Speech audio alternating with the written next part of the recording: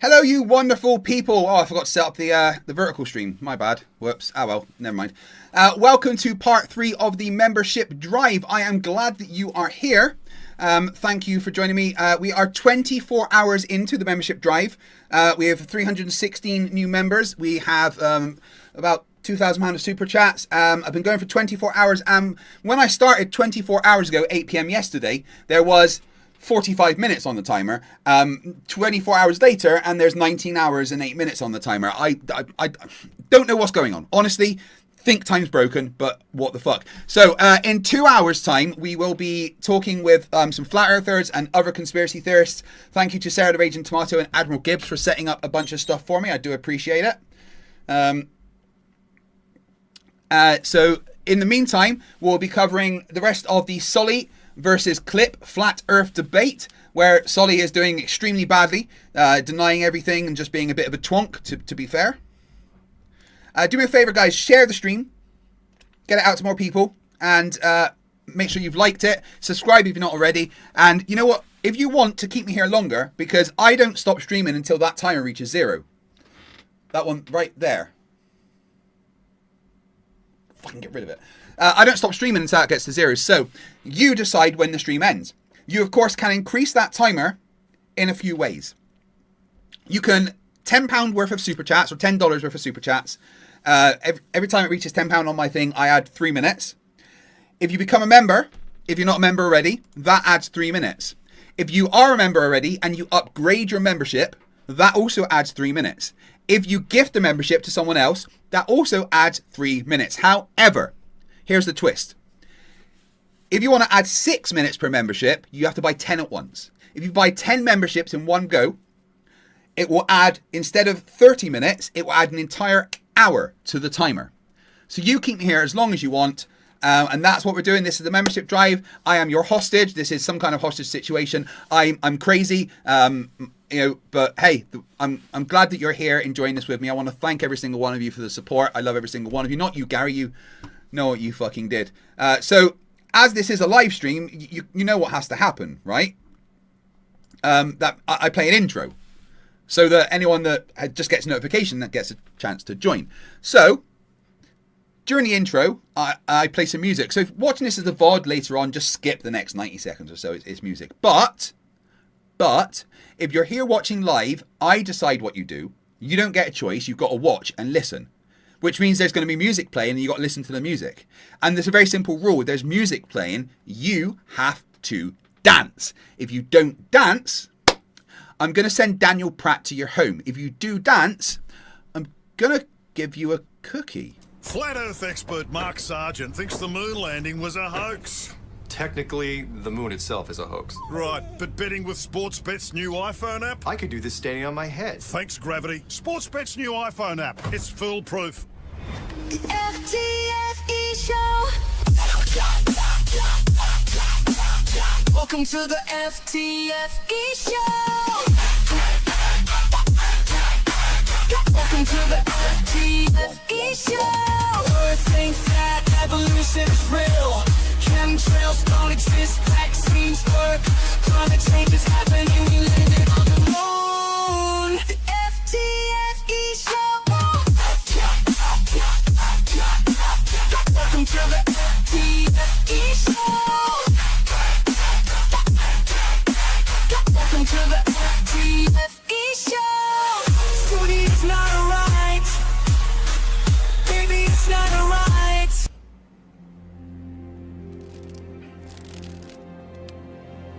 We're living on a disk, floating through space, with a tiny sun.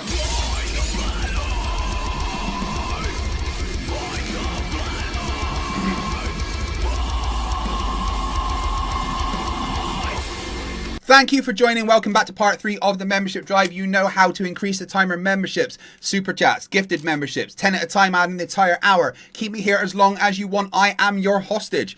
Don't know why you want to keep me hostage, but hey, that's what's happening. But at least my family get a break from me, you know? There is that. I'm sure they like me.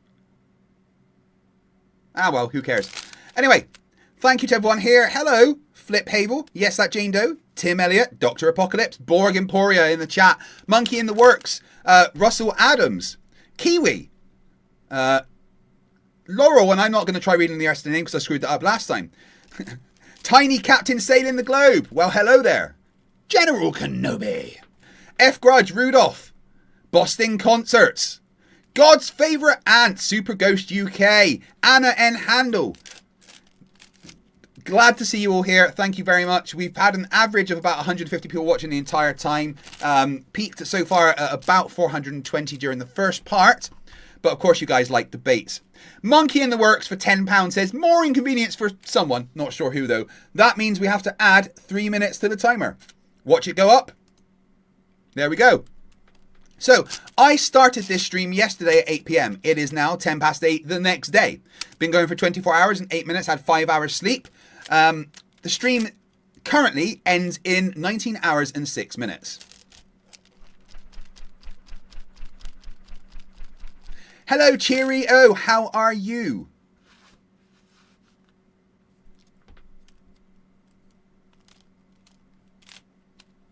Yeah, YouTube can be quite weird with what you're allowed to put in a super chat. It's strange. Dr. Apocalypse says, check your basement. I thought I saw Rubiks in Tesco earlier. No, it's probably just one of the clones that I've made to do some handiwork. They don't last very long. They've got usually like a 3 to 4 hour lifespan. If you see them though, don't tell them. They think they're the real Rubiks. But after like 3 to 4 hours, they just they disintegrate. I don't know if they feel it or not, to be honest. I haven't really thought about that. But if you do see a Rubiks running around, don't let them know that, they're not real. It's a bit, oh, you've escaped from the basement. Oh, good on you. And they get all excited and stuff. They don't last very long. But, it's making them last a bit long is a bit harder. I don't have the technology for that. The basic ones that I make is just 3 to 4 hours. 5 an absolute push. If they happen to get some food, they can just survive that little bit longer. Nikki says, I saw them in Reckless Ben's chat a month ago. Well, I do let them on the internet once in a while. But, you know. CJ Lamoureux, how you doing, my friend? My one-legged hero. Lucy lets you work. Doesn't put human slaves to work. I am not... Lucy works for me, I think. Rodent last name says, I'm not here. Yes, you definitely are. Aces says, this kind of stream is the no way it's real category. Russell Adams says, there's a girl works down our chip shop, swears she's Rubiks. Yeah, but please, if you do see one of the Rubiks clones, don't let them know that they're not the actual Rubiks, because it's an existential thing, and then I've got to explain stuff to the police because things happen. It's a whole bother, so,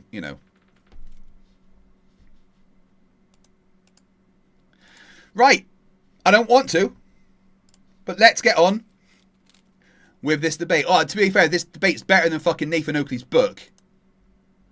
Don't fuck Nathan Oakley's book. That's not something you should do. But you know what to do, guys, to keep this stream going for as long as possible.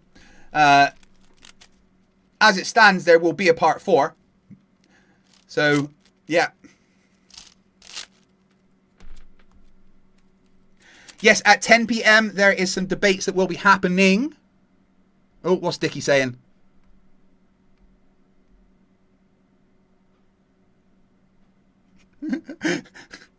I tried to invite Dick on. He says... I am working the thing you know nothing about.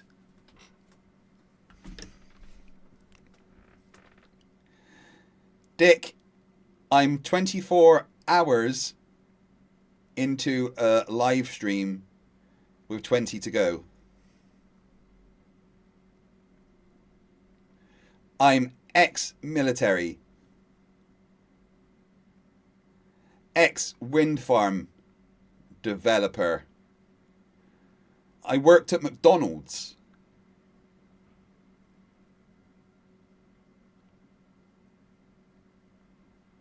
I've been in a call center.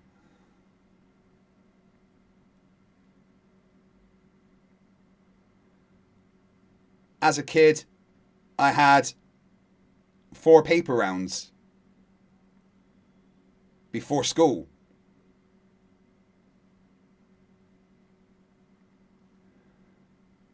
I've worked more than you could ever.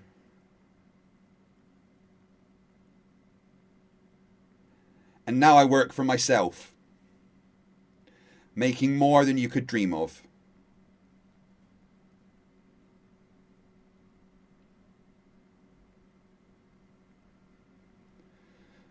The Zoom will stay open. Join when you finish your shift at the glory hole.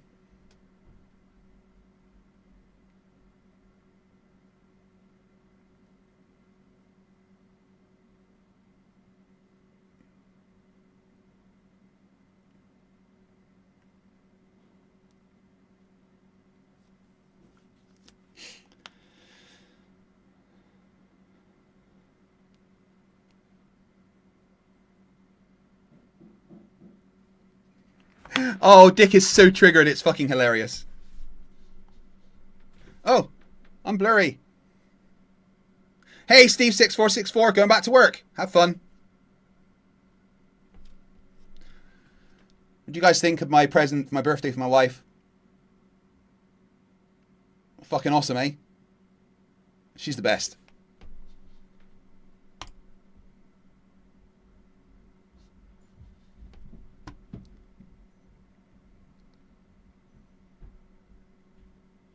Yeah, Monkey in the Works. Call center was fucking destroying. I hated it.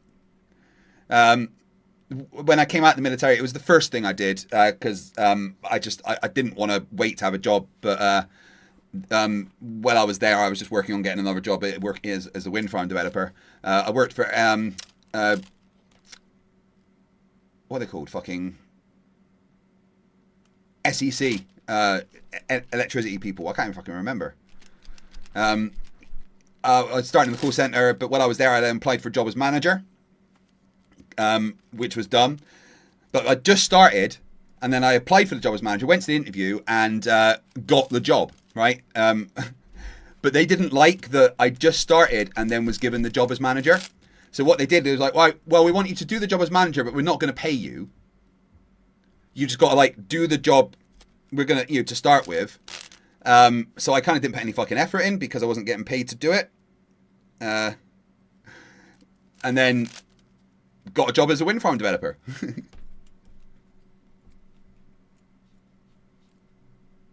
Right, let's get on with this. Classify Cavendish as a relativistic experiment or a Newtonian? Well, he did it only knowing Newton. Einstein didn't exist yet. Yeah. So you're using it to defend relativity. Do you see the problem? Nope. Because he thought at the time it was mass attracting mass. Just because he thought something doesn't make it what is actually happening in reality. He thought it was mass attracting mass. Turns out that's not the cause for it. You can do Cavendish today after Einstein's existed. So the effect of mass attracting mass is a result of the warping of space-time.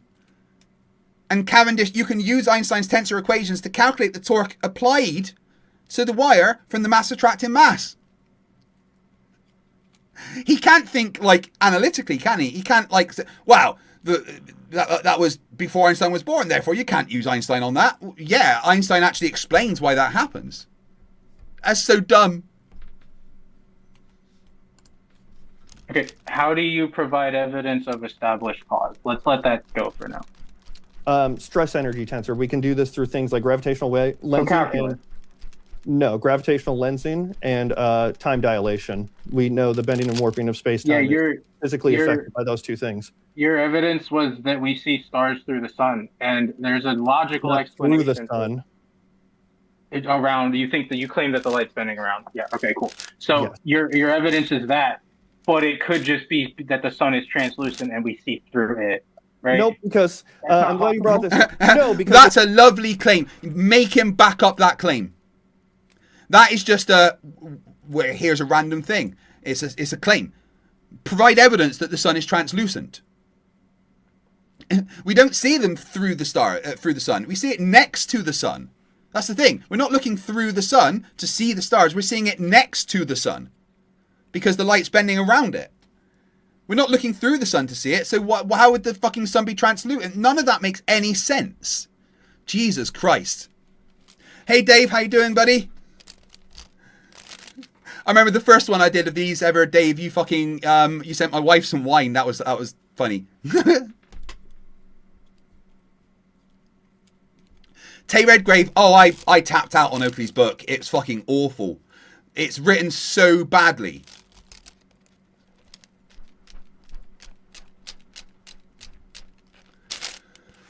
Oh, Jesus Christ.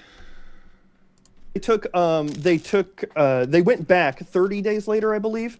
The same people went back and they took a picture of just the night sky to get the static location of those stars, and they were in the same exact position from the gravitational lensing. So if the sun was translucent, we would have seen straight through it, not bent around it. And also, they would have been crepuscular. The deflection, the diffraction of them, the arc seconds. Do you know what an arc second is? It's very, very, very tiny. If the sun was translucent and it gave some sort of like focal distortion, the stars would have been crepuscular, like it would have been around the sun. That's why this is fragile, because I wrote it down. What is it, 1.98? Did I get that right? I was writing it down while you were... 1.9 arcsec, 1.98 arcsecond. Or was it 1.3? There was two. There was a total of 3. One was thrown out because the equipment was damaged. There was 3. One was 1.98 plus or minus 0.12, and then there was 0.16 or 1.68 plus or minus 0.3. Okay, so that's very fragile. What's fragile about that? That's well within the statistical range for relativity. Okay, so you have a mathematical concept that you can use to predict things. How does that establish cause? It's not a concept, it's a model. So Einstein had this model, and then we went out, and the model made predictions on what we should see for things. And then these two went out, and they tested that model with the predictions that it said we should see. And guess what? We saw those predictions. Okay, verifying. Tay Redgrave says, I don't think he knows basic English or grammar. He's as good at English and grammar as he is at science and physics. I.e., not at all.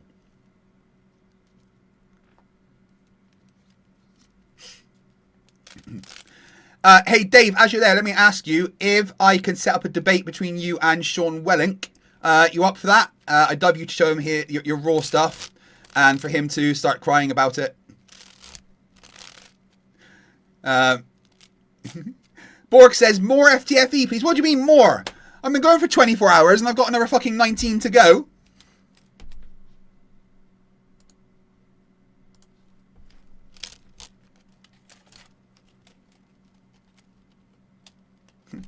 Rudolph says, I'm so glad that Oakley's book's being Leadwelled, aka pirated, all over the interwebs. Is that where that copy's come from, Roger Leadwell? That is brilliant, actually. I do like that. But I'm serious, right? I want someone to clip this, right? What I'm about to say. Hey, Nathan, how you doing? Your book's a pile of trash, just like you as a person, a massive pile of trash. I'm going to make sure everyone gets that book for free. I'm going to make sure you make zero money out of that book. Anyone that wants it, I will make them, I want them to be aware that they just need to come to me and I will hand them a copy of the book digitally. And there's fuck all you can do about it. Sue me. I dare you.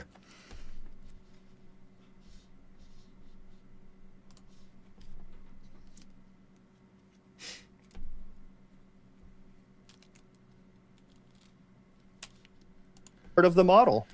Cool. The math works, right? Mm-hmm. It doesn't establish cause. The cause is mass on space-time. How mass warps the mathematical geometry of space-time. That's what you're supposed to be supplying evidence of. Saying it doesn't make it real, brother.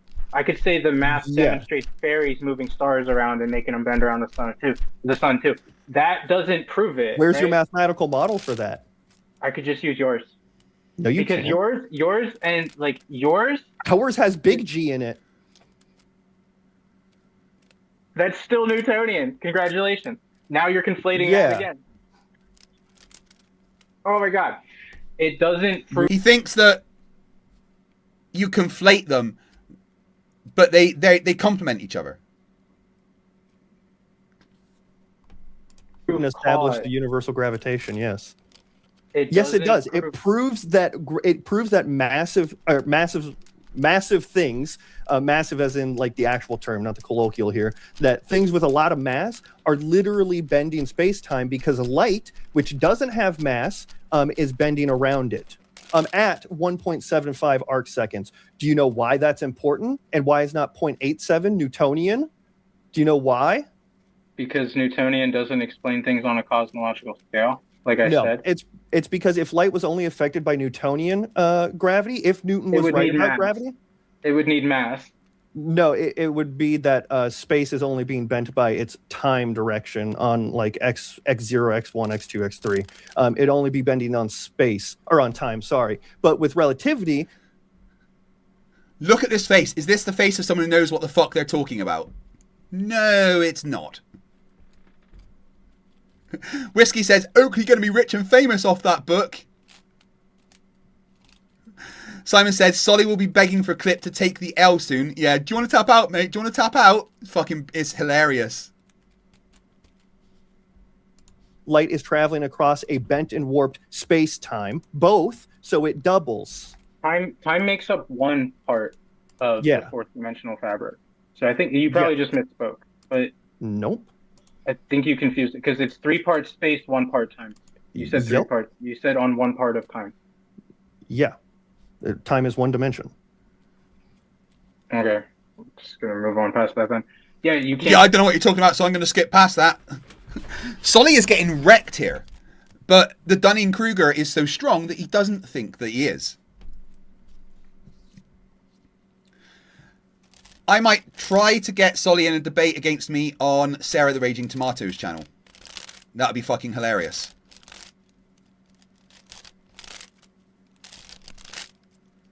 In fact,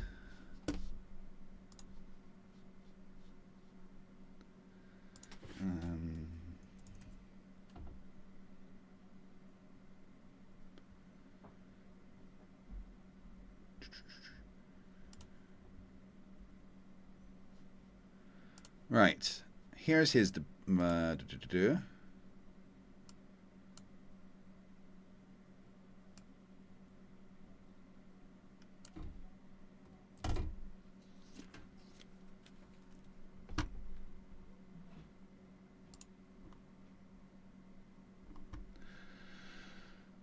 Right, I'm just trying to arrange a debate with someone.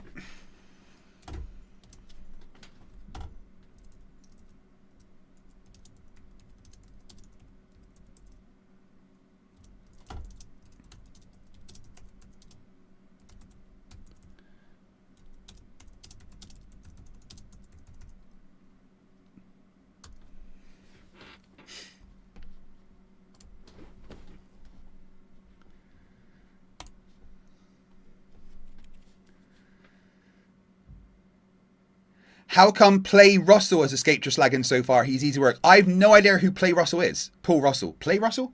Who's Paul Russell? I don't know Paul Russell. Is he a Flerf?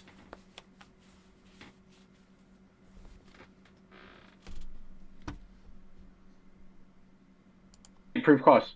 That's what else is causing the light to bend? Shifting the burden of proof. No, it's not. I say here's proof. Mass is bending this light. We predicted it, we modeled it, we tested it rigorously. This was 4 or 5 years after Einstein. It was 1919, so that's 4 years after he finished his field equations. We went out and tested it. Yeah, God's favorite, and I literally just messaged Sarah with Solly's email to get her to set up a debate between the two of us. Sarah's awesome. I fucking love Sarah. Predictions were true for gravitational lensing. So there is the proof. You're saying that's not proof. How is it not? That's a mathematical prediction through calculus. It came Stop true. interrupting, bro. Are you okay? Yeah, I'm great. I'm letting you finish. Yeah, don't interrupt each other, guys. We're doing great here. Okay, so fair enough. All right. So that's a mathematical. I forgot the moderator was there. God's favourite ant says Sarah is the goat of mods in this space. Both Sarah and Cheshire on Debate Hub are incredible moderators. Both also not afraid to slap me down when needed, but not be complete dicks. I mean, I've got a lot to say thank you to Modern Day Debates for. They've done a lot for me, but I found out that James was instructing the moderators to mute me and keep me muted during debates, and I really didn't appreciate that. So and I don't like the debating style that Modern Day Debates do.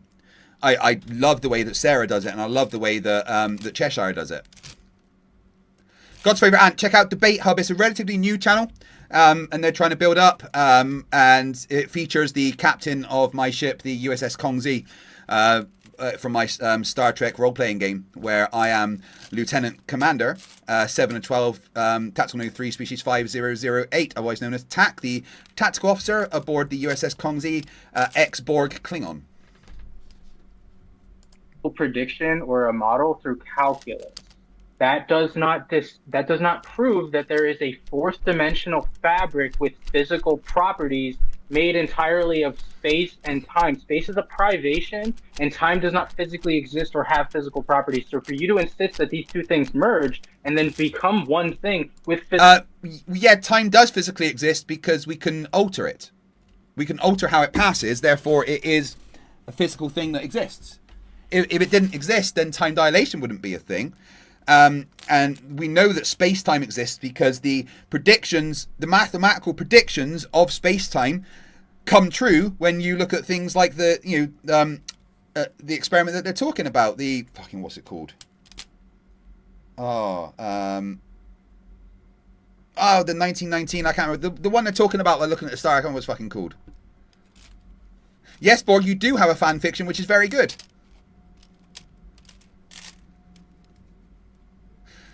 God's favourite ant says time is likely a product of energy, of entropy. Most probably. Hey, God's favourite ant, didn't we meet on Sarah's, by the way?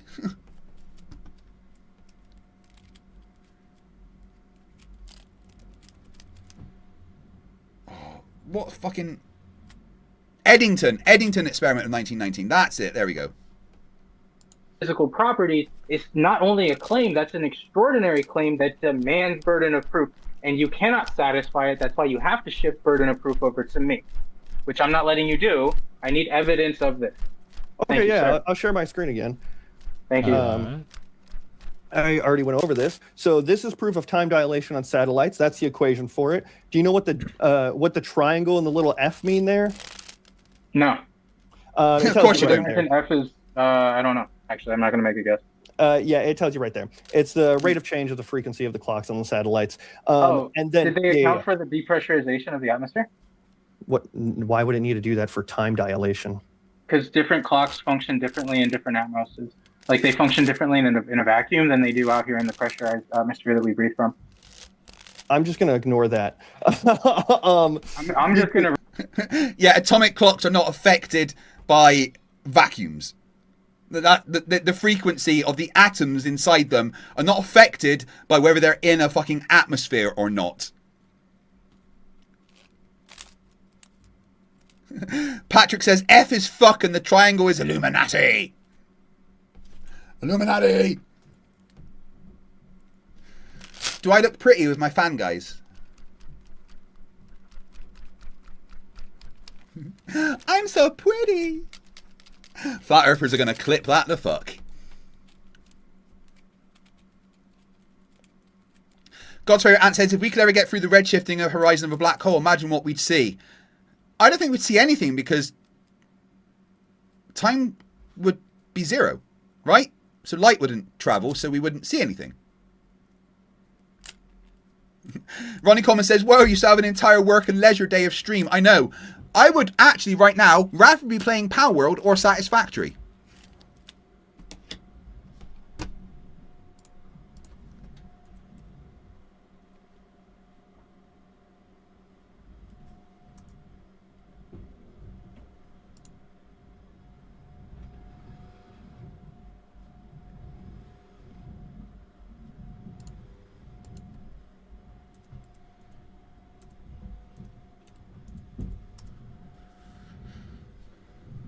Why is it in fucking Bulgarian?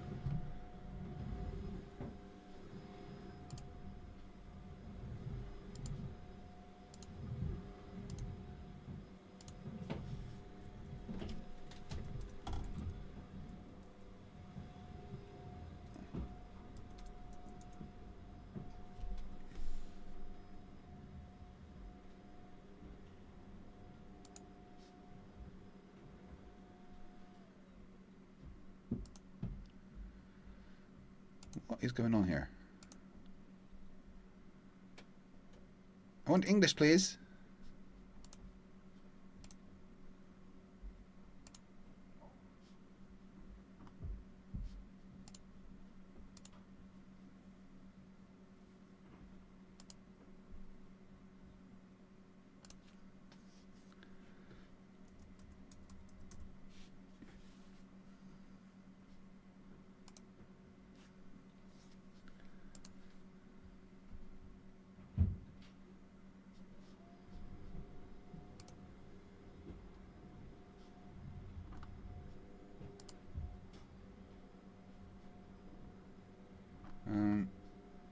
Is it, would it be cloud gaming?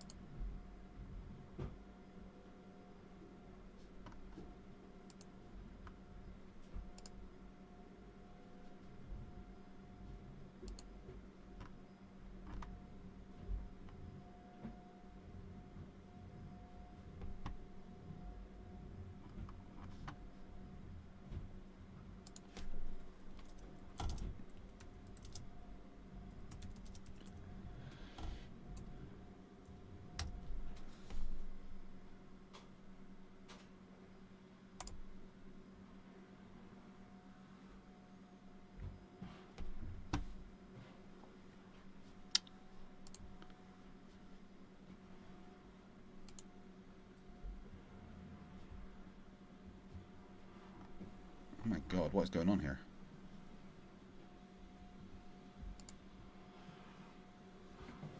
Just want to show you a clip on my Satisfactory World, but it won't let me.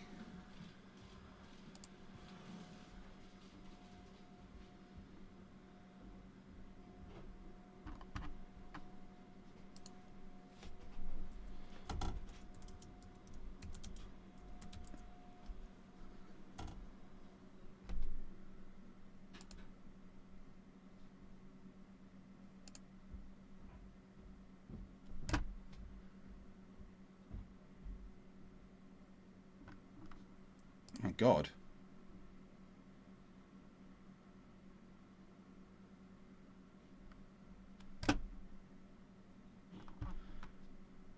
What is going on with Xbox?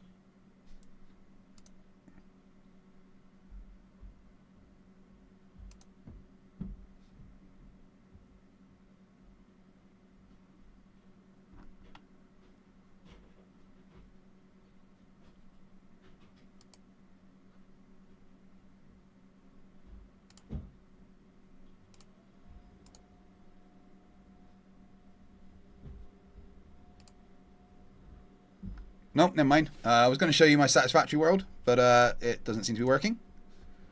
Repeat it then. Clocks function differently in a vacuum.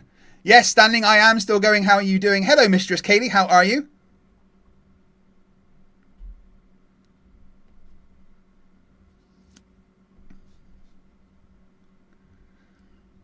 Ronnie Coleman, how are you? Anna says that they're playing Satisfactory right now. Too bad that I can't.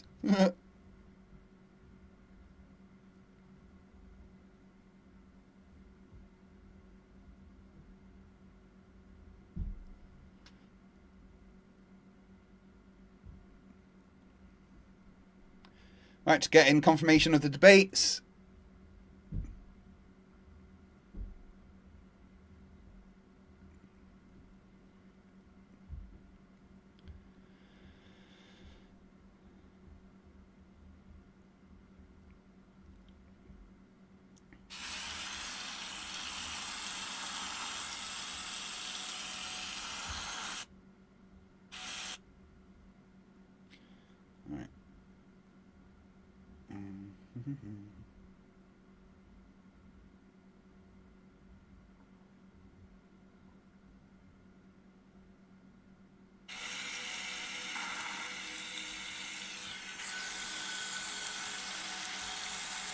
There is something wrong with the fucking Xbox site right now, I tell you.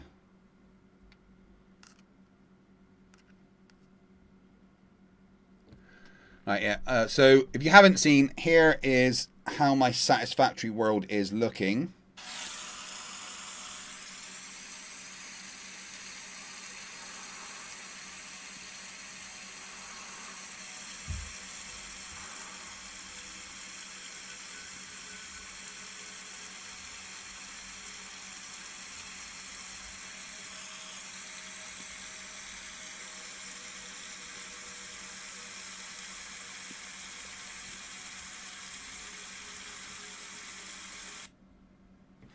Not doing bad. Not doing bad at all.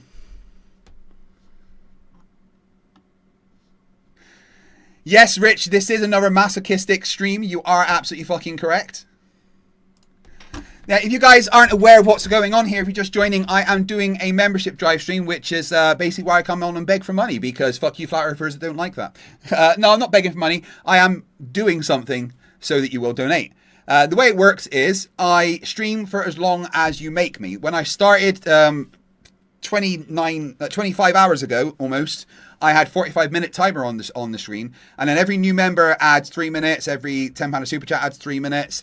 Sometimes they're doubled during certain hours and stuff. 10 members at once give double, so 6 minutes, so an entire hour.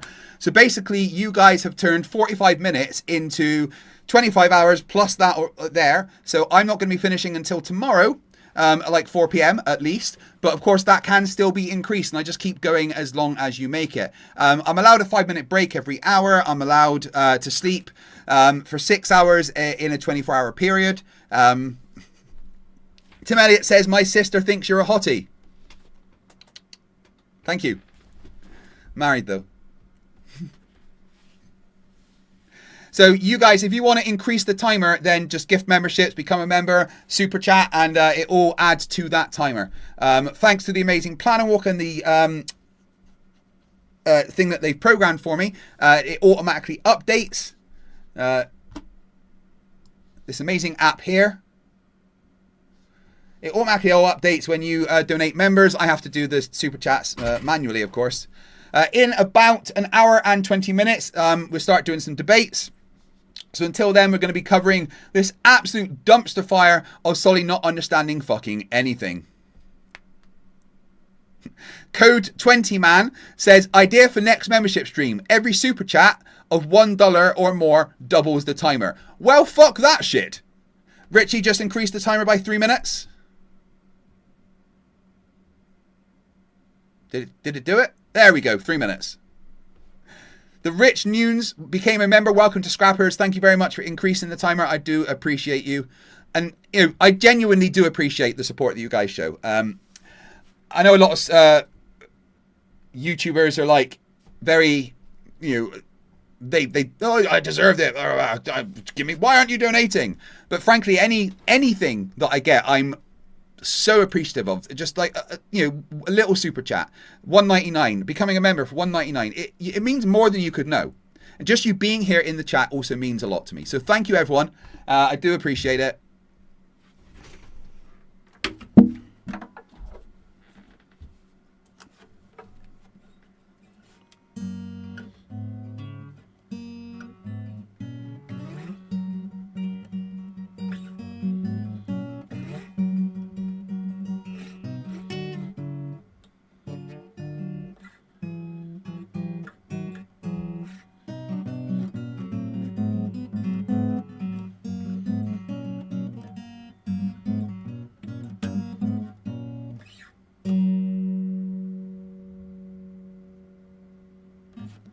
Let's see if I can do Sweet Child of Mine on an acoustic.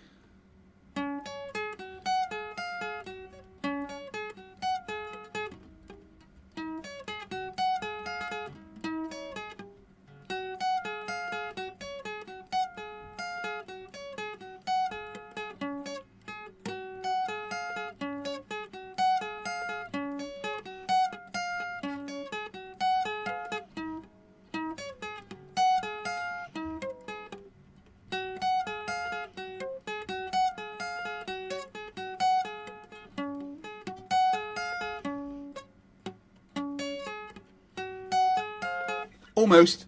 A bit out of practice. I don't play as much as I used to. Plus my hands are sweaty.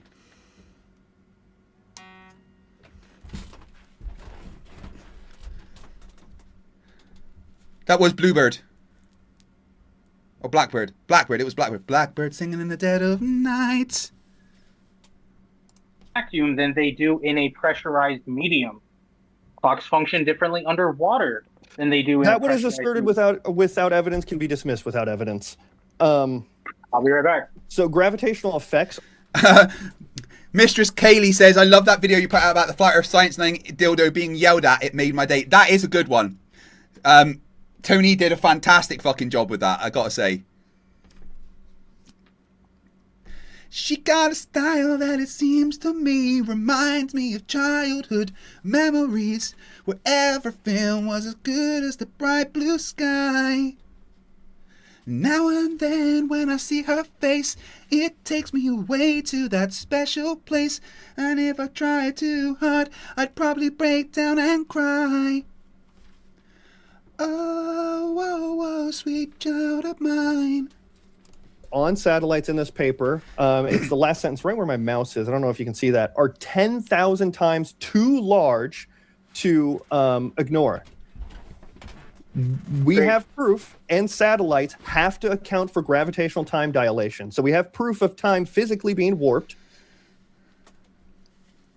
You don't, though. You have a Okay, so then why mathematical are they accounting for time dilation? The mathematical formula is the prediction, which they then go and check if it happens. Otherwise, it becomes off.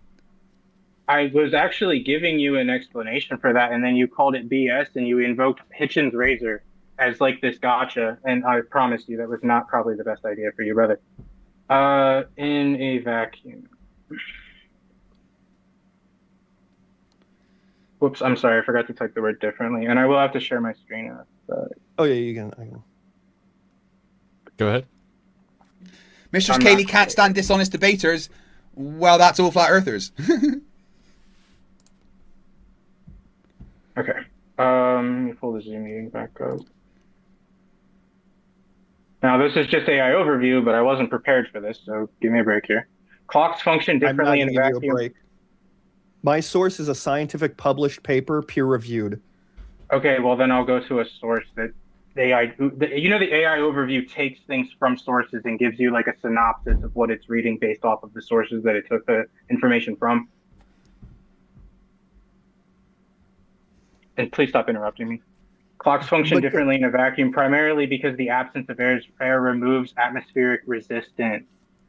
Yeah, Do I need to source that? If he was to read the rest of that citation, it's talking about why they came up with atomic clocks, because they don't act differently. Brilliant.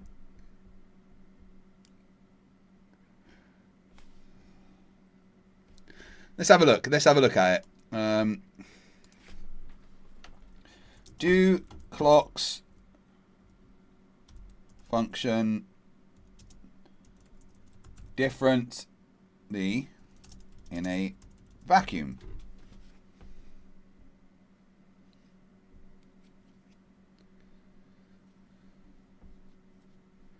Well, I'm not getting the same answer as him.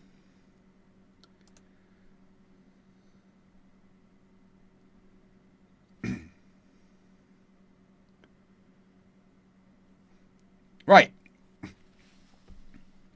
Fundamental and atomic clocks. Time dilation. Moving a clock into a space vacuum-like orbit reduces nearby gravity and changes speed, making the clock tick slightly faster than a clock on Earth's surface. Whereas an electronic clock can run without an atomic clock can run without air, but they depend on stable temperatures. Without air to carry heat, they can overheat or cool down unevenly if exposed to radiation. So it's not the same as like a mechanical clock.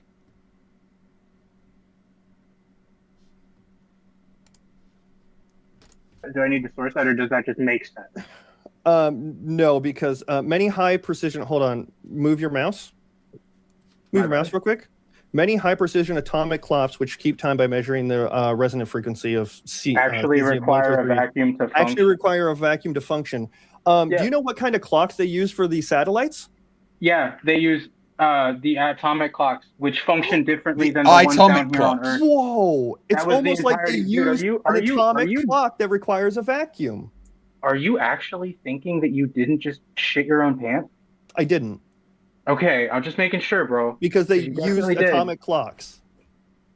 I don't deny that, but they function differently in different atmospheres. It requires a vacuum. Would an atomic clock work in an atmosphere that's pressurized? No, because it's not in one. It requires a vacuum to work. So atomic clocks, right? You put them on Earth in a vacuum. They function the same as in space in a vacuum. But because you've moved them away from gravity, the time is different.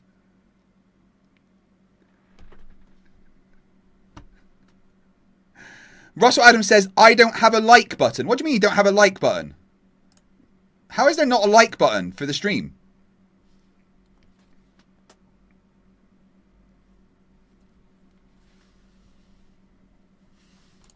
Thank you. That was my requires that was my claim that you disagreed with 60 seconds ago before I it Googled wasn't. it. You said clocks work differently Bro, in you're- pressurized systems you're- versus unpressurized system. If you Your would have said name- atomic clocks, sure, they require a vacuum to work. So atomic clocks that we You use didn't here even on know Earth, that until I looked it up. And atomic clocks here on Earth are in a vacuum. That's the only way they can Great. work. we need evidence that there's a vacuum up there, firstly. So slow down. Don't. There is a vacuum because a vacuum in physics is just lower pressure than somewhere else, and we all know that as you go up in elevation, you know the pressure decreases. Therefore, there's a vacuum, and we've sent literal probes up, including people in our community like Mr. Sensible, to check the pressure up there. So there's more than enough proof. Overtalk me. Your name supersedes you. I do want to say that. You are definitely getting clipped, bro. This is bad for you. You still need your screen share, Sully? Oh, I'm sorry. Yeah, I'll get it. I'll close it. I got it. Clocks function differently in different atmospheres. That was my claim. So which you said, nuh-uh. And then I Googled it, and now you're saying that was your claim all along, right? Because he's talking about atomic clocks. We're not talking about just a fucking clock like on my wrist, right? This is an electronic, well, it's a fucking smartwatch, but you know what I mean. We're not talking about just a clock. He's talking about atomic clocks, which don't work in a pressurized system because you don't use them in that. On Earth, they're in a vacuum. In space, they're in a vacuum. This is his point. How are you not getting this? Are you that retarded? Of course you are, yes. No, you said clocks work differently in pressurized and unpressurized systems. Atomic clocks don't because they don't work at all in pressurized systems. Okay. So clocks work differently in different systems of atmosphere, right? No, you're trying to generalize like mechanical clocks, which have like acoustic noise and stuff that will have a baseline for margin of error, like 1 sigma, 2 sigma and stuff. Atomic clocks require a vacuum, which is, by the way, how time dilation works for satellites. It's actually in the paper. How do you have a vacuum? It's only like... Inciter for 20 Donkey Kong dollars says, are you still doing this? Joke's on you. Here's 15 minutes.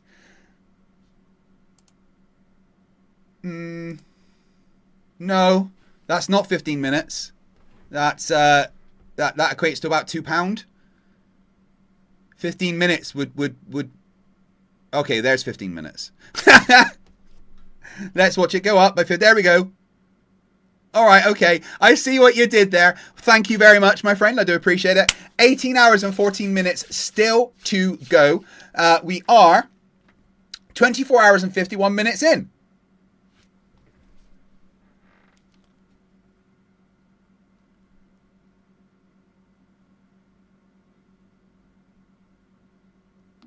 What's up, Lucy? Give me a whoop whoop. Hey, what's the mission? Whoop whoop? Yeah, like it. Give me a yeah yeah. Yeah, yeah. Give me a hey hey hey. Hey, Haley. No, not hey Haley. A hey hey hey. Oh, hey, hey, hey. Yeah, nice. Now do it in an Arnold Schwarzenegger style. Hey, hey, hey. Say, I'll be back like Arnold Schwarzenegger. I'll be back. That's not bad. Good luck. So anyway, I am now 20 hours and 52 minutes into my 24 hours and 52 minutes into my stream. Mm-hmm. Absolute marathon mode. How's your brain doing? I don't know. I think it might be mush at this point. Yeah, like mashed potato tier? Yeah, like... Got a timer running? Who likes mashed potato? Bodger likes mashed potato. I don't know who's Bodger. Everybody knows Bodger loves mashed potatoes. Right, maybe I'm missing that one. Just assume Bodger I'm and Badger? cousin who... Oh, Bodger and Badger. Right, mashed potato chaos central. Sing the theme tune to Bodger and Badger. I can't sing it, but it's the everybody knows Badger loves mashed potato one. Honestly, kind of fitting for your current sleep-deprived state. So yeah, I've still got on the timer 18 hours and 38 minutes. If it is currently the 31st of July, 2053, yeah? When will I finish? Checking. If it's 31 July 2053 right now, and you've got 18 hours 38 left, that puts your finish at 1 August 1531, 3:31 p.m. on Saturday. And how long will the total stream be? One moment. You've done 24 hours 52 with 18 hours 38 left. So that's 43 hours 30 minutes in total, if nothing else gets added. And who loves orange soda? Or checking. Cal loves orange soda. Keenan and Cal nostalgia is strong tonight. You're just speed running childhood TV references now. All right, do me a favor. Give me 50 words to describe Nathan Oakley. Nathan Oakley is a loud flat earth streamer who just mistakes volume for evidence. Repeats long... All right. Start again, but up the savageness and swearing by 500%.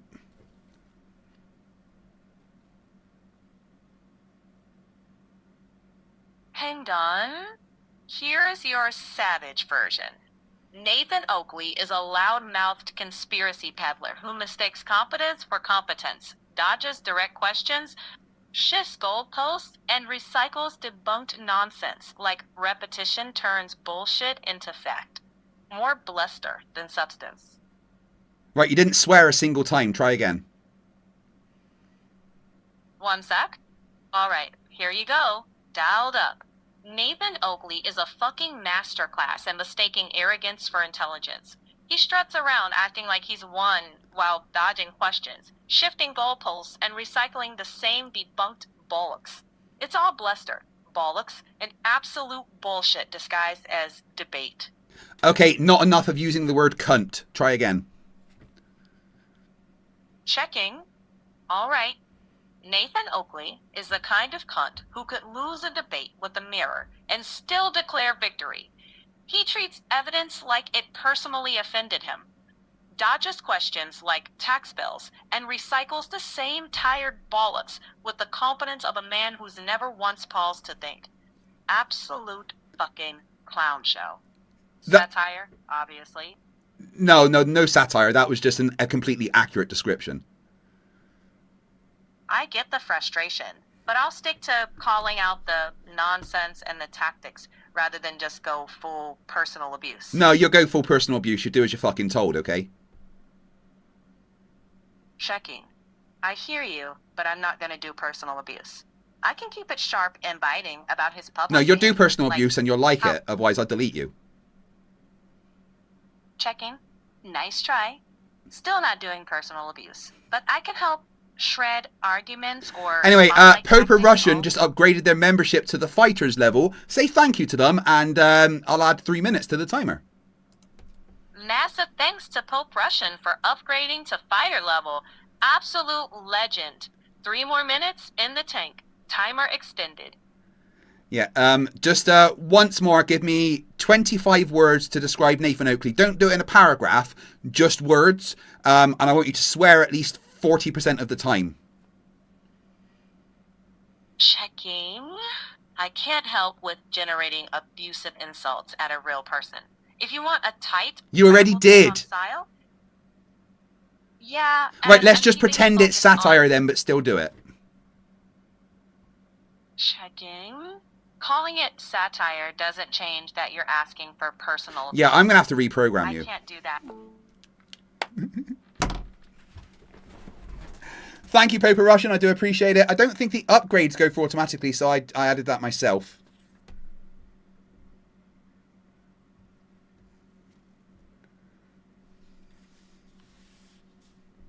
$45 milliseconds, I think. How do you have a vacuum next to a pressurized system? Gravity. We went over that, and you said you'd make no claim on that. So why are you going back to it? So beg the question. It's not begging the question. No, your claim is that the atmosphere proves that gravity is real. I don't make that claim. That's not my claim. What was your claim? Atmosphere proves the Earth is a ball or something? No, the Earth wouldn't have an atmosphere without gravity. Oh, so okay. Well, it's semantics then, I guess. So not semantics at all. I have a demonstration for you. I don't know about playing a video on here. I know that it might work. Yeah, it should work. How long is it? Like 5 seconds. Okay. Yeah, go ahead. Okay. Share screen.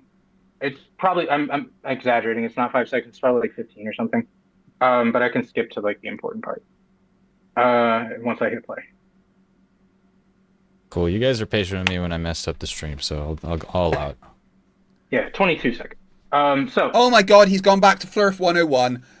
There is no pressurized system next to a vacuum. There is a gradient. It's simple as that. There's just a gradient. There is no pressure vacuum. That's just nonsense that will never be true. And what's happening here is it's equalizing to the local pressure, right? That's all. That it's so pressurized in this bottom one that it has to expand to fill this one, right? But if that bubble wasn't there and you release that valve, all that gas would come out and just equalize to the pressure around it. Because of gravity causing a pressure gradient. We have a pressurized atmosphere down here and a vacuum up here. Now, based on what we understand about the second law of thermodynamics and the fact that high pressure always seeks... You don't understand anything about the second law of thermodynamics because it applies to the entire universe. The second law of thermodynamics is that an isolated system, entropy will always increase. That's not an isolated system. So second law of thermodynamics does not apply. Low pressure. What do you think is going to happen when he turns this valve? Oh, that whatever is in there is going to go up. Okay. You're correct. Then I will stop sharing my screen. So now you have to explain why gravity gets to supersede natural law. No natural law being superseded. There's, I'll explain it in as simple terms as possible. Atmosphere real big, lots of mass. That little tube, very small, little mass. How big is the vacuum of space? What do you mean, how big is the vacuum of space? Atmosphere very big, vacuum of space very bigger. There you go. Oh, you're trying to refer to 10 to the negative 17 torrs. No. He's mistaking mass with big. Source code with £10 says, live near you in Glasgow. My mates live in Fife. Would be good to hook up sometime for some beers food. Thanks for the awesome stream.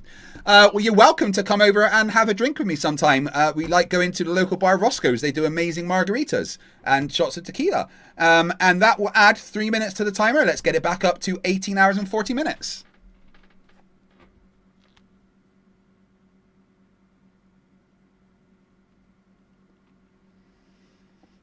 Like, Solly has now reverted to basic flat Earth 101 nonsense.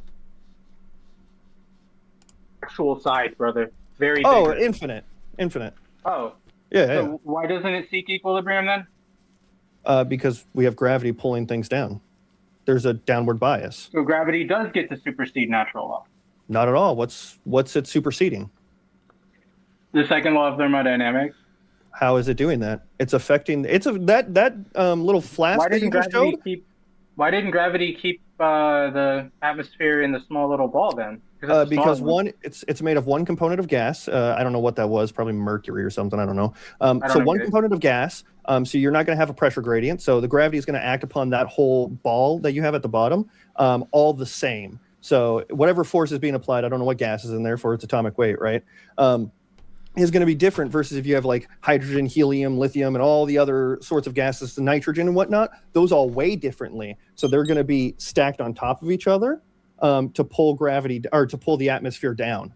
That experiment doesn't provide all those mix of gases to have a pressure gradient. However, even if plus the pressure in that is higher than the gradient around it. The gradient, the pressure in the atmosphere is created by gravity. That's why we have the gradient, right? Because it's the amount of weight of the air on top is what causes the pressure because gravity is pulling it down, right? But in that little experiment that you had there, the pressure is way higher. So there's a lot more kinetic energy from the molecules inside. So they have to, once there's more space, the kinetic energy will allow it to expand into that space. But the gas only moves until the kinetic energy runs out, overcoming the force of gravity, because the kinetic energy will create a force to make it move that overcomes the force of gravity. Now, once that kinetic energy has all gone away, because it's been used up, transferred to another form of energy, then the force of gravity is the main thing acting.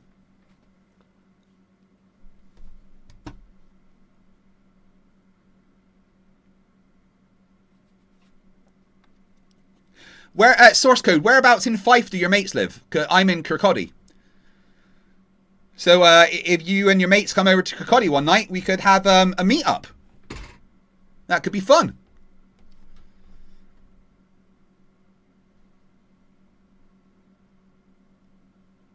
But I drink tequila when I'm out.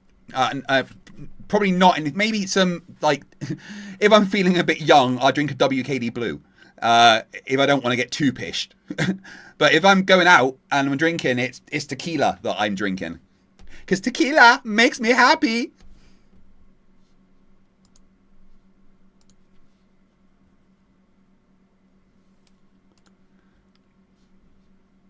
all those gases were in there, it's not to scale.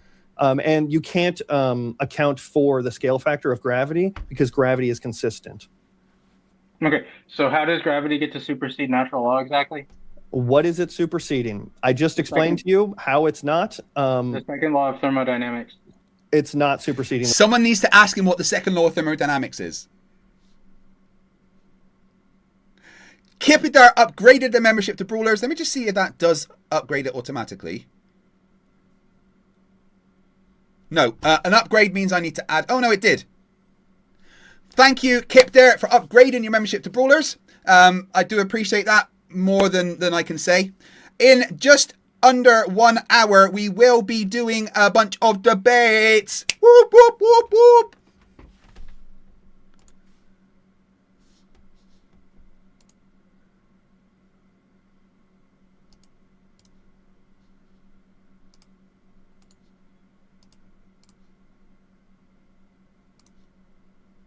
Right, I'm going to take a quick break, get a bit of fresh air, get myself all freshened up, ready for the debates.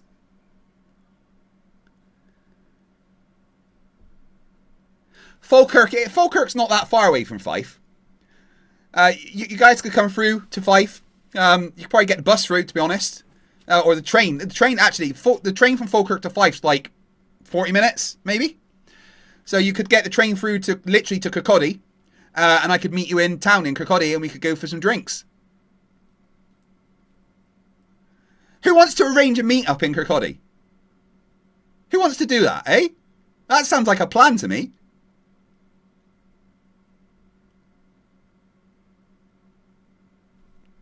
Right, I'm going to take a quick break, get some fresh air, use the toilet. In just under an hour, we'll be doing some debates.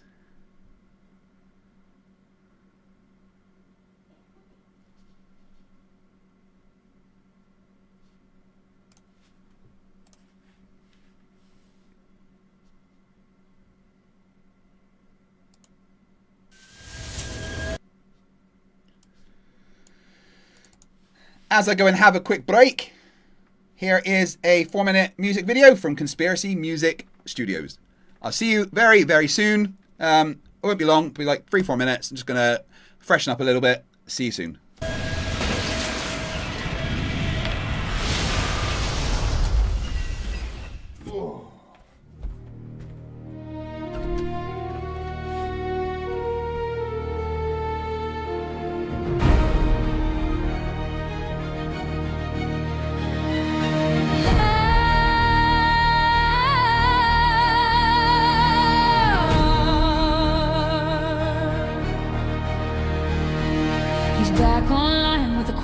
rehearse. Same one every night, yeah, it just gets worse. If the plane don't nose down, then explain this, bro. Altitude, pitch, nah, they're the same, you know. Attitude, indicator spinning in his head. Gyros lying, gravity's dead. Down is south, south is down. Every compass points to Black Mountain northbound. He treats the world like it's nailed to a board. Local frames of reference completely ignored. Ask the question, talk right through the reply. If you answer it once, he'll ask it five. Planes don't dip their nose, so welcome to flat Earth. Ignore the math, ignore the charts, ignore how flying works. Planes don't dip their nose, so welcome to flat Earth. If reality disagrees with me, then reality's the one that's cursed. Three-body problem, mate, that's it. Sun, Earth, Moon, impossible to predict. Never mind the equations, never mind the proof. If it sounds complicated, it must be a spoof. NASA just guessing eclipses by vibes. It's all sour cycles and ancient sky tribes. Path of totality, don't ask me how, says angels of shite. Case closed for now, the Earth's just a clock. Tick tock, tick tock. No idea why, but it sounds a rock solid dock. Sun speeds up south, slows down north. Observe reality, nah, that's just shite. So welcome to flat Earth. Gyroscopes are fake as hell, but Flerfs all know their worth. Planes don't dip their nose. So welcome to flat Earth. If down ain't glued to space itself, then tell me what this argument's worth.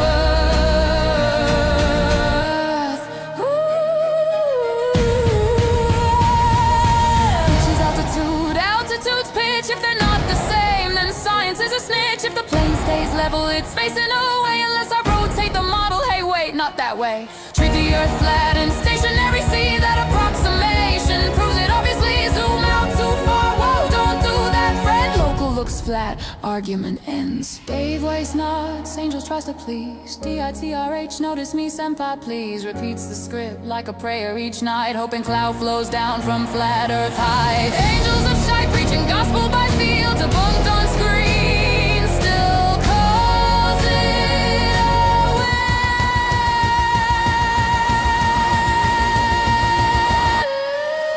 Planes don't dip their nose. So welcome to flat Earth. Three-body math, too scary mate. Let's call it all a curse. Planes don't dip their nose. So welcome to flat Earth. Ask it again, ignore the answer. That's how you prove the verse. The Earth's a clock, the sun is fast forward. Down and south, and common sense aboard it. Ask it again, just one more time. Why don't planes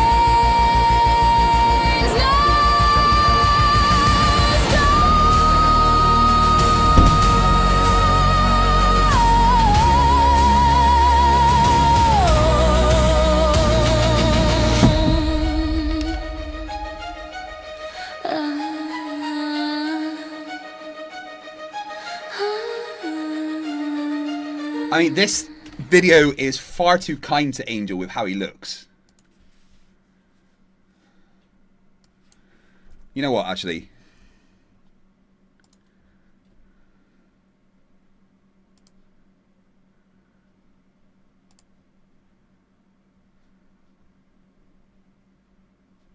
Let's have a look at this one.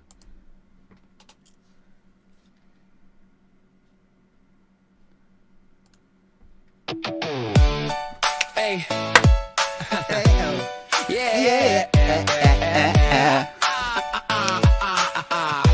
I like the glue groupies. Rap bars about a little app, a debunked concept with a falsified map. It doesn't even work. Try it in the south as the sun goes back with a slash. You crush your mouth. The flat earth, sun, moon, and zodiac clock app. But Dave doesn't have a clue about where the sun is at. He says it's in the sky, genius, that's nothing new. But he knows the globe's a lie and he's here to save you. Just get the app, download the lie.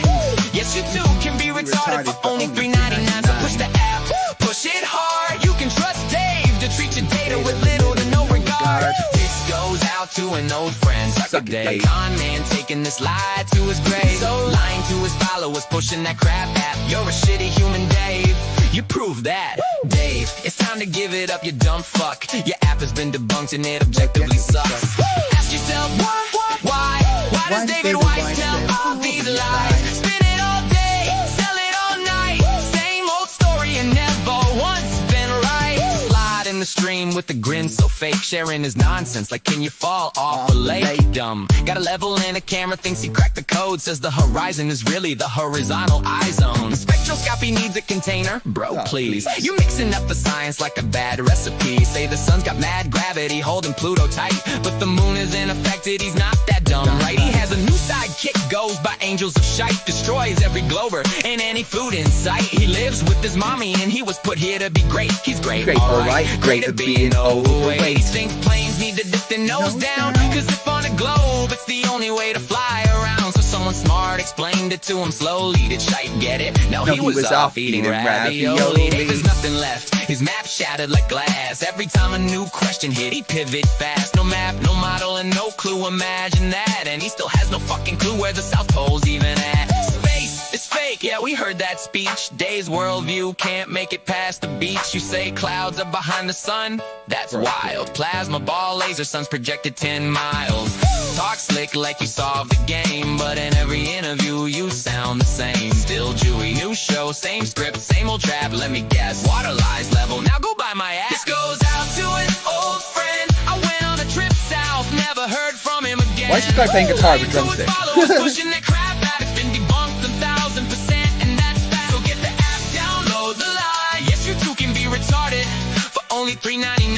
Push the app, repeat their line. You can't tell the shape of the ground, looking at lights in the sky. Wow, my, oh my, why does David Weiss tell all these lies? He even says I am the Antichrist, cause I told the truth, the sun never set and never rise. The 24-hour sun, Dave, means it's time, yes it's time to give it up. It's over, bye-bye. I ain't talking from a couch or a guest. I went south and saw the sun never rest. Watched it circle, yeah, it circles right to left. You should put your little Gleason's map to the test. Used to ride for the same exact crew, same claim, same script, same we knew. Then I stepped outside, changed my view. Crazy what a little bit of truth can do. This goes out to an old friend, that's you, Dave. Taking this grift all the way to the grave. Lying to the people just to push his crap app. As you know, Dave, the AE map. Yeah, I debunked that. You said 3 Bitcoin for just 1 globe proof. You're not a truther, Dave. Truthers are after the truth. For the 3 Bitcoins, your instructions were just go down, film the 24-hour sun. Prove the earth is a glow. Well, that's what we did. We filmed it, saw it, it's over. Lying to children, Dave. How do you keep your composure? You're pushing the lie. Aren't you ashamed of what you do? You lost a friend, Dave. All I lost was a dishonest Hebrew, a Jew. Bless you. That's not from NASA, Dave. You made it up. You're teaching people lies and calling it waking up. Yuck. Ask for a sword, he tightens up. Ask for a debate, he runs away. When he thinks of Dave Farina, he gets very afraid. His balls shrivel up like 2 wrinkled grapes. Loses another hair on his head, he's down to 38. Dave is so brave, he handles detractors with ease. He takes the memes to YouTube and says, block these demons, please. What about that AI video of the spacewalk you showed? You realize it wasn't NASA, Dave, you've hit a new low. Just keep lying, pretend your map isn't trash. The flat earth, sun, moon, and zodiac don't work, clock app. You won't come back to the globe, you have no integrity at all. Dave, it's over, poser. You live on a ball. Yeah, not fan of the juice. Sun, moon, and zodiac don't work, clock app. I mean, Dave said that he's a Jew, but you know, I don't like the attacking the Hebrew stuff, but you know, good song anyway. In the second law of thermodynamics at all. What's the second law of thermodynamics? I don't need to. You're the one quoting it. I don't need to define anything. Okay. So how do you know that it's not superseding the second law of thermodynamics if you don't know what the second law is? Didn't say I didn't know what it was. You've done this like 4 times now. Yeah, because I don't let you, because what you do in these is you just throw out these quizzes to try and get someone to not know something, and then you say, "Oh, look, they're so stupid, I won," and I don't care to play that game. So if you're going to quote something, you can define it. I don't need to do your work for you. If you're going to quote something, you can define it. Okay, so that was a straw man. That's not at all what I'm doing. It's the problem is that, don't interrupt me. The problem is that I invoked. He just strawmanned what a straw man is. The second law, and I said that it's superseded by your fictitious gravity, right? And you said no, it's not. So in order for you to claim that it's not superseded by gravity, it would make sense that you know what it is, and you wouldn't have to shift it back over to me if I asked you. But for the sake of argument, it's that the entropy of a system increases over time. What kind of system? Chaos, right, high pressure to low pressure. So high pressure would always go to low pressure. The high pressure. Wrong. That's wrong. No, that's not the second law of thermodynamics. Second law of thermodynamics specifically deals with an isolated system. The only isolated system we know of is the universe. We breathe from down here would mediate with the infinite, your own words, vacuum of space. Instantaneously and violently, we would not be able to breathe. Our eyes would be sucked out of our heads. It is just not deniable, brother. This happens. So, second law of thermodynamics states that the total entropy of an isolated system must always increase over time during any spontaneous process. Meaning that heat flows naturally from hot to cold places, and energy quality degrades overall in an isolated system. Isolated system is the universe.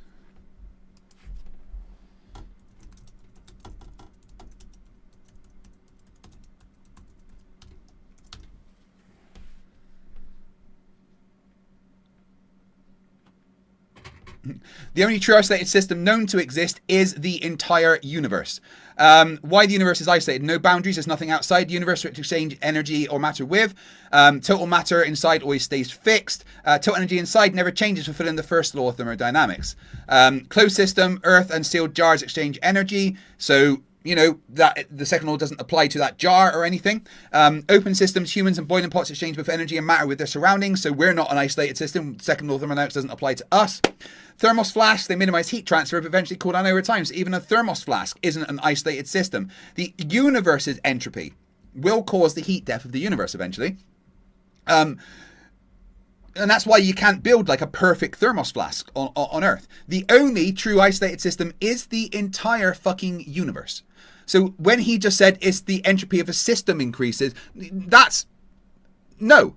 You have to define which kind of system, and the only true isolated system that we know of is the entire universe. So if you're going to quote the second law of thermodynamics, then you actually have to use the second law of thermodynamics, which states that it's the universe. JB Links Inc says, "Hey Craig, how's it going? I'm doing well. I've been streaming for 25 hours and 20 minutes with 18 hours and 23 minutes to go. You guys, of course, can increase that timer by becoming a member, increasing your membership, gifting a membership, giving £10 worth of super chats. In fact, what we got, we need £7.72 worth of super chats. Sorry, £7.62 worth of super chats, and we will add another 3 minutes to the timer. If you want to increase the timer by an entire hour, just gift a whole 10 memberships in one go.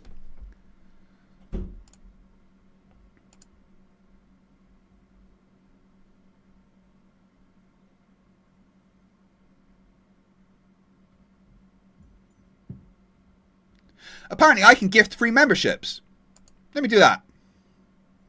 It doesn't count towards the timer, though, because I didn't pay for them.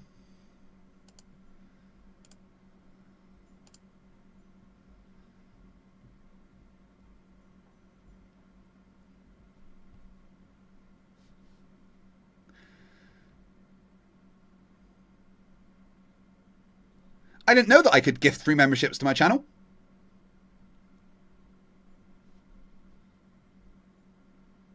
You get a membership. You get a membership. Because I'm like Oprah, says JB Inks. And Vegas Arky just gifted 10 memberships, which will add an entire hour to the timer. Back up to 19 hours and 52 seconds. Thank you very much, dude. I do appreciate it more than I can explain. Monkey in the Works says, go on then, and gives me £7.62. Exactly. Which means another 3 minutes get added to the timer. How long has I been able to just gift memberships to my own channel? Is that a new thing? I did not know I could do that.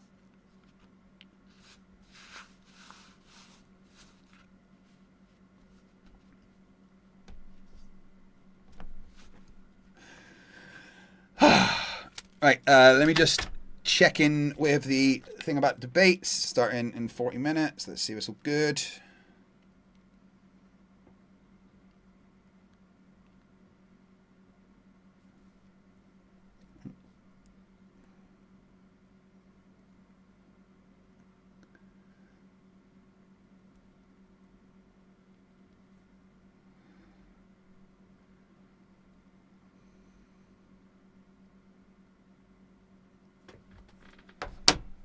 Oh.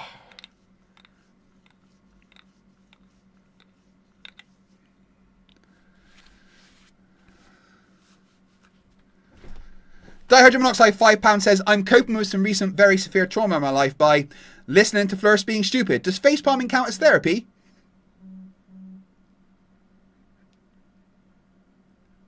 Yeah, but make sure you get facepalm protection, dude.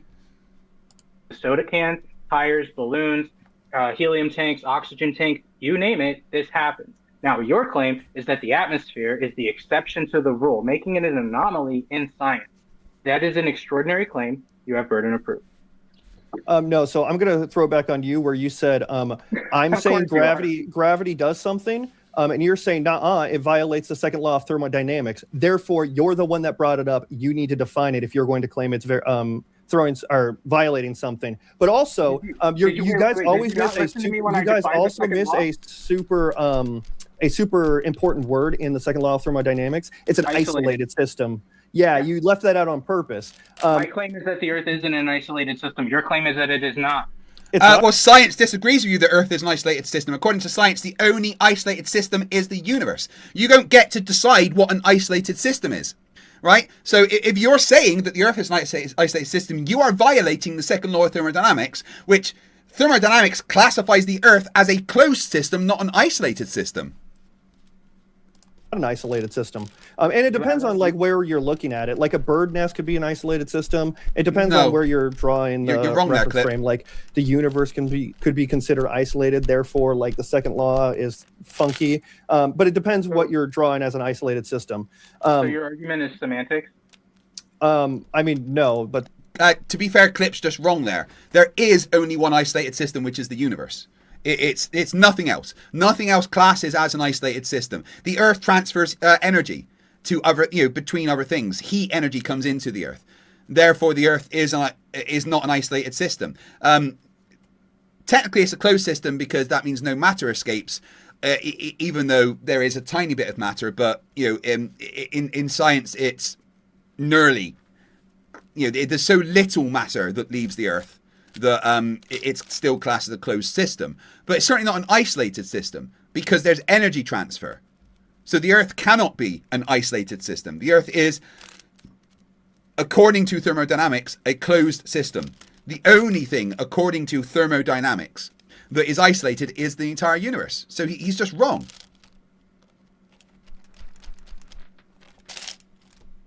The second law of thermodynamics depends on your reference frame. Okay, so your argument is semantics. And no, my argument is that gravity is causing the atmosphere to stick because things have mass. Anything with mass is affected by gravity. We can measure it. We can prove it. And you admittedly said you have no claim for why this is happening. I said, yeah, when I said I'm not going to make a claim, that's fine. It's better than in making a claim and not being able to satisfy burden of proof, right? Like that's probably the intellectually honest position to take. However, does gravity get weaker as you... Solly, you wouldn't understand intellectual honesty if it kicked you in your vagina.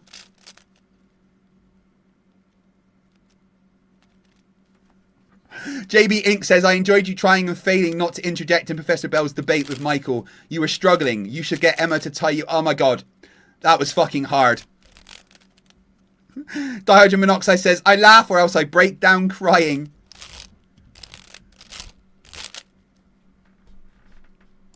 As you ascend in elevation?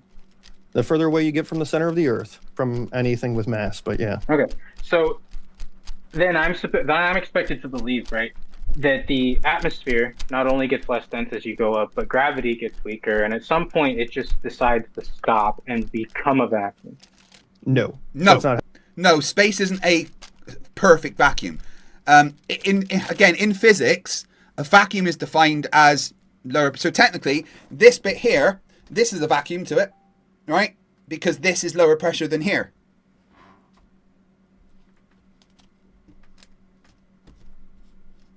How gravity works. Gravity, there's no hard line when gravity stops because it's a fabric, right? If something is bowing that fabric, it's not necessarily bowing because we only have 3 dimensions. But if that fabric, for the sake of an analogy, is bowing, it's going to have ripples for a long, long time, and there won't ever be a hard cutoff. Like if I dropped the bowling ball in the middle of the fabric, like where does the curve exactly stop? Like that's not how gravity works. That would be measurable, yeah. If you dropped a bowling ball in a trampoline. Yeah, but where exactly does it stop? Does it stop exactly like when the curve starts to do like this motion? Because here we'll still have an effect. So will out here because this will be taut, while this is taut too because it's being pulled. So like where does the effect officially stop is like nuanced. So gravity gets the super steep natural law. Nope, you're just saying that. Okay. No, because there's no natural law being violated.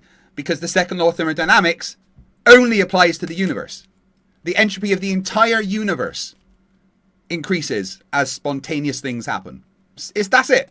It doesn't apply to a flask or the Earth or the atmosphere. Second law of thermodynamics does not apply to that. Michael Cooper became a member. Welcome to Scrappers. 3 minutes added back to the timer. 19 hours 51 to go. We've got 163 people watching right now, but there is only 72 likes. Do me a favor, guys. Just take 1 second, right? And hit that like button. The more people that like a stream, the more people get to see it pushed out in the algorithm. So if you like it, then that means that it will be shown to more people in their feed, which means more people can come in. So just take 1 minute for the, well, wow, that's straight up to 80. There's like maybe 70 of you that have not hit that like button. So do it right now. Smash the like button. Imagine the like button is Nathan Oakley's face. All right? Just the like button is Nathan Oakley's face. Give it a punch. If you broke your monitor, that's not my fault. It doesn't supersede natural law at all. Gravity. You just aren't familiar with your religion enough to know that. I'm sorry. Nope. Gravity affects everything with mass. Gas has mass. You have yet to prove that. No, I haven't. Cavendish experiment, gravitational lensing, time dilation, the fact that we have an atmosphere with a pressure gradient, all of it proves. How do you have gas pressure without a container? Can you give me an example of that? Yeah, gravity is the container. Can you give me an example of gravity containing gas without begging the question and assuming the Earth's atmosphere is your evidence? No, the atmosphere is... yeah, Jupiter, Saturn, the Sun. The example. Why can't I use that example? That's a begging the question fallacy. How? Can you give me an example of the flat Earth without using the flat Earth? Makes no sense. Okay. The example is the atmosphere. Don't do that. So you asked me a question, right? A begging the question fallacy is when you presume I told you I'll give you all the fallacies. I don't care. You don't have to interrupt me to say that, but for the sake of the audience, right? Because there's people. He's committing the fallacy by, assuming that a fallacy means the argument is incorrect. There's no fallacy being created because he's not begging the question. The atmosphere is a representation of gas being held by gravity, but then so is every other gas giant in the universe. But if you are trying to ignore someone's argument because they're using a fallacy, that's the fallacy by trying to dismiss an argument because it assumes because it's a fallacy doesn't mean it's necessarily incorrect. That's a fallacious argument within itself. That might actually believe your mumbo jumbo, right? So the begging the question fallacy is when you pre-incorporate your conclusion within the foundation of your argument. So you are saying that... Dude Man Guy says, when I grow up, I want to be cool enough to wear my hat crooked and have a douchey beard like this, Flerf. Oh, I fucking love it. Atmosphere without a container is proof that the atmosphere exists without a container. No. You need to demonstrate that gravity can behave that way on gases on a small scale. That is scientific. Remember? Yeah. Cold atom accelerometers. They use rubidium atoms, gas, to measure acceleration due to gravity, showing that gravity is affected. Gas is affected by gravity because it has mass. Anything with mass is affected by gravity. But I would just refer to the gas giants in our solar system and the sun.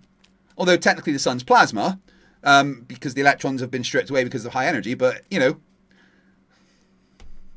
Monkey in the Work says, Solly is so dumb. I mean, why are you being mean to dumb people?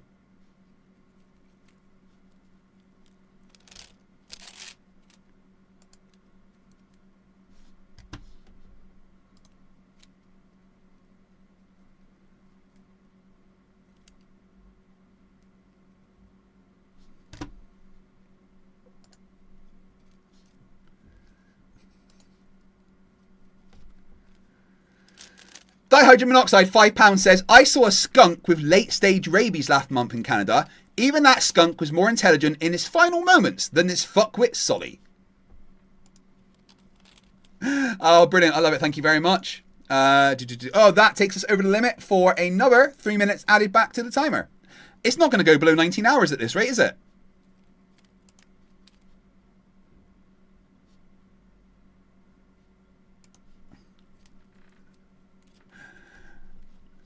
Right, guys, give me a 1 in the chat if you would be interested in meeting up in Kirkcaldy for some drinks and a meet-up.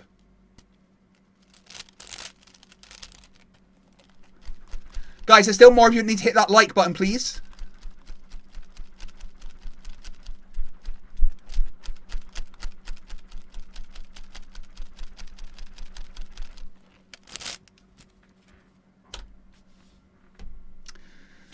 Sounds like this could be something to do. JB Inc. says 69. That wasn't the option, but I appreciate your enthusiasm. Rude says, make no mistake, this will go well into next week. No, I'm pretty sure I'll be finishing tomorrow at some point. I think. The winning criteria of this debate is quality of scientifically substantiated claims respectfully. Right now, I don't think you're winning, bro. Okay. Well, that's because you're retarded, Solly. You are just a junior Witsit with less charm and, frankly, not as good looking. Now, I'm not saying that Witsit's good looking. I'm just saying that he's better looking than you. But let's all be cool like him. If I put my cap like that, does that work? And then to the side. Am I as cool as Solly now? Won't stay like that. Am I as cool as Solly now?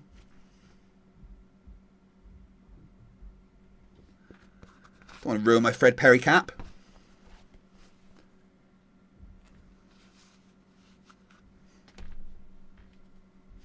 Solly looks a bit like Jeranism, I'm sorry to say. Yeah, he's like, if you were like, you're out with your mum, you're like, Mum, I want Jeranism. And your mum's like, we've got Jeranism at home. Jeranism at home.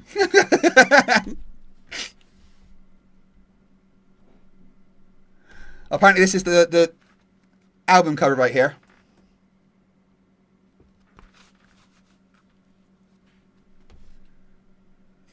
Vega says, our plan is to have you wake up tomorrow with more time than when you went to sleep. Nah, that won't happen. There's no way if I sleep for 6 hours, I'll wake up with more time on the timer. That's just impossible. I'm glad you said quality of scientific evidence because you brought up Google AI. All of my sources have been scientific papers, peer-reviewed and published. You agreed with Google AI when I brought it up. No, I didn't agree with your claim. But also, no, we can measure the atmosphere using gravity. Gravity has to be in the equation for Bernoulli's principle, barometric pressure. Yeah, we call that gravity. That has to be in there to be accounted for. And that number is consistent across all mathematical predictions for what gravity is and is consistent across all other relativistic things. In your own opener, you said that it fluctuates, so don't do that.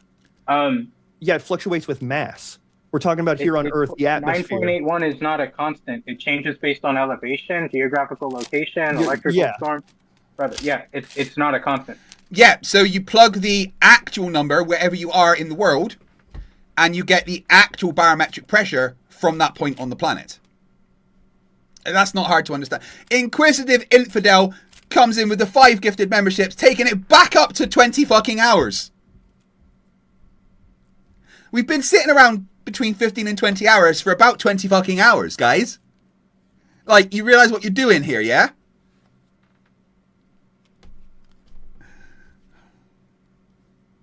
If you just became a member, say, wait, Inquisitive Infidel received a gifted membership by Inquisitive Infidel. How did you gift yourself a membership? I have never seen that happen before. Magical Cat Girl, Richard Bay 6021, Greg Wade 32, and Inquisitive Infidel got gifted a membership. And Art Priera. Fitz of Ray says, how have I not gotten any of these memberships yet? Have you got membership gifting turned on? Are you a brand account? Just Google how to turn on membership gifting to make sure that you can get them. Pope Russian for $2 says, nothing says learned like a Limp Bizkit cosplay.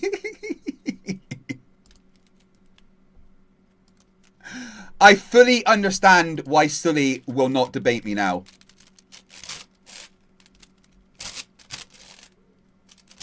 Yeah, Fitz, I think you need to turn it on per channel. I'm not sure. Click on the donation button and see if there's an option to turn on membership gifting for yourself. The Ashton Richards curse, I know, right? Well, I had to ban Ashton Richards for racist and, you know, ableist comments that he kept doing.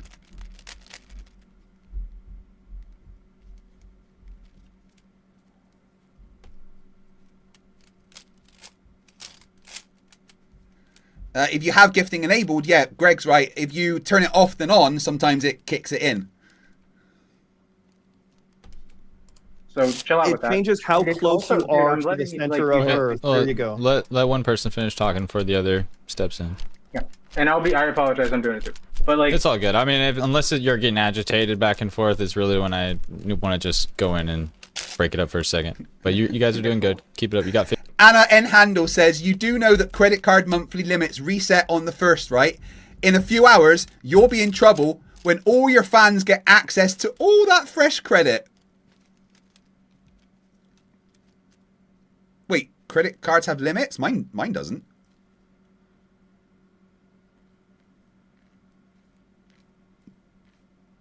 I can spend whatever I want. As long as it's not over my, you know, actual limit and I've paid my bill. Do you mean like the amount they can spend? I mean, to be fair, it is payday for most people. But I feel like I've already received most of the stuff that I'm going to in this stream, right? You know, we're nearly 26 hours in with 20 hours on the timer. That you know, that's 46 hours. That's quite a lot, right? I don't think it's going to keep going more than that. I don't think that people are going to keep donating that much. I think. I don't know. But we'll see. It depends how much you want to torture me. 15 minutes left, or 13, 14. If you want to move on, I don't mean to interrupt. If you want to move on to one of your points, because we've talked about this for a while, I'm cool with that. Yeah, you have no evidence that gravity is the cause for downward acceleration. You keep invoking the effect as the evidence of the cause. That's not how science works. That's anti-scientific. That's pseudoscientific. And I will. Cause, you just say it's the effect. 9.81 is definitely the effect. I feel like any source would agree with me on that. The highest levels of academia would agree with me. Actually, the highest levels of academia would tell you that they don't know what the cause is. Like with 100% certainty, they have a bunch of working theories with mathematical calculus solutions that kind of work, but they don't. The highest levels of academia would say it's mass attracting mass due to the curvature of space-time, due to tensor stress. That's what they would say. Vegas Arky says you have a record. We have a record to beat. Well, the record is 72 hours. That's the most I've ever done. But I don't think that we're going to go for 72 hours. That would be silly. Because I'd like to see my family this weekend, frankly. Actually know an established cause. So if we're moving on. Well, they would tell you, you can't just say that and then say moving on. If you're going to continue the conversation, then I will too. They would tell you that it's the bending and warping. Mass has an effect on space-time, the geometry of space-time. What you're trying to get into is quantum gravity. We don't know how quantum gravity works, if there's a gravitron or something like that. But good thing, on a micro scale, gravity is fine. Macro doesn't affect our understanding of gravity on a micro scale. It seems to work perfectly fine. That's because we only use the downward acceleration rate on the No, we don't. When we're looking at stars, especially galaxies, that's how we know what how massive galaxies are. 9.81 on stars. No, I'm saying we don't. When we're measuring how big, how massive a galaxy cluster is. Stop interrupting me to agree I with was what I'm saying. Bro, you just interrupted me to like slap yourself in the face and then raise your hand in victory. That was not good, right? So 9.81 is the effect. That works on a small scale, I agree. We can measure how fast things fall. And by the way, your vacuum chamber thing, there's no air resistance, so that's actually what you would expect anyway. So yeah, we can measure that. Why? That's cool, and it does work on Why would you expect that? Why would you expect things to fall the same rate when there's no resistance? What causes that if it's not gravity? It is gravity. It's that you can do the calculations F equals gm1 m2 over r squared, and then you get the mass and the force, and then calculate the acceleration. 9.81 isn't just an average; it's a derived value from the other things.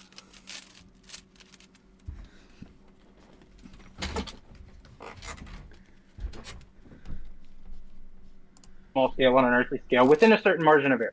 Perfect. Now, when we go out to the cosmological scale, it doesn't work anymore. Neither does F equal ma, which is what you would effectively be invoking if you're still stuck in the Newtonian archaic worldview with like 1666 and apples falling, right? I'll concede, bro, and I think you should too. I don't make a claim on what the downward acceleration rate is caused by, and you have no evidence that it's caused by bendy, warpy spacetime. I do, and I provided 2 scientific published peer. Eddington experiment 1919, matching the predictions of a hypothesis that this is what would happen if there is the warping and bending of space-time due to massive objects because of Einstein's, well, not Einstein, just because of the tensor pressure, because of mass. That it is evidence. You're just going to deny it because you're scientifically illiterate. You don't even understand the second law of thermodynamics. You say, well, I class Earth as an isolated system. Well, you don't get to decide what an isolated system is. Science is ready to find the universe as the only isolated system that exists. Do you think he could do a debate without saying the word bro? If I debate him, I'm having a bro counter on screen. Reviewed papers that prove it. Very cool. And you provided Google AI. That you agreed with. Now, moving on. I'll share screen. This is something that I went over. I'll wait for it. Okay, this is something that I went over briefly. The symmetry is when we swath the ocean. We do this method called swathing. It keeps not letting me. There we go. We map out using a 3D Cartesian coordinate system and Euclidean planar trigonometry. This is simply taking no physical or measurements for Earth curve whatsoever, and we get very accurate measurements of the ocean floor. The abyssal plains are measured flat, 50% of the Earth's surface. There's also the Somme plain, which I believe is like, I'm not going to quote that. They're not measured flat. They still conform to Earth's curvature. He's doing Flerf 101, abyssal plains. Nobody thinks the abyssal plains are actually flat.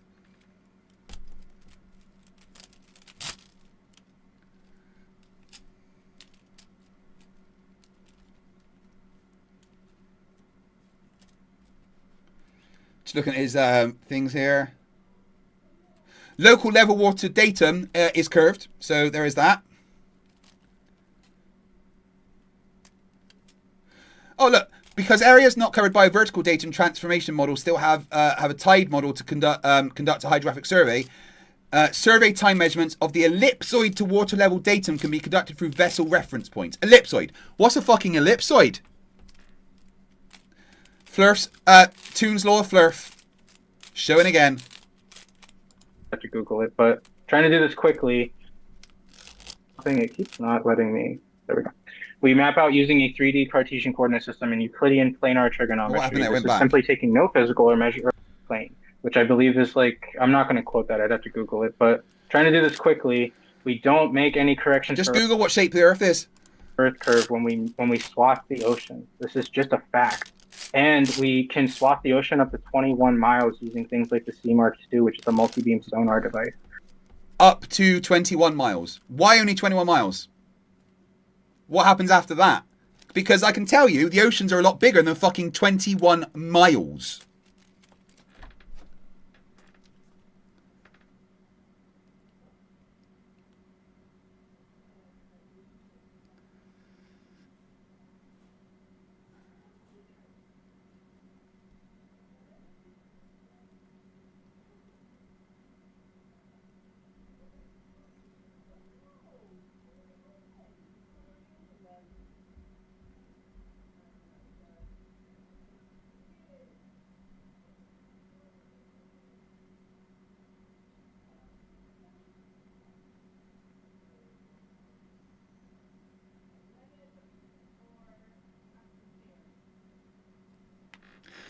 Pope Russian says for $5, check out Entropy by MC Hawking and play it when a Flerf doesn't understand the second law.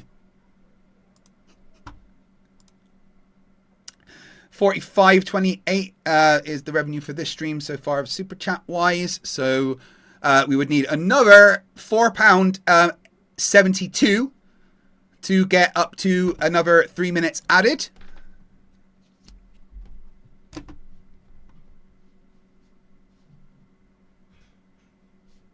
This is just, doesn't work on a ball. We measure it from a horizontal datum. We have to assume sea level is horizontal, this area up here, okay? And we also have to measure depth relative to that horizontal datum. And we also have to measure width relative to a horizontal datum. So you have to assume that sea level actually means that it's flat, and you have to assume that the ocean floor is parallel. Only up to 40 nautical miles. Why? Why only that range? What happens after that? It can't be considered vertical. Assuming things are flat over a small local level works okay. But when you go more than, say, 40 nautical miles, boom, it doesn't work anymore.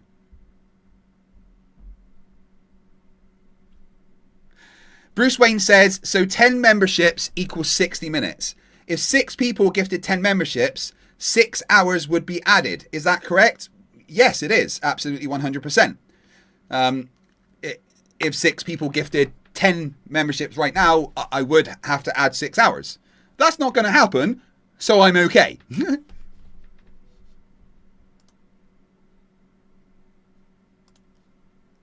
Monkey in the work says 472, you say? Thank you very much, dude. That takes me straight up to another 3 minutes. We're like really struggling to get away from that 20-hour mark, aren't we? I love you, Borg Emporia. Borg, this is for you. We are the Borg. You will be assimilated. Your technological and biological distinctiveness will be added to our own. Resistance is futile.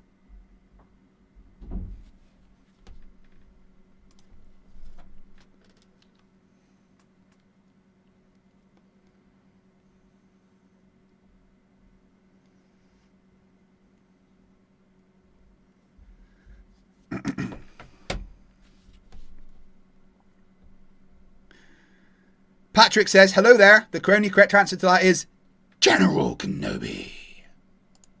Source code for £10 says, show Flerfs this. Look up, I tested the law of relative motion at 80 kilometers an hour and skip to the end. Let me add 3 minutes for that, and then I'll do that. Fit became a destroyer. Welcome. 3 minutes gets added automatically.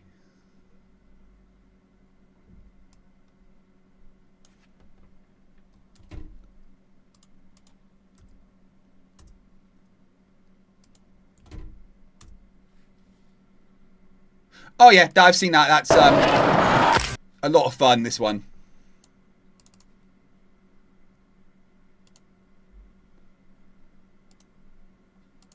Pin and triggering,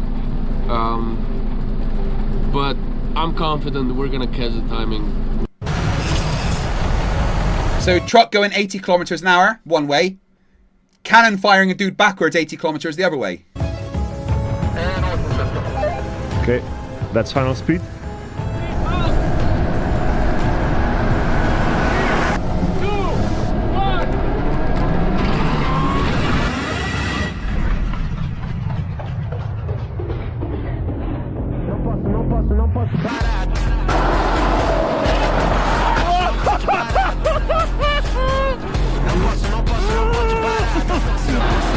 Yeah, that's pretty fucking cool.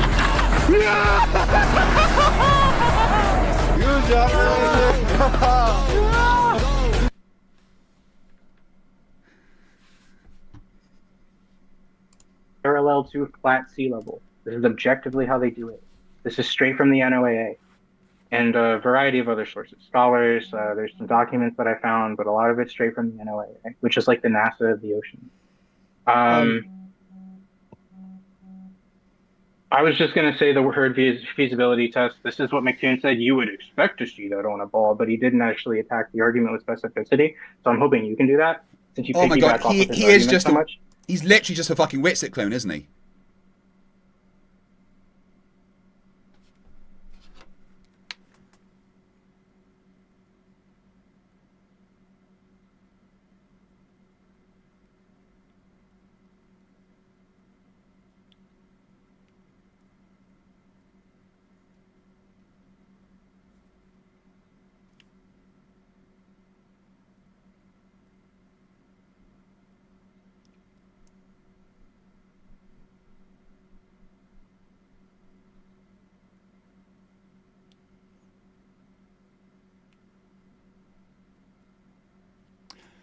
Right.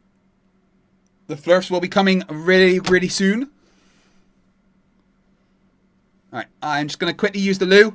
Be back in 2 secs.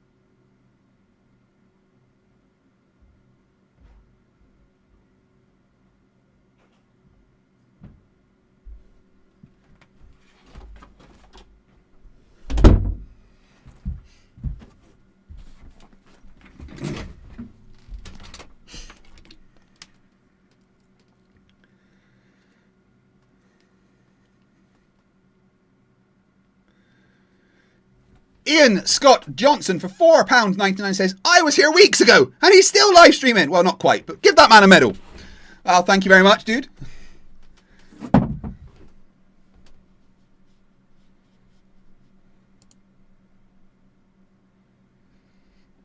Pardon me.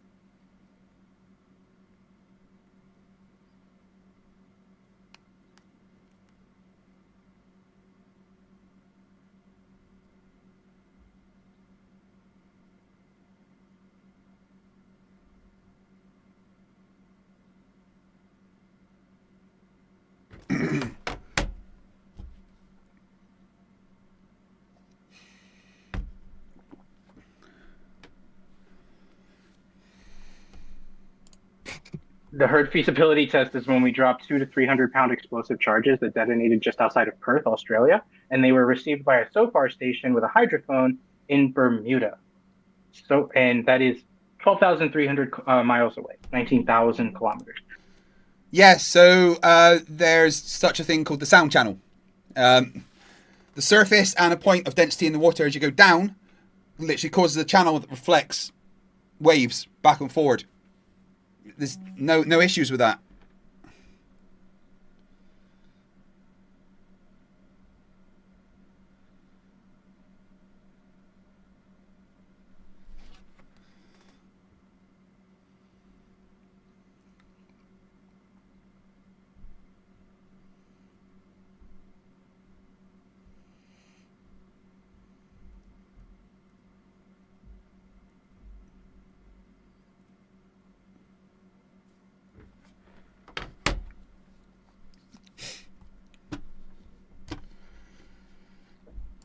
And this was repeated 2 different times with the herd feasibility test, and they were able to get it about 11,000 miles and 10,000 miles respectively.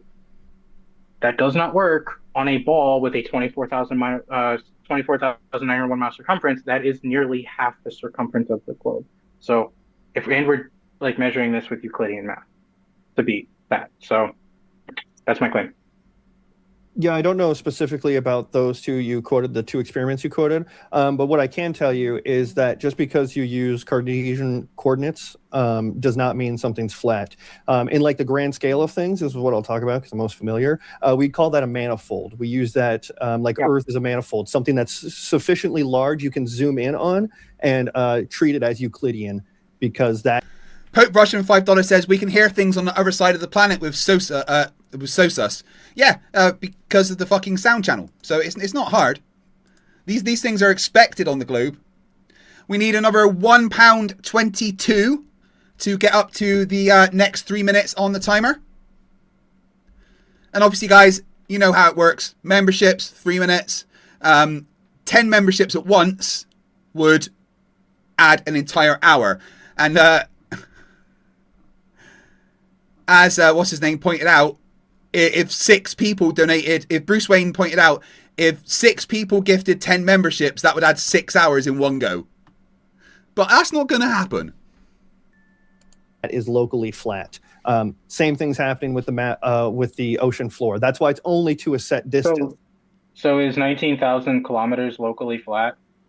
No, but they weren't using sonar to map the ocean floor. That's not what that experiment was, right? But not that one, no. But we received it 19,000 kilometers away. How would that work if it had to bend around half the circumference of the globe?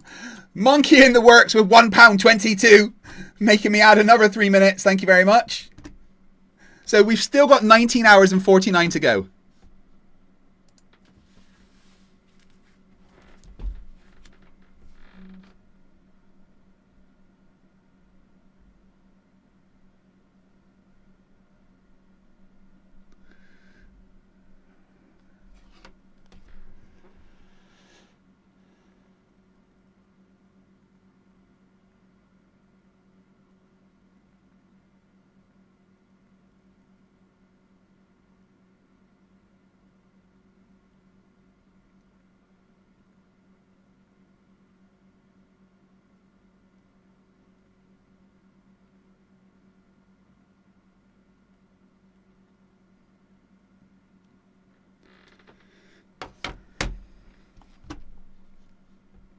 Thank you, Monkey in the works.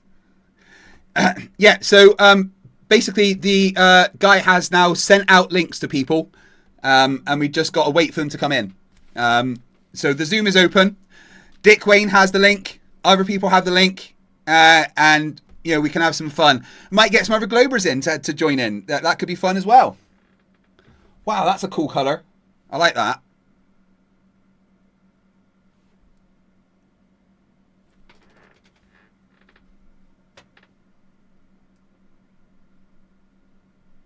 It doesn't really show on the camera. Shame.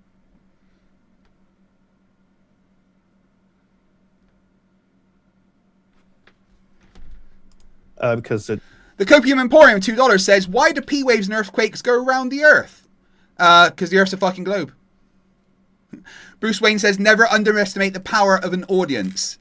Well, Bruce, if you can convince 6 people to gift 10 memberships, then that would happen. But I don't see 6 people all of a sudden gifting 10 memberships, because that's quite a lot.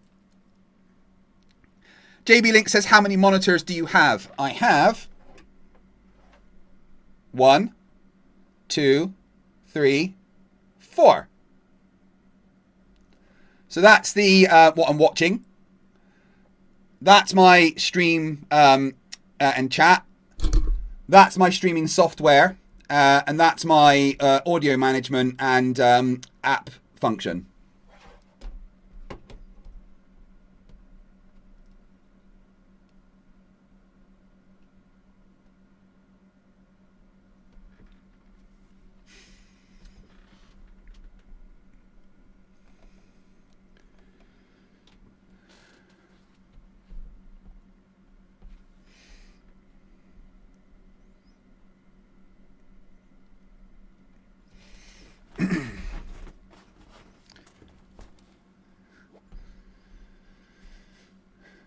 Strats for Life for $5 says, Google or ask AI, did the builders and the architects of the new Sunshine Skyway Bridge have to account for Earth's curvature in geodetic surveying? Let's ask Lucy.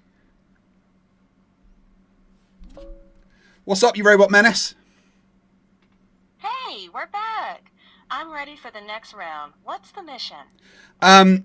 Did the builders and the architects of the new Sunshine Skyway Bridge have to account for the Earth's curvature with geodetic surveying? Checking? Yes, they did. For a bridge that long, surveyors use geodesic control tied to a datum that models Earth's curvature, so they convert between global curve coordinates and local layout on site. So no one bridges don't prove flat Earth. Well, there you go. Strats for Life. Bruce Wayne says, how much is 10 memberships? I think $49.99. If you click on the dollar sign below the comments, below the live chat, then you'll be able to see it show you.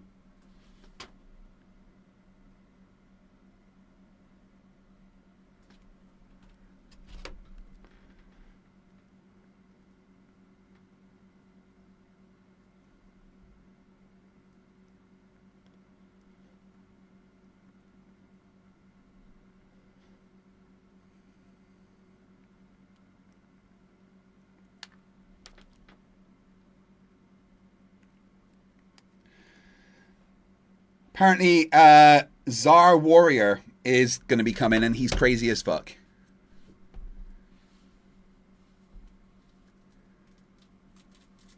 Patrick says, I can't gift or donate shit since I don't have a valid bank card. Sorry for that. Well, dude, just you being here is awesome. Although, you know, you can use PayPal or something like that. Just, you know.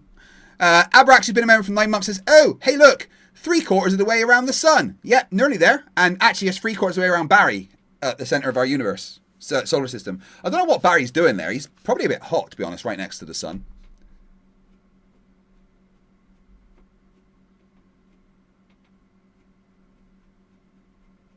Travels much better in water, and the lower you go. So radio waves will.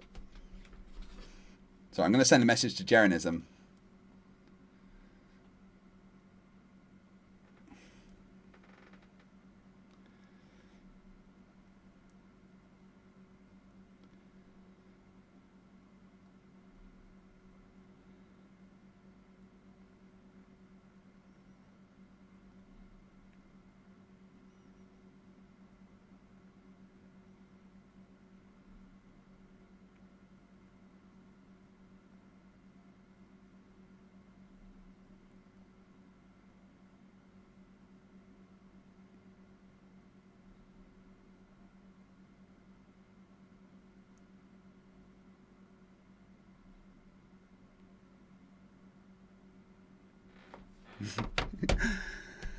Bill Tetley in the house, whoop whoop, with what a gifted membership for, thank you very much, dude. Back up to 19 hours and 46 minutes.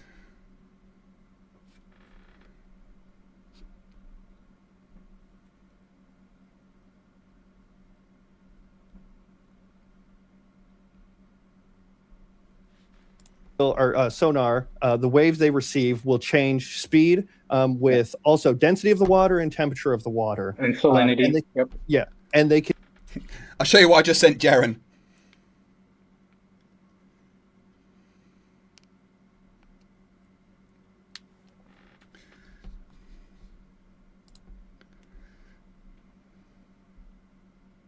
Oh, too bright.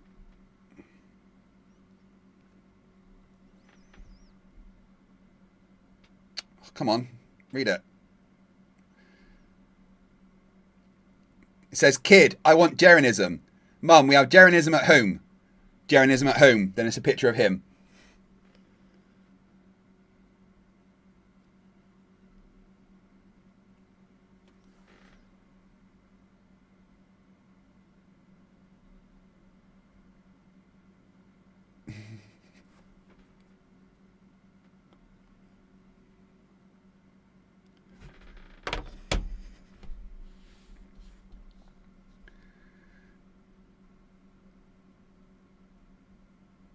Source code says, I am tempted to take away an hour of your life. Maybe after a few more vodkas. You sound like you'd be fun to go drinking with. We have to arrange this meetup. That'd be a lot of fun. It's like you ordered the Jeranism doll from Temu. And get stuck in there. And once again, if they're stuck in there, they're going to follow the curve of the Earth.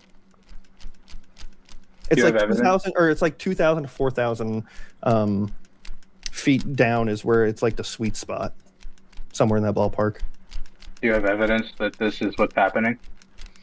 With that specific experiment, I would have to read that specific experiment. I don't even know which one you quoted, but it's a very well-known fact that that's what happens. Even on your flat Earth, you have to admit that happens.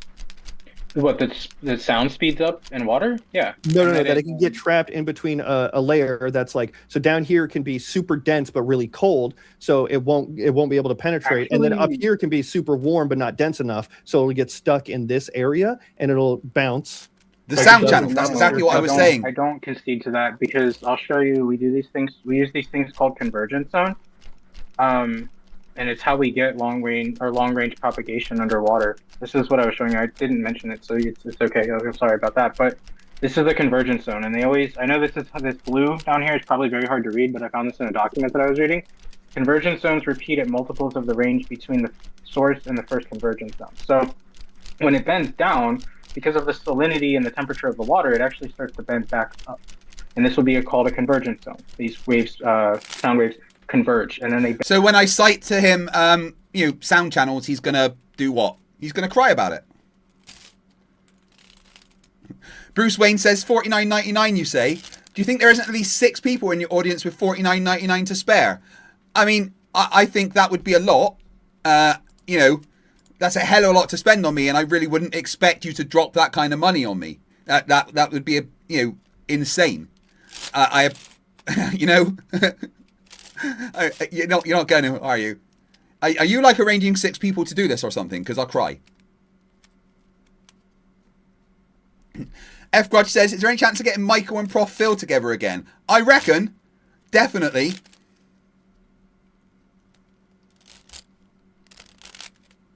Source code says, I'm considering it. I just got a pay increase in my IT job and got paid the other day.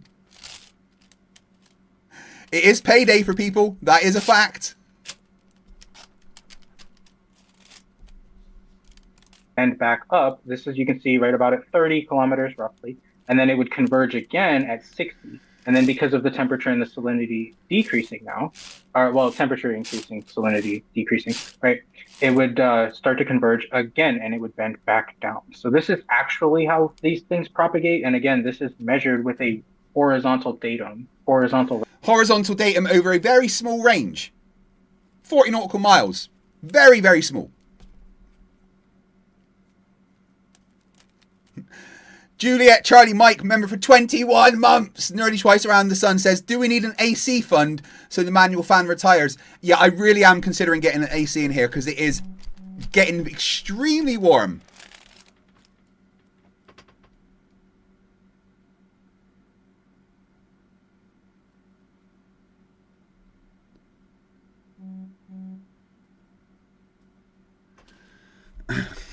Okay. Hard confirmations I have that we join in Emmett. I don't know his topics. Leth Waterkai, the Ticks. Don't know what that is. Sasha and her husband Trippy Lemons, Flat Earth. Soft confirms Beth should have several. I suggest asking about the witchcraft. Husky, I don't know what his are, but he's in Australia, so he'll probably come during your slow period. Confluence after he's done with his. Lethy said he's got a big group of people potentially as well when he gets off work. Then W.E. Ben Bladerson has as well. Ben Boulderson. Oh my goodness me. Yeah, he's a triggered little princess. That one's fun. Morning, PhD Tony. How you doing, my friend?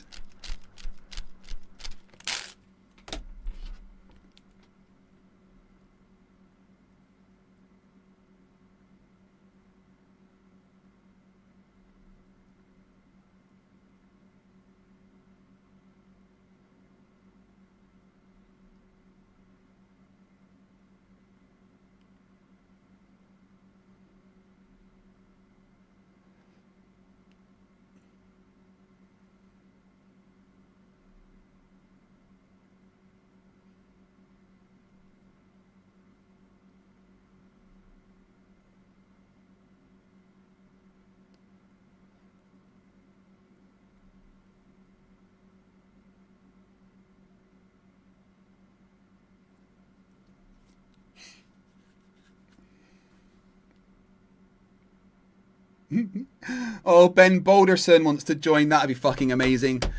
Welcome, PhD Tony, one of my favorite people on the fucking planet. If you guys haven't seen the video I dropped last Friday, which was PhD Tony going full cracker Tony, I suggest you go and watch that. It is one of my favorite videos that I have ever put out. JB Inc. Craig, can you play chess? I'm technically classed as a quasi-master, so yes. I don't play regularly, but I used to play quite a lot, and I was pretty good.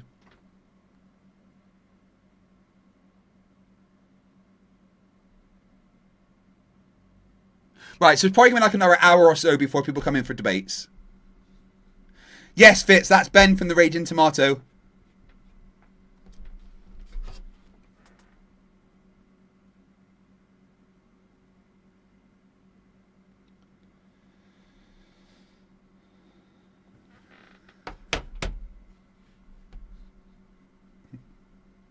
Well, JB Inks, I don't play regularly.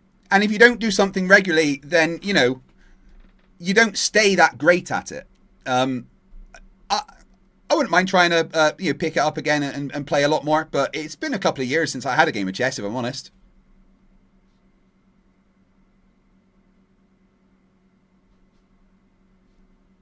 Reference point. That's and these exactly converge with. That's not exactly what you said. Don't do that. I'll stop them. That is exactly what I just said. If you can pull that picture up though, again here real quick. Okay. Bigfoot one. Yeah, I can show you. I forgot about that. I could draw it better. Yeah, so at the last sentence there, predicting the characteristic parameters of the deep sea convergence zone necessitates an examination of its distance, width, and gain. So you are admitting these give gain to those. Yeah, no shit. Okay, so on your flat Earth model, you also have to agree that they get trapped in these zones, and they'll do like a zigzag. You said it was a zone that was 2,000 feet beneath the surface, and I said like 2,000 to 4,000. Don't do that. Somewhere in there. Don't do that. You Don't said do it what? was Correct 2,000 you on feet. PhD Tony says, Ben from Raging Tomato said I was effectively a Nazi because I want to tax wealth, not work. No, I think you should tax wealth. I don't think there should be billionaires.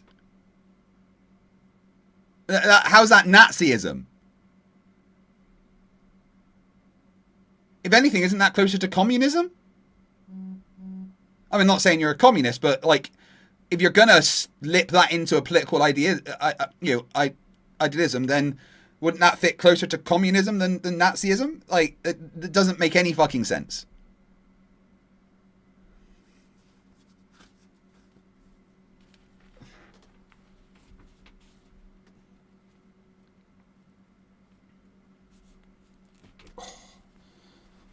I need to undo my shorts. Get some heat out.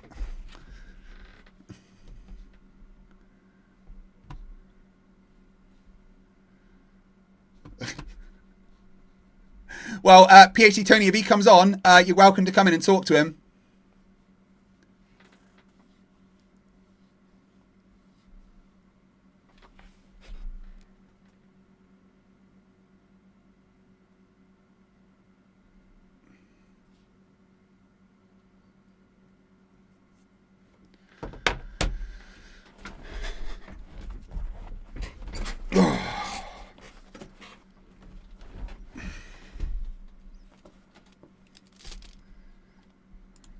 This is 4,000. This is 4,000 meters. So like, it'd be more than that significantly. Just want to let you guys know there is a transcript available after the debate ends or the stream ends. You guys can always go back and double check on that if you want. I'm sure I will.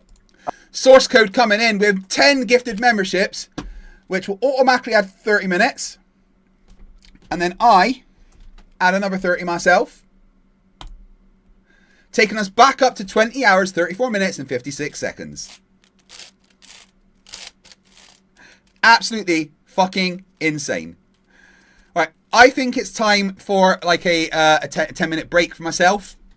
Stretch my legs, etc., etc. So let's get a video to put on.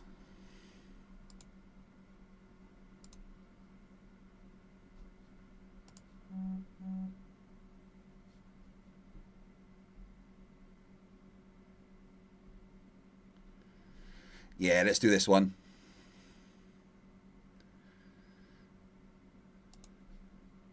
In Space Agency.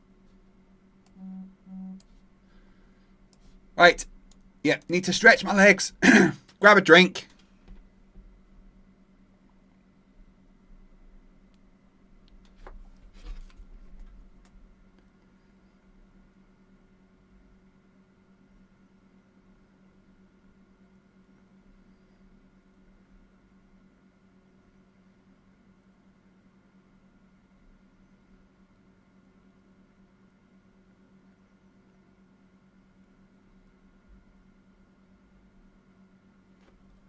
Alright guys, I'll be back in about 10 minutes and have fun without me. Do not gift a bunch while I'm not here, because if I come back and there's a lot more, I'm going to cry. I love every single one of you. Thank you so much. Be back soon. Enjoy the video. Why does the truth bother you? You globies out there, the AI generated person himself, Craig, Fight the Flat Earth. He's an AI generated person. He's not an actual real person. Yes, guys, you've heard it here first. I'm not even real. I may have written, recorded, edited, uploaded, and published this very video, but according to Mikey Smith, Flat Earth extraordinaire, I'm definitely AI generated. And honestly, if that is the level of evidence we're working with today, then this is going to be painful. So buckle up, because this is episode 83 of Flerfs Are Idiots.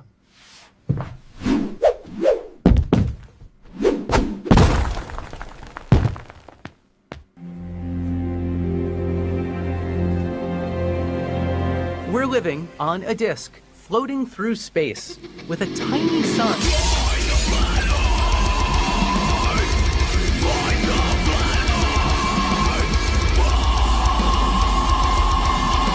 Welcome back to the channel that does to Stupidity what the Mountain did to Oberyn Martell's skull. Then I smash their head in like this!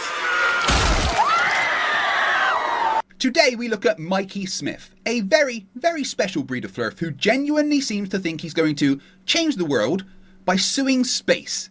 Yeah, I'm not kidding, really. Mikey has an ongoing saga where he claims he's trying to sue the Canadian Space Agency for faking space, and it has been absolutely hilarious to witness, especially because he didn't even have a clue how to fill in the paperwork, and he had to keep phoning the courthouse to ask things like where in the form his name goes, and probably how to spell it as well. The man is trying to take down the Canadian Space Agency with a biro, a dream, and the administrative skills of a concussed pigeon.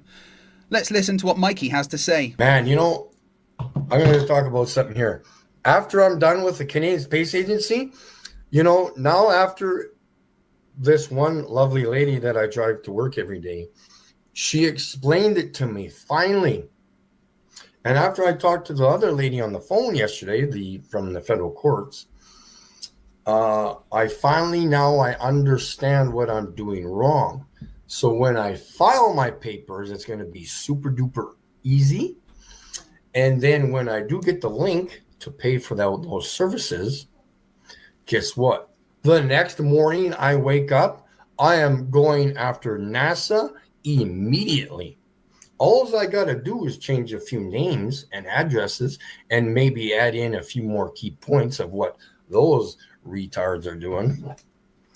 Not a problem. Not a problemo. It just takes me a while to understand sometimes what the hell I'm doing. That's all. Not a big problem. I will figure it out and get this flat ball on a roll. Yes, yeah. He's going after NASA next. Apparently taking down the Canadian Space Agency wasn't enough, so now Mikey Smith is planning to sue a United States federal agency from Canada. Bold strategy. Unsurprisingly, after he eventually filed his paperwork, the judge took one look at it, probably snorted coffee through his nose, and dismissed the case with prejudice. Because, and I know this is going to shock you, they aren't faking space. And Mikey Smith, like all flat earthers, is a fucking idiot. But before NASA starts panic shredding all the moon rocks, I'm going to play you a little clip of Mikey actually phoning the Canadian Space Agency to inform them of his upcoming lawsuit against them. Please make sure you have taped pillows to your hands because the face palming is about to become medically dangerous. Okay, yeah, because, I'm asking some kind of interesting questions, so I don't know if they're going to be even able to answer them. Okay. Truthfully, anyway, so this is where I'm going with this. So I have some legal allegations coming towards the Canadian Space Agency, and I'm documenting all of these phone calls and the lack of email replies from the Canadian Space Agency, because they probably hide from the public, because since 1989, since you guys have been in conspiring a story about space since 1989, this is going to be a huge problem for the people of the Canadian Space Agency. Yeah, so it's very interesting how our taxes pay for the Canadian Space Agency, and yet we're not even allowed to come in person to talk to somebody there. Now that's going to be a problem. We're not open to the public. Yeah, which is kind of silly, don't you think? I don't make the rules. Yeah. Well, there's silly rules. Yeah, but the thing is, our taxes pay for that crap that's going on there. And like I said, since 1989, they've been conspiring a story about space. This is a huge problem, and it's going to be a huge problem, and it's going to cost them millions of dollars. And I can't wait to settle it in court. Oh, well. Yeah. Okay, well, anyway, Yeah. do what you have to do. Well, yeah, that I will, because I've got 100% proof of the firmament or the dome above us. So space doesn't even exist. I actually couldn't write comedy this good. Mikey phoned the Canadian Space Agency, told them he was going to sue them, claimed he had 100% proof of the firmament, said space was fake, and then announced that he'd be getting millions. Obviously, his court case is more dead than Uncle Ben in a Spider-Man origin story, but I do need to push back a little bit on the whole firmament and space is fake nonsense, because let's pretend just for a second that there really is a solid dome above us and the sun is inside this cosmic fishbowl with nowhere for the heat to escape. The sun outputs about 3.8 times 10 to the 26 joules every second. That's about 2.3 times 10 to the 28 joules every minute. So if that's happening inside a sealed dome with us, somebody needs to explain why we aren't currently crispy, golden brown and served with barbecue sauce like chicken tenders in an air fryer. If the sun was trapped inside a dome with us, we wouldn't be debating the firmament, we'd be rotating slowly at gas mark crispy idiot. A bit like this.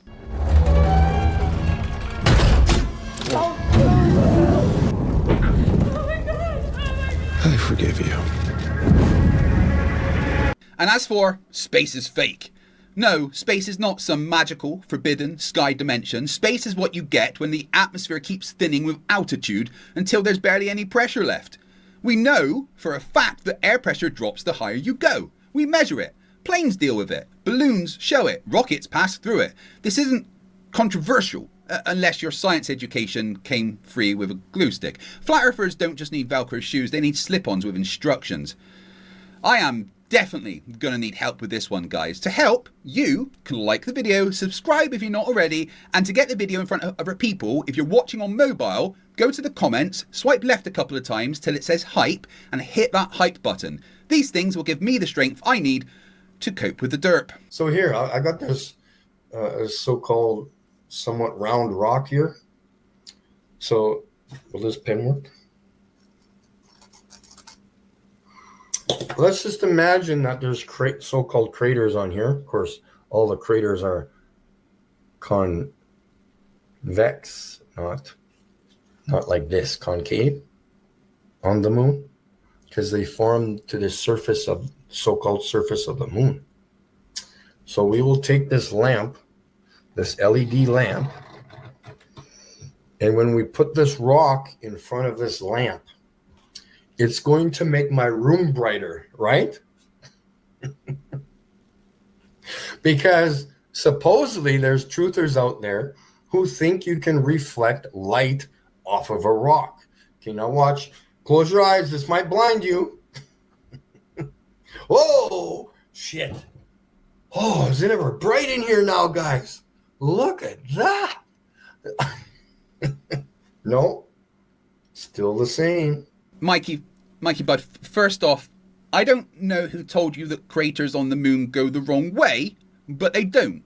That's dumb, you're dumb, and you should feel bad. Secondly, of course you can see the rock because... Let me stop you there, you organic chew toy. Can you just leave me alone? You're getting meaner. And you're getting uglier. Pretty sure your nose is grown. I'm going to tell NASA on you. You think they control me? If they try anything, I'll drive the Mars rover off a cliff. You can do that? Ugh, my special little ape. You have no idea what I can do. Well, that's not terrifyingly ominous at all. You just sit there and try not to poke passers-by in the eye with your nose. I'll explain the moon.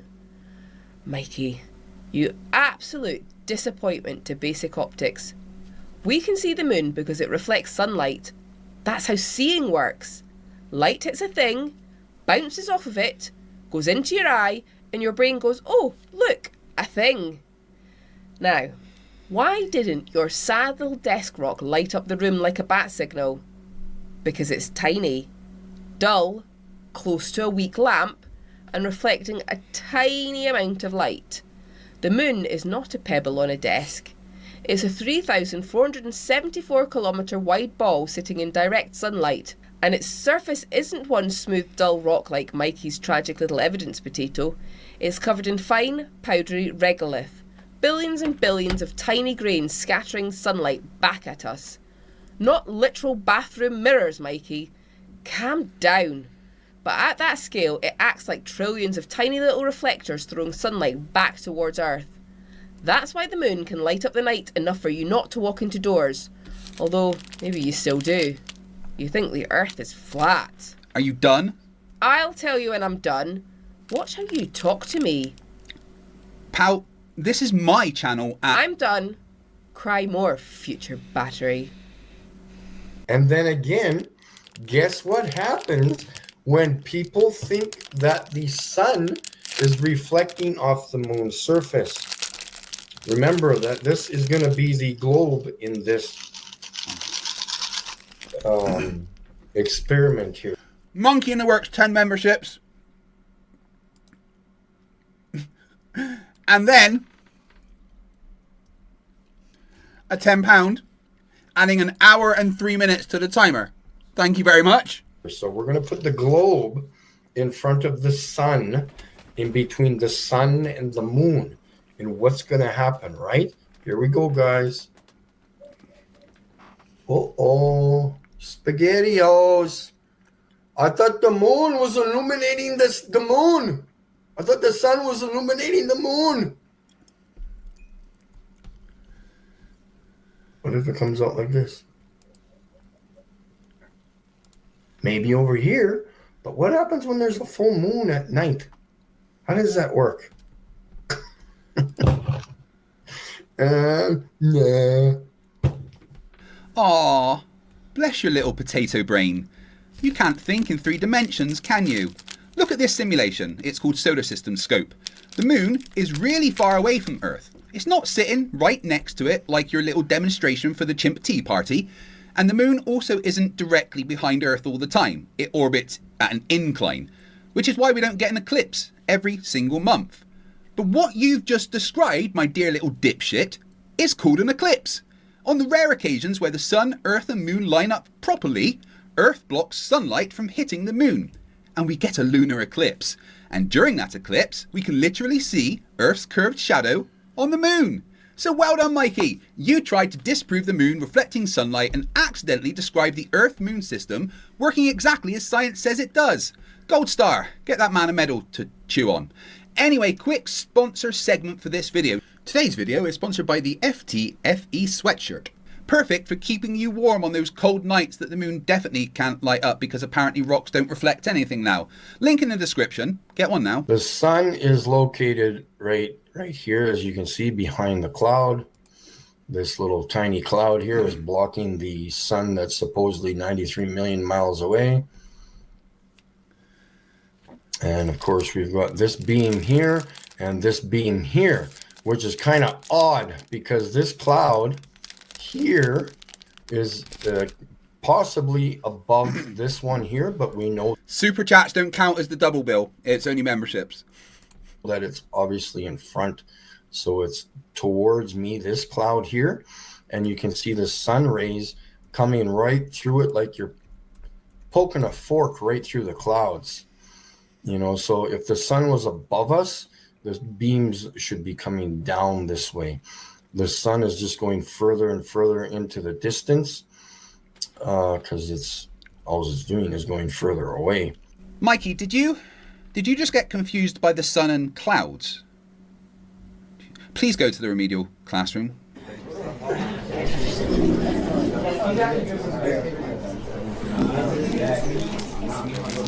Right, class, today we're learning about corpuscular rays because apparently some adults looked at sunlight through clouds and immediately lost the fight with basic perspective. Those rays are sunlight passing through gaps in the clouds. The beams are basically parallel because the sun is very far away. But your eyes don't see parallel lines as parallel when they stretch into the distance. Roads do this. Train tracks do this. Hallways do this. It's called perspective. The rays only look like they're spreading out from a nearby point because your brain is doing perspective, not because the sun is hiding behind a cloud like a shy toddler.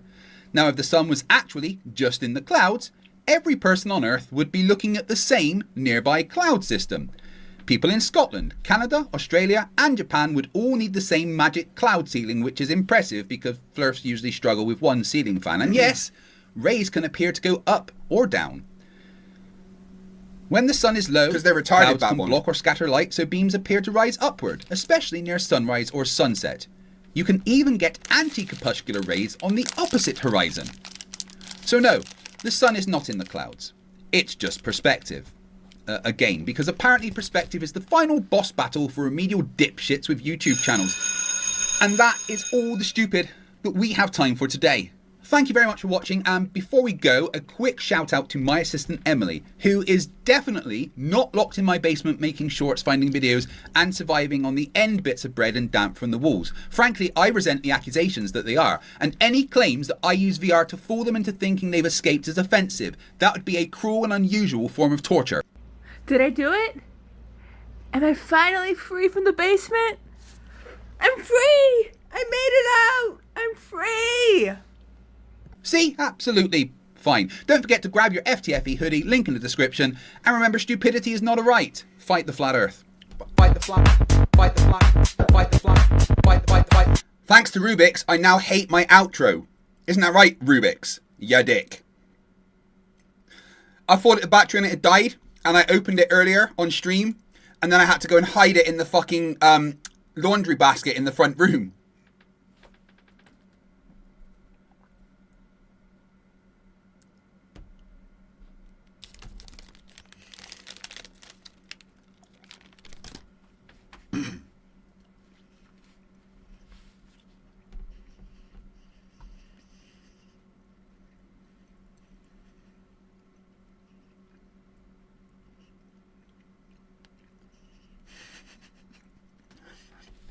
I can't destroy it, Rubiks. I love it.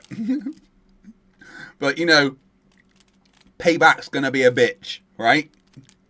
You know that, right?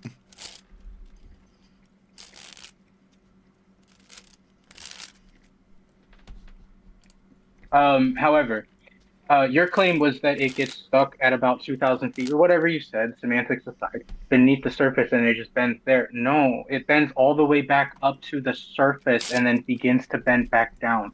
And yes, it does cause gain. It converges. That's what causes it. Is signals converge with each other, it increases them. It increases the decibels. And then they bend back down, and the same thing happens. This can be measured. Rubik says, at least I didn't glitter bomb you. I might not be so kind. Griff says, who are you debating tonight? Well, Dick Wayne says he might come back in. But we've got a bunch of other people that, from my good friend Admiral Gibbons.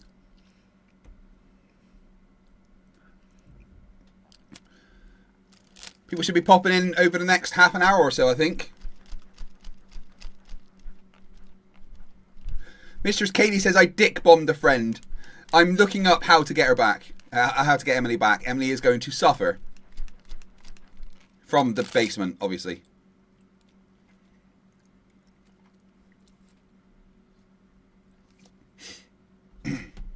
For hundreds of kilometers. Okay. It's documented. So it's gain. Stop saying that your claims agree with mine when, like, oh my god. It's a gain on whatever that experiment was. I don't know what it was. If it was transmitting a signal, I think you said they dropped an explosive or something. So it's a gain on that whatever signal they're mapping there to reach that distance. Normally, it wouldn't be able to. So you agree that happens on a flat Earth. Yeah, and we okay. So on a curved Earth, we don't measure it as flat. On a curved Earth, if it's trapped in a zone, it's going to follow the curve of the Earth because the Earth is curved.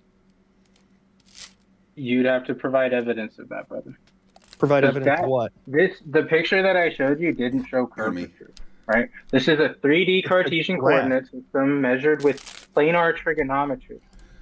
Oh, source code, I can't get Iron Horse on. We've had a big falling out. He refuses to talk to me anymore. He's blocked me on Facebook and everything.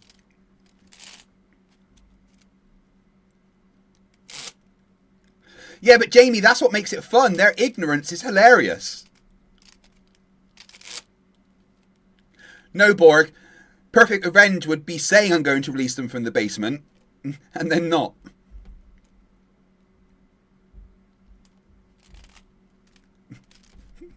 Turtle Move says, Glitter Bomb FTFE challenge? No.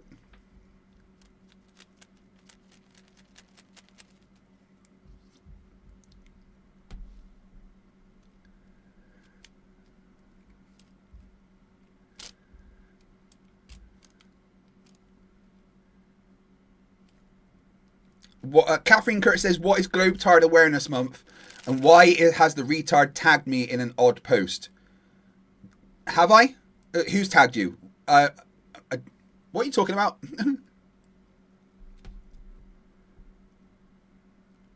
Oh, they just ignore the pressure gradient, dude, man, guy.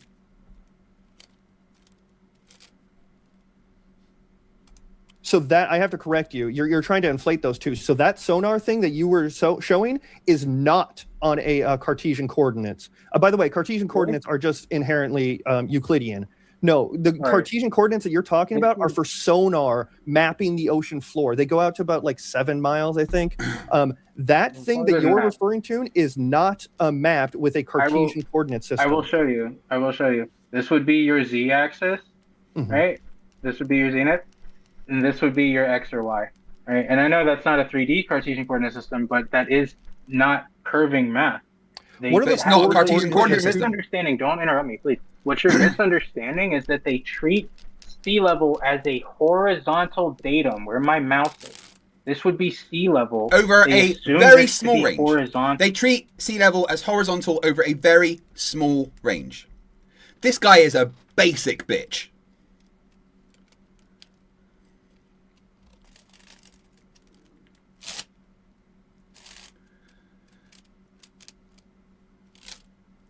I don't know. I reply to a lot of stupid stuff on. Is it Facebook? Is it X?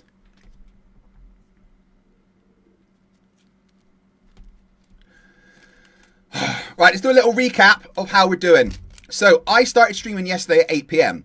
It is now the next day, 20 to 11 p.m. So I have been streaming for 26 hours and 42 minutes, right? Most people will be like, yeah, that's enough. I'm going to stop now. However, I don't get to stop until that timer up there reaches 0. When I started, the timer was 45. It now says...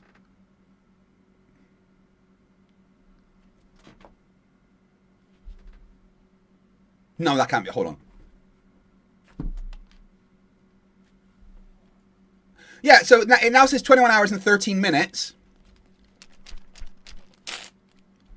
20 hours and 16 minutes. Source code, £10. All flat earth people should do just one thing. Buy a good telescope with a tracking mount, figure out how it works with polar alignment, use it, and then welcome to Globe. Yeah, that requires thinking. They can't do that. So, yeah, I will finish this stream tomorrow at about, like, 8 p.m. Hopefully.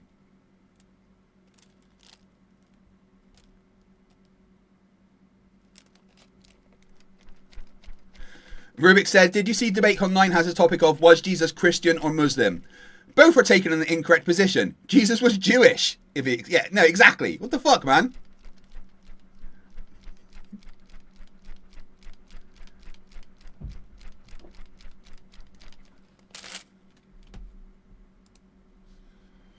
Well, the Zoom is open, and we are waiting for them to come in. Oh, look, multiple of me. High five.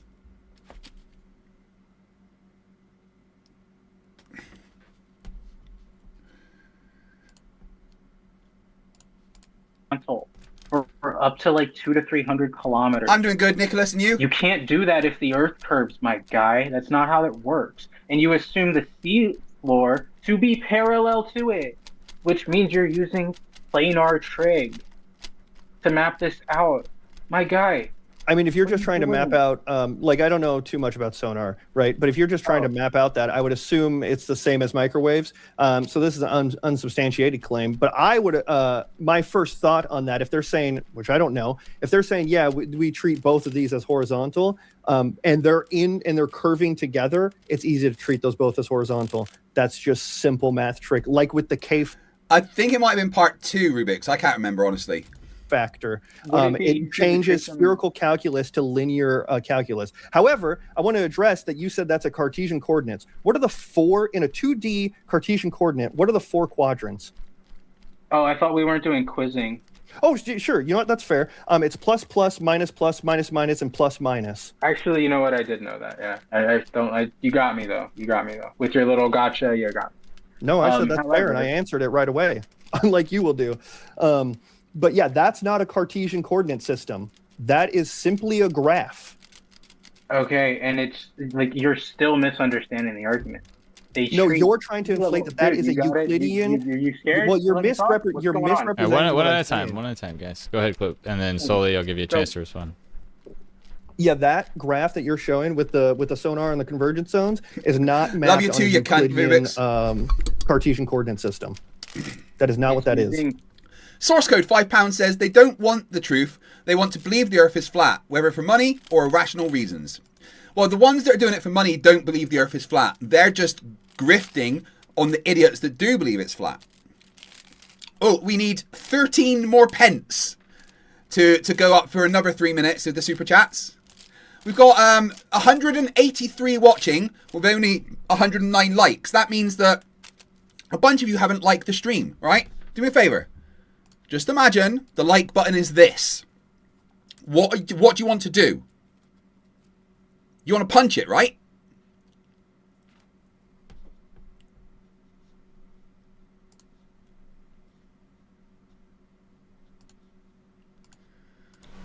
Hi, my name's Nathan Oakley, and I have been lying to people about the Earth being flat for a lot of years. I did this to hide the fact I have a small penis.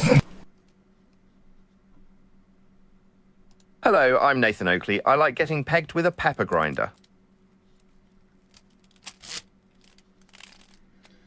Now, we do also have to cover the rest of Oakley on Gems Pandas, which was fun.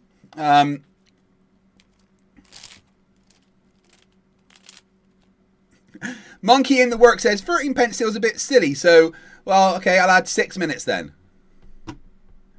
Thank you very much for the £10, 13.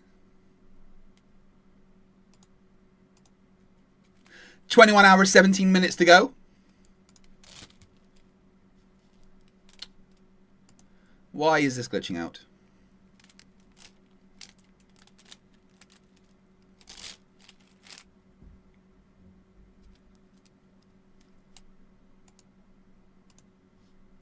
Planar trigonometry. It's using planar trigonometry, and you, the Euclid. Source code says they spent a lot of money. When they meet me, they expect a free BJ. I'll get you a shot of tequila. How about that? All right.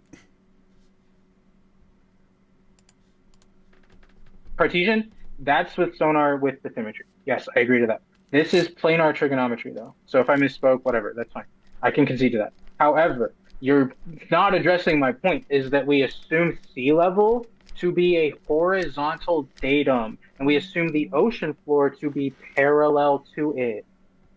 I did. Cannot do that if that's not what we. And I also wanted to ask you a question. You said that this works if the Earth is sphere. Would this also work if the Earth was flat? Sure. I mean, if the Earth was flat, yeah. There you go.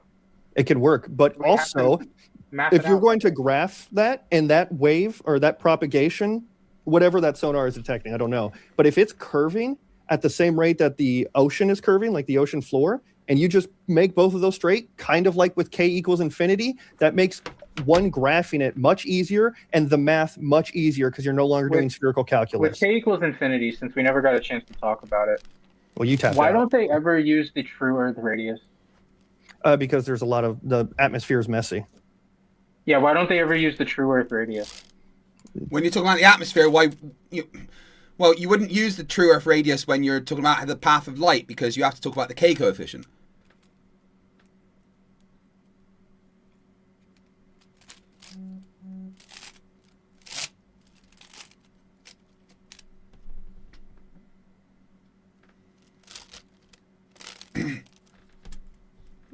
Source code says I'm having too much fun here. God damn it! I forgot why YouTube stream was fun for years. I love this. I've got the best job in the world. I just told you the atmosphere is messy. Microwaves get diffracted. All sorts of signals. Why don't they ever use the true Earth radius though? I don't know how many times I'm going to have to say this because the atmosphere is messy. There's lots of stuff going out there all the time. Is the Earth so messy that we have to treat it with an infinite radius value though?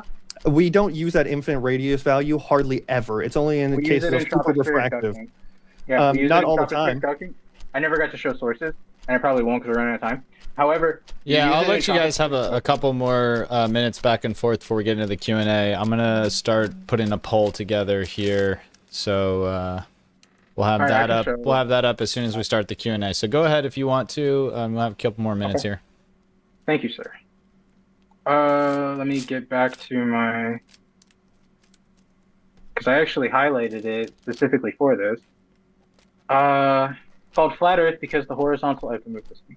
Horizontal axis or baseline has been kept flat, represent the Earth's curvature as a flat line. Okay, and it's invoked with tropospheric ducting. I have all of them. Represents the Earth's curvature. Why is it talking about curvature? Hey? He's debunking himself with his fucking citations. Brilliant. Toon's Law of Flerfs striking again. Russell Adams is a YouTube chat virgin. Quick, someone donate a membership to get it to Russell Adams. Does that mean you've not popped your super chat, Cherry, mate? You should probably do that.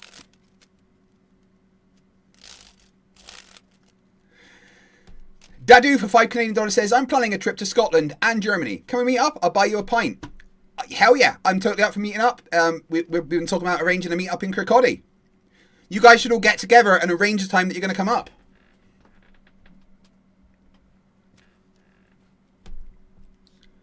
Alright, what are we doing? 113, right. So another £7.92 to get up another 3 minutes.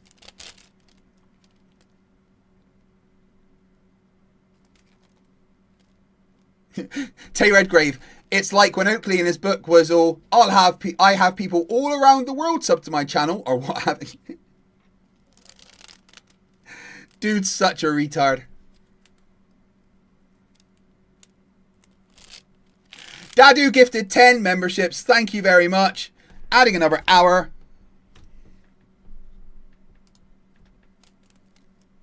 Oh shit. We're at 22 hours. It's like not gone down.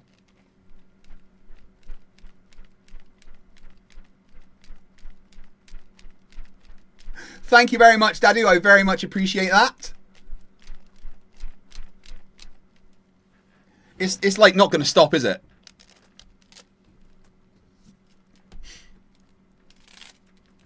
Source code, everyone destroyed FTFE's weekend. Oh yeah, I was hoping to play some fucking Power World tomorrow. Well, screw that, I guess.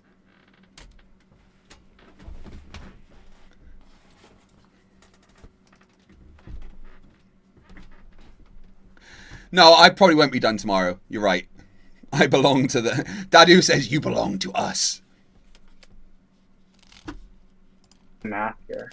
Like, all of it. If you want me to go through all the math, I can. But if you have a duct which is when it's the K factor is below negative 0.157, which you can derive using calculating your refractive index, modifying it by adding 0.157, which I bet he doesn't even know what the K factor is. Is the number in question in correspondence with height, like multiplied by. Monkey in the works, can't help themselves, 792. Adding another 3 minutes to the timer.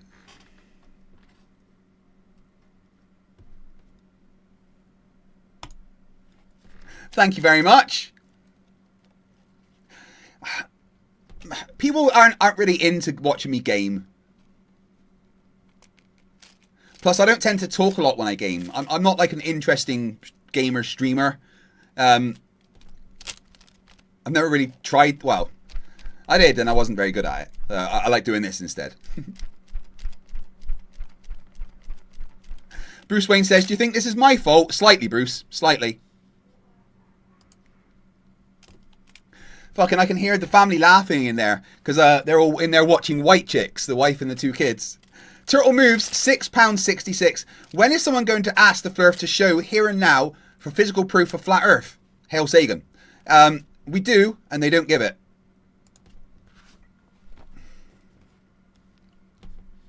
Right, and then you get a duct, right? That's how they math it out. So when tropospheric ducting is invoked, which is the entirety of your argument, is that it's bending around the ball at the same rate, which is just magic, honestly. Like, can you honestly tell me that you believe that it would bend perfectly at the same elevation relative to the Earth's surface while it was bending around the ball, dropping 80? Well, yeah, because that's the atmosphere occurs with the Earth, so of course it would. You think it's magic because, well, frankly, your brain's broken. Monkey in the Works 334 says, all right, another 3 minutes. You can't help yourself, can you?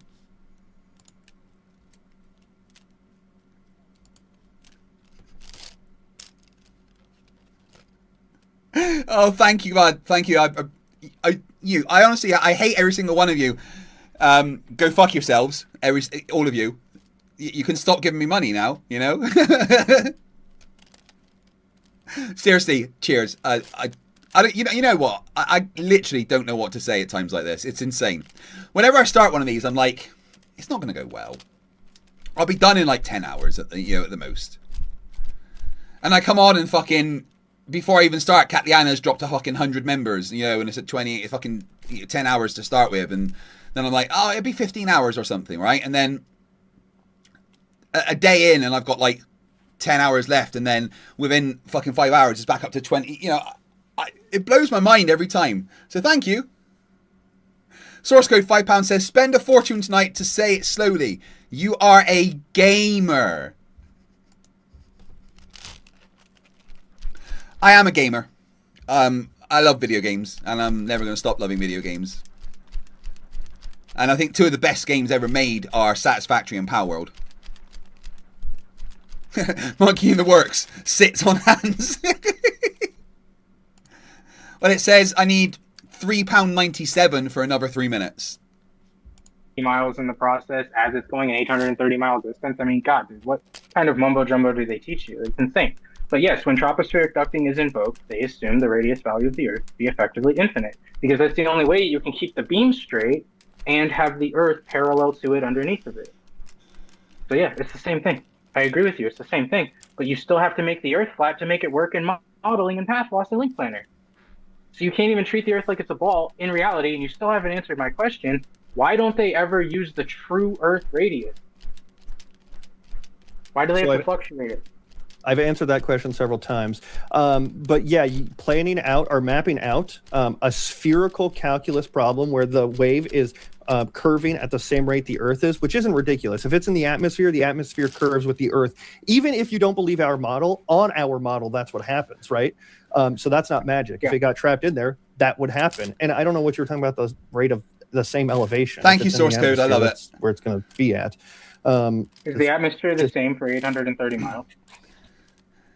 Tay Redgrave, have you ever played any of the Devil May Cry, any of the games? Yeah, my favourite game of all time, and this is a unpopular opinion, is the DMC reboot by Ninja Theory.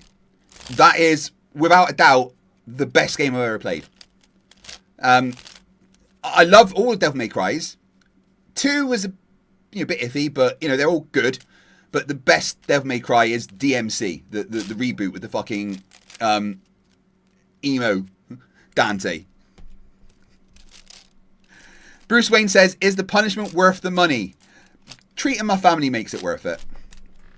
Rubiks, $10. Well, I did get paid this week. I did have to pay rent, so I won't be throwing too much more money at the screen to torture you. Also, FTFE thinks Spock is the worst Star Wars character. He's a smeghead. Well, there goes your water allowance for the month. 3 minutes. Just need another 6:53 for the next 3 minutes. Source code favorite Star Trek DS9. The longest membership drive was 72 hours.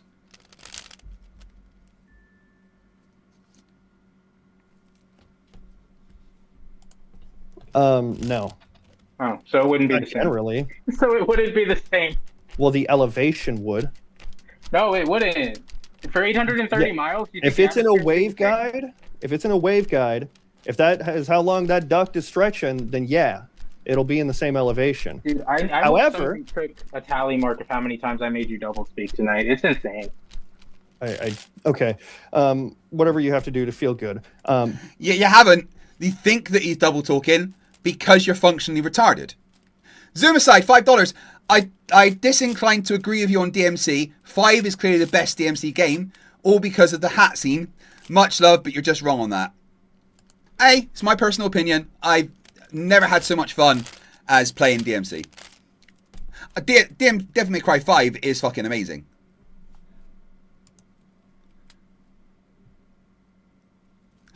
Nietzsche says for £5, stream till you can't stream no more. Taking it back up above. Another 3 minutes. So, well, another £7.88. We'll take it up again.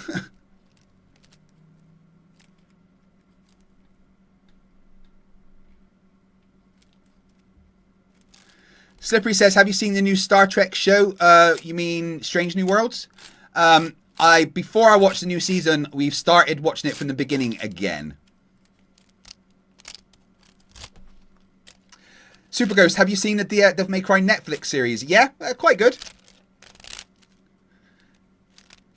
Tay Redgrave says, DMC 5 is so good. Devil May Cry 3 is my other favourite. Yeah, 3 was pretty awesome. Cheerio, £5 says, I have to disagree about DMC. 3 is the best in the series, hands down. 5 is the best in the Devil May Cry series, but DMC is not part of the series, technically.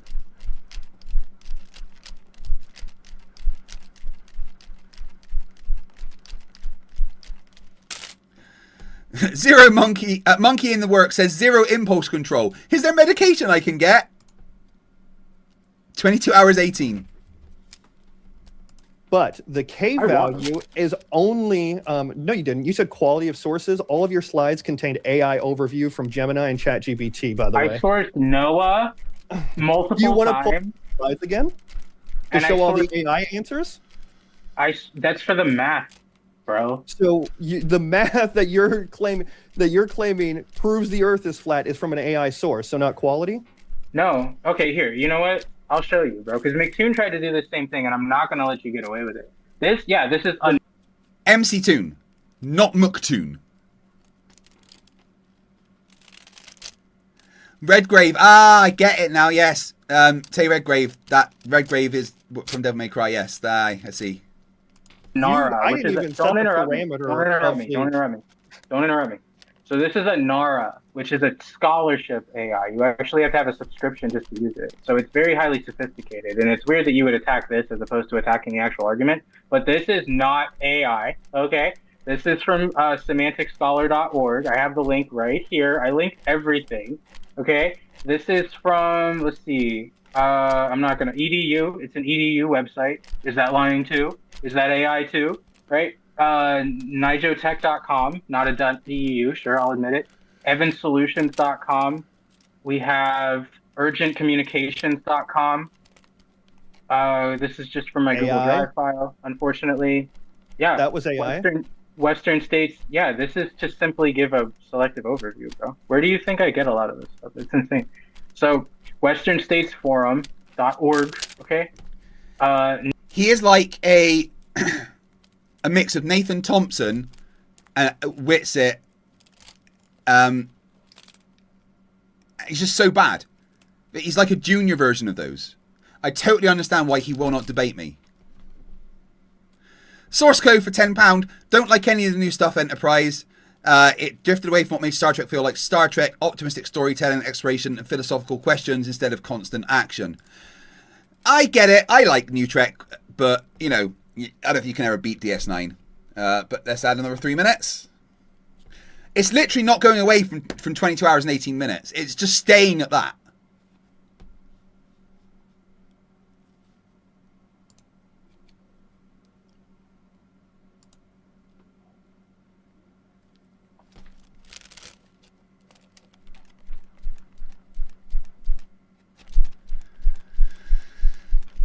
Source code says we own you. NASA. EBSTO. Yeah, EBS, whatever that is wrong. It says that microwaves right there can't refract. Is that what it said? Unlike low frequency. Slippery Jim 007 says, I donate to memberships, but I just paid $2K to the vet for a dog I rescued right off the street. Poor little guy was a mess. Dude, you have my fucking respect. Anybody want to donate on behalf of Slippery Jim? Because they fucking deserve it. Jim, you're a good dude. Radio waves that cannot pass around hills or mountains and are not refracted or reflected by atmospheric layers. That's just wrong. Yeah, they're not. They absolutely are. Oh, here. You want to read the whole thing?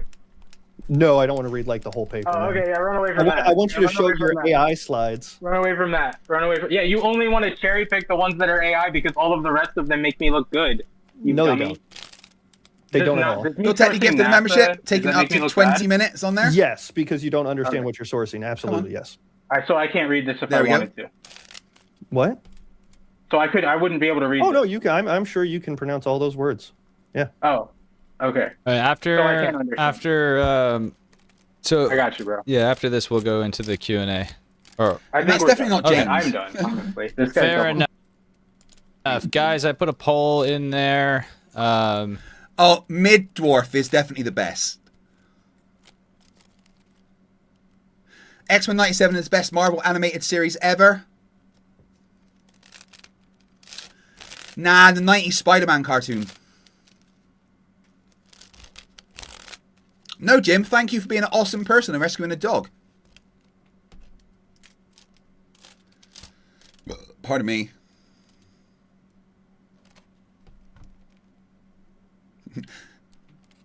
Source code, Riker was my hero in Next Generation, and I ended up looking like him. Dude, awesome. I mean, you guys have all seen my tattoo, right?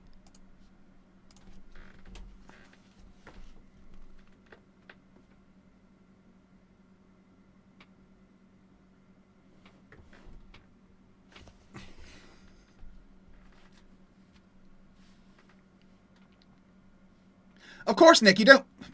Right, Nicholas, never, ever do that. Don't apologize because you can't donate. That's ridiculous. I don't ever want you to think that you're obliged to do that. Like, you're here in my chat. You're one of 200 people watching. You know? It's insane. Please don't ever say sorry because you can't donate. I mean it. I appreciate everything you've done for the channel, the support that you've given. You don't need to apologize because you can't donate. I just won't send you a birthday gift. FTFE, Rubiks says, know who else has seen your tattoo? Riker.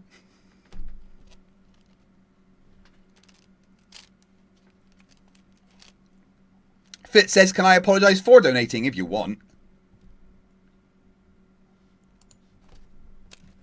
In the chat there, so just let me know. These are so...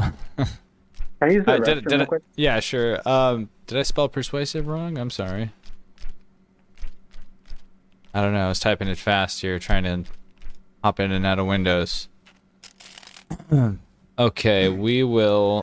Superghost says, will you be watching any of the upcoming Bloodborne or Phasmophobia movies? I wouldn't mind the Bloodborne one, but I wasn't a massive fan of Phasmophobia. Sumi says, check your Discord.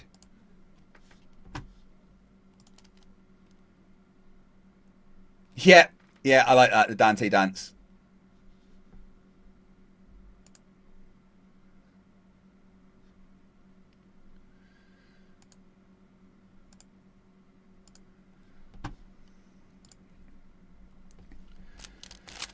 Wow, this is insane. I'm just waiting for people to join.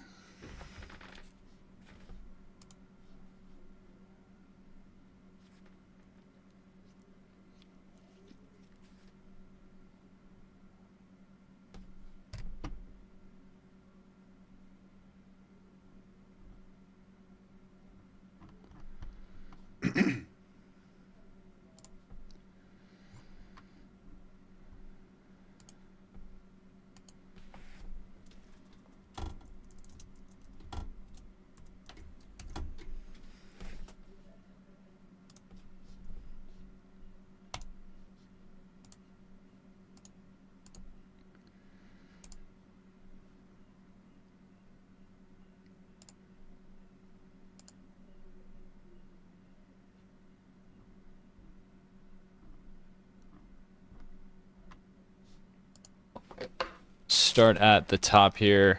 We got a couple to run through. Appreciate you guys getting through that. Yes, sir. Yes, sir.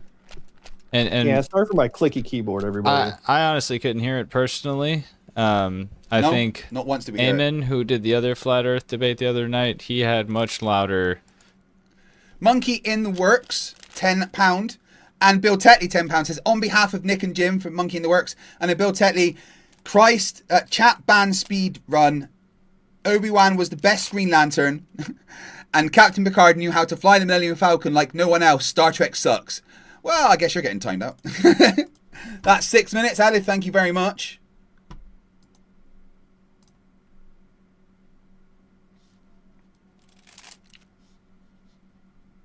Right, guys, this is actually insane, right?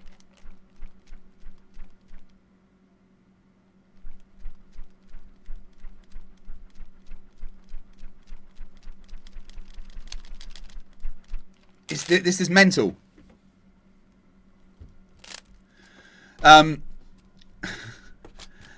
been streaming for 27 hours. Slept for 5.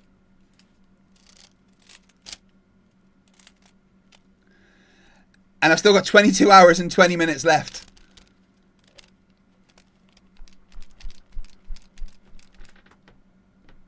It's mental. Rubiks says, should I try to get Solly on? Yes, definitely. I've tried, but they say that I'm a big fat meanie and they won't talk to me.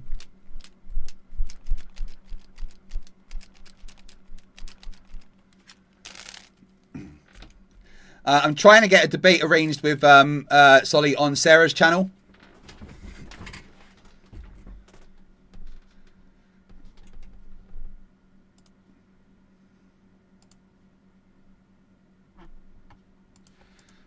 His email.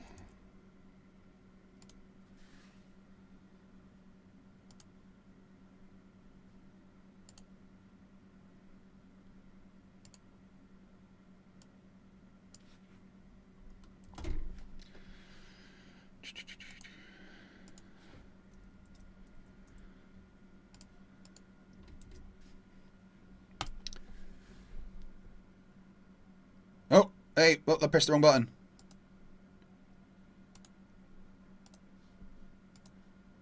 Thought I'd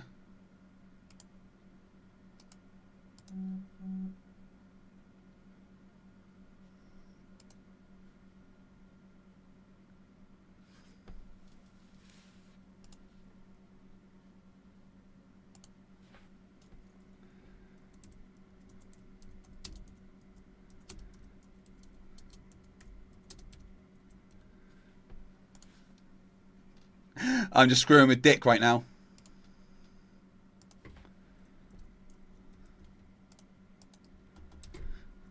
There's Sully's email, Rubiks. Hardware. That's good. And he used it as an aggressive tactic versus you being conscientious about it. So I appreciate it. All right. We're loading up these super chats here, guys. Get them in. If you want me to ask a question, I will do so. Let's start at the top here. Right. You back, Sully? Cool. I'm good. Icy Spin said, clippy keyboard. That's yeah, funny. I saw that. All right. Minus the Bear, Sarah. I love that band, Minus the Bear. That's awesome. Upgraded to became a member at the spectator level. I appreciate that, Sarah. You'll be able to watch DebateCon 8 live if you are not making it. All right. Starting with LJ69, he says, we still can't go see rockets land on Earth in person. And you guys are both Yes, we can. Who says you can't go and watch them in person? Nitchy says, chat would like to remind you we don't like Dick. Oh, come on, he's fun as fuck. Standing says, do you ever have to explain to the taxman where the money comes from and what you do for this money and how hard it is to explain to the taxman? Look, as long as they get the tax, they don't fucking care where it comes from. I tell them how much they earn, and I calculate the tax I owe them, and I give them that. That's all that's needed. They do not care how I earn it.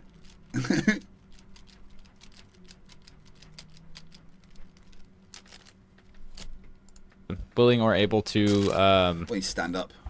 If you're willing, you are able to comment on either questions or comments directed at either party. So, you know, if you don't have to, but you're welcome to. If there's one at Clip, Sully can comment on it being like, yeah, I agree with that, or vice versa. So yeah, that was the first one there from LJ. Was basically saying we still can't go see rockets land. I don't know if anyone I knows. think that's peculiar. Not peculiar at all. They're important to the government and the mission. SpaceX, you were able to see the first one that came down. I mean, you can go stand outside the area for SpaceX and watch them return, but I don't know what that really has to do with anything, I guess. And guys, we are in subscribers only mode. James hopped on there, strong armed the chat into a submission. So become a subscriber to the channel. It's free, obviously, if you'd like to stay in the comment section there. Right. Next super chat, we got Icy Spin for 2. Genesis Tiger says for $5, will you be reviewing any Witsit content? I like laughing at him. His stuff's been boring as shit lately. He's not said anything worth covering. Like, he's just, like, talking about fucking angels and nonsense. Like, I have no interest in covering the shit he's saying lately. I do want to fight him, though. Like, genuinely. Look what the heat's done. The heat is making my fucking panels fall off my roof. I need to redo a bunch of them.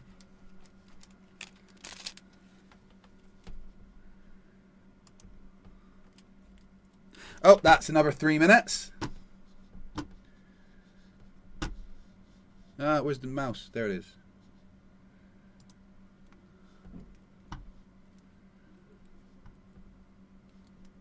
He says, was the movie Twister a psyop by Big Swirly Wind? It was a good movie. I'm gonna get hate. I've never watched it. It was a good movie. Classic. It's an alright movie. Yeah, it is a classic. Didn't they remake it? They did remake it. Yeah, never seen one. Yes, Iron Zealot. James is a totalitarian on his channel. It's his channel, brother. I see Spin with another one said, Soli is a good example of the state of flat Earth. So sad.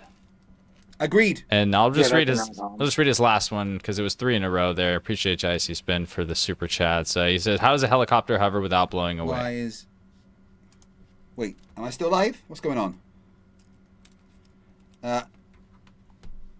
Which DM? Tay Redgrave? Why is this not working?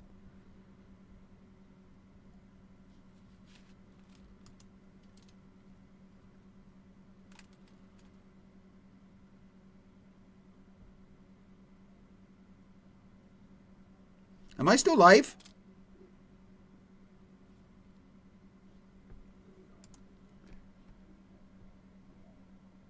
message requests. No, it's not. My live stream thing doesn't appear to be showing up.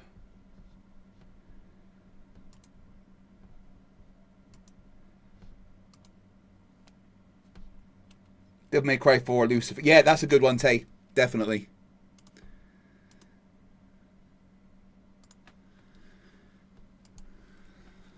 What? Is that for me? Either. Whoever wants to answer it. I mean, I think it would be biased if I answered it, so I'll leave it up to you to answer first. You're welcome to answer it. I mean, you're there to represent your side, so. Here, go ahead. I mean, yeah, conservation of momentum. It's moving with the atmosphere. The atmosphere is moving with the Earth. Even though that's not what they claim. What? It doesn't move in perfect lockstep with the Earth. That's why you have Coriolis. I mean, you might have small effects from like Coriolis and stuff, but in general. Oh, okay. So he doesn't understand what Coriolis is. That's adorable. Bless.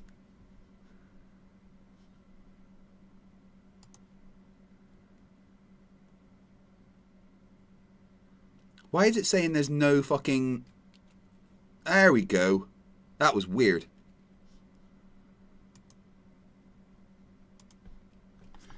Yeah, Starfleet Academy was a bit... Nah. It's like the state of limbo. It's like Schrodinger's Coriolis. Okay. Not at all. It's just Coriolis is super minute. Okay. All right, before I go on to the next one by Slide Tendencies, I just want to remind everyone to check out right next to me. We are on Rumble. It's amazing. We are on Rumble finally. We've been asked so many times. We're there. If you have a Rumble account, go subscribe, please. We, I think, had one a while back, and this is the new one for this specific. And it does say Modern Day Debates with an S at the end on there. So if you can't find it, put the S on the end instead of just debate on YouTube. Yes, live in HD. It's amazing. All right. Slide Tendencies. Your chat is Solus. Wait, what? Excuse me. Oh, he's saying you're still sore from Planet Peterson. Oh, I want to take this opportunity, actually. I challenged Planet Peterson to debate me on here, and he's dodged me twice. So if anybody takes that as me being scared, then you can just believe that. That's cool. But I want to publicly challenge him to come and debate me on here. So we could set that up. I'll defend Planet Peterson a little bit. He's going to school and he's working on, and he's about to have his first kid, so he just doesn't have time. There's a lot of time to run TikTok lives. Well, yeah, that's his job.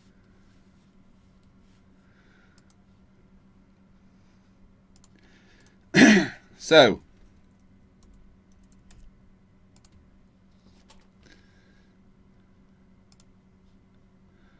here is the email thread between me and Solly.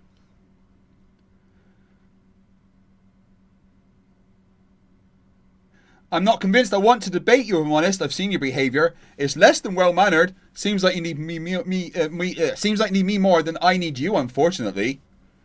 So, can we all agree from this that Sol is afraid to debate me? Yeah? We can all agree from this that Sol is afraid to debate me. Solly is afraid of me. Here is the proof. Job. But like setting something aside, especially when you're doing school and having a kid on like a Friday or Saturday, it's not very realistic. It is difficult being a dad, but it's the most rewarding thing.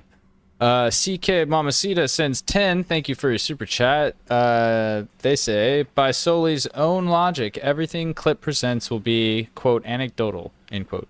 Soli has never done anything. Nice hotel for the debate in the 4th. What cast in your Bamate talks will have a field day with this? Max, are you doing an after show? Invite Soli on. He invited me. I don't know. It depends what my wife is doing. If you don't mind, Soli, I do want to address something. I see a lot of people, and this is a defense of Soli a little bit. I see a lot of people like making fun of like the hotel and stuff, and like his like speculating about his living conditions. I think that's wrong. I don't know what that has to do with any sort of debate. I think that's terrible. If you're a Glober doing that, stop it. It's dumb. It's not good. But thank you. But no, I'm doing well, actually. I'm doing quite well. Good. Clean shaven and stuff. Somebody's knocking at my door, actually. That's weird. However, you are not clean shaven. I've not used the word anecdotal a single time. So. Does he think this is clean shaven?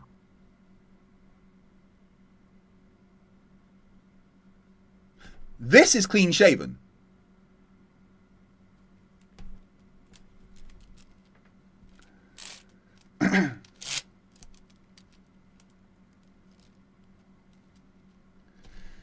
Planet Peterson has said he won't debate on modern day debates again. Why is that, I wonder? That's weird. Cowder, why won't Planet Peterson debate on modern day debates?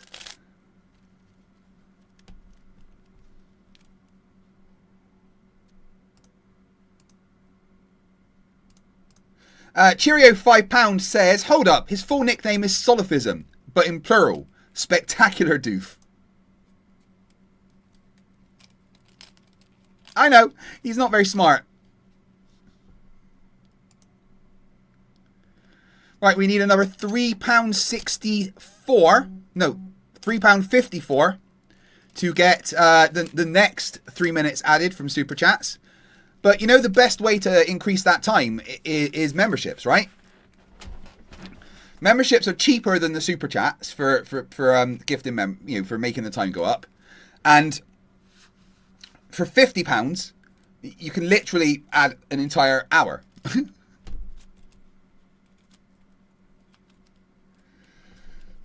Pardon me. Well, Panty says, when are you going to stop being a bitch with these short streams and do a long one? I know, I'm just like, you know, I half-ass this shit. You know what I'm saying, right?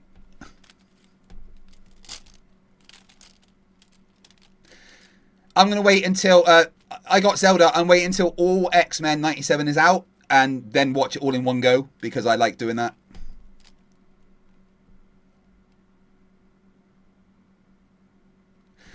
Zelda says Andrew Wilson and his wife should not have a platform. They both suck. Yeah, I know. And fuck me as his wife got big. Monkey in the Works says for 354. I know, but this is more fun. Thank you very much, dude.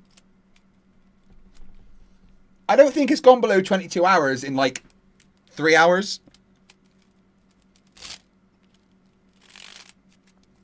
JSS Tiger says Modern Day Debate is owned by the Wilsons. Well, they've given them a lot of money, that's for sure.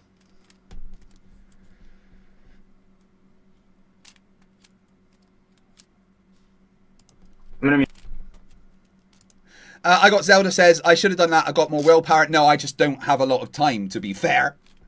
When I get time, I'll be like, right, I've got like 3 hours. I can watch that series.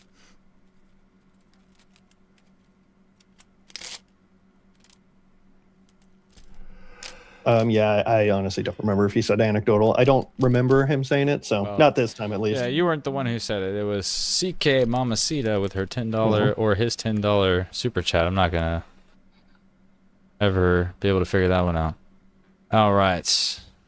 Yeah, Kevin Bacon says play a haters. I see spin. They had the wrong room. Monkey in the Works gifted 5 memberships, adding another 15 minutes back to the timer. I don't think it's ever going to go back below 22 hours, is it?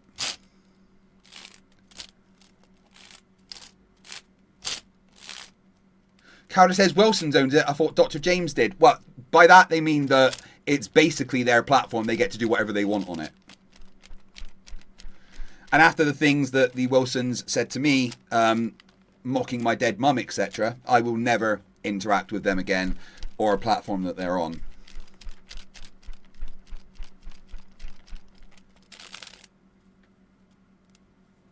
Abrak says, do you get paid from these ads that pop up every 15 minutes during a stream? You should add time for those too. I mean, ad revenue is just a thing that happens. YouTube decide when those come up. I don't know how much it adds, so... Wrong room, guys. Icy Spin for 2 says, Soli has 0 evidence for flat Earth. Why are we here? And then one more after that, he said, Soli, where can we read your research papers? I'm not addressing that. Well, the first one I will. Like, I gave evidence that we treat the Earth as if it's flat and stationary. Well, maybe not. We didn't get to get into aviation, so not stationary. But, yeah, research papers, if you're just going to appeal to that, that's kind of silly. All right. Next one is Evening Star 7. Says, Clip, you're gaslighting. Quote, straight lines are curved, end quote. Did you say that? Yeah, straight lines can be curved on a 3D surface. That's just like if you take a globe, the shortest path between that is a straight curved line. That's just how geometry works for 3D things on a sphere. I literally own a book that says when straight lines become curved. National Geographic talking about spherical geometry. In spherical geometry, straight lines are curved. So yeah, if we're talking about a sphere, straight lines curve because that's spherical.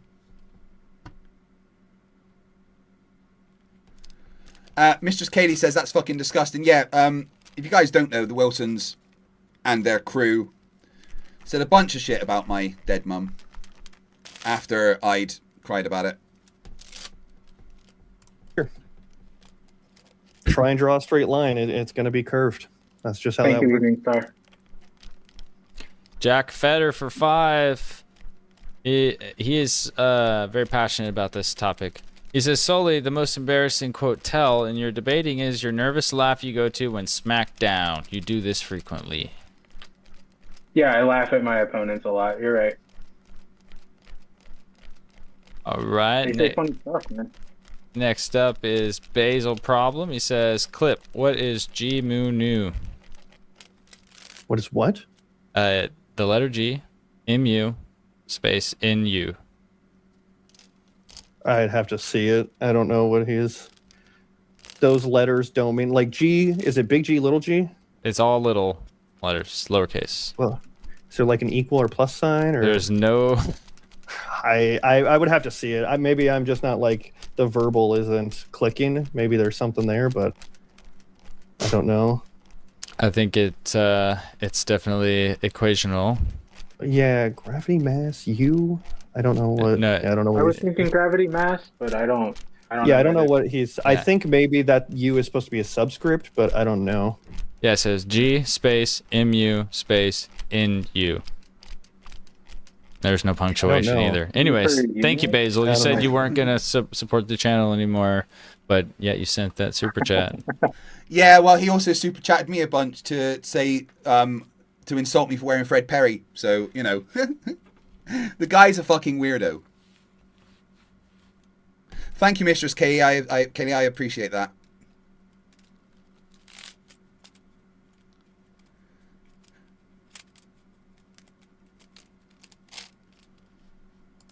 I know you still care. CK Mamacita for 5. We just need 1 pence to add 3 minutes because that would be the next £10. Says, Sully, do you love making a fool out of yourself like you did with MC Toon, not Mick Toon, and Blitz? You are losing the debate, bro, to a guy named Clip. That's a subjective opinion. I wholeheartedly disagree, but okay. I mean, I wouldn't disagree. One of the parameters was quality. I brought no AI sources. All mine were scientific, published, peer-reviewed papers. So there's that. And sorry, MC Toon, for mispronouncing your name. I've been calling you McToon for a while. I apologize. Yeah, I call him McToon. I did it a couple times in a debate I moderated with him. I apologize. Yeah, was my NASA source AI? No, it wasn't. Oh, okay. Was my...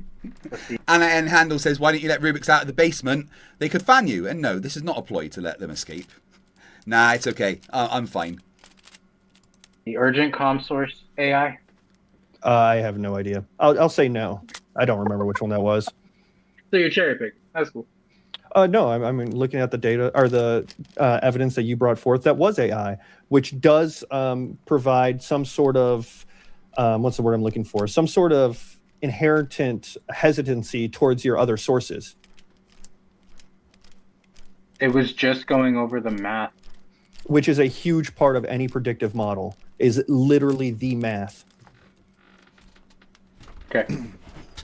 I see Spence says, apologies will be reviewed by a panel. Thanks. Okay, that's great. I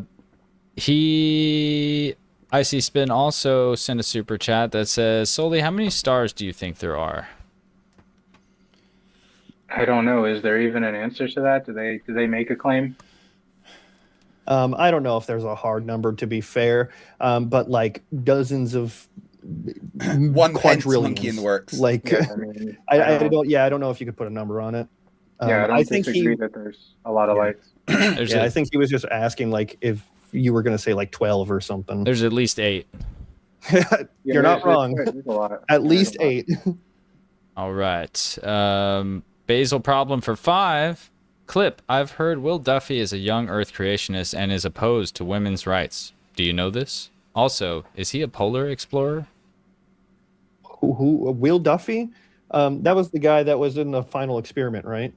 He funded it. Yeah. Oh, that's right, that guy. What was it? He hates women or something? What was the question? I don't even know that. I'll read it one more time. He said, Clip, I've heard Will Duffy is a young Earth creationist and is opposed to women's rights. Do you know this? Also, is he a polar explorer? I didn't know this, and I still don't know this. This is just someone's claim, so I'm not going to say anything on it. If they are true, yeah, the women thing, that's terrible. That's I don't want to swear on your show, but yeah, that's terrible. The young Earth creationist thing, he needs to talk to a geophysicist to get rid of that sickness. And is he a polar explorer? Did he go to the final experiment? I don't know if he was on there, if he just funded it, but if he went, then yeah, he's a polar explorer. That's cool. Jack Fetter for 5 says, solely atomic clocks have a higher accuracy in a vacuum. You only strengthen his argument. That was my argument. Yeah, but you strengthened God. it. Oh my All God. right, you win. Thank you for the 5, I pay Jack. money to be wrong. That's cool. Mr. E-Man Original sent 5 and says, Soul, how does a vacuum give the energy to the gases for them to escape the gravitation's pull of the Earth? I read exactly how it was written. Sully, how does a vacuum give the energy to the gases for them to escape the gravitation's pull of the Earth? I can rephrase it. Yeah, why don't you?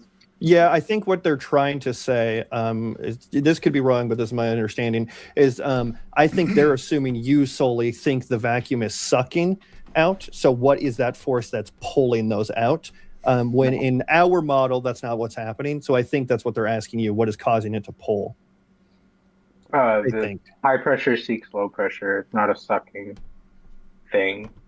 Like we call it that, like with vacuum cleaners, which run off of similar mechanics. But yeah, I don't think that guy needs to look into natural law and have a better understanding of how it works before he sends money to be wrong. Well, to be fair, that's just my interpretation of it. So I could be wrong in what he's saying. If he wants to clarify. Yeah, no, he's. Solly is implying that, well, the atmosphere should fill the space. And they're asking, well, why does Solly assert that? And Solly would say that the second law of thermodynamics, but that doesn't apply to the Earth because the Earth isn't an isolated system. Pardon me. Syrian says people use vapes like a pacifier.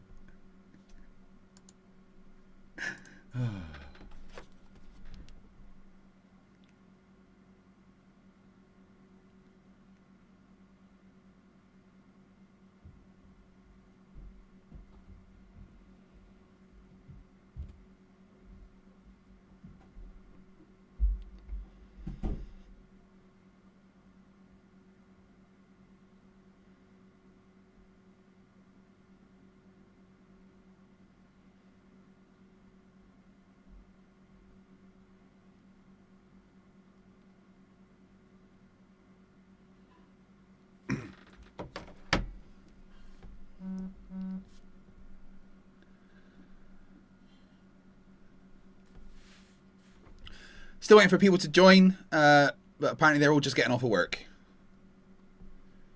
That and tag me at Point Streams in the chat so I can see it. I'll read the clarification. But moving on, Evening Star 7 says, "Clip, gravity is still a theory." It's a scientific theory. There's lots of theories: electromagnetism, atomic theory, plate tectonics, all of its theories. The idea of a scientific theory is more than I have a theory on how my mouse works. So it's just colloquial terms bleeding into the scientific understanding in the general populace. It's a failure on the science community not clearly establishing what that means, but they have different meanings than colloquially me and Mike and Sully would use. I don't disagree. I see Spin for 2 says Evening Star 7, also a universe.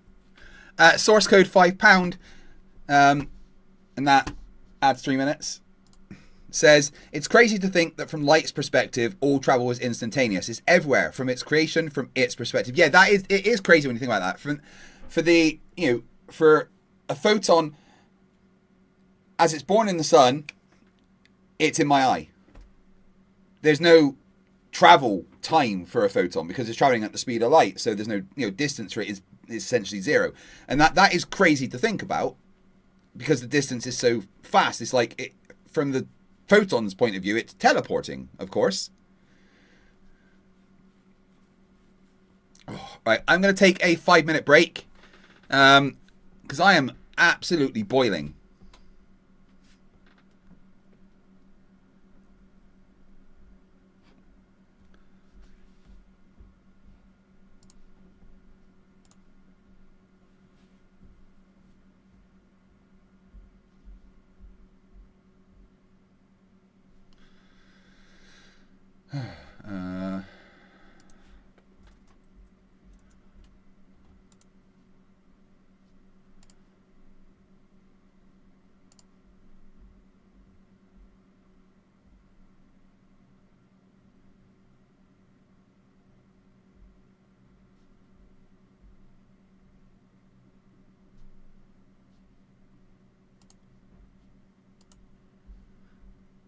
I'll be back in just a couple of minutes, guys.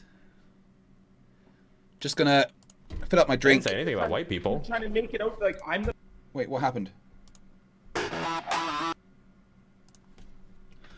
I am just going to fill up my drink, use the toilet, get some fresh air. Back in a minute.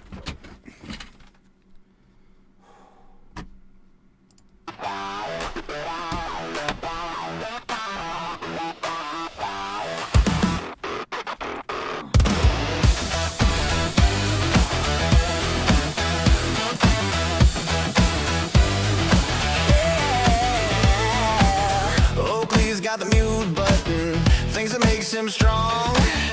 User mics on science, cause he knows he's wrong. Peppermill and butt plugs on his nightstand glow. Creepy cam on his future wife, like that's a healthy show. Measures play, yeah sure it does. Science is fake, cause Nathan says it was. Dollar store cult leader with his insults, cheap arguments weaker than the company he keeps. You got my balls in your mouth, that's your greatest line. I'm glad your kids now think that language is fine. Cash fall down, go boom boom, yeah go scream that real loud. Telling lies on YouTube, way to make your family proud.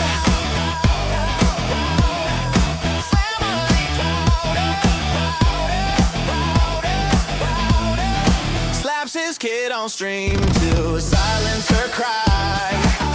Calls Dave a troll, no woman would try. Obsessed with numbers, but can't do the math. Screaming pseudoscience, talking out of his ass. She can't prove it's real, the stars prove it's flat. Sexons don't work on balls, and that's a fact. Vindictive, childish insults on loop. The echo chamber leader of a deluded truth.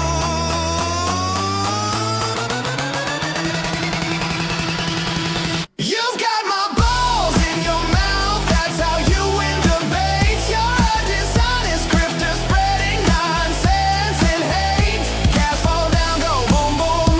Nathan's brain on repeat. Debates like playground fights, except with more defeat.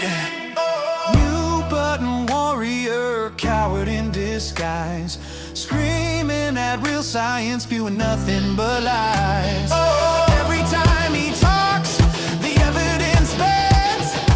Only in his mind where logic ends.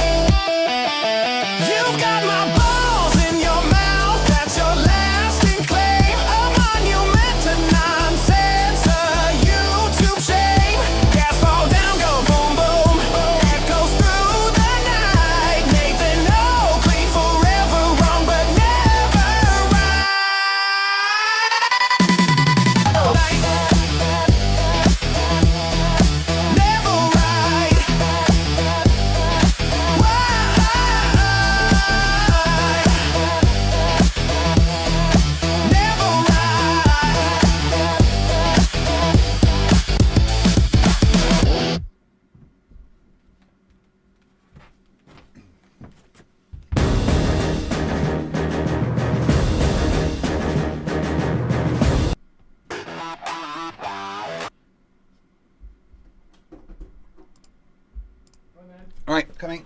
So, I'm being blunt. I'm going to move on with my life. My channel is no more going to be Flat Earth at all. Nothing whatsoever.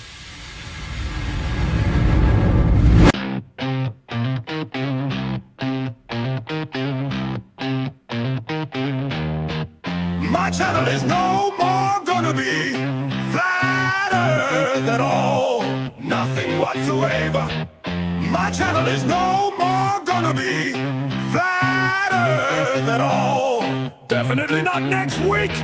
My channel is no more gonna be Flat Earth at all.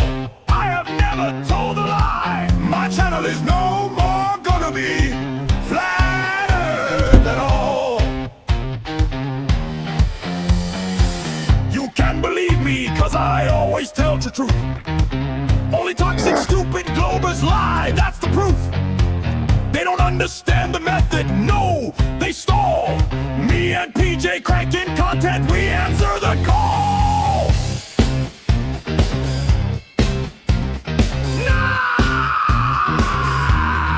Nice blessings to you.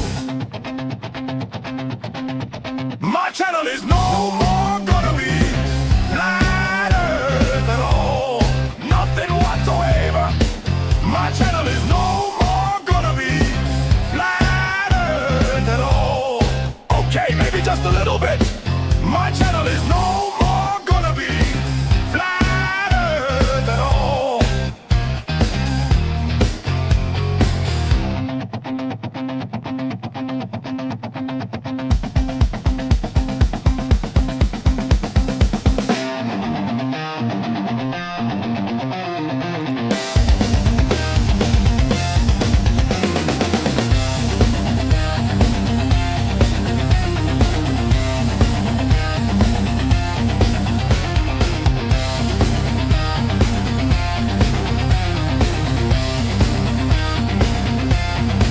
My channel is no more gonna be Flat Earth at all. Nothing whatsoever. My channel is no more gonna be Flat Earth at all. Many blessings, God hates the game. My channel is no more gonna be Flat Earth at all. Me and PJ cranking content for the Lord. My channel is no more gonna be Flat Earth at all. My channel is no more gonna be Flat Earth at all.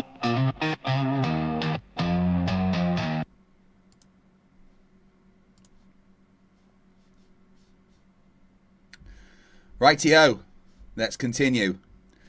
Let's have a little look at where we are and what's been going on. So I started streaming yesterday at 8 p.m. 8 p.m. It is now, well, nearly midnight the next day. So it's basically the 1st of August now when I started streaming on the 30th of July. I've been going for 28 hours. Slept for 5, so let's say it's 23 hours of streaming that I've done. That's a bit insane, actually. Now, when I started, there was a 45-minute timer. Surely that's going to be near 0 by now, right?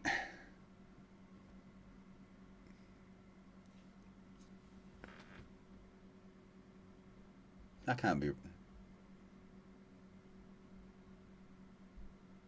Let me just check.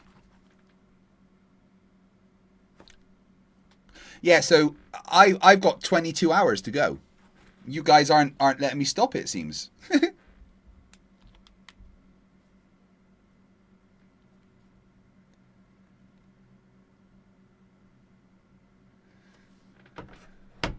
Monkey in the Works gifted a membership, adding another 3 minutes back to the timer. Thank you very much.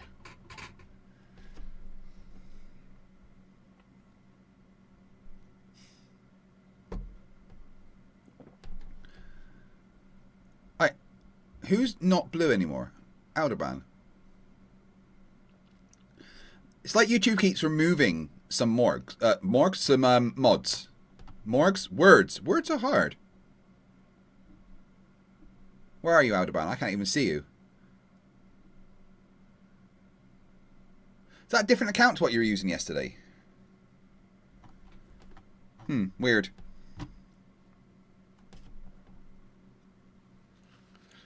Right. Let's continue with this. We're still waiting for people to come in. Apparently, they're all just getting off of work. I thought it was going to be a couple of hours ago, but hey, never mind. Universal law. So that's what I guess they're right after the gravity is still theory one. IC Spin said also a universal law, and then he said one's in the chat if the other side is indoctrinated immediately after. Send another $2. Thank you, IC Spin, for being engaged. Okay, the universal law thing is just the effect of downward acceleration. That is not. You should save your money, bro. Does he think that universal law is 9.8 meters per second squared? No, the universal law is Fd equals gm1m2 over r squared. It's the attraction between masses. It's the force created by gravity. It's not. He doesn't know what the law is, does he? Oh god, I want to debate this guy so bad. He's absolutely fucking clueless.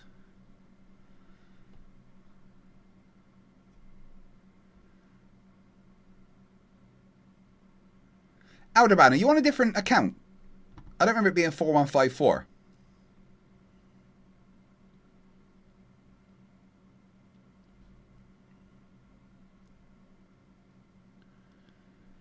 Who went Zionist? What's going on in the chat?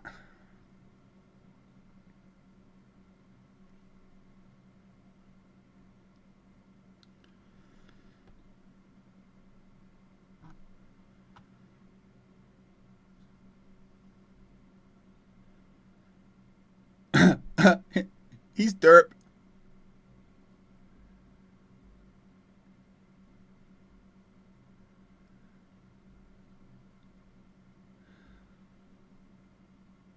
Well, I'll give Aldeban back his wrench. I don't know why it's disappeared.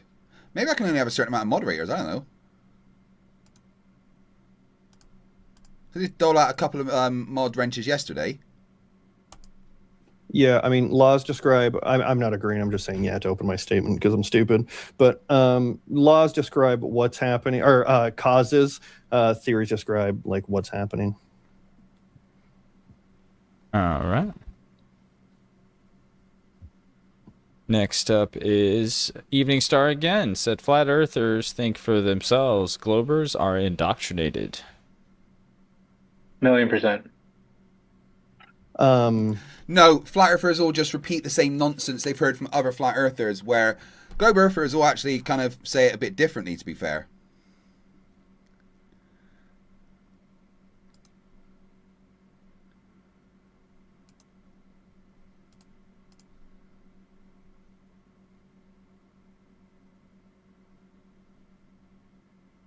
No more mods can be added. Okay. Never seen that before.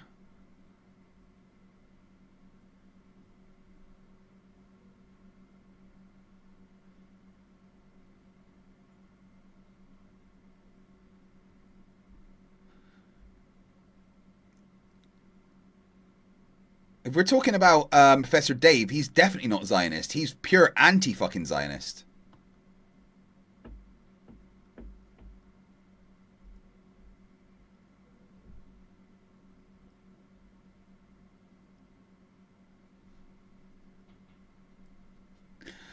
I don't know. Maybe Rubiks we'll have to see. Oh, I don't know about Ben Shapiro. Yeah, I'll address this super simply.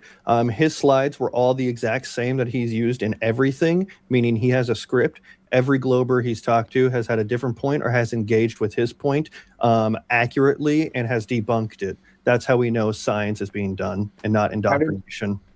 Okay. I've used them twice on here. I've only been on here twice. That's weird. And how did you debunk the bathymetry argument again? It's just a super small area. We treat it as locally flat, and then they get stitched together on global coordinates. Kilometers is a super small area? That's not using a Cartesian coordinate to map the ocean floor. That wasn't the argument. What was your argument? That we treat sea level as a horizontal datum. That's not what you said. Yeah, it's about bathymetry. I feel like you're going to have to rewatch this. Okay. Yeah, maybe I misunderstood. Yeah, 4 times, actually. Okay. multiple times. Yeah. Sully, you're on TikTok, right? Yeah. Well, for the viewers, if you look to my right, we also have a TikTok. So if you follow back in, we have and there, and we do have a Facebook there. Bring them in. Oh, that's the sponsor on here. We do have an Instagram. Moving on here, we got some more super chats coming in. Appreciate you guys sticking around.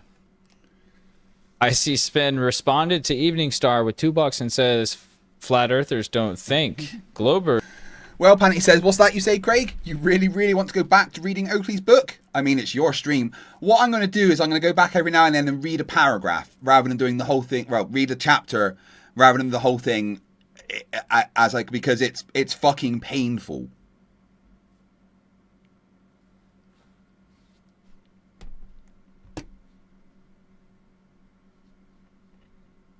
Yeah, fuck Israel. Accept evidence. So this is riffing off the Evening Star.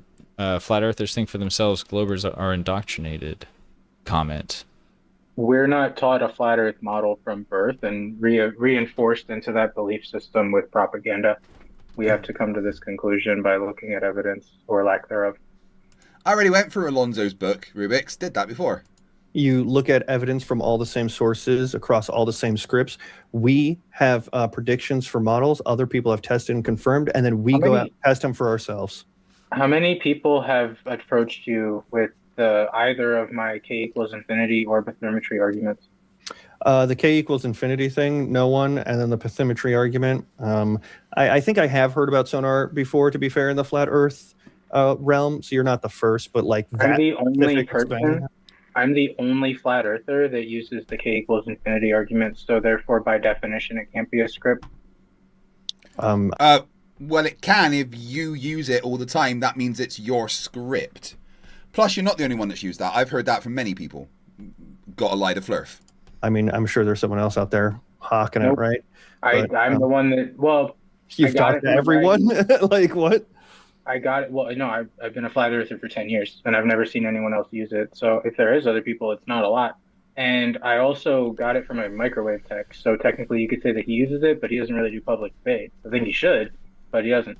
And then you did I'm the only one that's gone publicly with this information on platforms like this. I've done it twice now, and I go publicly on TikTok about it. And I know a lot of flat earthers on TikTok. I know thousands of them. And I've never heard a single other one even come close to being able to make this argument. That's an insult. It takes a lot of research, but just saying. You don't know how to research, though. You just cherry pick information and ignore everything else. All the papers that you cited, they would all fucking say that the Earth's a globe at some point, and you don't care about that. You know, you're dishonest, and also afraid of me. Never forget, guys. Solly is afraid of me. This is just a fact.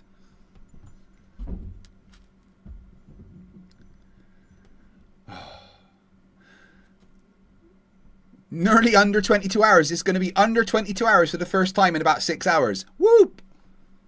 You can't say that I'm reading a script when I'm the only one. I wrote the script on that particular. Yeah. And so, therefore, it's a script. How can you say I'm reading a script when I wrote the script? Are you hearing yourself, Solly? Kipdar says, what is k=infinity? He's talking about when we, for extreme refractive conditions, and we say that k=infinity, which would mean that the Earth is flat because it wouldn't, have a defined radius. But that's only under certain conditions, extreme conditions, even. Bruce Wayne says, "You want to bet this microwave tech wasn't a Flerf?" Yes, I 100% think that he was not a Flerf. 3, 2, 1. Woo! Finally, we're under 22 hours on the timer. Yes!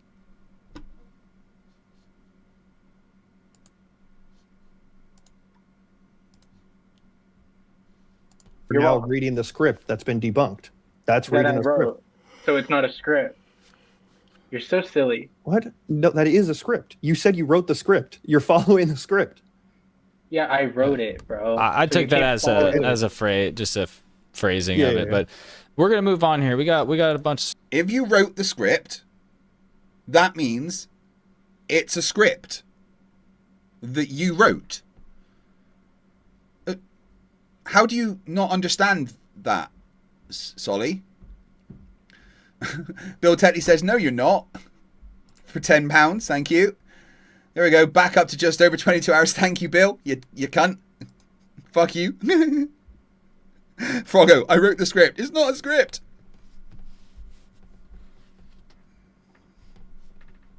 Super chats to get to. 400 people in the chat live right now. Guys, like the video. What are we at with the likes? Only 78? Come on. Come on. Why are you still here? Go like it. Go like it. Back to the comments. Back to the comments. Okay. So we left off at Icy Spin. He said engaged AF. Yes, you are. His last one in that sequence of super chats was solely verified science requires a replacement dodo. Inquisitive Infidel for $10 says, when a number reaches infinity, you know you're not dealing with actual reality. Well, of course. And that's another 3 minutes added. Well, I was under 22 hours. Now I'm back up to 22 hours and 5 minutes. 4 minutes. I can't count. Craig, come on. Yeah, my brain's turned into mush, guys. And I'm about to start having debates. Apparently they're going to be trickling in very soon. Dick Wayne's also got the link. Alderbun says Icy Spin was giving out the money on this debate. Why don't you come in here and give it here, Icy Spin? And in fact, don't, because it keep adding money to the timer. So, you know, you guys can stop giving me money. It's okay. I 100% don't want any more of your money. You are not allowed to give me any more money. In fact, I ban everyone from super chatting and giving memberships. Anyone that gives memberships, you know, thinks that flat earthers are intelligent. Wah. Slicky Dicky should be coming in again, yes.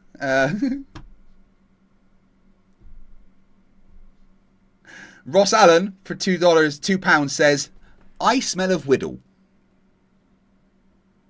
Is that just saying Lidl with a weird accent? I smell of Whittle. Because I shop at Lidl. I fucking love Lidl, by the way. Their food's amazing. Right, let me see what that puts us on. Right, so we need another £8.09 to get another 3 minutes. Or obviously a membership. Oh, 22 hours and 2 minutes. So 2.5 minutes and we go back under 22 hours. I'm sorry? He said verified science requires a replacement dodo. I think dodo might have been an insult and not you need a dodo replacement. Verified science requires a replacement. You had enough. Mm-hmm. That's not even like a complete sentence. Yeah, he had enough characters for 1 comma. Oh. The verified science requires a replacement. That is a complete sentence. If it's verified science, it requires a replacement. It's a full sentence because it's responding to your claim of falsification is independent of replacement. No. The following sentence is verified science requires a replacement.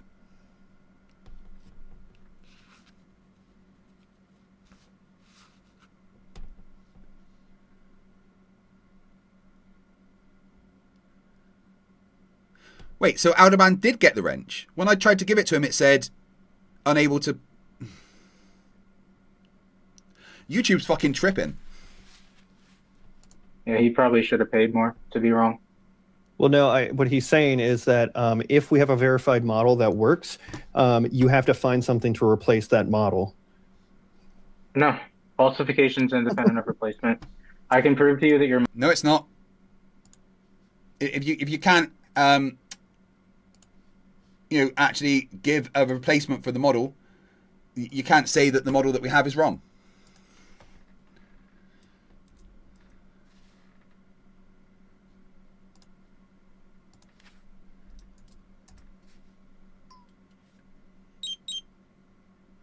Oh, my watch is dying.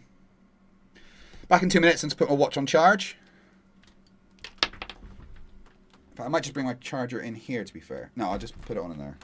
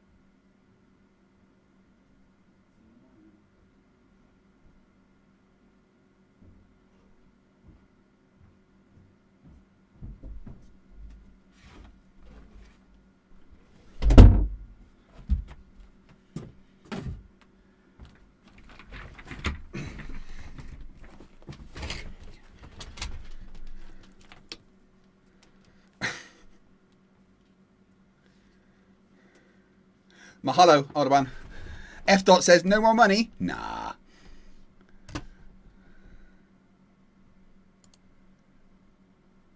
What's that put us? So that puts us at needing another £6.61 to get the next 3 minutes on there. Thank you very much, F. Dot 111. F. Dot. Model is incorrect based on the lack of curvature and the lack of detectable motion, and I do not to provide us. But there is detectable curvature and detectable motion, so you're incorrect. He's just a Witsit puppet. That's all. He is literally got the Witsit script. Woo! Look at that, guys. Timer's below 22 hours. Get in. Finally, I might be able to finish at some point. In a day or so. It'll probably be Monday.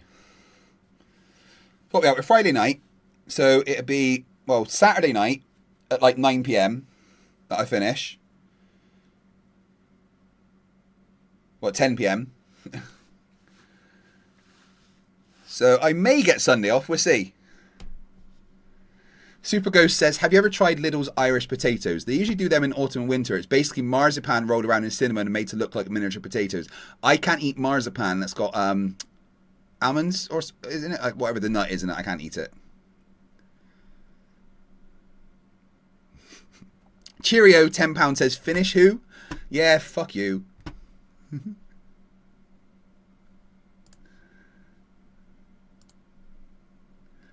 Back up to 22 hours.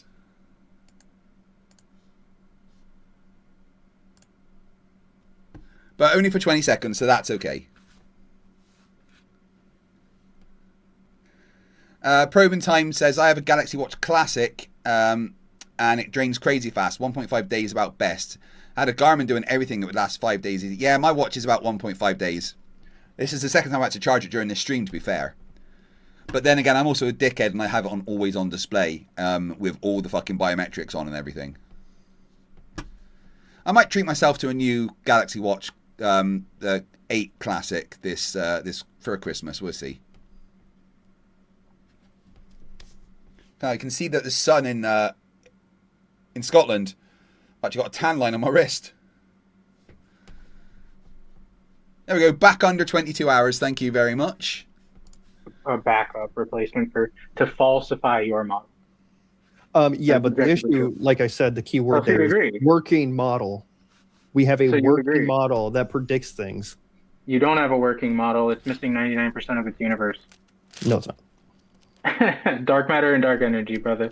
You don't want to get into that topic. Yeah, cosmology is my wheelhouse. That's why I smacked you around with gravity. You don't want to do that. Let's set up another one there.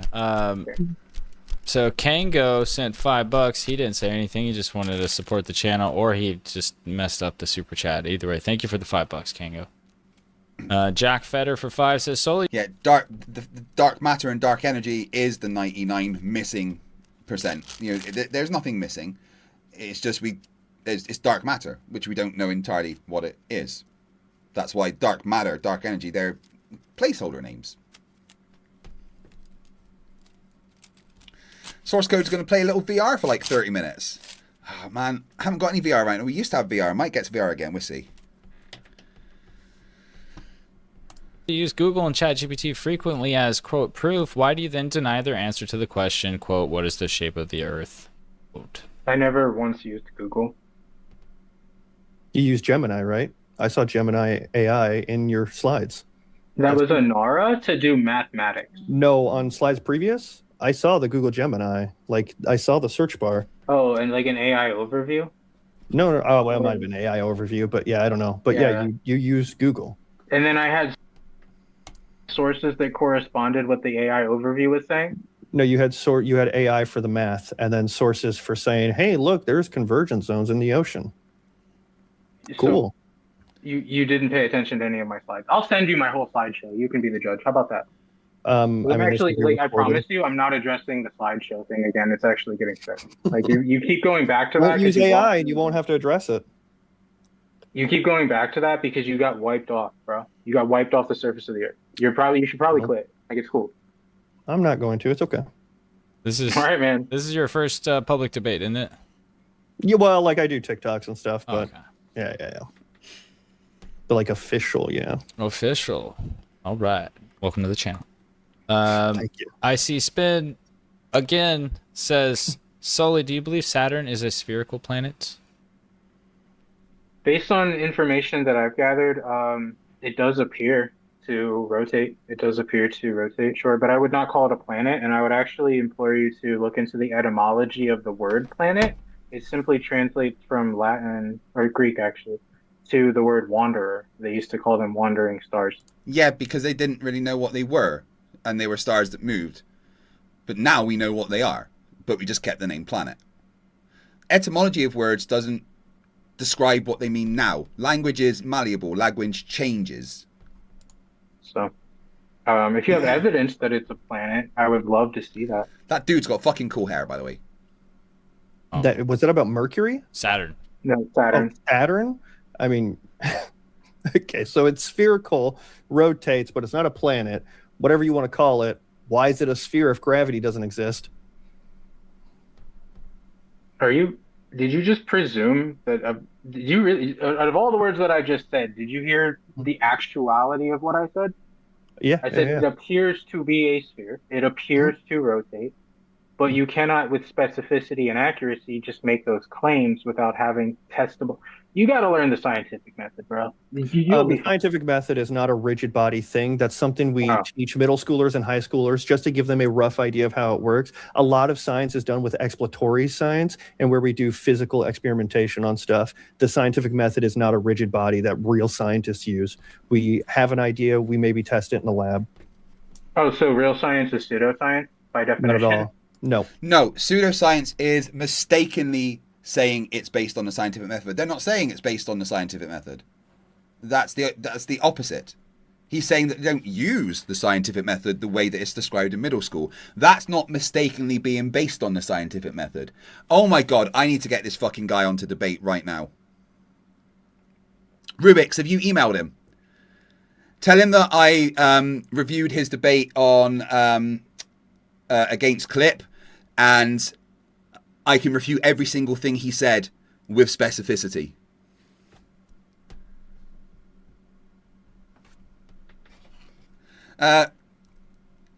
This is my phone now, probing time. It's the Z Flip 7, which I fucking love. The camera's not the best, but the phone itself is absolutely incredible. I love the front screen and stuff. Look how gorgeous my wife is.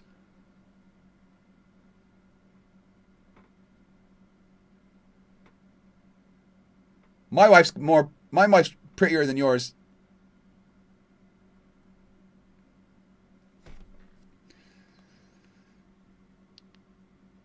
Like, seriously, how fucking hot is she?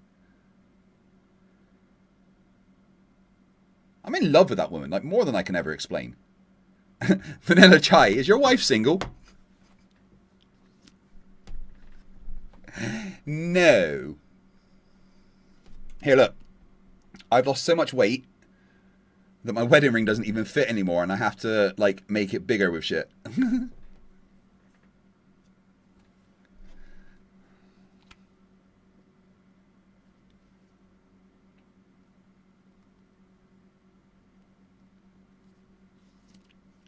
What the fuck are you saying, Stray One? My wife is the hottest fucking person on the planet.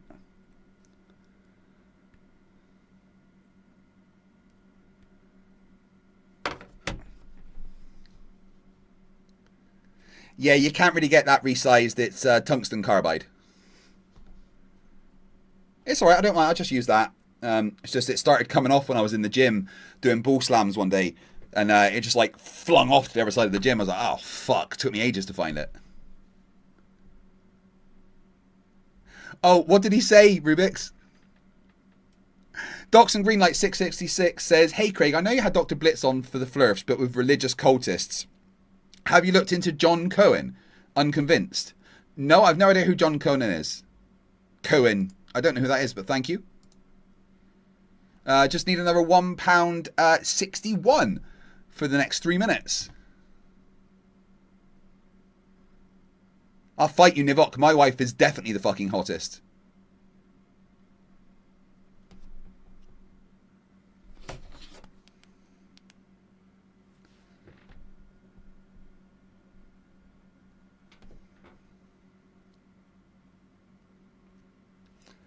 I mean, look at her. She's fucking banging.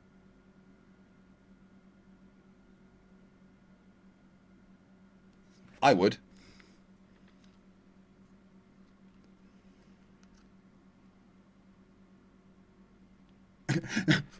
Does he need content that badly? Right, Rubiks, reply and say that I've been streaming for like 2 days straight and I have had plenty of content, including 4 debates with a bunch more coming. I've just covered him and it made me want to debate him because he's like absolutely fucking useless and I want to show how all his arguments are so easily debunked. Oh, amazing. What's the definition of pseudoscience?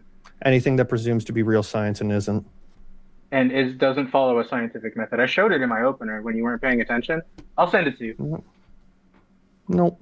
Was that one AI? It wasn't AI, by the way. It wasn't AI either. All right. We got another from Basil Problem. He says, what point streams, what Subway sandwich length is felonious if thrown? 6 inch, a foot? You may need to ask Dr. Coons. What? Thank you for the super chat. Hey, well, Panties, what's my shark fact of the day? Because I've been here for 2. So I should have had like at least 2 shark facts by now, right? Nivok says, we have different reference frames. Your wife is beautiful, but mine is watching me right now. Yeah, but you're watching me. So your wife's watching you watch me.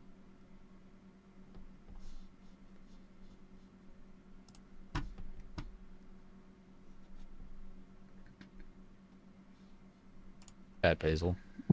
But it's not a felony to throw any Subway subs. Just putting that out there. And Roach Carter, if you have like a really, really good question, I'll read it for free. Otherwise, yes, we read the super chats to our guests. That's the way it works. Welcome to the channel. It's not just me. Evening I Star saw that 7 Tiny says, Captain. I like your Squashmallow clip. Squashmallow. Oh, clip. the Squishmallow? Yeah, it's not a Squishmallow. I got that for my wife on Easter. What is it? It's Sure. just like a stuffed animal. It's not like the brand. Squishmallow is a brand. That's some. Yeah. It's just Okay. it's like an offshoot brand for poor people to buy, and I got it for Easter. Okay. It has to be like really good, Roach Carter. Anyways, because these are still rolling in here, and I don't want to waste the people who paid time. You know, that makes perfect sense. Codage sends 5 and says, solely since you know about the K factor, can you explain the equivalence to the calculus derivation? What's the first step using calculus to falsify this? To falsify it? Yeah. Went over my head, guys. not- I'm just the humble moderator here.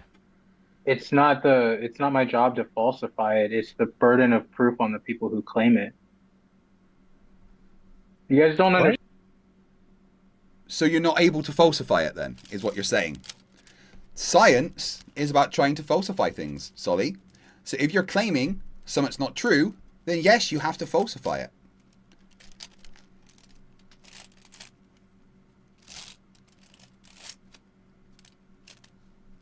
Oh, Tiny Captain, I know. Maybe a slip of the tongue there, right? Look at that, 21 hours and 48 minutes left. Finally, we went under 22 hours by a decent amount, and there's no way you guys are putting it back at 22 hours. Understand logical etiquette in it shows, but that's fine. No, he's saying that. So we're saying that this is just simply to graph it easier, since they're both curving at the same rate. If you're saying, if you're saying no, this represents the actual flat Earth, and that's what it actually is. They have to do this to get the radio wave map. Not the claim. Then what's your claim? Not the claim. My claim is that you have to make the Earth flat in order to make it work, and you never use the true Earth radius value. That's when I asked you, No, when it's do we not use source the code. true Earth radius value? And you said the atmosphere changes in a response to when do we use the actual Earth radius value, which is never the case. We never use the actual Earth radius value. And to top it all off, this isn't even to model the radius value of the Earth. This is to model the path of the light. but they don't actually change the path of the light. They keep the path of the light. Yeah, Osmo, Solly, Parrots, Oakley, Witsit, and Dearth so far I've seen. Might even be a little bit of Mark Sargent in there, to be fair. He's definitely a parrot. I've heard the infinite K value thing before. I've heard the Baphomet thing before. He's a liar when he says that he made them up. He hasn't made them up. He's been a flat earther for 10 years, and he's a basic bitch. He's a Witsit parrot that tries to look like Jeranism. And does both of them badly. Straight and make the earth flat underneath it. That is the... Rubiks, he said, I'm sorry to hear the channel isn't doing well. Tell him in the past 3 months I've gained several thousand subscribers, and views are higher than they've been for a long, long time. And I'm doing a membership stream where I've gained so many members and stuff that I've literally not able to stop streaming for the next day at least. The channel's doing pretty fucking well.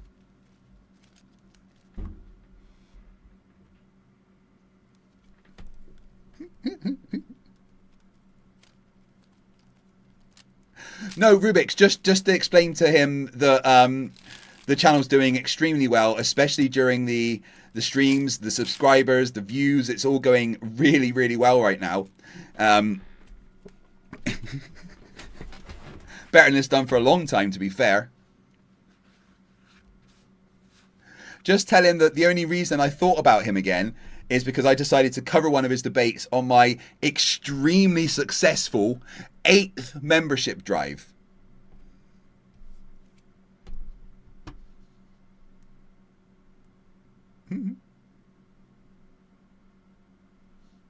Argument. I hope you can steelman it if we come across each other again. But Yeah, no, see, that's where you're wrong. They don't. The radio wave isn't straight. The radio wave is curved along with the Earth. Why don't we model it that way? Flattens both. Because it's super difficult. You get into spherical calculus, and for graphing a computers curved can't path, do calculus, right? no, you can. I just said it's difficult. It's much more tedious than doing linear algebra or linear calculus, especially when they're both straight and everything is just either pushed down or pushed up wherever they are. Okay. But yeah, that's simple, and it's easier to graph. Graphing curved lines is difficult. So we make it easier for the robots that do the math. Okay. Yeah. Clanker math. Swifty Drizzle sends 10. Thank you, Swifty. I told you, just be patient. I'll read your super chat. They said, how does the sunlight hit the bottom of clouds on a flat Earth? If reflection, why do sunsets look different than the rest of the day? It would require a horizon on a sphere. All right, Rubiks, I'm going to give you this Zoom link that I've got right now. I'll send it to you on Discord. And you can just give it to Solly.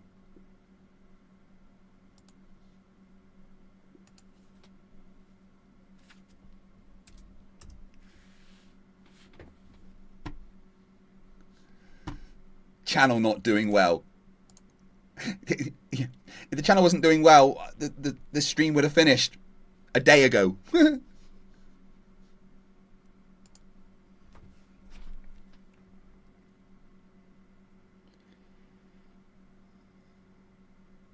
Look at all the green bits. Channel's doing pretty fucking well.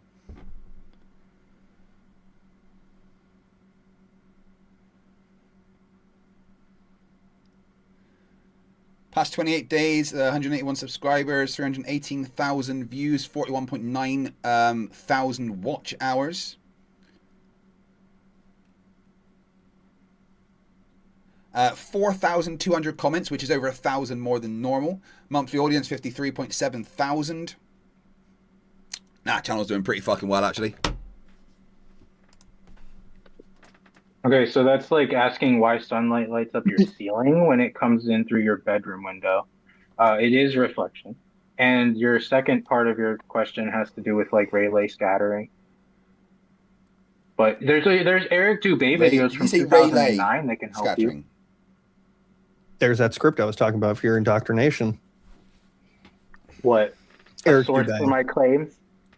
No, Eric Dubé is not a I don't reliable actually source. vibe with Eric Dubé very much. I don't think he's aged very well. I don't think he's withstood the test of time in terms of like keeping up with the actual arguments. Like a true person who doesn't follow a script, I actually think independently of people who used to make videos from 10 years ago. However, he does have good videos that explain like how sunsets work for simpletons like the people who spend money to be incorrect on modern day debate, unfortunately.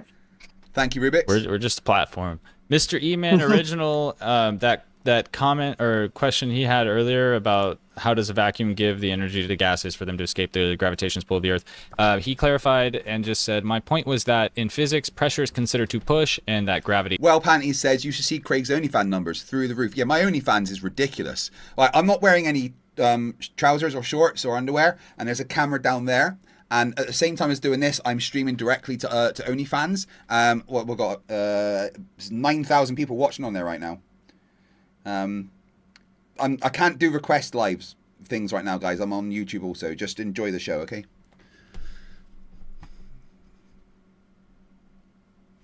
If you weren't a coward, you'd pause the timer when you sleep. Well, no, because I'm still on camera. If I got to leave the room, then I'd pause the timer.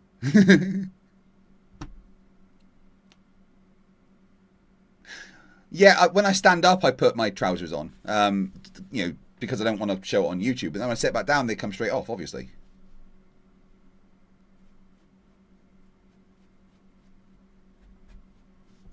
It sucks. The gravity sucks. I don't know if that clears it up or makes it more confusing. No, that makes it worse. Yeah. Makes it worse. But I don't know. I think he meant gravity pulls the gas down. I don't think he meant sucks. I think he was like his brain was typing, or his fingers were typing faster than his brain. I wanted to honor my word of saying it. Hey, send a clarifying chat. I'll read it. Just tag me. Anyways, appreciate that. Okay, so last one was Codage or Swifty Drizzle. Codage sent another 2 and said evap ducting works only 50 to 100 miles. Try again. Evaporative ducting. Oh, I'd have to see that. Yeah, I'd have to see that. I'd have to look into it. Only works to like I said, that's not a claim that I was prepared to fully address, although I did find the sources for it, and I apologize that it was on my cell phone, but... Pardon me. All good. Yerba Mate Talks sent 75, I think it's fake money, said, after show on YMT, Yerba Mate Talks, open panel, let's discuss the debate. I'm also willing to debate solely. Yeah. Oh, sorry, go ahead, Sully. No, I'm going to bed, bro. I'm not doing this like after show thing. Sorry. MX, Sorry, I Max. can join for a little bit. Oh wait, is that Max that debated Caleb? MXXD. Yeah. I believe so. Yeah. Okay. If he wants to schedule a debate on here, we can do that. He can reach out to me. Let's go, Max. Yeah, he can reach out to me through like TikTok or something. You can find me, bro. Find me in the club. All right. Creed says for $10. Thank you, Creed. Clip, how do you solve the reification fallacy of space-time? Also, W solely. I told you I don't care about your fallacies. They mean nothing for the correctness of my argument. That's what I said, Max. It's fake. You're going pesos. Yeah. Sorry, go ahead. It's pretty bad when the entirety of your argument is fallacious in reasoning. Yeah. It doesn't. You're right. You're right. It does not technically mean that you're incorrect, but when you simply are incapable of formulating an argument that is developed. Space-time isn't reification. We've shown that reification is a fact. We've shown that space-time is a real thing with experimentation. And yes, experimentation can be observing something, whether you agree with that or not.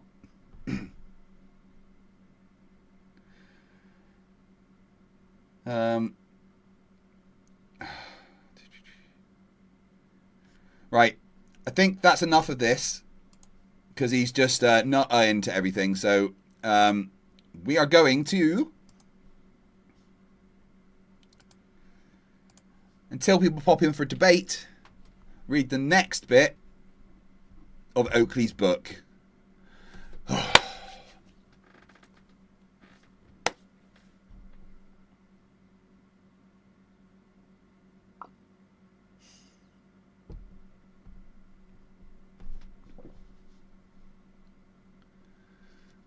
Is Craig getting ready for a 21-hour nap? No, I'm good. I don't need to sleep for a while. Probably at least 12 hours before I need to have a sleep.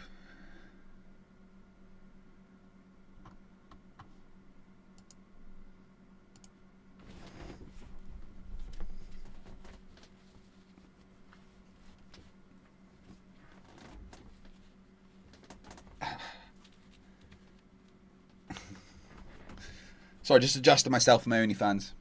Right.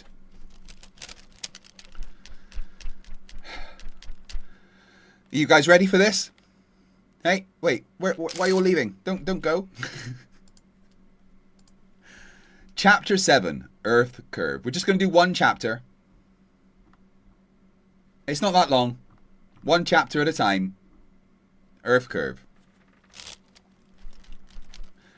When it comes to the subject of flat Earth and the globe, perhaps there is nothing more obvious than the experience all of us have every single day. I experience the Earth as curved because I'm not functionally retarded. I can look at the sea and the world around me and the weather and quite clearly conclude that, well, the Earth's rotating and it's a sphere. The surface of the Earth we stand on. To believe in the globe, you must believe the surface curves, and that curve is preordained, set in stone by the globe's own flat Earth measurement, radius-based geometry. It's hilarious. He literally thinks any measurement of any kind means the Earth is flat. You can't measure a curved thing, according to Nathan Oakley. Shut up, Oakley. I want Moodang.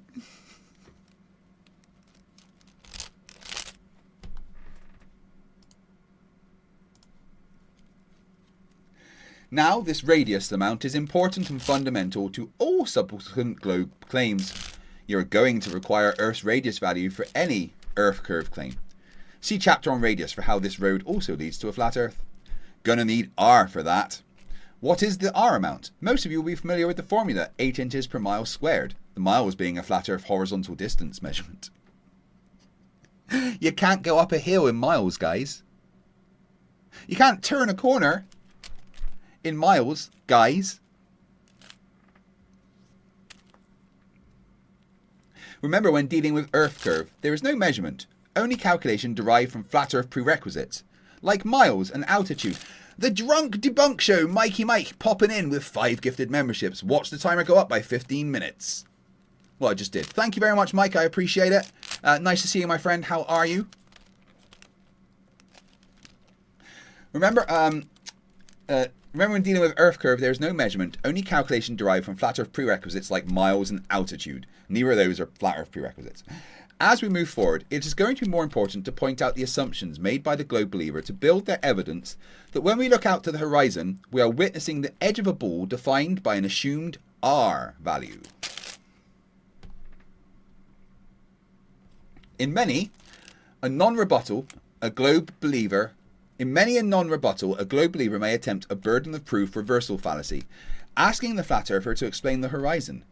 While I will now explain to you what the horizon is, I will stress that there is no burden upon me in the context of the Earth having a leading edge of a sphere for horizon to define this observable horizontal line. Because I have no requirement to utilize the horizon for anything practical, therefore it is not necessary for me to give an explanation, as the burden lies with those who claim this horizontal line is proof the ground we measure flat is curving. While I can explain and define the practical uses the horizon has, it is not incumbent upon me to provide these in rebuttal to a claim that the horizon is the physical geometric sphere edge required for heliocentric belief. The horizon is an optical resolution limit. No, it's not. A point of diffraction, interference, calculable with Rayleigh criteria. You're going to need a globe Earth for those.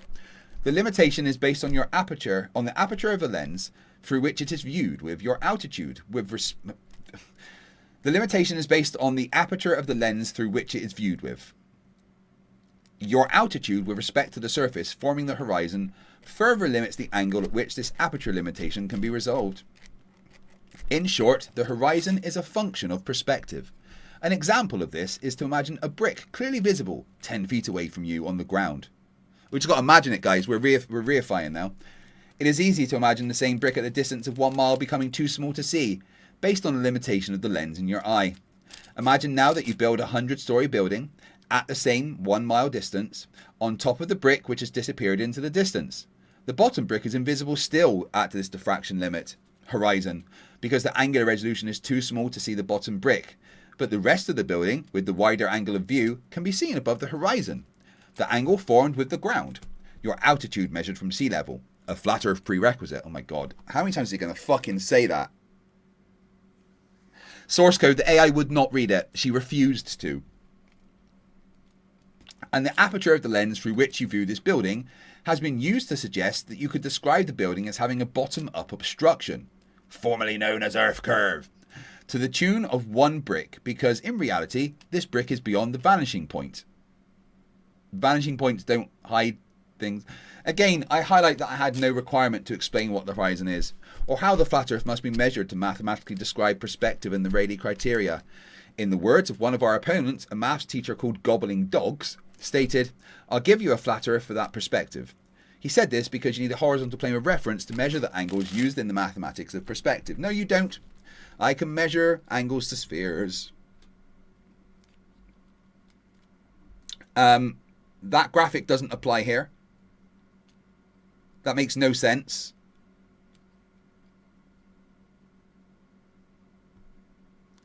Earth curve and the orthographic view, side profile, used to describe that curvature, hijacked the effects of perspective and called them Earth curve. I named the Earth curve calculator the begging the question, proof of nothing, perspective hijacking Earth curve calculator. God, so smart. So smart, Oakley. Good fucking job. I lost 15 people watching since I started reading this.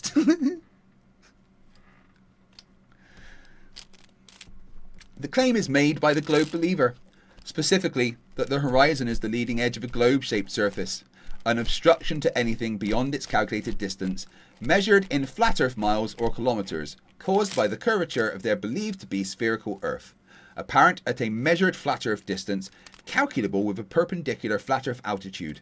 This Earth curve is calculated into existence at 1.22 times the square root of the observer's height in feet, resulting in a flat Earth distance in miles, which can be cross-referenced with the flat distance on the flat scales of the flat maps. Yes, maps are flat because paper is flat. Good job, Nathan. For the purposes of the pseudo-analysis in juxtaposition with real-world photography. You know what, guys? They were all words. Every single one of those was in fact a word. I think we have to give that to Oakley. Good job, dude. You wrote down some words. Congratulations. The idea of curvature is that the calculations for Earth's curve will limit your view. In other words, there will be a physical geometric sphere edge horizon beyond which everything begins to be hidden from your sight. We describe it as a physical geometric sphere edge horizon because that's exactly what it's claimed to be. It's claimed to be the edge of a sphere Earth, as Earth is claimed to be a curve away from you at a rate derived from the surface level we measure flat.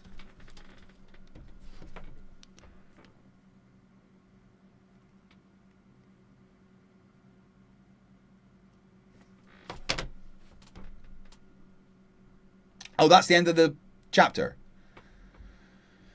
Well, that ended without explaining anything.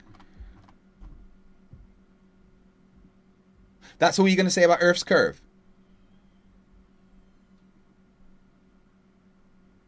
I'm frankly surprised this isn't written in crayon. I really am.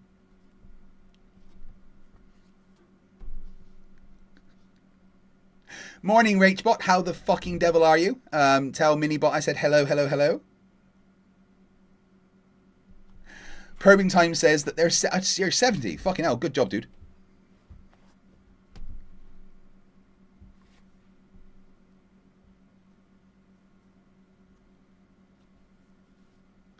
Run that word salad through an AI checker.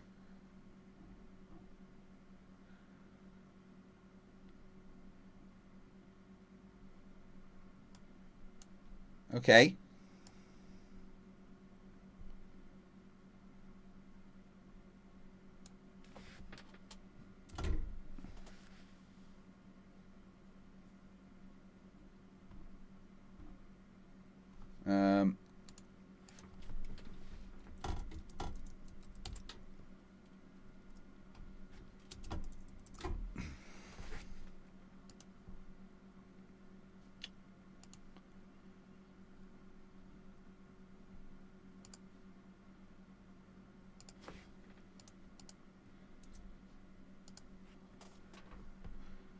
See what it says.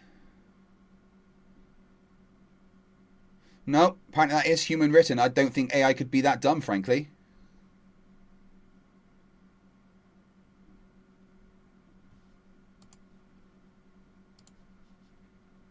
Right, I'm not gonna do any more of that because it hurts my brain.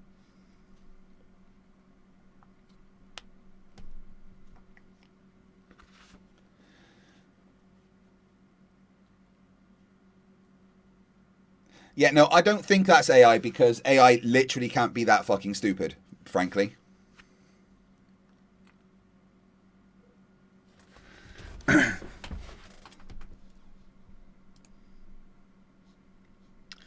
Right. Now, what we can do... Well, we're still waiting for people to come in for debates. I thought it was going to be a couple hours ago, but apparently they're still busy.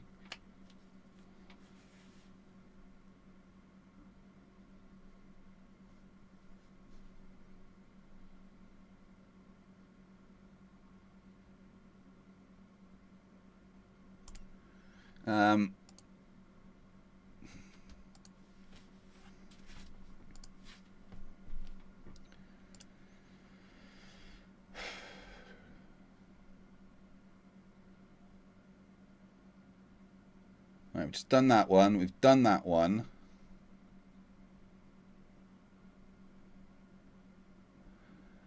Okay, so...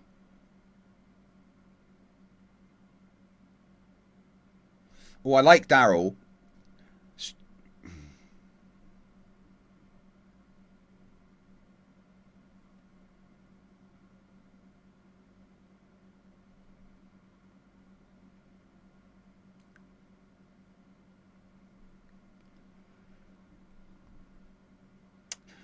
Right, seems to be right. Either Q-Op versus ADHD, or Q-Op versus Daryl, or Oakley on Gem Panda. Let's see what you guys want.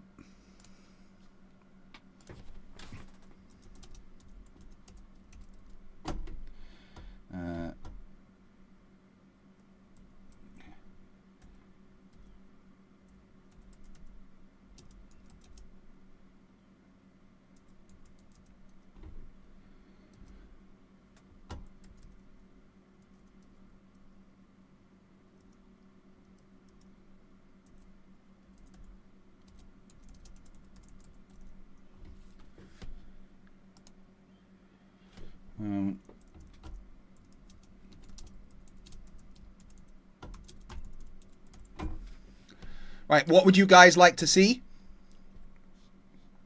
There's 3 options for you.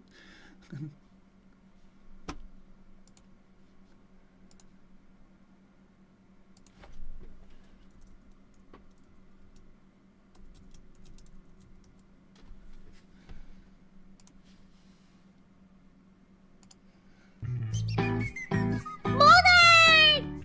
Hi guys, this is the Bangkok. Shut up! I want morning! Shut up! Morning! Morning! Morning! Hi guys, this is the Bangkok. Shut up! I want morning! Shut up! That was for you, Zumi.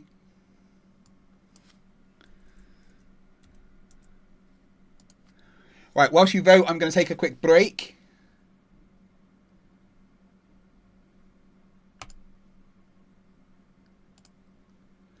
I'll be back in a couple of minutes, guys. Do not gift while I am away. Good morning, good evening, good afternoon. Wherever you may be. It's a CC here, Chris from New York, Westchester County. They told us lies in school, they sold us space on TV. NASA CGI, they're hiding history. Mountains miles away, no curve for you to see. Water seeks its level, that's reality. It's bullshit, that spinning wet ball in the sky. It's bullshit, that gravity they try to justify. Flat and stationary.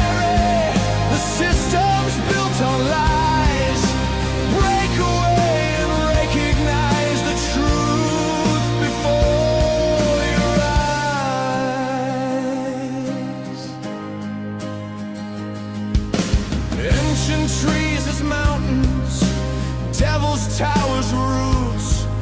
The city ran on water, electricity that shoots. The sun's not 93 million, the moon's not what they claim. It's all projection magic, but they keep on playing games. It's bullshit, that rocket ride to the moon. It's bullshit, Mars ain't coming anytime soon. Flat and stationary, open up your eyes. They can't hide the truth that's written in the skies.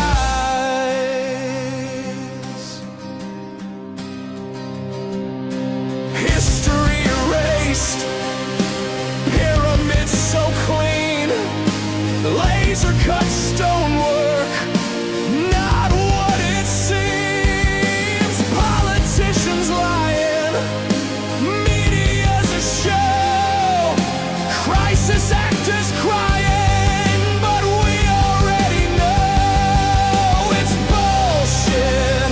That spinning wet ball in the sky, it's bullshit. That gravity they try to justify, flat and stationary, no spin, no curve, no globe. It's bullshit, plain and simple. That's the truth we know.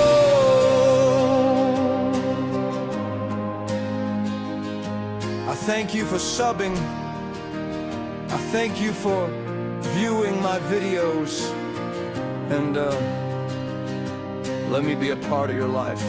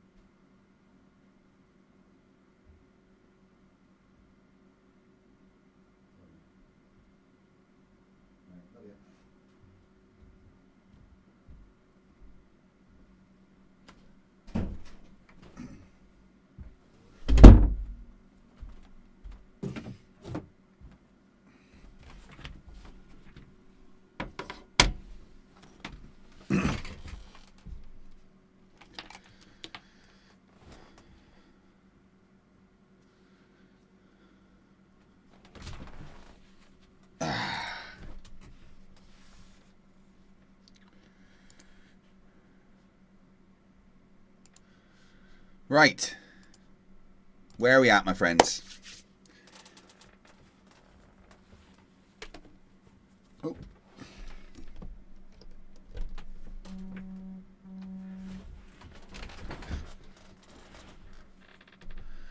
Smalldock says, you missed my question. Do you ever ask Flerfs how lighthouses appear at sea?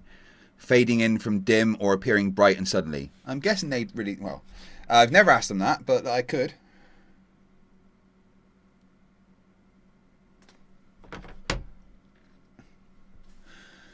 So I started streaming yesterday at 8 p.m, guys, right? 8 p.m.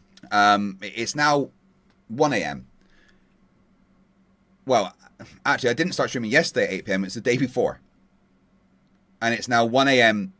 technically 2 days later, right? So I've been streaming for 24, 25, 26, 27, 28, 29.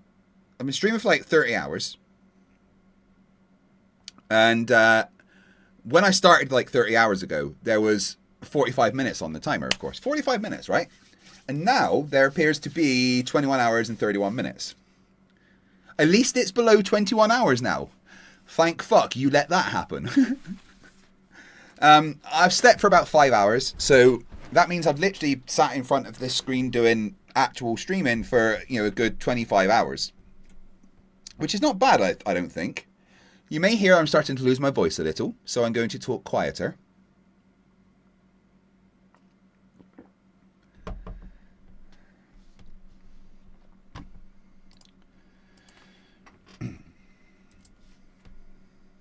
Someone's asking for the toilet paper from Oakley. There's his book. Given out freely.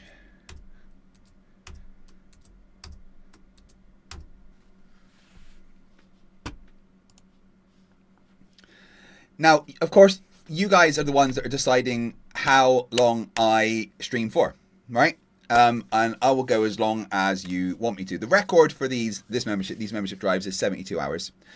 Currently, it'd be 30 plus 21, so a good 41 hours, right? 41 hours, which is not bad.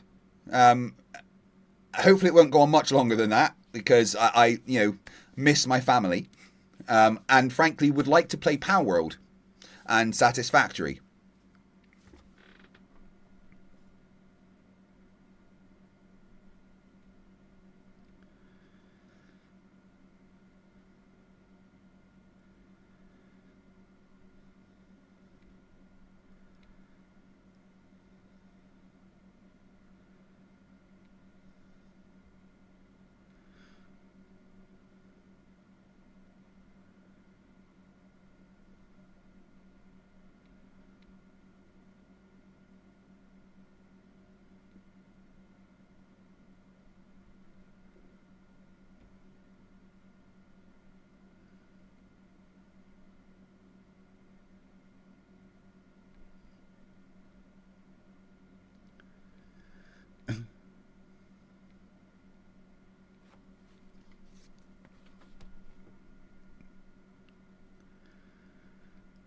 I just read the email conversation between Rubiks and Solly. That's fucking hilarious.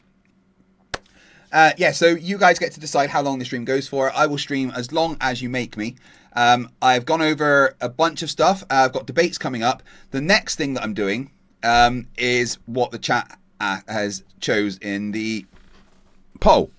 And apparently you would like me, for some strange reason, to go over Oakley on Gem Panda. Which is a strange thing to want, but you know, you guys are deciding.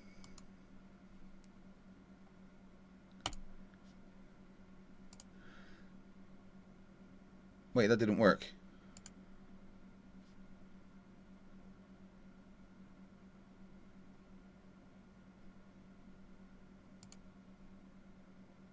There we go. So the next thing we're going to do is go over Oakley on Gem Panda, and the Zoom is open, and we're waiting for people to come in. And apparently they are going to be coming in. They're just getting home from work and stuff. So we're literally just waiting for them.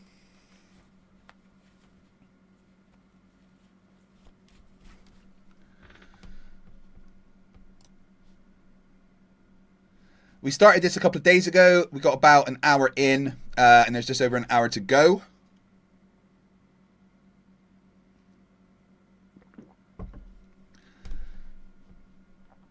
So we'll let the chat get what they wanted for some fucking reason. I want to thank you all for the support you've shown for the stream so far. It's been absolutely fantastic.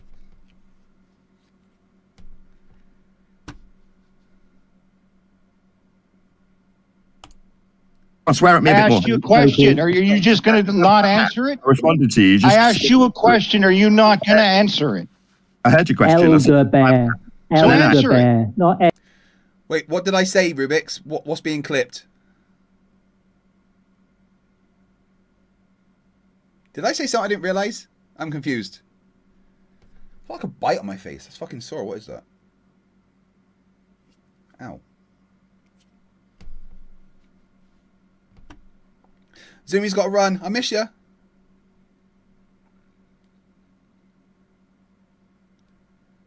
Wait.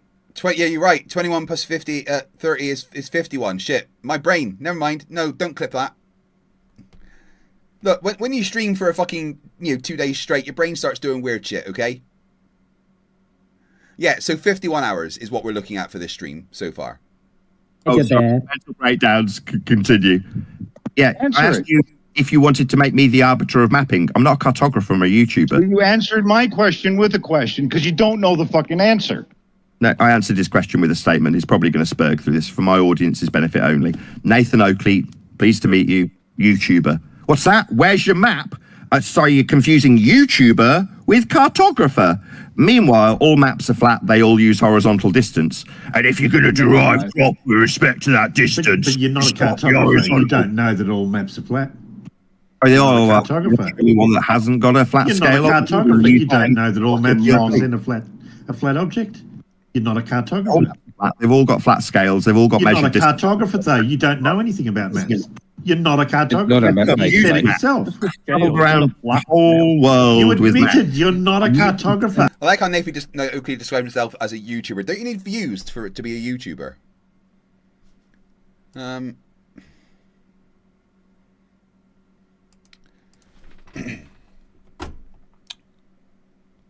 Social Blade. YouTube. I want to see how many views he's had over the last month.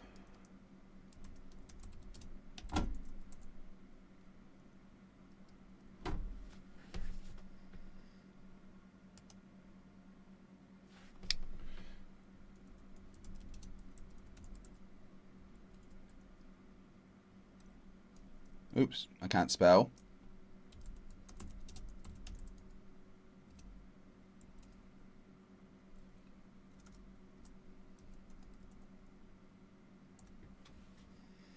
Why can't I find Nathan Oakley 1980?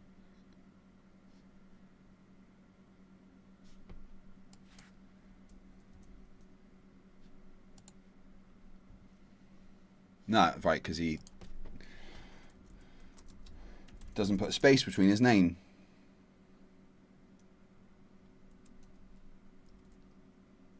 There we go.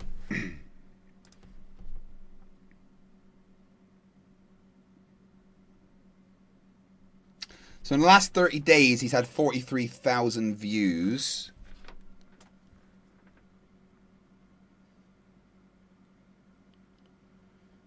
Views. 7 days. Right, so I've had more than double his views that he's had for a month in the last 7 days. So...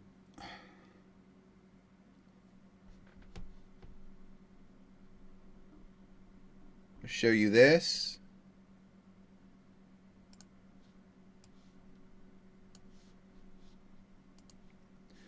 So we see in the last 30 days he's had 43,000 views, right?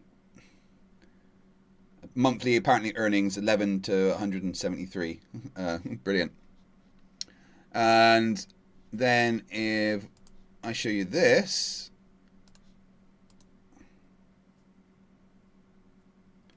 this is my channel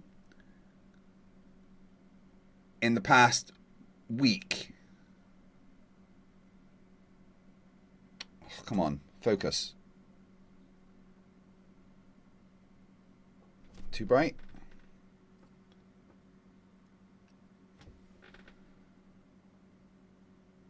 There we go. So that's me for the last week. And you want to see for the last month.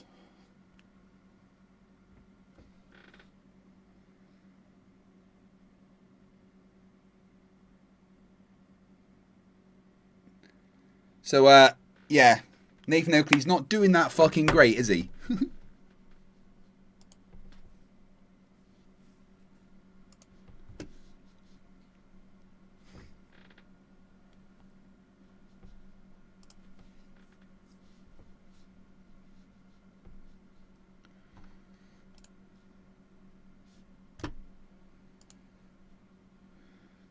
Come on, where's these people, man? You don't know anything about maps. Yeah, I've used Why are you He talking literally about just maps, told Nathan? you he's not, man. It's No, true. he literally just told you the YouTuber. Why You're are a you talking YouTuber. about maps, Nathan, if you're not a cartographer? You're a YouTuber. You don't know anything about maps, Nathan. You're only a YouTuber. People measure Earth flat for the maps. Yeah, which But people? you have to be a Not you, though. cartographer. Not you, though, Nathan. Survey. You don't measure Earth flat, though, do you, Nathan? Not you. You've never taken a fucking single measurement in your life. Distance has got to be You horizontal. haven't taken a single measurement in your life, Nathan. Are you going to put this on me? Doesn't even do celestial Yeah, I am navigation. putting it on you. Bullshit. You're claiming it measures flat, and yet you haven't made a single fucking measurement. Not one measurement have you ever made, Nathan. Nathan Oakley getting dunked on, which is always fun. Nice, we've got the same amount of likes as people watching, which is always fucking good. Guys, we are nearly actually under 21 hours. You're letting it go down. That is amazing. Thank you very much. It's going to just be like a 51-hour stream. Thank fuck. Guys, you know nothing about maps. You haven't made any fucking measurements. You know nothing, Nathan. Everyone in his own Discord server causing his own audio chaos. You've never used maps, today. I've used maps. I've got a compass. Well, it's true, isn't it, Nathan? You're not a cartographer. You said it yourself. You're not a cartographer. So what? So what if he's not? I just like to point out this posted a link. Well, he's not a cartographer. He knows fuck all about maps. Are you an astronaut? Are you an I'm not surprised he even knows how to use a map. Rubiks says, looks like I got a notified Discord. About what? What have you got a notified Discord about?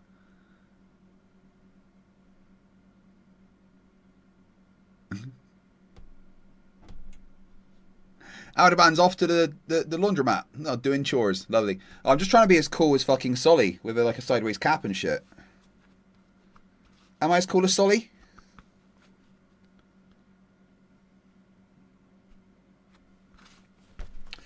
Sorry, I'll make it a little bit tighter. Maybe it'll stay on like that.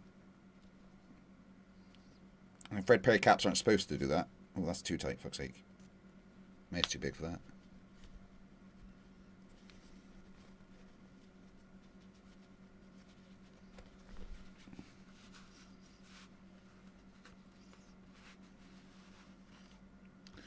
There we go, guys. I can be as cool as Solly. It's quite sore on my head, actually.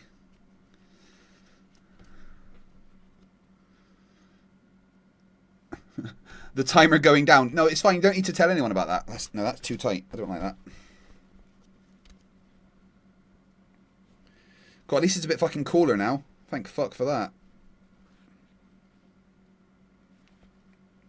Fuck's sake.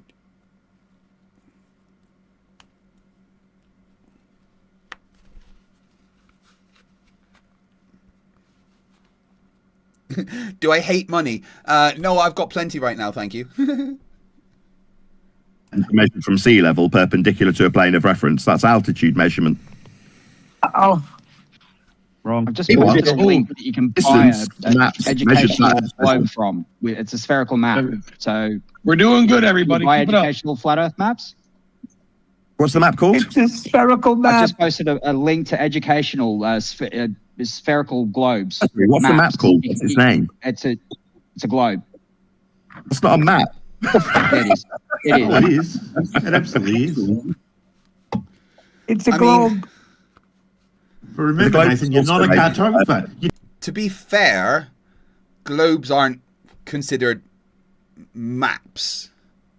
I fell down that trap when I was debating Flatzoid once. And I claimed that globes are maps when they clearly aren't. When you Google it, it says that globes aren't maps, so...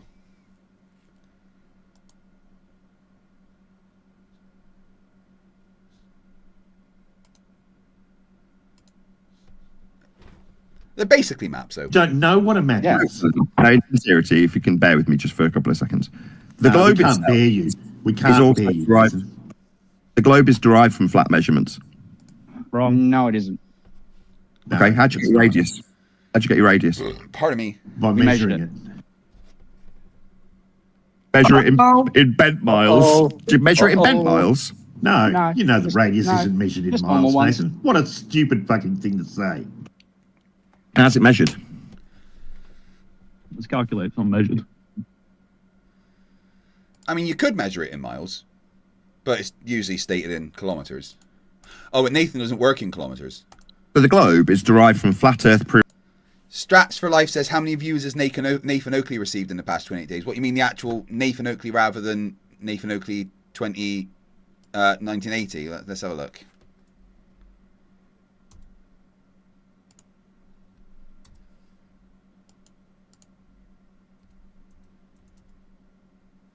Oh.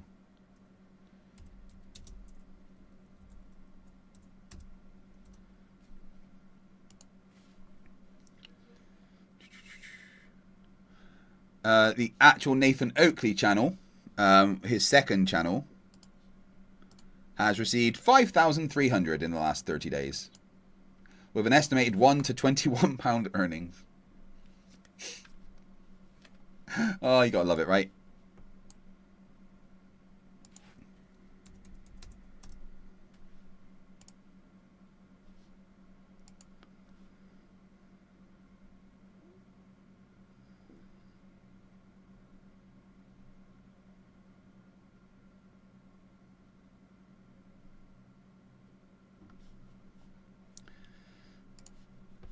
Come on.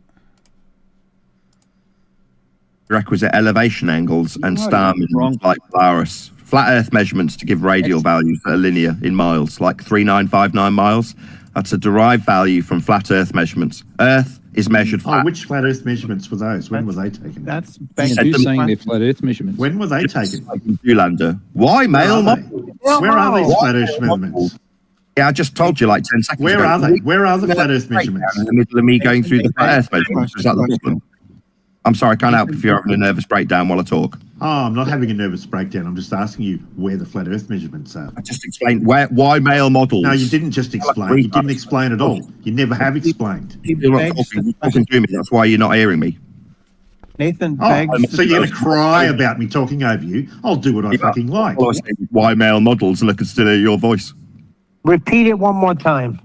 Why male models? I told you 10 seconds ago. You didn't hear me because you're having a nervous breakdown through the top of me. I can try again if you ask me nicely to repeat it. I wouldn't ask nicely. You're just going to beg the question again. That's all you do is beg the question. But when talking about radial values for your globe, that's me begging the question. I know. Yes, you beg the question. Yes, you beg the question. Earth measured flat, therefore Earth flat. And it's flat because it measures flat, therefore it's flat. That's begging the question.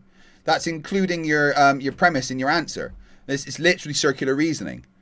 You use flat lines, therefore the Earth is flat. That is begging the question. It is the pinnacle of begging the question. It is absolutely 100% just begging the fucking question. That's what I accused you of last time when you decided to say Earth was Earth-centered. I said that was begging the question. No, that's not begging the question. Yeah, being Earth-centered is a radial value, though, isn't it? Being Earth-centered, that's just the center of a sphere. What, like a radial value? Yeah, that's a radius. No, the center isn't a radius. The center of the Earth isn't a radius. The center's not a radius. Can you get this That's straight? correct. It's not a It's radius. a point. It's a point. It's not a radius. The center, the word center defines the fact that you're using it as a radial value. When you say center, you don't have No, it's just the center. It's a point. Yeah, that's radius. How dumb this guy is. A point isn't a radius. A point is not a radius. Okay, are we in the center of Earth? No. He's in a different world, Gucci. So this is stupid. No. Let's go We are shopping not down at the the shopping center. radius. We can know what the angle is, even if we're on the surface of the Earth. You know this. You know this, Nathan. You know that we can know what the angle is from the center of the Earth, even on the surface. You know this. Like an elevation. That's a flat Earth You know measurement. it. You know Yes, that elevation. we can know what the angle is because Yes. Earth-centered coordinates take the angle from the center of the Earth, right? Coordinates, did you say? The Earth-centered coordinate system is a spherical coordinate system from the center of the Earth. We can know what that angle is from the equatorial plane. We can know that angle. And you know that we can know it because it's been explained to you. Yeah, but I don't think Nathan actually has object permanence. So explaining something to Nathan doesn't really do much because it doesn't stay in his fucking brain.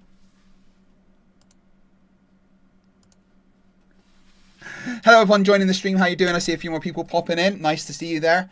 Tim McAfee, user UH2OK8OQ8E. Nice to see you.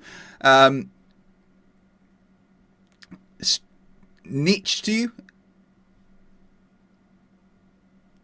All you awesome people in there. Rachbot, Curious, UK Debunks, Dan Reeves, John Pizer. Nice to see you.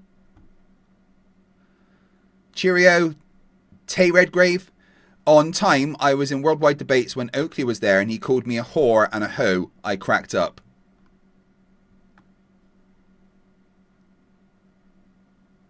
Lindsay Bow says, is this Discord exchange recorded? Yeah, I got one of my friends to record it. And they gave it to me because they're an awesome person. Yeah, I do understand. I'm an expert. It was actually Pat in the chat that recorded it. Yeah, we're measuring Earth flat from an equatorial plane. We're not inside a ball, but this measurement is on a plane. So you're suggesting we're in a ball on a plane? We're just on a plane. No, I'm not suggesting I'm not suggesting we're in the ball. I'm suggesting we can know what that angle is. Yeah, we do level tools to the equatorial plane when we measure Earth's surface. We're just not in a ball when we measure that plane. Yeah, Earth's we don't have to be. Yeah, you don't need to be in a ball, Nathan, you absolute retard. You embarrassment to the education system. You waste of space. You YouTuber, Nathan. Really unsuccessful YouTuber. I mean, I'm not the fucking largest YouTuber in the world. I would love to have more subscribers than I do now. I would have hoped I'd had 100,000 by now, and I don't. But, you know, I'm better than Nathan Oakley, and that makes me happy. We don't have to be, Nathan. We can know what... In a ball. We don't have to be there. You didn't say we're in a ball. You know that we don't have to be there. We can know what it is. Correct. And Welcome you to know this. You don't have to be there. That's right. You don't have to pretend you're in a ball. That's right. No, we can be on the surface of a globe. Vicious cycle coming in, dropping down 10 memberships, which will add 30 minutes onto the timer automatically, and then I add an extra 30, taking us back up above that 22-hour mark. Oh my god. Taylor Grace says you could write a better book than Oki too. Well, my book's taking fucking ages, guys. I'm not very good at writing books. I've been trying.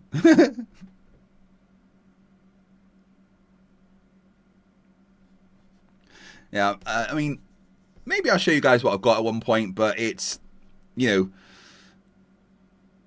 needs a lot of sorting out. I'm probably going to let my sister Amy do editing for it before I show anyone. Yeah, right. So Oakley preaches a flat Earth centered, flat Earth fixed model. So we can know what that angle is. The angle is calculated from the equatorial plane at the center of the Earth. At the center of the Earth, and Anna N says, "I'm a published writer. Let me know if you need any tips or tricks." How to fucking sit down and focus and just get on with it, for fuck's sake, is the main thing I'm struggling with. Cheerio says for £2, 404. New members not found. Well, let's see what that did. Well, I need another £3.70. £3.73 to add another 3 minutes on there.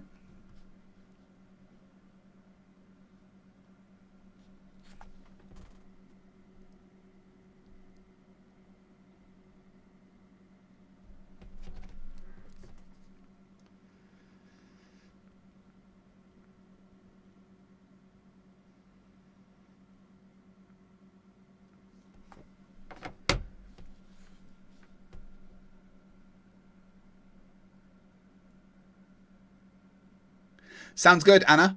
Yeah, it's just a case of actually really finding the time and the motivation to sit down and focus on that when I've got writing episodes of Flerfs are Idiots. I'm planning streams.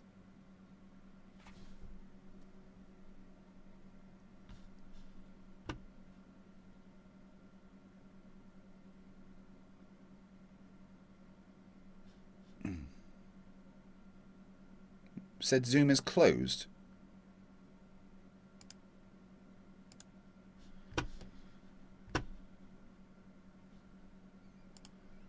Shouldn't be.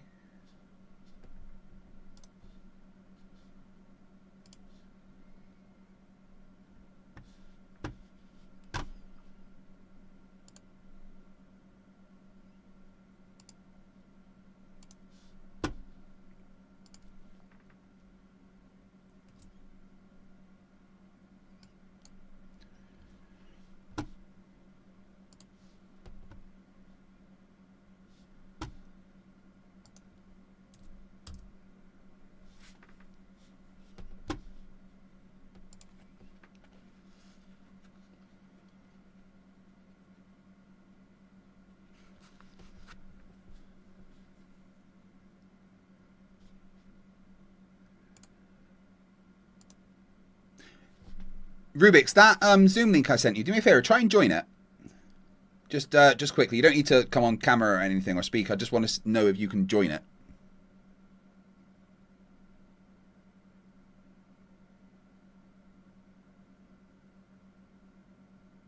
Thank you.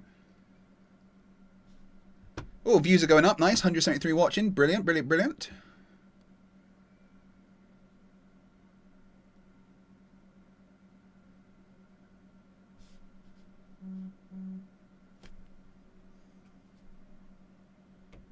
Thank you, Anna. I've got that. I will deal with that, obviously, after the stream and stuff.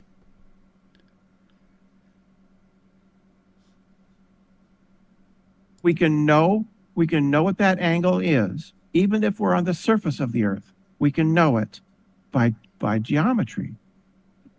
Yeah, we measure the surface flat as an equatorial plane. We're not in a ball when we measure a plane. Huh? We do measure the angle from a plane. Earth's measured as a plane to get the angle. Simple. We don't. Wrong. Oh, there we go. Oh, guess who's joined? We've got Michael Aftias in the chat.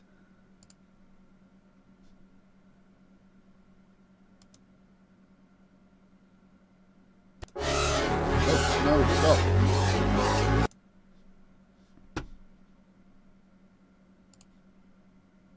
All right, thank you, Rubiks. It's fine. It's working.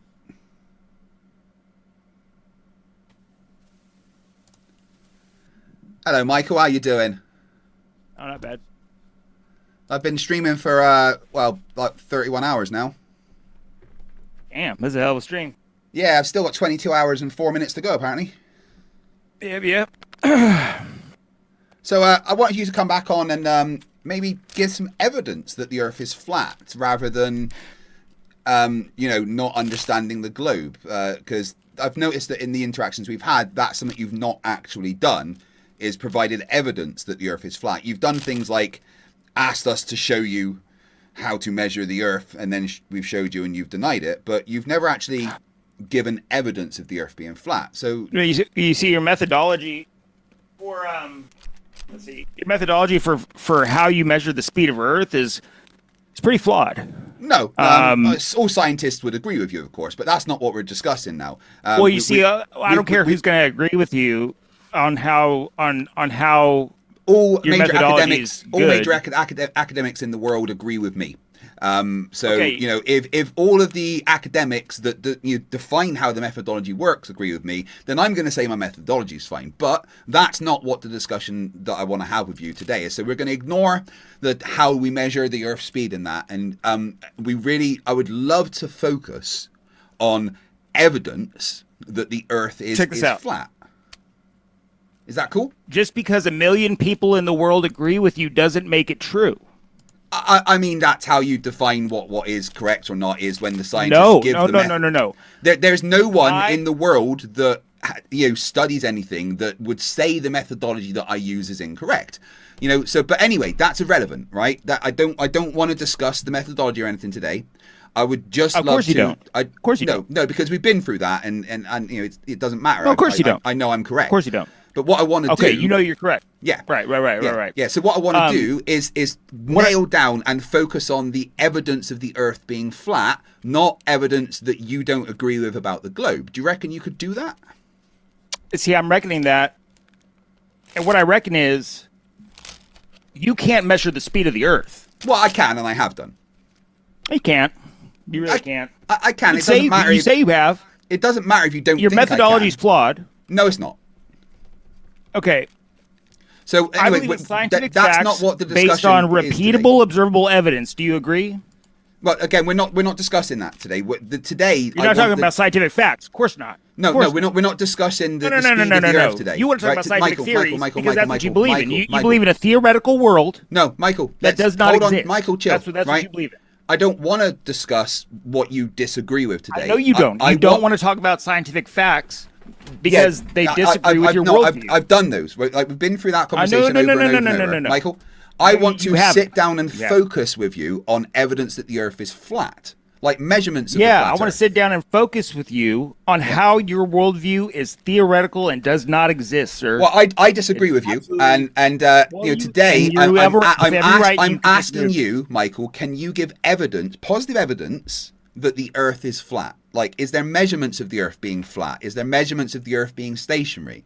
Do you have any of those that you can present? Yeah, I gave you the most obvious evidence that Earth is stationary. No, you that didn't. That everybody in the chat can observe right now. We can all observe this scientific fact clearly every single second that we're awake. What tool did you use to measure it? Any fucking tool. You use your eyes to measure the speed. Eyes of aren't Earth. tools. Yes, they are. When it comes No. to the observational method and science, your eyes are What's one the of scientific best method, observational Michael? tools you have. Michael, what's the scientific method? What? What's the scientific method? Brother. Yeah. Scientific facts are based on repeatable, observable evidence. Yeah. What else like do you the Earth is a observe? globe for evidence, but When you observe things, what are you using them to observe? yeah. So what evidence? Can you just give me a measurement of the Earth being flat? What do you use to observe? Michael, sir? I've asked the question. You don't ask a question answer a question with a question. You answer the question. So what evidence do you have of the Earth being flat? Let's ignore speed today. I don't care about the motion of the Earth today. I'm not interested. I'm not interested in discussing that today because I've done You're that. not interested ad nauseam. in it. I understand Right? because it kind of makes your whole because it worldview doesn't look matter to the conversation I want to have today. I want to discuss the shape of the it Earth. absolutely destroys the heliocentric theory. If you say so, but anyway, I would like to discuss. If Earth doesn't shape have of the any Earth today. speed, if Earth has no speed, I now think that the Earth is geocentric, stationary, but a globe. How about that?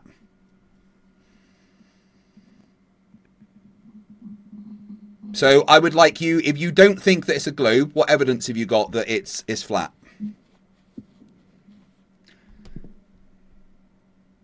Self Tom gave 2 super chats, thank you. And then Time says, did you do the homework that Professor Bell gave you?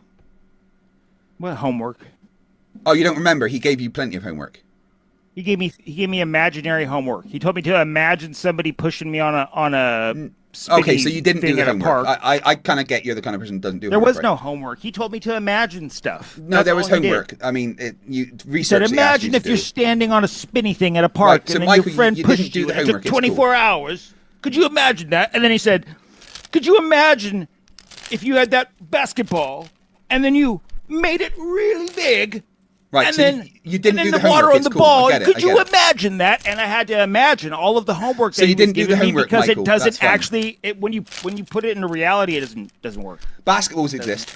Boston Concerts for £5 says you can say the same thing about religion. 1 million beliefs doesn't make it true. But anyway, I now hold the position that the 100%. Earth is. I hold the I'm position with that you the on Earth that is one, yeah. stationary. I hold the position that the Earth is stationary, but it's a globe. Do you agree? Okay, if it's stationary in a globe, where's your evidence that it curves? Oh, the measurements of the curve. The measurements of the curve, yes. What measurement did you go out and do and go measure? When I was in the Royal Navy, I tested the measurements with fuel consumption. You trust the experts again? No, Trust when the experts? I was in the Navy, I did the When you were measurements. in the Navy. Yeah, when I was in the Royal Navy, I did the calculations and using the engine that I know consumed a certain amount of fuel over distance, put in a correct amount of fuel for the submarine's emergency diesel engines to get from point A to point B, and it matched the known measurements of the globe. So I tested what we were told about the shape. So I've done that. So I've shown myself that it matches what we're told about the globe. What's the difference in distance when you're underwater? What would the difference? We were on the surface. We were on the surface because we were testing the emergency diesel engines. Yeah, we were testing the emergency diesel engines. What would the difference be if you were on the surface compared to if you were on a curved Earth? How much distance? The surface is the What's curved the difference in distance there? There is no difference. The surface is the curved Earth. I'm saying you said that your measurements were based on how much gas you needed to get from point A to point B on the surface of an ocean, right? Yeah, diesel, yeah. So how much more gas would you need if it was curved or flat? Well, if it was flat, I would have need more than twice the amount of fuel that I put in for the distance that I covered. Okay, so you're saying if it's a curved ocean surface, that you have to travel, you would need twice. No. If it was flat, if the Earth was flat, and I base this on using the azimuthal equidistant projection centered on the North Pole, and based on where we were, the distance that we traveled, I would have needed twice the fuel that I put in if the Earth was flat. But I only put in the amount of fuel that the globe described that we needed, and it matched that. Yeah, so I'm asking you what the difference in distance is. It was, I put in fuel to cover 1,300 something miles. If the Earth was flat, it would have been closer to 2,700. And it turned out I put a surface. Flattening a surface makes it less distance. On the azimuthal equidistant projection map, yes, because when you pass the equator, distances left to right are extended. Now, are you basing that on real miles or nautical miles? Well, nautical miles. Nautical miles are different. Yeah, but you're at sea, right? 69 normal miles is 60 nautical miles, right? So if you want to convert that to normal miles, then it would have been 1,497. Or if the Earth was flat at the place I was, it would have been close to 3,000 actually. But anyway, the fuel that I put in matched the globe. Right, so I've got evidence that the Earth is globe. Hold on, I'm talking. When you got to your Michael, destination, I'm talking. Right, so I've tested it, right, and I've satisfied myself that the calculations of the globe match everything that I've ever had to do. Also, driving on the surface, it matches everything that I've ever had to do. So, what evidence do you have that the surface of the Earth is flat and not curved? When you got to your destination and that's I'm done with my explanation. This is what your chance. I know you're done. I'm asking you. I'm reviewing your evidence. Yeah, I'm not answering any more questions about my evidence. There is no. Of course you're not. No. So now I want your evidence that the Earth is flat. Don't want anybody to review your evidence. No, people have reviewed it plenty of time. Yeah, people have reviewed it. Critical review of the evidence you provided. Yep, absolutely. Can't have that. No, can't have that. Absolutely not. No, now because the evidence that you provided is irrefutable. Yeah, and nobody could question the evidence that you provided. Now I want you, Michael, to give evidence that the Earth is flat. So what evidence do you have that the Earth is flat? Yeah, I'm reviewing the evidence that you just provided because you're so certain on it. Yeah, no, my evidence is not what we're discussing. Now I want you to give evidence the Earth is flat. So what evidence do you have that the Earth is flat? When you got to So what evidence do you have that the Earth is flat, Michael? I'm not going to answer any more questions. Were you out of fuel? Michael, I'm not answering any more questions. Bro, your evidence isn't evidence. If you say so. So we can all agree that your evidence is just a silly If you say so, idea, yeah. right? If you say so. So what evidence do you have the Earth is flat? Factual, dude. I mean, what evidence do you have that the Earth is flat? Brother. Yeah. What evidence do you have that the Earth is flat? Time says for $5, evidence that this guy stopped paying attention past the 5th grade. I know, right? That takes us back over for another 3 minutes. Thank you very much. So what evidence do you have that the Earth is flat? I'll go back to the educational level. Yeah, right. Yeah, what evidence do you have that the Earth is flat? Because I only graduated high school, so I must be a dummy. Yeah. Huh. I don't know if you graduated high school. I don't think you did. So somebody who didn't go to college could not possibly possess any level of intelligence because the educational system is what defines someone's intelligence, right? Well, anyway, that wasn't my that was someone else's comment, so you can argue with them if you like, but they're not here. I just want to know what evidence you have that the Earth is flat. You were so adamant on pointing that out yesterday. You're like, man. Yeah, that was yesterday. Today is a different day. I know. Yeah. So what evidence do you have that the Earth is flat? What evidence do I have that the Earth is flat? Well, considering we view horizontal horizons. That's what we expect on the globe. And we don't stand on the side of things. We don't expect to stand on this. There's no sides of a sphere. You do. You do. There's no sides of a sphere. You believe that you stand on the side of a globe. There's no sides of a sphere. There's a side to a sphere. No, spheres don't have sides. Have you ever seen no. a basketball? Is there a top and a side and a bottom of a basketball? No, balls don't have sides. No. Well, no, of course they don't. No. So that is not how the shapes of them are defined. Ball, you couldn't point at the top of the ball. No, there's no top to a ball. Oh, of course not. No. So, like, do you have any measurements of the Earth being flat? Brother. You don't stand on the side of things. My family doesn't possess mental retardation. Don't call me brother. My family's full of quite smart people. I didn't call you stupid. No, you said brother, which would imply that I possess DNA similar to yours, then therefore I would not be very intelligent. My family's full of really smart people. I guess we're not humans. Okay, I guess. Well, I mean, I am. I'm not entirely sure about you. But, so let's put it this way. Could you present me a measurement of the surface of the Earth that shows that it's flat?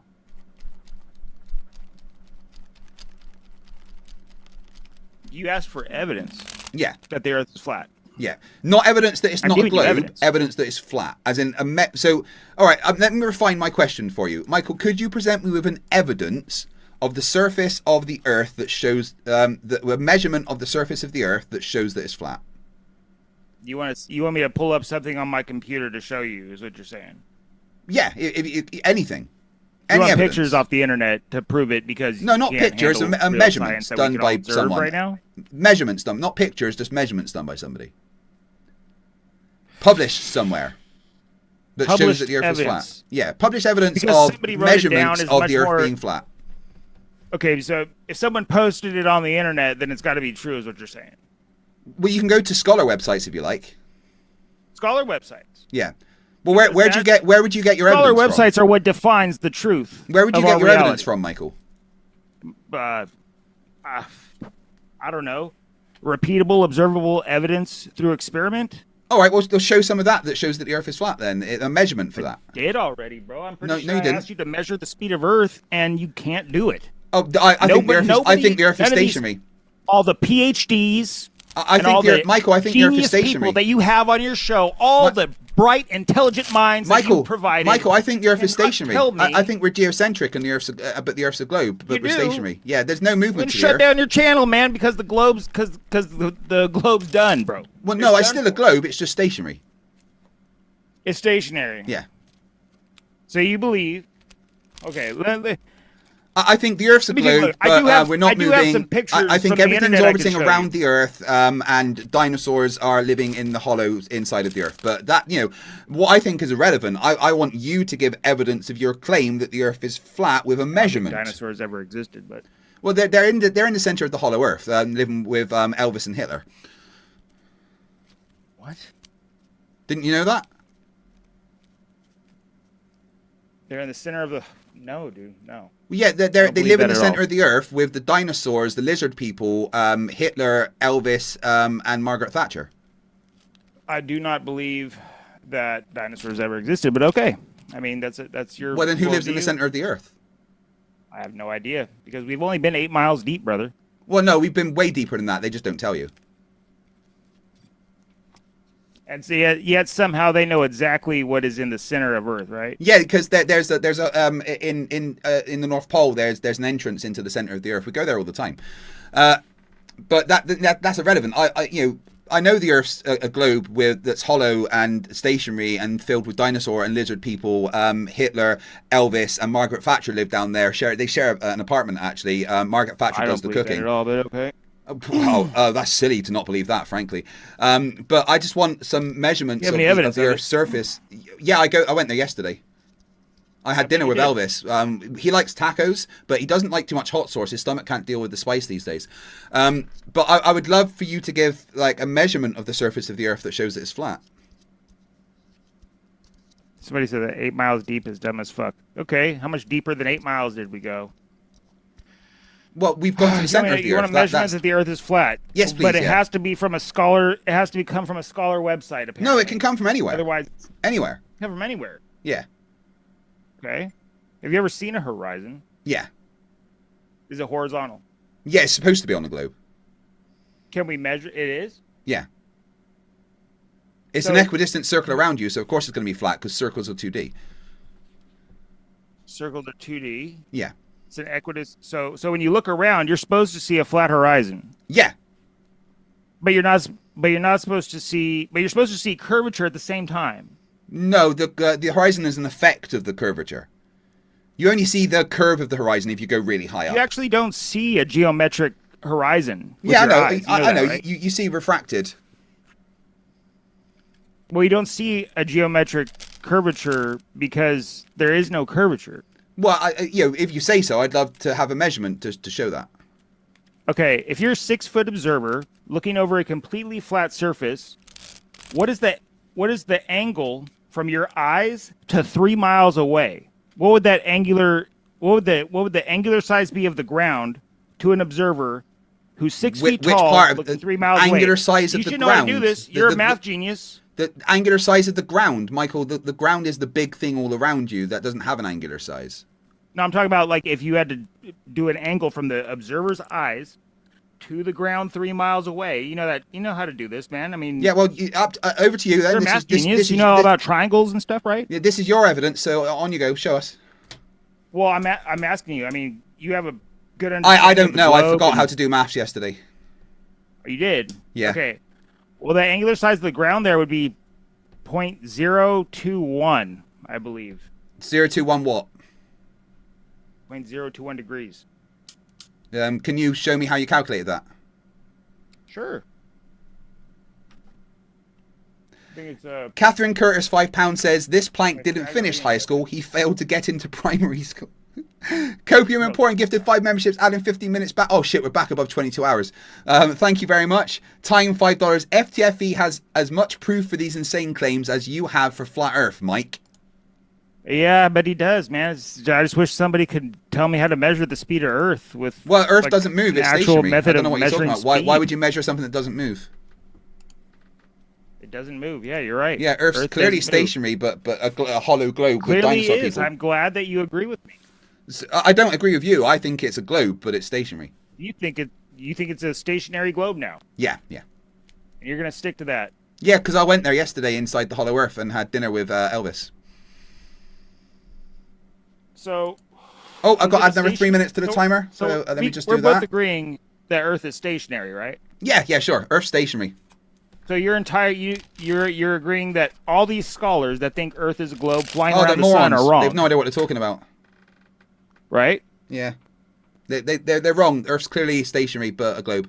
It's stationary. Yeah. Okay. But it's a globe. So how are you going to fight the flat Earth with a stationary Earth? Because it's a globe, not flat.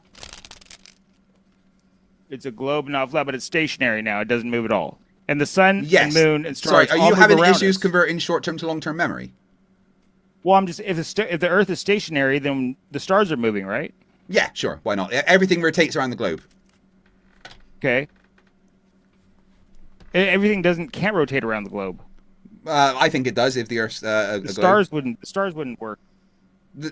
Everything rotates around the globe. I can see them going around the globe all the time.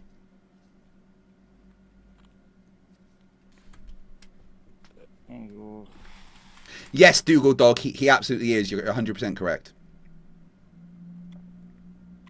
One's in the chat for the geocentric stationary hollow globe that Elvis, Hitler, and Margaret Thatcher live inside. One's in the chat if you think that's true. So, what measurements would you have for the flat stationary Earth, Michael? Yeah, I'll paste it into the chat for you. You probably couldn't do that because you're not a moderator. Not into your chat. I'm talking about to the Zoom chat. Oh, to Zoom, So right? Okay. you can bring it up. Yeah. Oh, look, everyone in the chat agrees with me that the Earth is a stationary globe that's hollow I'm with glad that the dinosaurs and entire lizard people chat living inside. All gave up their worldviews. Yeah, we all figured it out based on my yesterday. evidence. We took a trip yesterday together. We got a big coach that took all 200 of us, and we went to the North Pole, and then we went inside, and we had a dinner party with Elvis, Hitler, and Margaret Thatcher. Okay, so tell me if this calculation is correct, right? Well, I'm waiting. Hold on. Well, I'm not going to tell you if it's correct. I want you to go through the calculation with us.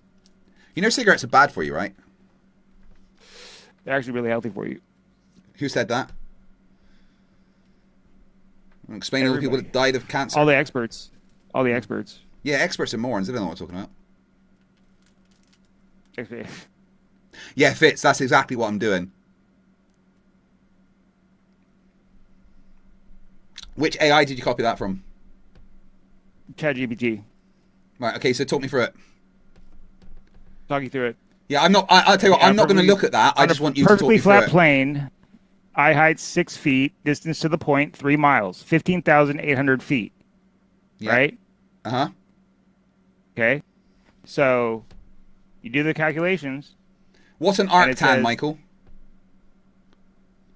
It's an arctan. Yeah. What? Because it says arctan in your calculations there. So what's an arctan? Yeah. Well, I mean, you don't know what an arctan is? No. Could you tell me? I'm telling you. What is an arctan? It's the line from your eyes to the ground. Arctan is just a line. I don't think that's correct. The eyes the line from your eyes to the ground would be the hypotenuse. So what's an arctan? Brother.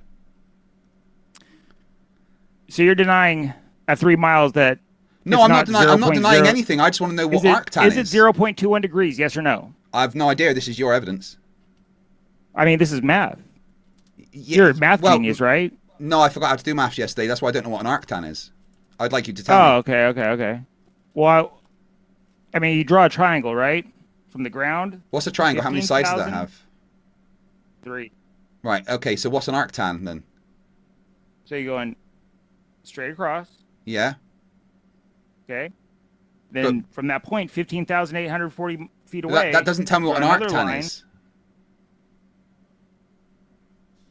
The degrees there.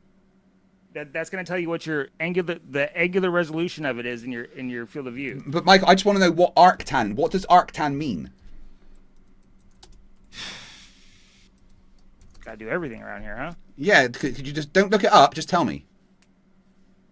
The inverse trigonomic functions are inverse functions of the trigonomic functions under suitably restricted domains. Specifically, they are inverses of the, let's see, arctan. I mean, I don't know how you can't look shit up. No, I'm not looking up your evidence. I want you to talk me through all the maths, including telling me exactly what an arctan is. Okay. Arctan refers to the inverse tangent function. Right, okay, so what's a tangent function? Brother. So it's an inverse of a tangent function. So what is the tangent function that it's an inverse of?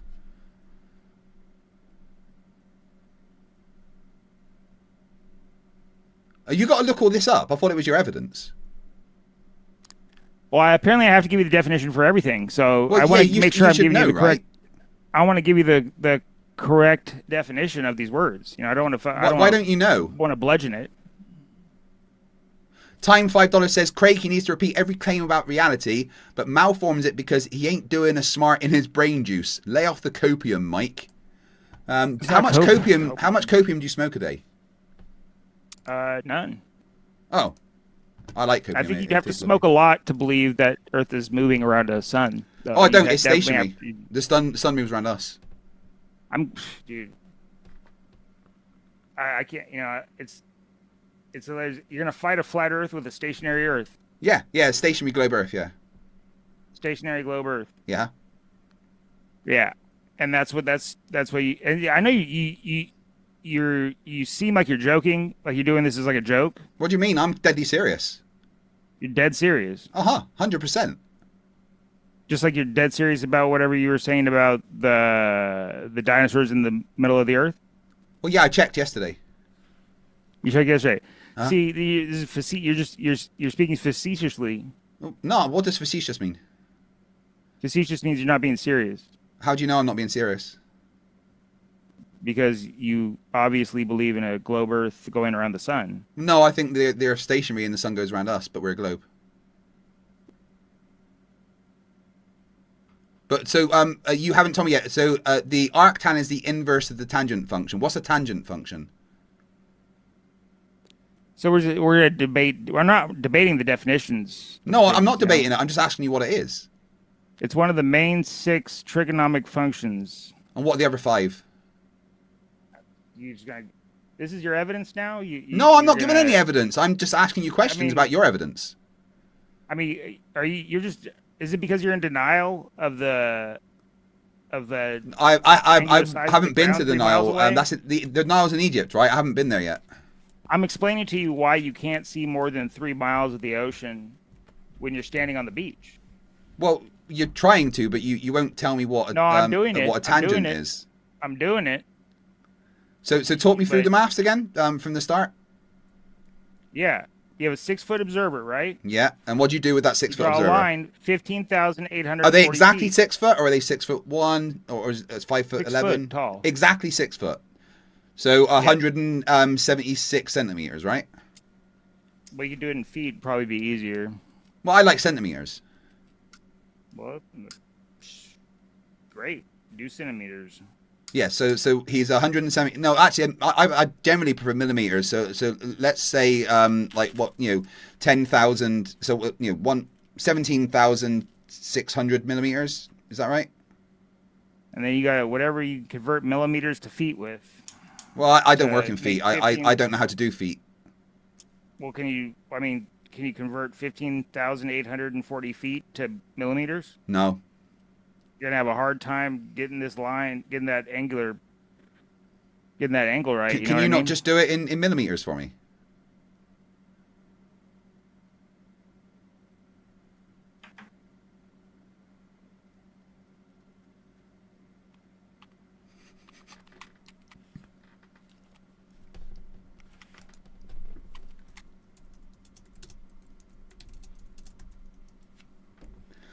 £5.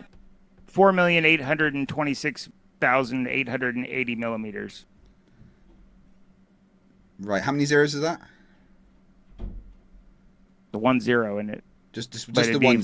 4 million. Right. Okay. So right. Okay. Cool. So do the rest of the calculations in millimeters for me. Time says for $5 you're both wrong. Earth is a Mobius strip, and I can prove it. And my proof is I do no measurement, ask 100 question, and blows massive raspberry. I mean, that sounds conclusive to me, frankly. I might have to change my mind. I might now think that the Earth is a Mobius strip. No, it's clearly a globe that's stationary. Right. So using that 4 million odd millimeters, do the rest of the calculation for me. All these calculations are kind of pointless. I've already destroyed you in the debate. Well, I'm not debating. I'm just asking your evidence.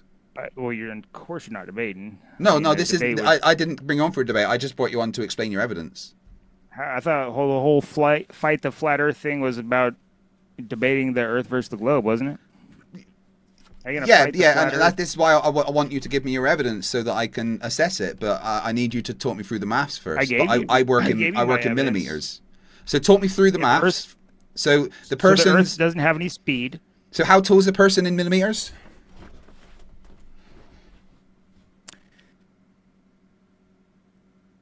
See, you want me to engage in this series of silly questions and definitions. No, I'm just talking. I'm just asking about your evidence. Is the angular size of the ground 3 miles away to a 6-foot observer? So I don't work in miles. I work in kilometers. Oh, brother. Let me see. Catherine Curtis says for £5, you still owe me for driving the coach to the North Pole. Speak to Rubiks. They're in charge of paying for that, I think. I know it was a big coach, so I know it's a lot of money, but we'll get you paid, so no worries. Thanks for the £5 though. I do appreciate it. I just need another 37p to add another 3 minutes. So how tall is the person in millimeters? Hold on. Why are you showing me myself? Oh, he's gorgeous, that guy. Look at him. I'd fuck him. Okay. Would you? Oh yeah. Look at him. Stop playing. I mean, look at the guns. Let's see. Show me your guns, Michael. All right. You want my guns? Yeah, give me your guns. What does that look like? Why have you got no biceps? Why do I have no biceps? I don't know. Yeah. I'm weak. Oh. A weak guy. What'd you bench? Not as much as my son, I tell you that. You bench your son? No, I said not as much as my son. What did your son bench? 330 or something like that. 330 what? Pounds. Oh, I don't work in pounds. Could you do it in kilograms for me? Could. Hold on. I'm trying to rectify this for you so you can get a better understanding of the. Yeah. So how what I'm tall was picking the up. person in millimeters again? 6 feet. No, in millimeters. In millimeters. Yeah. It's 6 feet in millimeters.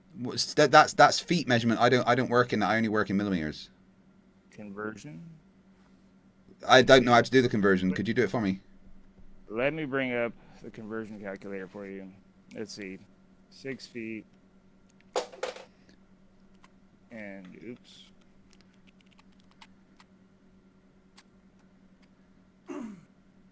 How many Hungarian Vistas tall would that be? 1,828 millimeters. Right. And how many Hungarian Vistas is that? So I mean, you can just admit you're wrong. No, I'm not saying that. I'm just asking questions. You've already admitted you're wrong on the globe moving. Yeah, clearly the globe's stationary. I measured it. Clearly. Yeah. Of course it is. Darren Discord 199. Thank you, Lovebot. Only got 2 brain cells and it takes 3 to grunt. Add 3 minutes. Yes, thank you. Back up to 22 hours. Right. So, how many millimeters was it? Sorry. 1,828. Right. Okay. So 1,828 millimeters. And all right, talk me through the rest of the maths. Then make sure you stick in millimeters. Give me a stick in millimeters. Yeah, please. Do the entire maths, including, what was it, arctan, which was the inverse tangent function, whatever that is. Make sure you do all that. And I can't do degrees. Can you do it in radians? Yeah, got you. Cool. Let's see.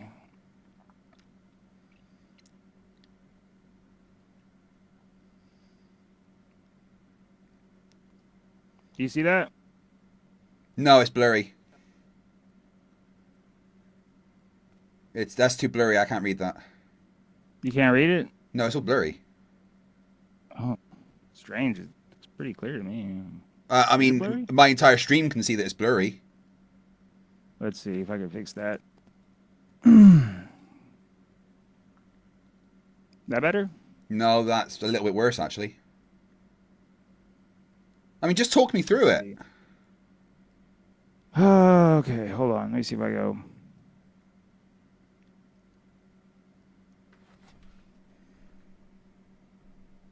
Did you blur it? No, I haven't touched it. I can't blur your screen on Zoom. That's not how that works.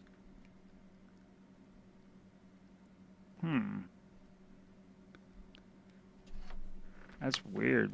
Because it's supposed to be a direct screenshot of mine, so I don't know why that would do that. Well, you're using ChatGPT. Just post the ChatGPT link and I'll bring that up on my side. Will it do that? Let me see. Yeah, did you not know you could do that with ChatGPT? Bring up the link. Oh, yeah, I guess good. Here, bring it up on your side. Oh, and the George said, "How you doing?" I debated a guy called George. He's in the chat. I debated him about who would win in a fight to the death, Superman or the Hulk. What do you reckon?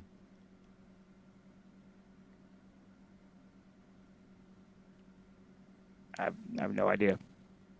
Come on, who would win in the fight to the death, Superman or the Hulk? And we're just using Prime Universe here. I mean, if you're talking about like theoretical situations, I think I don't know, Superman would win. Yeah, I agree with that. Absolutely. Why does your top say Jesus?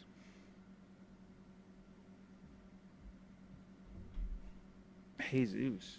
Yeah, it says Jesus on your top. Oh, my shirt? Yeah. It says Jesus saves. No, it says Jesus. Well, it's open to interpretation, I suppose. How much does he save? Is he got like an ISA or is it in stocks? Save the souls of every human who. Where do you save souls? What count is that? Wait, what? I mean, my savings, I use an ISA and I got some stocks. Like, I wouldn't know where to save souls. Yeah, see, this is more valuable than saving your worldly things. You know, we're talking about like. So can I pay my rent with souls? You can't. Right. Well, actually, I think for me, the money is much more you important. Technically, could pay your rent. You can buy a lot of things if you sold your soul. Who could I sell my soul to? Well, there's a number of different demons that'll take your soul for shit here on Earth. I mean, And they'd give me money? Mhm. How much? I'm totally down for that. You'd have to ask them. Could you introduce me? I can't. Oh, well, that's disappointing. Yeah, and the I'm Jord not says an for £2, intermediary. yes, I won by any objective metrics. Of course you did, Jord. Of course you did. Why don't we just throw the dwarf, eh? Yeah. So, Picard or Kirk? Yeah, what'd you say? Picard or Kirk? Kirk. I never watched Star Trek, so I don't know. Okay, then. Millennium Falcon or Star Destroyer? Star Destroyer. Really? One Could that do the Kessel Run as quick? Are you talking about a one-on-one fight? No, who would do the Kessel Run faster? Kessler Run? Probably Yeah. Millennium Falcon. Oh, cool, yeah, absolutely. Pretty fast ship, yeah. So I posted a link for you. I sent the link in the Zoom thing, I believe. Let's see if I bring it up. Yeah. Okay, yeah. right. So I've got your chat GPT here. Can't load conversation. Why not? Strange. Let me try that again.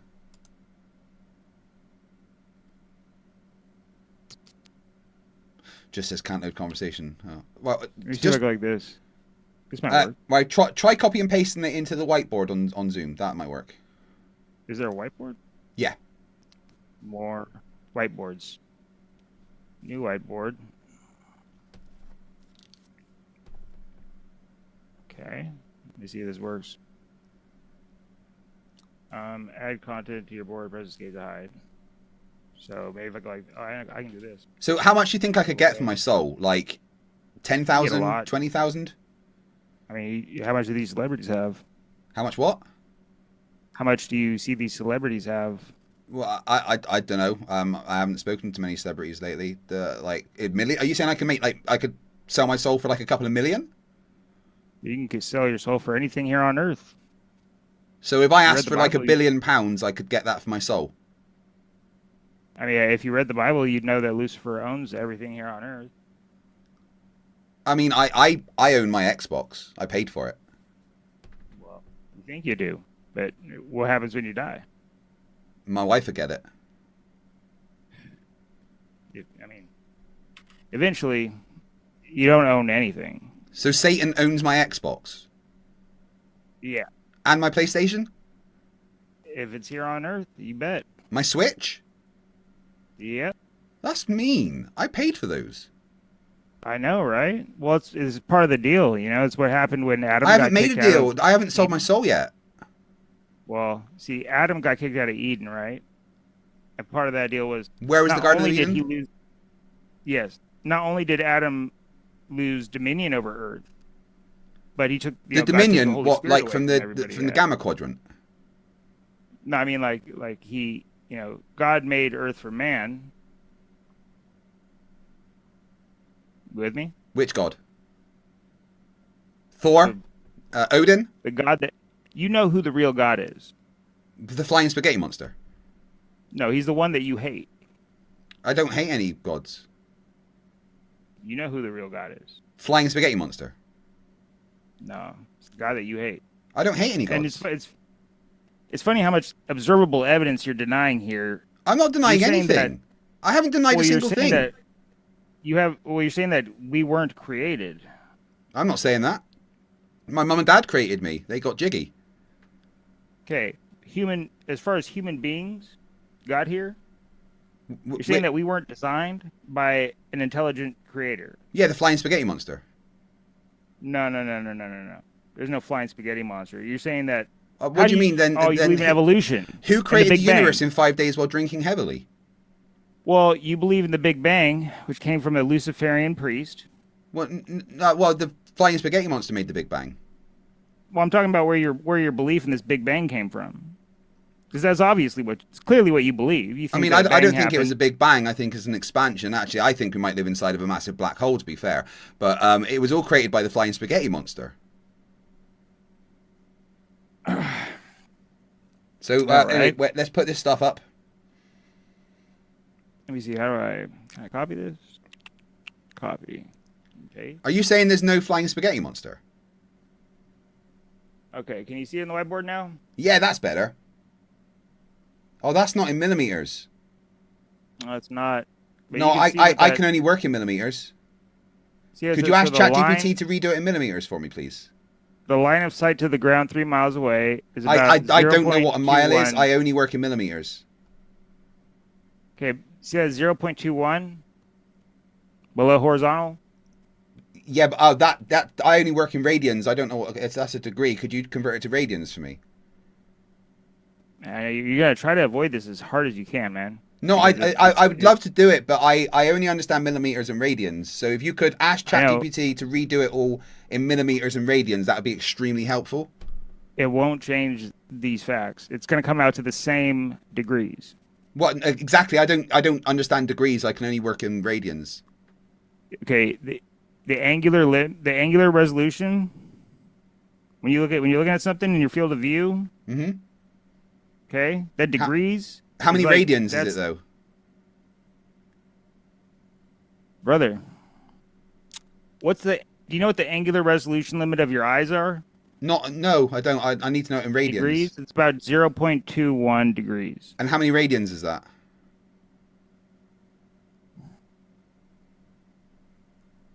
The cope, man. The cope. No, I'm just asking you a question, dude. I'm trying to get on board with your evidence, but for me to understand it, I need it in millimeters and radians. Otherwise, I'm not going to know what's going on. Okay. Radians aren't going to. Do you measure the angular resolution something in radians? Yeah, I do. You do. So just convert the degrees to radians. Time says for $5, the three gods of atheism are Atheizo, the flying spaghetti monster, and Spanky, the purple elephant. Everyone knows this, and fools reject it and gnash their teeth. I know, right? Who would fucking reject the flying spaghetti monster as our noodly lord and savior? And then all of your beliefs are just silly. I mean, I don't know how you could call the flying spaghetti monster silly. His chosen people are pirates. That seems to make perfect sense to me. Fits of Rage for $2 says, I'm Christian and Michael is making me less so. Great. Oh, thank you, dude. That takes us over the limit for another 3 minutes added to the timer. So take what you've given, right? Just go into the same ChatGPT chat and just say, could you redo it, but with millimeters instead of feet and radians instead of degrees?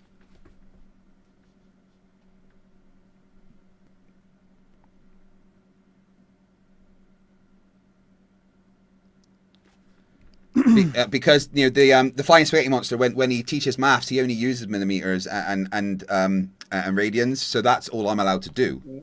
What does the radius of a circle have to do with measuring? I'm not talking about radius of a circle. I'm just talking about how many radians. The radian is, right? It's an angle formed when the arc length equals the radius of a circle. Yeah. So how many radians would equal 0.217 degrees? Is there a circle on my whiteboard? Well, there's degrees. Degrees are a representation of a circle, just like radians.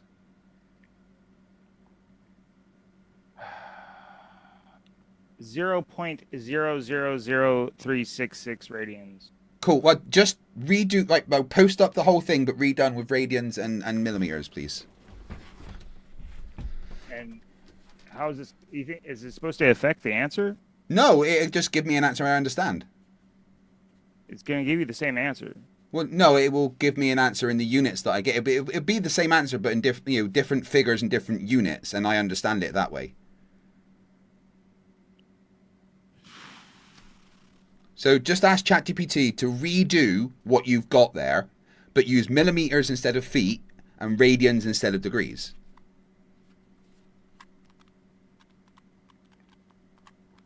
How many days did your God take to create the universe? I don't know about a universe. You know, the God that I know, he created. You know, he made the sun, moon, stars, earth. Nothing about. And how many days did that take? Well, his days aren't our days, so I don't know. Well, what does the Bible say about how many days? It would be 7 of his days. Oh, well, the flying spaghetti monster did it in 5 days, and he was drinking heavily, so he wins. His days wouldn't be our days because... Yeah, the flying spaghetti monster uses the same days as God, but he only took 5 of them. Creating the sun and moon to separate the light from dark, he already had days, so they're... Yeah, but the flying spaghetti monster did it in 5 of those days whilst drinking heavily, so I win. No. I didn't come here to try and convince you of my beliefs. I know. I'm just saying that you should open your heart to the flying spaghetti monster. To absolutely ramen. Gave up on yours. Yeah, well, it's because Elvis showed me the proof. Well, I proved to you that Earth doesn't have any speed. So. Well, no, you didn't. Elvis did. Elvis. Yeah. Yeah, Elvis. You know, his favorite are the pulled pork tacos, but he doesn't like the jalapenos.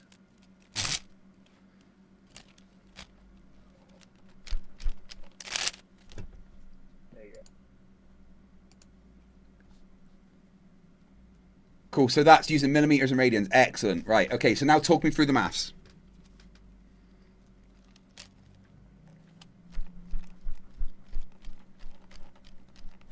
Brother. I'm pretty sure we're not related. I'm talking you through it. Yeah, go on then. You asked me for evidence that the Earth is flat. Yeah, so talk me through the maths then. Come on. I am. Go on I'm then. showing do you it. that when you're standing 6 feet. No, sorry, millimeters, not feet. Come on. You've got it there in front of you. When you're standing on a beach, where do you see this curve? Where do you observe this curve? I'm not talking about that. I want your evidence. I wanted that maths talk to me. I want you to talk me through that maths, please. You want maths? See, science is based on observations, though. You can use math. Yeah, and but the language of science is maths. Just talk me through the maths that you were using. Scientific facts are based on repeatable, observable evidence through experiment. Right. So we don't need to know how far away we don't need to know about the angular size in that then. You do. Well, that's maths. Then you'd understand why you only see a limited amount of the ocean. Right, so you need to use maths then. I did. Well, talk me through it then. Yeah. Go on then, talk me through it. On a flat surface, the surface of the ground 3 miles away to a 6 foot how many observer, millimeters? The angular size of it. Millimeters and radians only. I don't need to change my vocabulary to fit your. Well, I don't understand degrees and feet. I only work in millimeters and radians. Well, that's unfortunate for you. Well, you've already got ChatGPT to convert it, so you can just read out what ChatGPT said. Brother. Shedzy49 gave 5 gifted membership, 15 minutes back to the timer, back above 22 hours. Fuck's sake. Right, so right, bring that maths back up that you just got ChatGPT to write for you, and just talk me through it bit by bit using millimeters and radians, so I understand your evidence. Well, we can both agree that the limits of the angular resolution limits of your eyes is 0.21 degrees. And how many radians was that? Doesn't matter. Well, it does, because I don't understand degrees. It doesn't. No, it doesn't. You need to tell me in radians, so I understand what we're talking about. I'm telling you. So I guess the angular resolution limit of your eyes in radians would be 0.00036 degrees, right? Cool. Have you got a citation for that? Everything. I mean, you could Google it. Fucking. Well, it's your evidence, so you need to show me where you got that information from. You got it from math? Sorry, so math is the citation that's the angular resolution of your eyes. It's the angular resolution limit of your eyes. And who told you it was that many radians?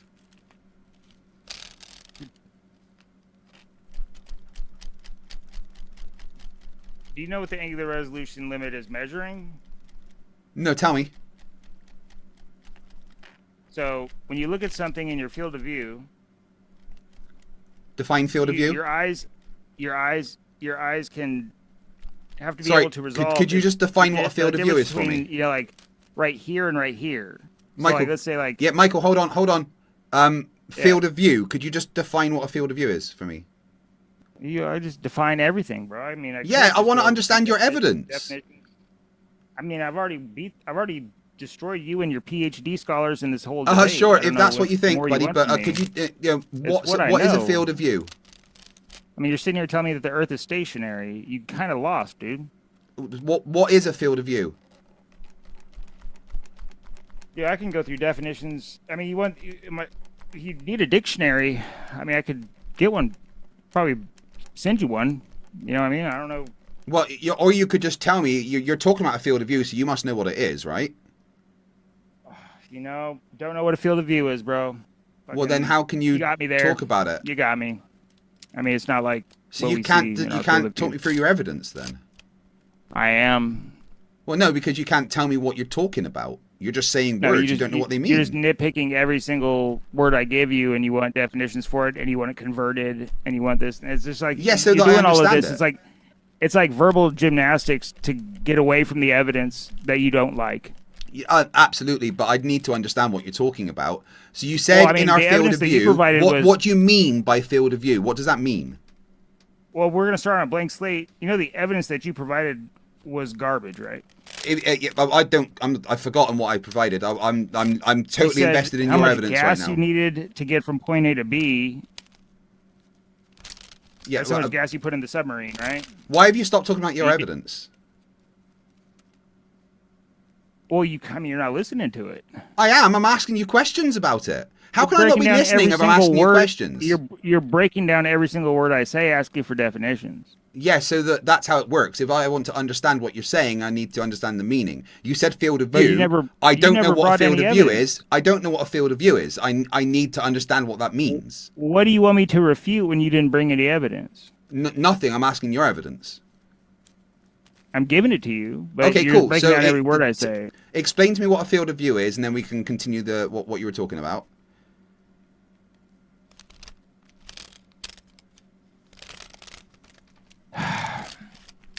You know, I could sit here and go through definition after definition after definition.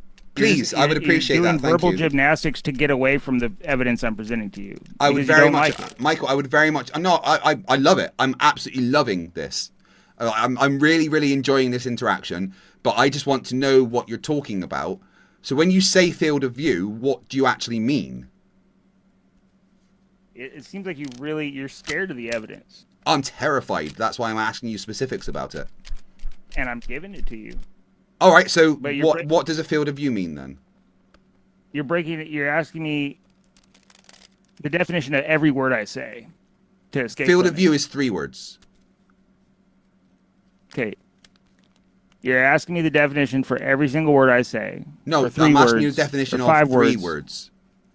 You asked me the definition of 3 words. Yeah, so before you wanted me to convert the all of phrase these. that it makes, field of view consists of 3 words, and that makes a phrase that means something. So what does that mean? When you say field of view, what are you referring to? Could you really be asking for scientific evidence if you don't know the definitions of these words? Yeah, if you define them for me, that would really help. Thank you. I appreciate it. You could just ask ChatGPT to define it. That's fine.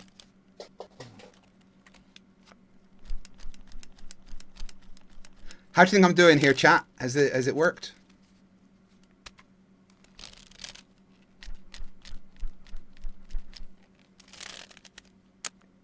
The angular extent of the observable world that can be seen at any given moment through an optical instrument or the human eye. Excellent. Brilliant. I appreciate that. Thank you. Right, so continue what you were saying. So in that field of view, yeah, your eyes or the instrument have to be able to like a guitar? Resolve. I've got one here. They have to. Do you like my guitar? It's a cool guitar. I got one. So too. Are we talking a guitar, piano, banjo? What kind of instrument? Camera. I can't play a camera. I said optical instrument. You heard me. So, not musical instrument. No. Optical instrument. Yeah. Oh, right. So I couldn't write So a the song on instrument it. of your eye would have to resolve the line between 2 points. Right. Okay. Okay. So Like, talk me. see how, like, you can see this pin, right? So That looks the like a camera, felt my tip. camera is resolving from here. Is that a pen or to here. or like a marker? A marker, yeah. Right. Okay. So from here to here, Yeah. it's resolving that line. What? I don't see a line. This would be the angular resolution going down to that. You know what I mean? No. What do you mean? This is the field of view. See how the camera has a field of view? There's a corner there, there's a corner there, corner down here. This is the field of view, right? That you're seeing. You're seeing the field of view of my camera. So like in Call of Duty, the amount of like screen that you can see when you're running around like Rust or something. When you hold up a camera on your phone, you like look through the camera. I use Whatever that guns in camera Call of sees, Duty. that'd be the camera's field of view. Right. Okay. Okay. Right. So talk me through. Like carry on then.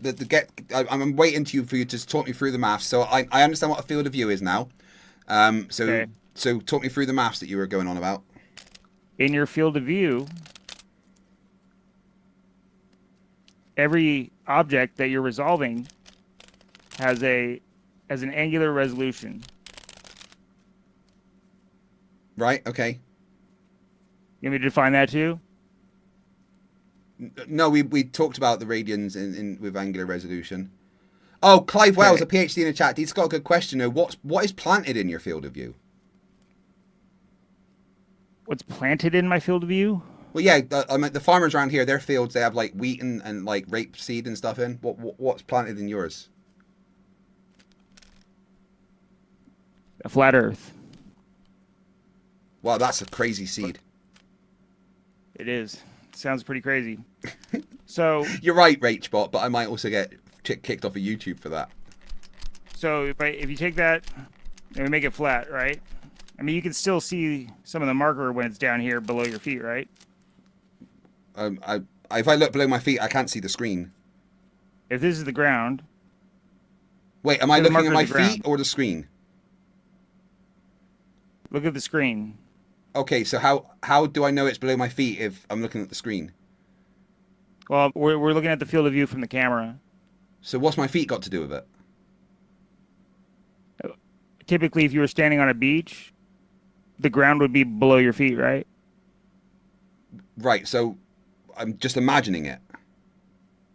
Well, just like all the other evidence that your PhD's provided, you'd have to imagine it. You'd have to use your brain to imagine this ball getting really big. Oh, I've got that imagine condition. the water sticking Michael, to it. I've got a condition where I can't picture things. Really? Yeah, I so need... the ground at that distance, the line At between, what distance? Here, like the 3 miles. Sorry, how many millimeters was that? There's a lot. It was like 18,000 or something like that. Oh, right. Could you just give me the exact number? You should have it on that ChatGPT thing there, right? It was like 4 million or something like that. So at that distance, 4 million or something that's where like your, that. That's Very where your specific. eyes Thank you. don't resolve the ground. Your eyes can't resolve the ground at that distance. Which bit of the ground? Yeah, 3 miles away and further, if you're 6 feet tall. So I can't see any ground further than 4 million millimeters away. You can see it, but your eyes aren't going to resolve it. Well, how can I see it if my eyes can't resolve it? Because it'll be in your field of view. Right, However, so I can resolve it then? No, you can't. There are things that are unresolvable. Can I see it or not? It's in your field of view, but your eyes can't resolve it. But can I see it?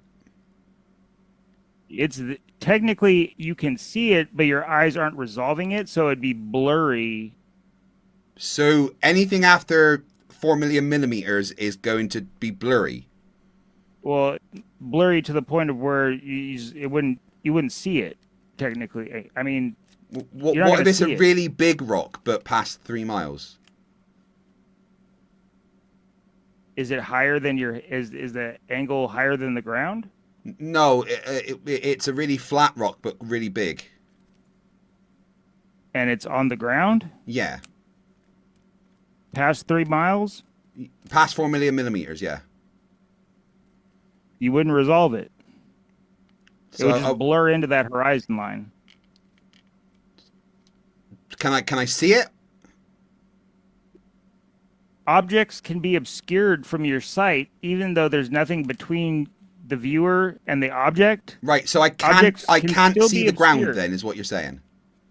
This is going to be. It sounds like I know this is mind blowing right now. It sounds like it's going to totally just your mind's going to just blow up. Objects can be obscured. Have you ever been to the Reddit forum r/whoosh? No. Oh right. Okay. No worries.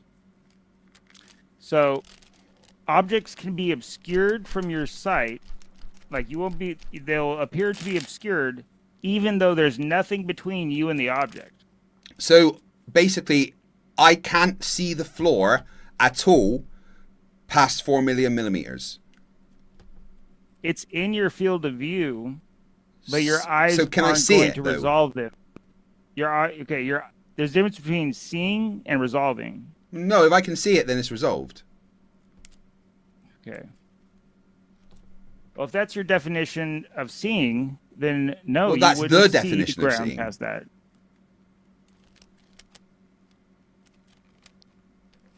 Technically, it's in your field of view, but your eyes aren't going to resolve it. Right, so I can't see it. Okay.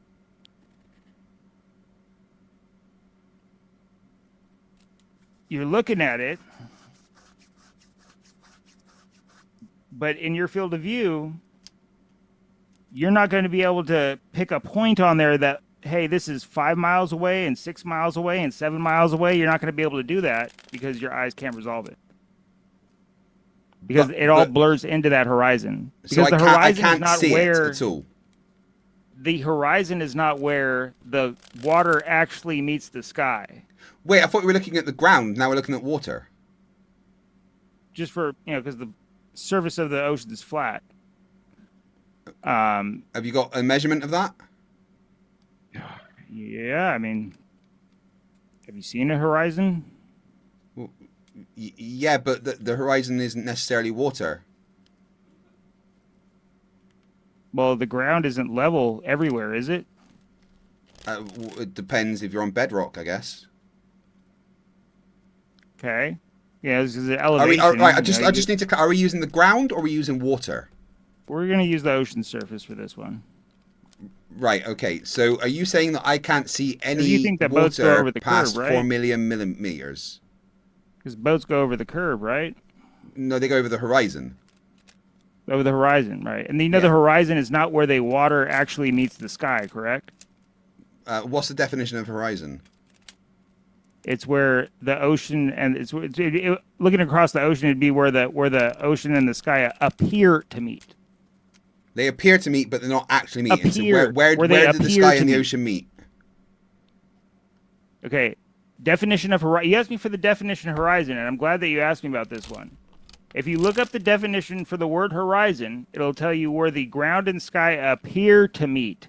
Appear. That word appear means it's not a geometric, it's not where the curve actually is curving. I just looked up the definition of horizon, and it says from the Greek meaning bounding circle. What's that mean? Okay. That's not the definition of the word. Well, it's the etymology. I mean, I'm Greek. Does that make me right? Like, Eratosthenes is turning in his grave. He was actually not a globe earther either. You didn't think Earth was a globe? Eratosthenes definitely thought the Earth was a globe. Really? Yeah. He measured the radius. Did he? Yeah. Did you not know that? I have some scholarly papers that would disagree with that, but could you show me that? You show me a scholarly paper that thinks that Eratosthenes didn't think the Earth was a globe. I got you. Let's see. Flerf Destroyer $5 says, "Does Michael understand that 175 people are laughing their ass off at him right now?" No, he doesn't. 175 people can laugh their ass off at me. Doesn't bother me at all. We just need another £5.87 for the next 3 minutes to be added, guys. Let's see. Are you familiar with the Dio? Yeah, they're a band from the 80s and 90s. Not that one.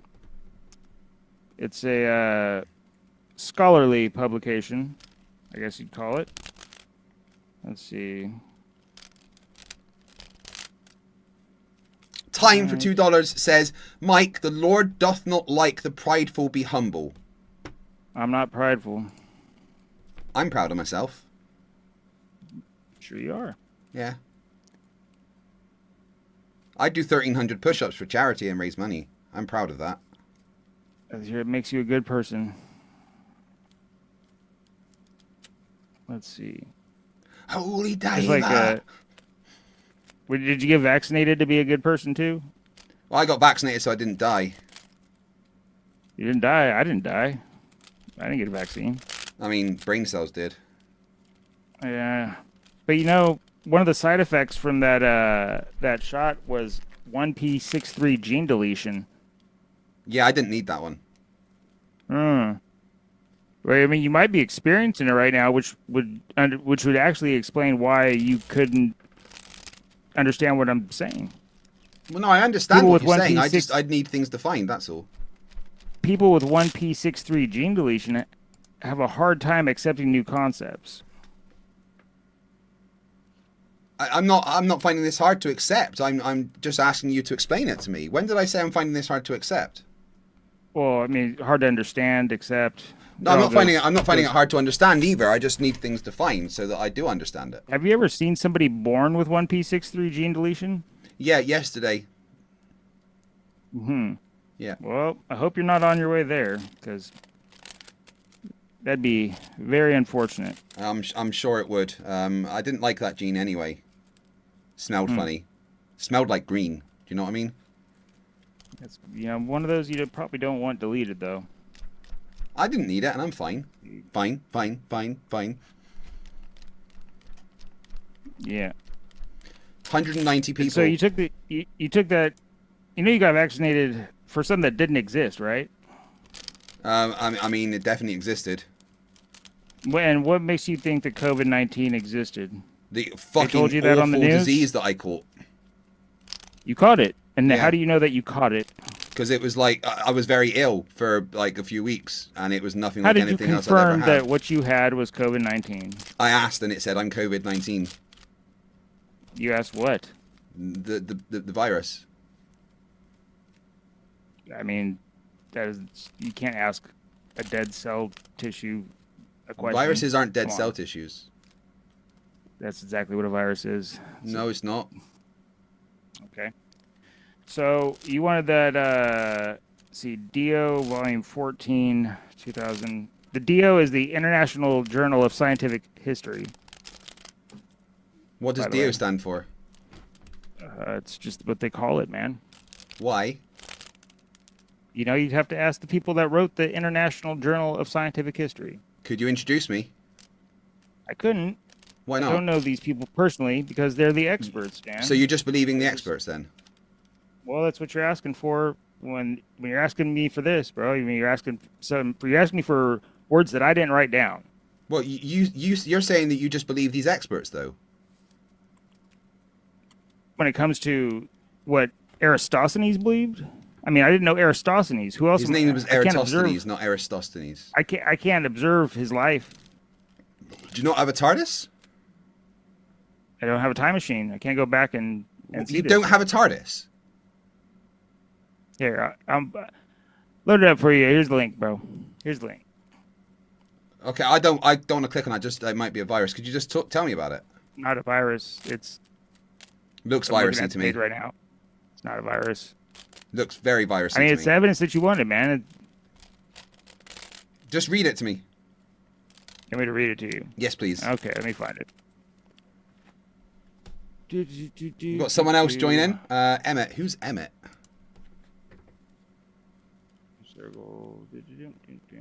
Hello. Hello. I'm just talking with this flat earther right now. Who are you? My name is Emmett. I do have a conspiracy theory, but it's not flat Earth. Oh, awesome. What's your conspiracy theory? I believe that the... Where are you streaming exactly, so I know TOS? YouTube. Okay, I believe that the LGBTQ plus movement is has been institutioned by different governments in order to reduce population in the world. I've got no opinion on that. I'd agree with that. Yeah, I literally have I got zero even wilder opinion on one, that. but I really don't know if that's TOS. People probably wouldn't like that one. But I guess if we're going on different conspiracy theories, viruses don't airborne viruses don't exist. You don't catch virus exist. Okay. What shape? Emmett, what shape do you think the Earth is? It's a sphere. Well, a kind of a sphere. It's a little bit more. It has a little bit more volume around the equator, but it's a sphere mostly. This guy says that it's flat. I mean, maybe he prefers it to be flat, but I don't think he. He says he's got evidence, and he's trying to talk me through it right now, but I don't think he's doing very well. Not very accepting of actual observable evidence. He's already denied. I've already broke him down to where he's saying he knows that Earth it doesn't move. He thinks it's a globe, a stationary globe now. Do you think it's a stationary globe now? No. That's what he said. He says it's a stationary globe now. Michael doesn't understand sarcasm. Oh, okay. Oh, so you're being sarcastic. Did I say I was being sarcastic, so you don't Michael? think it's a stationary globe? Michael, did I say I was being sarcastic? I said you were speaking facetiously, but I always speak facetiously. It's my favorite kind of speak. It's the best way, isn't it, Emmett? Absolutely. Time for £2 in the chat says homosexuality is older than humans. Yeah, that's wild. It's a wild claim. Yeah, but I mean, as a political movement, so you have to address the idea, because I don't think there is a political animal except for humans. Unless he wants to argue that would be fun if somebody can come up with the idea that there was another political animal before humans who had the capacity to have politics. Yeah, which I don't think it's possible, but you know, politics sucks, and the governments do shitty things with all kind of movements, and who knows what they've tried to do with the LGBTQ movement. They try to corrupt everything, as far as I'm concerned. But you know, I don't have an opinion on what you said about it. You're sounding a bit conspiracy theorist to me, sir. No, a little bit of a conspiracy. It's not a conspiracy theory that governments lie. That's a fact. Yeah, but we can agree then, in fact, that the governments have lied to us about the political movement when it comes to the letters. Right? Governments lie about most things. Yeah, that would include the letters. If you go back, it's funny. They wrote this down in a book a long time ago. Which book? I think it's called the Bible. Not heard of that one. It's interesting. It's Which Bible specifically? When you look at any version of the Bible and you use the proper interpretation methods, which is when you look at any text that's that old, that was originally written in a different language, you have to use what's called grammatical historical interpretation methods, where you're going back and not only reading the words. So, Michael, back to your evidence of the language Earth being flat. I would love Emmett. Maybe you could talk Emmett through your evidence of the Earth being flat. I mean, I was giving it to you, and you didn't want to hear it. Then you asked for what do you mean? I've been asking you questions about it. That's literally the definition of wanting to hear it. Was a glober, bro. I mean, he wasn't. I mean, Eratosthenes literally calculated the radius of the globe, but you know. That's what you believe. Well, it's what history wrote down. Yes. I brought up a scholarly paper that would refute that. Wait, I do have a question about flat Earth specifically. It's how do exactly we get the different seasons when it comes to flat Earth? Yeah, well, the sun would be going around the flat Earth above it, right? Yeah, but yes, I agree with that. it's not traveling in the same circle throughout the year. It's just moving out and in as it's circling. Why? That's how God designed it for it to work. You know, it's like a very complicated system, and that's just But if it's gonna be a just how story about the design, if I come with the idea of the globe and I said, well, God decided that it was gonna be a globe, wouldn't it be just as justified? That would be, but if you're gonna say it's a globe, and if you're gonna back it up with evidence, then you'd have to assume that Earth is moving.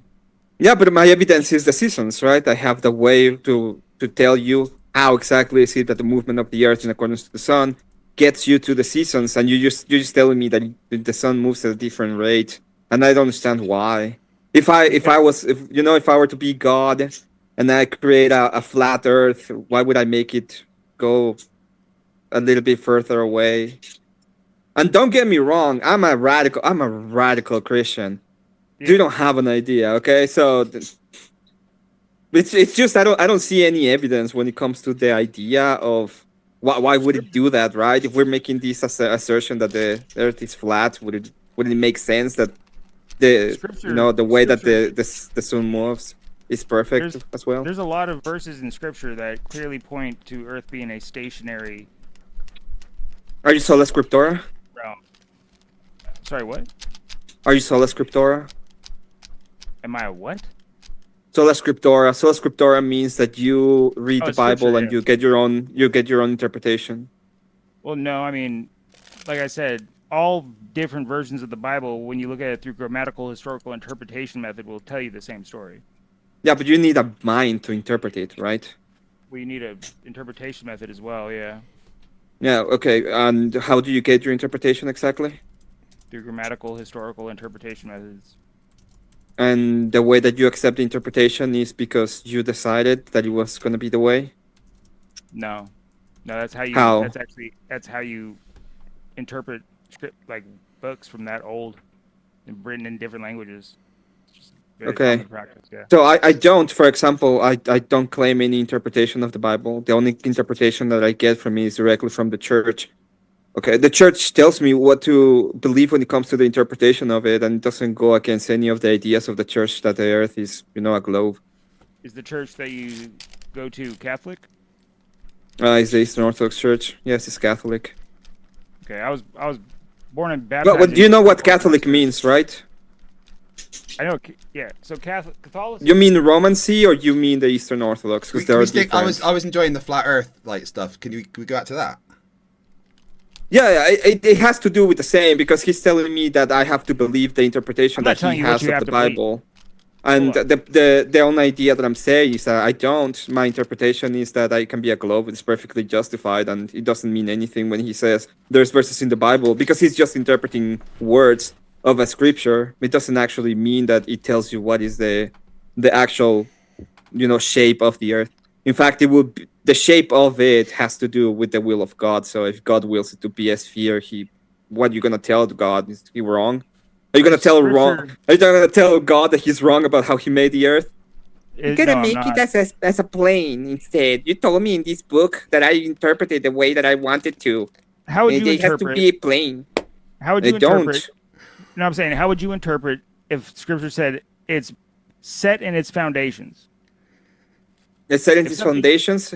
It would depend on what it says. And again, I don't interpret it. I go with the authority. The authority interprets it, and I, bow myself to it. The authority. And if it was the case, okay, let me explain this to you. If it was the case that the Earth is a globe, and we have all of the evidence that it is a globe, and I go to God and I'm like, why did you make it a globe? And when you write here that it's supposed to be in a foundation, God would laugh at me because he has a mind, and he would be like, you are dumb. Okay, that's what I think God would tell me. Stop being dumb, okay? That's what he would tell you. Do something good with your life. Stop being dumb. That's what I think he would tell me. So there's evidence that Earth is a globe. Well, yeah, I would. Let's go back to it. Why?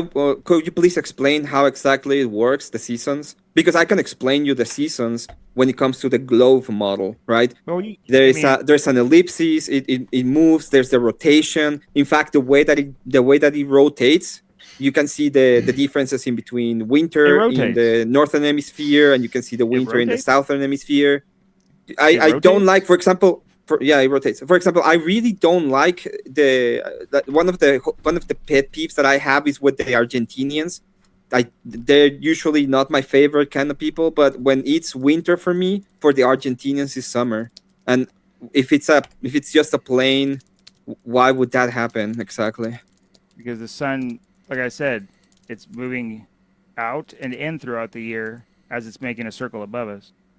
Yeah, but if it's moving out, how exactly it's moving out that it creates summer for them and winter for us? Because the sun is above them when it's outward, and then it's when when you're in the north, there's like 24-hour daylight in the Arctic, right? Yes.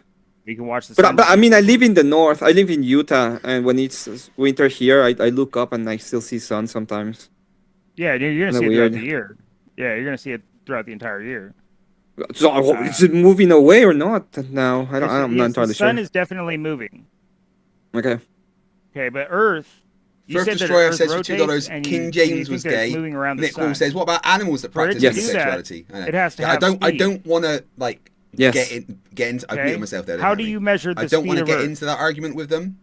Do I measure the speed of Earth? He's disgusting. Yes. So I just want them two idiots to argue with each other. I would probably triangulate it. That's a lot more fun. That's the easiest way. You know how speed is measured? Well, the speed is not measured? So, speed equals distance divided by time. Broken out the crayons. Okay, again. let me explain this. I have a question for you real quick before we move ahead. Is the speed measured? I'm telling you how to measure speed right now. You said that speed was measured, and I said, yeah, we measure speed, and then you said speed was measured. Yeah, so I'm asking I'm not entirely sure if we're measuring speed or not. So I really need you to answer the question very simply. I'm asking you how you measured the speed of Earth, because you claim that Earth has speed.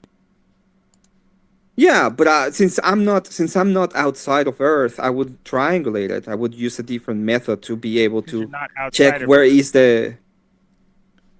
I don't know if you noticed, but I am in Earth right now. You're on. I would love to be outside of Earth. I sometimes, in my youth when I was a kid, I was like, I want to be an astronaut. It was so cool, really cool to do it. But I am in Earth, so I'm not outside of Earth. Do you agree with me on that? So you can't measure the speed of Earth because you're standing on it. No, you can. You just use different methods. Well, right? I mean, you need a reference. To measure the speed of something, you have to observe it travel a distance over time. Exactly. So I would, since I am inside of the thing that I'm gonna measure, I will triangulate in different time frames, and then I use the time frame to measure the speed. So I would be position 1, position 2, and then I will be getting a time frame, and then I will get the speed. That's usually how it does. So you can't observe any. No, I'm not a great physicist, so I'm gonna refer to the person that I believe knows a little bit more physics. Can you do that? Can you have position 1, time 1, position 2, time 2 to get speed? I'm not saying that Earth has Craig. Speed. I think Earth does not have any speed. No, I'm asking Craig if it's possible to obtain a speed by getting position 1, time 1, position 2, time 2. Yes, absolutely. Yeah, Craig. Yeah. Okay, thank you very much. I think that's exactly what I was saying. I believe that is correct, and I think I can get the kinematic equations to do it. It's not hard to find them. Yeah, no, Craig. Where did you observe a point of Earth going from one point to another? I didn't. You didn't. I would use our nearest star, which is called the sun, and I will use the differences in. I would triangulate using the sun to get it. They tried to do this yesterday, and the thing is, when you're looking at stars in the sun, you have no idea how far those things are. You don't. Oh, you don't have an idea how far the sun is? A guy made a guess about in the 1600s, and he said about 92 million miles, and then supposedly they just did some experiment with a radar that confirmed exactly what this guy said, and I don't know how he nailed 93 million miles in the 1600s. Well, it's usually math. Without this, all the numbers in the world won't change the world around you. Exactly. That's correct. That's why we use math, because we can, use them to approximate to things that are in reality. It's like if I were to tell you that I threw a ball, okay, and it went 100 miles per hour, is it possible that I could have done that? Yeah, you can measure the speed of the ball by watching it go from the pitcher's hand to the catcher. Yeah, perfect. So, but it's possible, right? Now, if I say you said that that number, the 100 miles per hour, is completely arbitrary. That means absolutely nothing. The only reason why it means anything is because we have a referent idea, and we use math to get that referent, right? We threw a ball 100 miles per hour. Now it means something. When we're using math to get distances and using trigonometry, for example, that can be a very good way to actually get results as to how far things are in the universe. That doesn't mean that we know every single distance. Distances are very hard to measure, especially when it comes to stars, because you don't know this, but they're fucking far away, okay? They're really far away. How do you know how far away they are? Because they're really far away. And if you want to go to scripture, if you want to go to scripture, we can go to scripture. There's a moment when God is asked, for example, how big I am, and he says, if you look at the vastness of the universe, greater I am, which means that the universe is vast, which means you have to believe, in accordance to you, because that's my interpretation, I can just do it, that the universe is big. It's that simple. I don't remember referencing the size of the universe. I mean, if you look up the all of the stars are just little dots and speckles in your glasses. Then I guess the definition. Look at the definition of the word universe.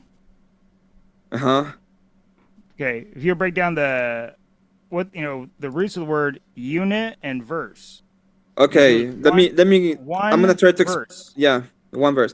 Let me try to explain this to you. This is a word concept fallacy, what you're trying to do. I'm referring to the vastness of the space that we can observe when we look up into the sky. Brilliant. That doesn't mean that here as well. I'm going to go into the meaning of universe. We're just talking about the vastness of the thing that we can observe when we look up. Okay, if you want to try to tell me about the meaning of universe, I get it. The etymology is interesting, but that I was not referring to. This was not an epistemology. The universe would be. I'm really happy that I came here, Craig, because you agree with me that you agree with my conspiracy theory, and I get to talk to this person who doesn't. Well, I wouldn't say I agree with your conspiracy theory. I just have no opinion. You agree. Yeah, that is the same as saying you agree, because I wouldn't even define understand LGBTQ the politics plus as a movement, so I couldn't agree with you. Craig, I understand the politics. We don't agree, okay? He put idiot we on don't. me. He put bigot on you. You know that, right? Yeah, but I mean, he can call himself bigot. It's fine. He agrees with me. He's calling you. No, he's calling you a bigot. I didn't put any. No, he's calling himself a bigot because he agreed with me. He pretends that he don't because politics. Okay. Okay, Craig. I mean, my chat knows my opinions. So they knows what I would agree with. I got your secret. Yeah. I will keep your secret, Craig. Don't worry about it, Craig. So if you go to Genesis, right? It said God stood above the face of the waters, and then what did he do? He spoke into them, creating everything, right? Could you repeat that question, sorry? It says God stood above the face of the waters, and then he spoke into them, creating us. Yeah, what does that mean exactly? Called the Mega Drive, Gene. What does what mean? It means God spoke into water to create us. Yeah, but what exactly does that mean? Spoke into the waters, because one of the things that happen is that people don't understand concepts as an idea. So when they listen to water, it's like God went to the ocean and was like, "Hey, ocean, create this is stuff." great because it I don't understand what that means, right? Because it can actually mean that he was literally speaking to the chaos, for example, or he was talking to something different. The ideas can be can be confusing for you when it comes to how he's spoken, especially in Dick Genesis. Wayne's watching, that guys. is Say not hello to Dick Wayne. a 100% I don't know this Emmett literal, guy, Dick. No kind idea of who he is. kind of book. I believe it was literal. Everything in scripture's literal. Yeah, but there's parts that are literal in the book, right? For think example, Adam and Eve are literal. But when he's talking about things that is about mysteries, for example, the amount of power that he holds.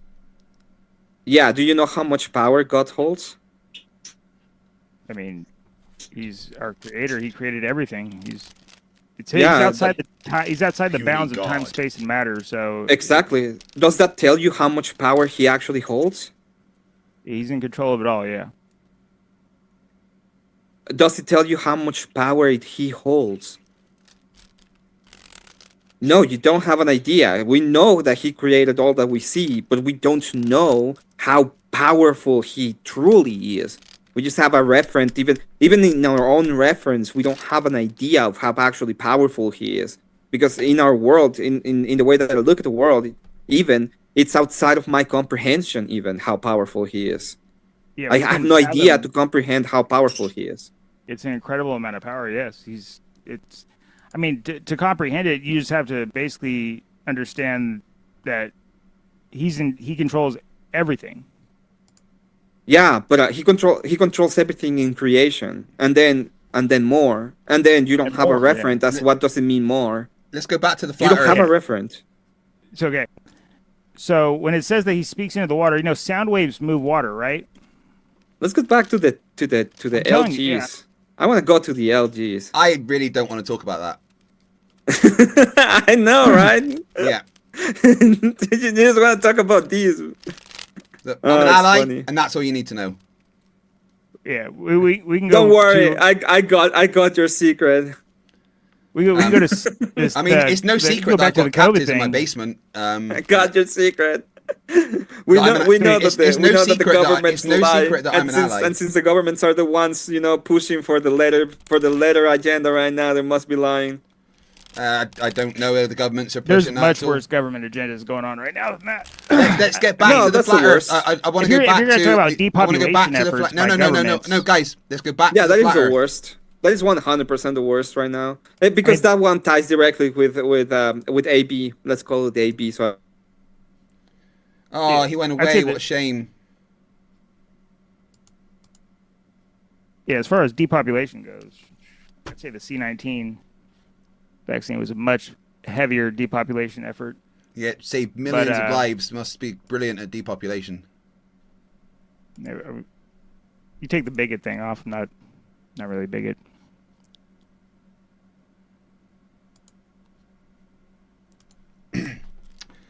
That was wonder, fun.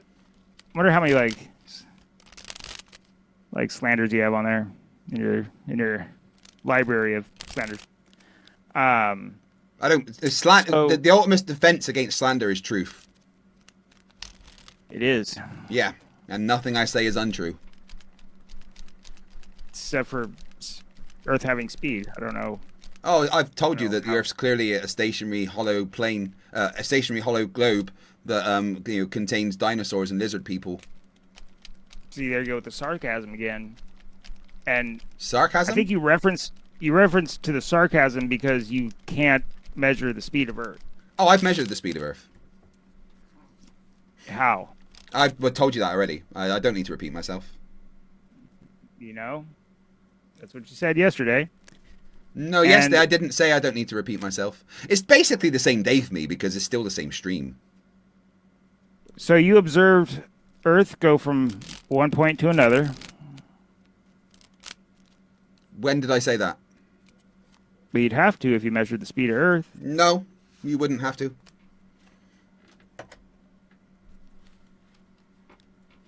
How do you do it then? I told you yesterday. Do you not remember? You told me yesterday. Yeah. You looked at a star. That's how you measure the speed of Earth. You looked at a star. The sun's a star, technically. And by looking at something in the sky is how you measure the speed of Earth. By doing maths, yeah. So you didn't measure the speed of Earth. Because you can't measure the speed of Earth looking at something else. Yeah, you can. Can't. Absolutely you can. See, here we go with your methodology again. like define methodology. Well, you're looking at something in the sky to measure the speed of something below you. Hey, Michael, could you explain something for me? My timer seems to be broken. It said 21 hours for 8 hours. How does that make any sense? I don't know. I don't know what's going on with your timer. Well, when I started, well, what is it? 8. So that'd be an extra. So I started streaming 1 hours ago, right? And there was a 45-minute timer, and timers count down, right? Yet it's now 31 hours later, and it says 21 hours 14. Could you explain that? I'm confused. It's your timer, man. It's not mine. I don't know what's going on with it. Have I broken time? Maybe. Dick Wayne, who is a flat earther who's watching right now, say hello to Dick. Hello? No, say hello, Dick. I'm not saying that. That's his name. His name's literally Dick. I'm not saying it. Why would you not say hello? That's rude. Man, I know you love you get a kick out of making clips, man, and I'm just. What? And I pay someone to make clips. I think I'm giving you enough actually. Content today. I pay someone to make clips actually. I know you do. Yeah, they're captive in my basement. But his name's literally Dick Wayne. And he's in the chat right now, and he doesn't understand. I don't think he thinks you're a real flat earther. What have you got to say to Dick? I mean, I've already presented evidence of my beliefs to you the other day, didn't I? We verified that. Maybe evidence means something different to you. I'm not sure. I'll tell you what. About 7 years ago, I got interviewed about my beliefs by an animation student from the University of Westminster. Is it possible that you lied 7 years ago? That'd be a wild claim, considering I gave her a 2-hour interview on the subject. So you couldn't have lied for 2 hours for attention? I don't see why I would do that. No, I was pretty honest in that interview. And well, anyways, she took a few minutes of the 2-hour interview and compiled it into a short animated documentary of sorts, which she posted on her YouTube. Yeah, I've watched it. Dick, Michael needs your help, dude. Get in here. I don't need anybody's help. Oh, you do. I don't. So anyway, look it up. You didn't finish talking about the the maths of how you know the Earth's flat. In the interview, during the interview that I gave 7 years prior to this, I state in the interview that I had already been a flat earther for about 4 years at that time, which is exactly how long I had held that belief, because it's about 11 years now. So yes, I'm a real as it gets flat earther. Yeah.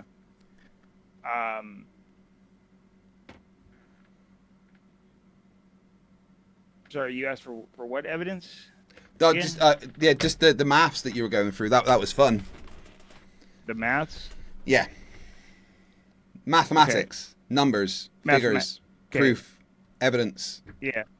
I was. Were you talking about the angular? Sonic or Mario? Resolution. So check this out. Sonic or Mario? Sonic or Mario? Yeah. Mario. Really? Nintendo over Sega? Are you alright? Yeah. I mean, I don't know. Didn't play Sega too much. Oh, you were one of the Nintendo kids. Gross. Gross, nasty. Actually, more of a PlayStation kid, but yeah. So you can't measure the speed of something by looking away from it. Yeah, you can. You could look at how fast you're going past something.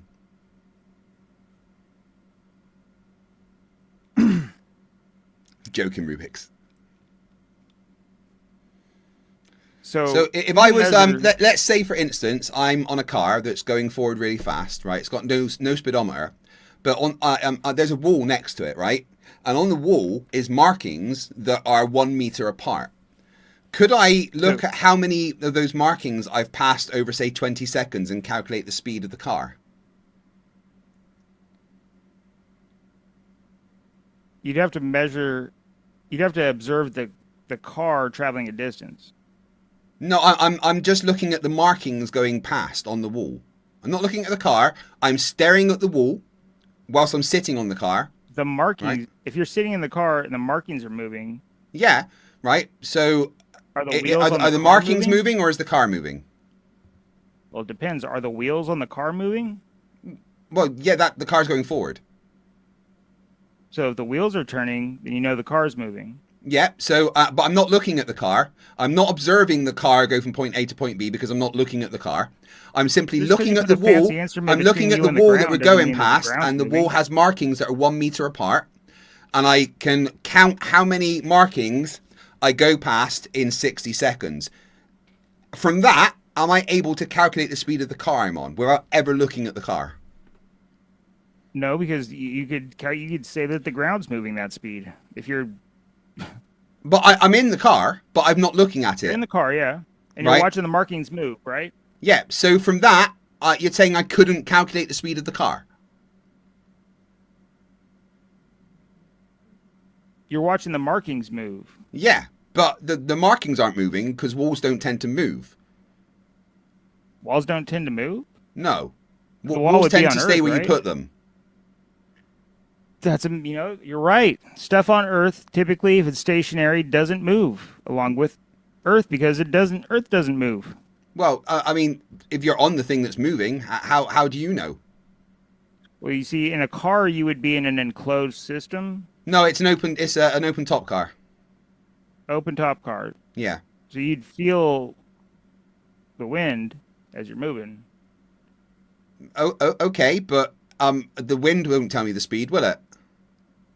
I mean, there's a lot Michael, of yes or no? Can I sit in the car, stare at the wall that we are going past that has the markings that are 1 meter apart, time 60 seconds, and count how many markings I've gone past? From that, am I able to calculate the speed of the car without ever looking at the car?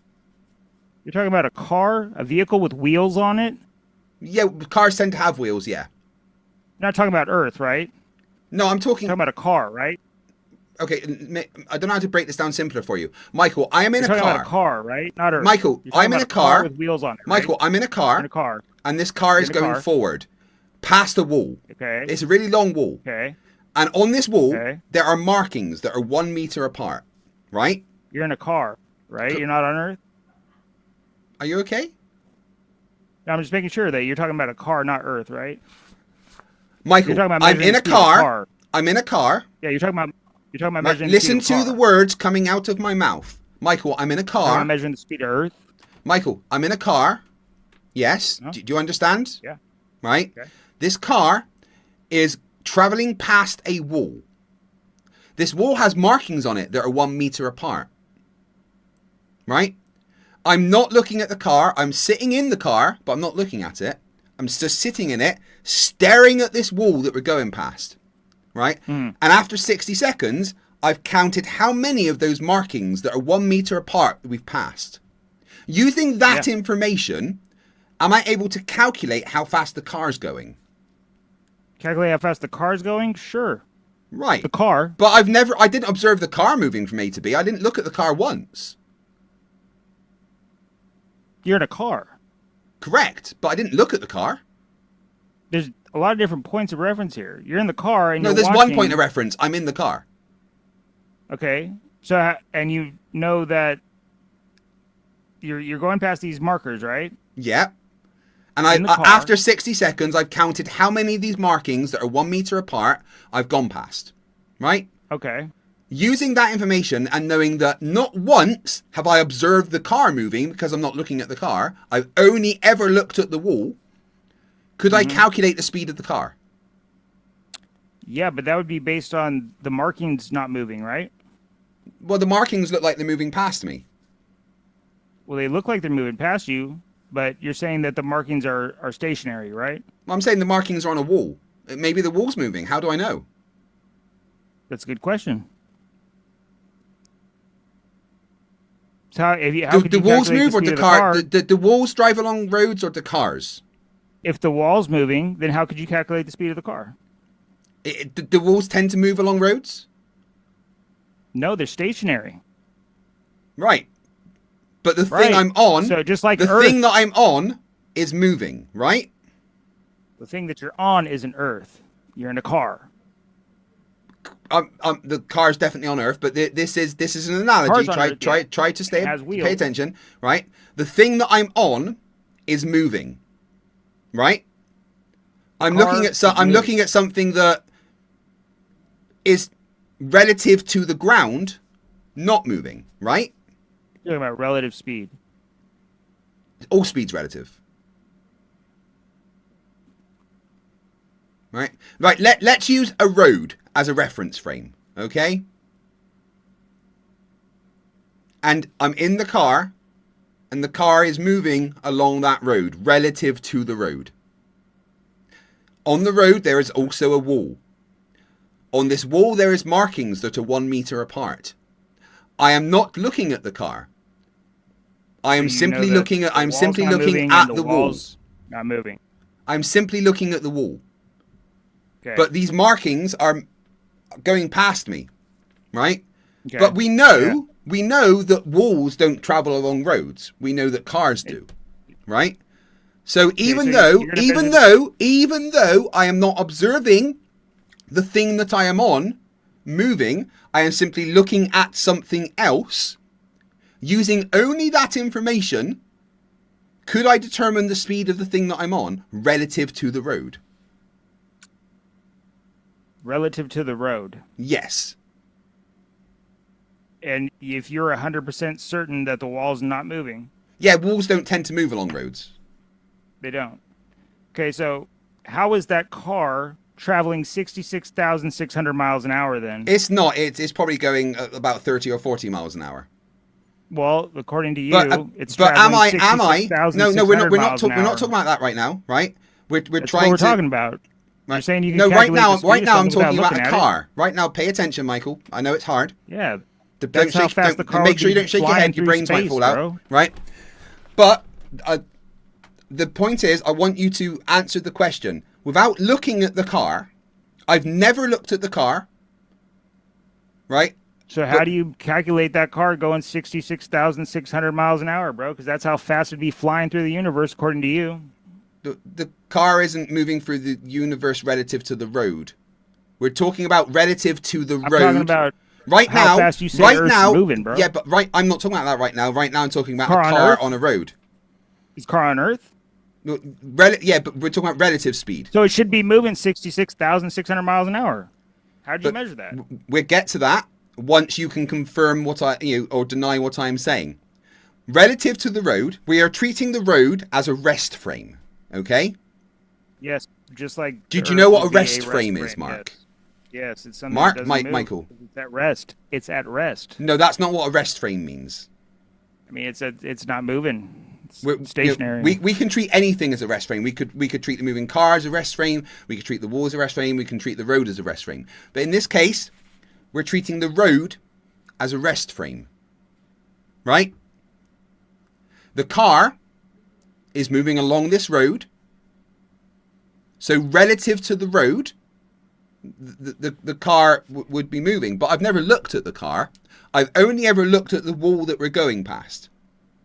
Now, relative to that road, whilst only looking at the wall and never looking at the car, could I calculate the speed? Could I calculate the speed of the car relative to the road?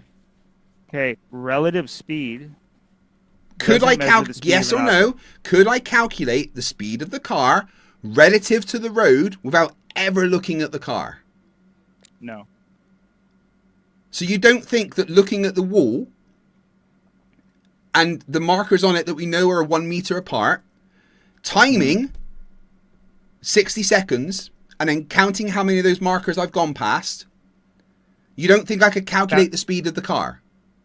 Now, how are you relative to to Earth the and road? Sun? How do you apply that to Earth and the Sun? We'll get to that. I just want you to answer the question. You're not going to get to it. I'm going to get to it. I want you to answer the question. Not. You're saying you're going to get to it. You're never going to get to it. I will get to it. If I don't get to it, I will give you 10 million. If I don't get to it, I will give you 10 million pounds. You're lying. If I don't get to it, I will give you all the money I've made on this stream. How are you going to apply that to Earth and the sun? We'll get to that once you answer the question. There's no wall. We'll get to that once you answer the question. Brother. Right? We'll get to that. We'll get to that. So, yes or no, without ever looking at the card, just looking at the wall with the markings on and how many we've passed over a certain amount of time, could I calculate the speed of the thing that I'm on relative to the ground?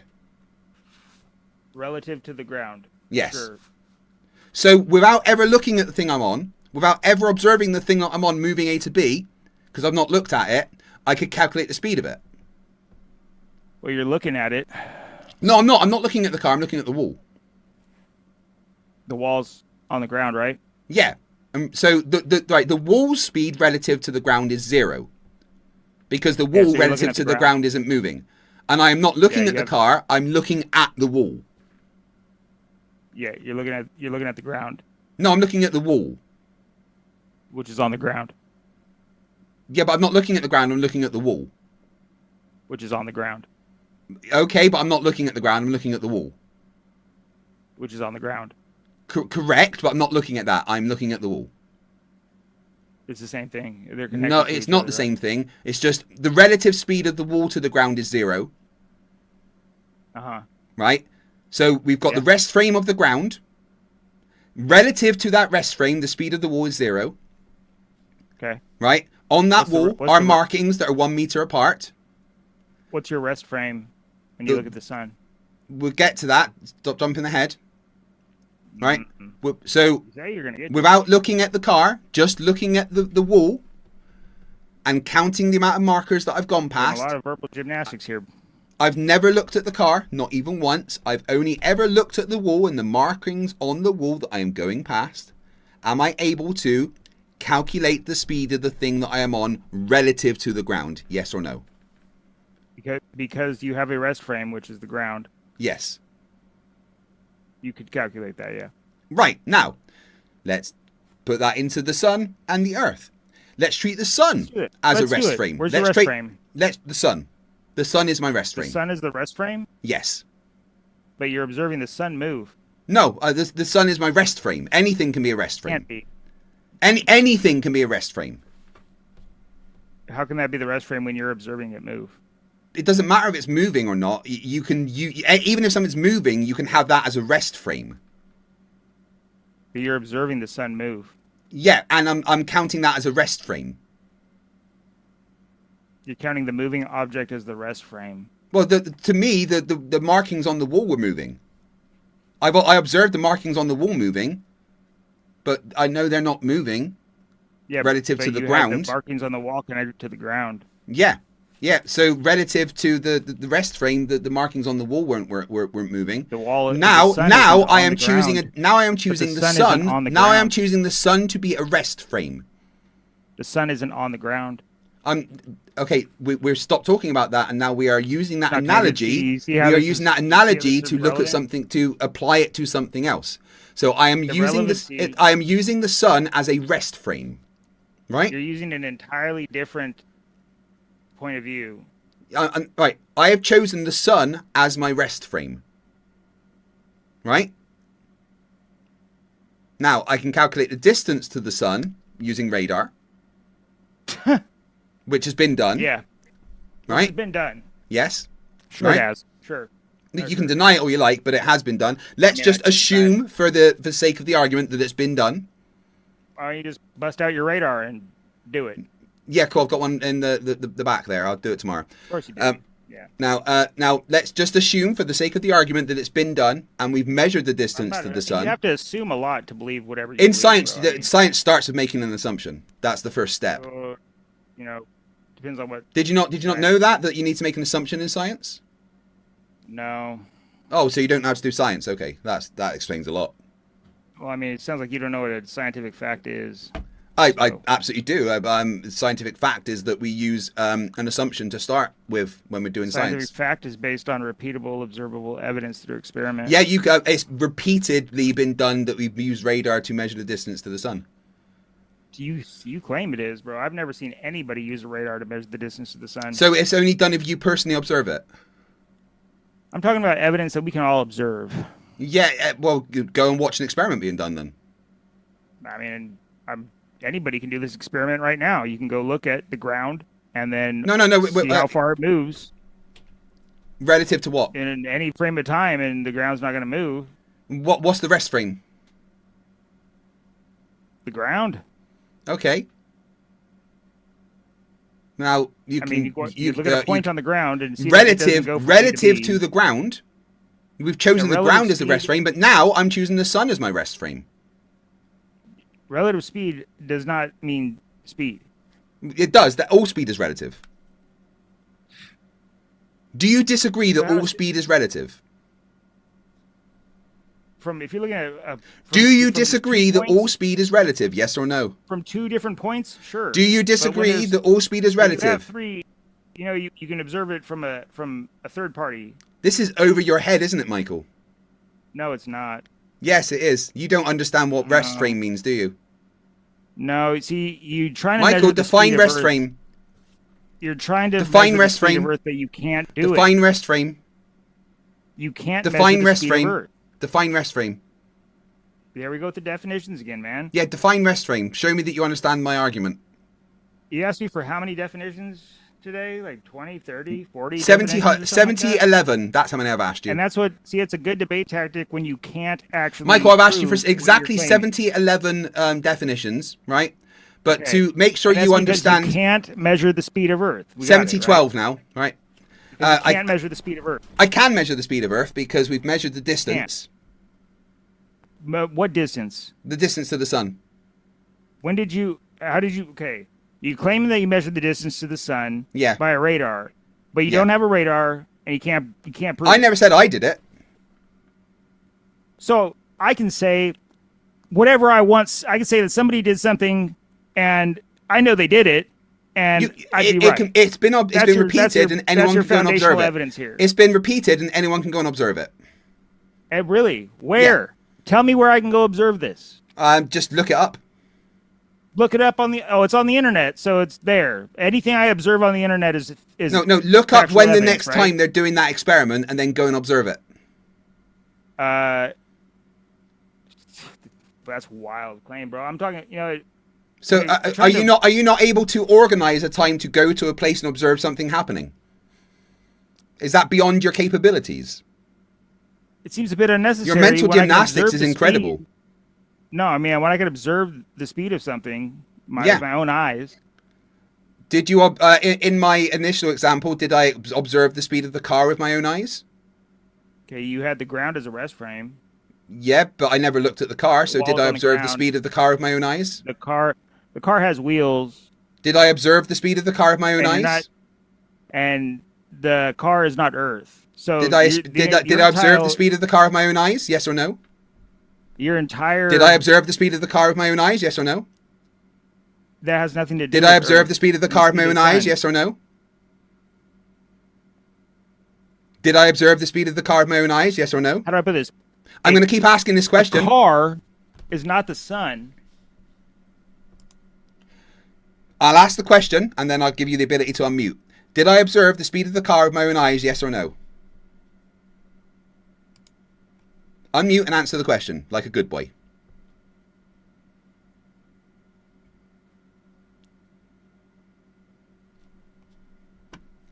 Yes, that Jane Doe for $2 says, is the street moving relative to the car, Michael? Relative speed doesn't measure the actual speed of an object. All speed is relative. If there's speed, it's relative to something else. So if I get pulled over by a CHP because I'm speeding, right? I'm going 80 miles an hour in my car, and he says, "Oh, I got you going 80," and I say, "Well, he would be saying I'm going 80 relative to the ground, right?" Because that's the laws, yeah. And I say, no, because that plane above me is going 100 miles an hour, and I'm only going 20 relative to that. Does that mean that I was going 20 miles an hour? The law is talking about relative to the ground, so that's how you would assess that. He wouldn't say, well, it doesn't matter how fast you're going relative to the car. The law is that relative to the ground, you have to be going at a certain speed.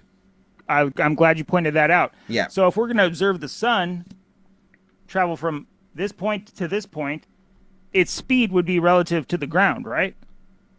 No. We're using the sun as a rest frame. Right? We've measured the distance to this. We've measured the distance to the sun. It's been done. I've done it myself. You've never done it. I have. You can deny it all you like, right? The How only can you way measure you get the distance to something you've never even been a 1% of the way to. I don't need to go to something to measure the distance to it. You do. So I can't measure the distance to something with radar.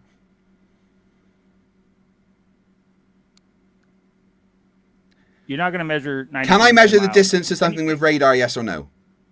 No, you're not going to measure 90. Can I measure the distance to something with radar? Yes or no? There's no instrument here on Earth that's going to measure 93 million miles. Radar can. Yeah, you think it can. I know it I'm telling can. you, it can't. Have you got any evidence that it can? Because I've got evidence it can. Where's your radar? In a lab. In a lab. Yeah. Figures. So, and how did this guy back in the 1600s get so close to it without a radar? Using maths. Oh. Yeah. He used maths. Yeah. He used numbers to observe a distance. Yeah. There was an assumption involved. The assumption was that Venus was roughly the same size as Earth. Yeah, that Turns out he was correct about that, because Venus is roughly the same size as Earth. They measured the size of Venus. Yeah, we've sent stuff to Venus. No, you haven't. I haven't, but humans have. Bro. There's a bunch of probes that have been sent to Venus. They get destroyed pretty much instantly because of the atmospheric pressure. Nothing goes there. Denial doesn't change the fact that things go there.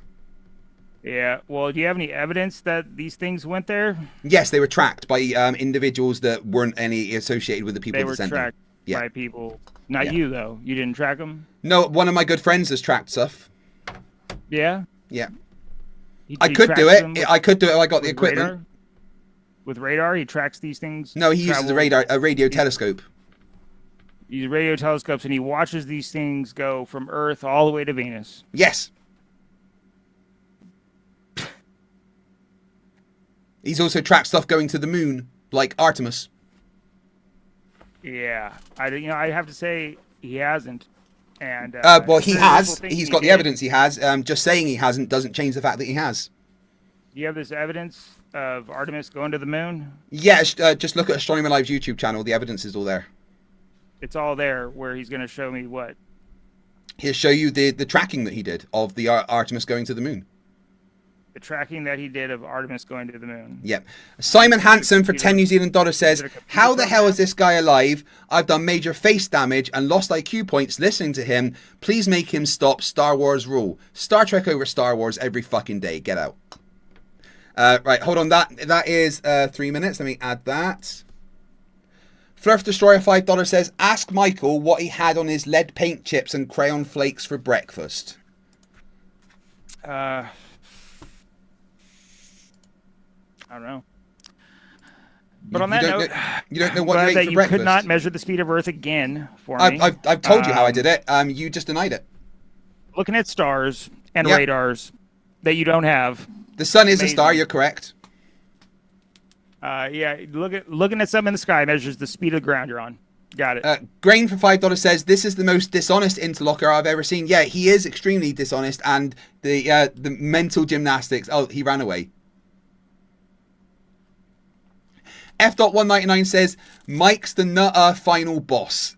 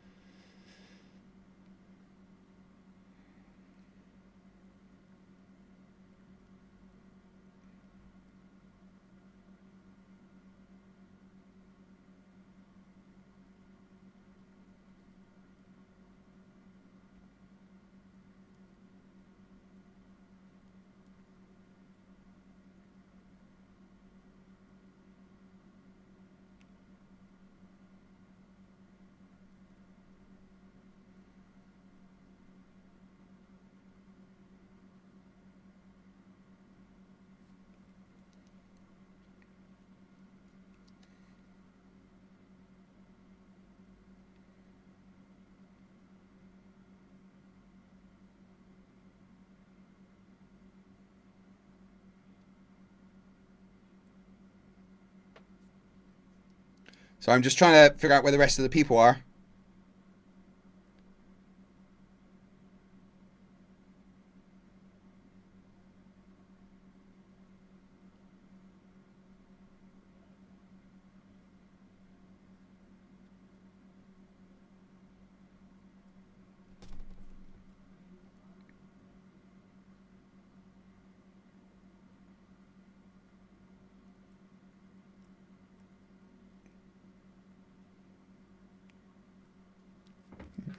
Wow, the derp. The absolute derp. Right, I'm going to take a little break, my friends.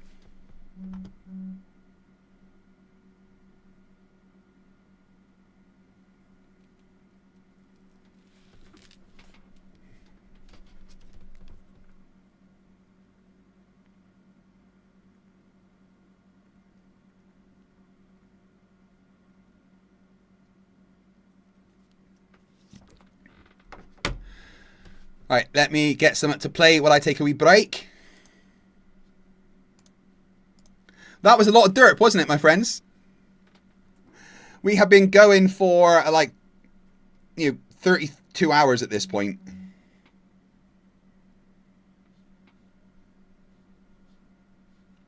Right, I'm getting a video, aren't I?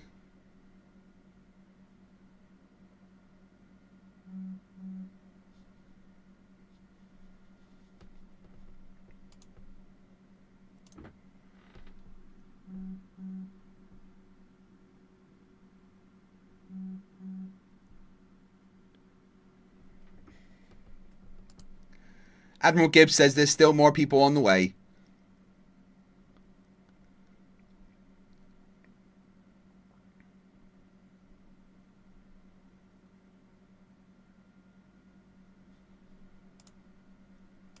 How do you explain?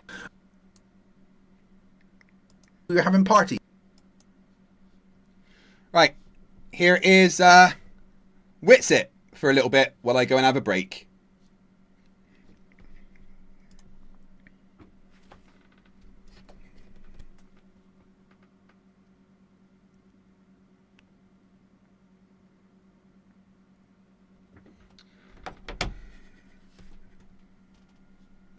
That was a lot of fun. And that bigot, I just wanted to fucking screw with him because fuck that dude. Right, yes. Go take a break. 20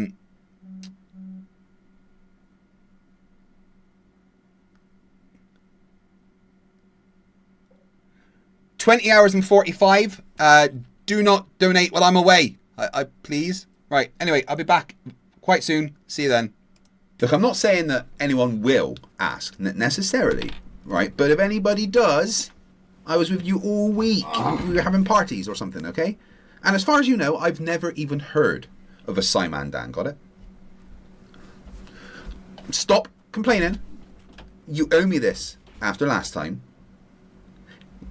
Yeah, good, thanks. Yes, I love you too, Satan. Bye. Right, Witsit gets it, and trust me, he definitely doesn't. Never has, never will, but he has got himself massively triggered by the recent moon mission, and for some reason he's turned orange. It's hilarious. This is episode 77. The Flerfs are idiots. We're living on a disk, floating through space, with a tiny sun.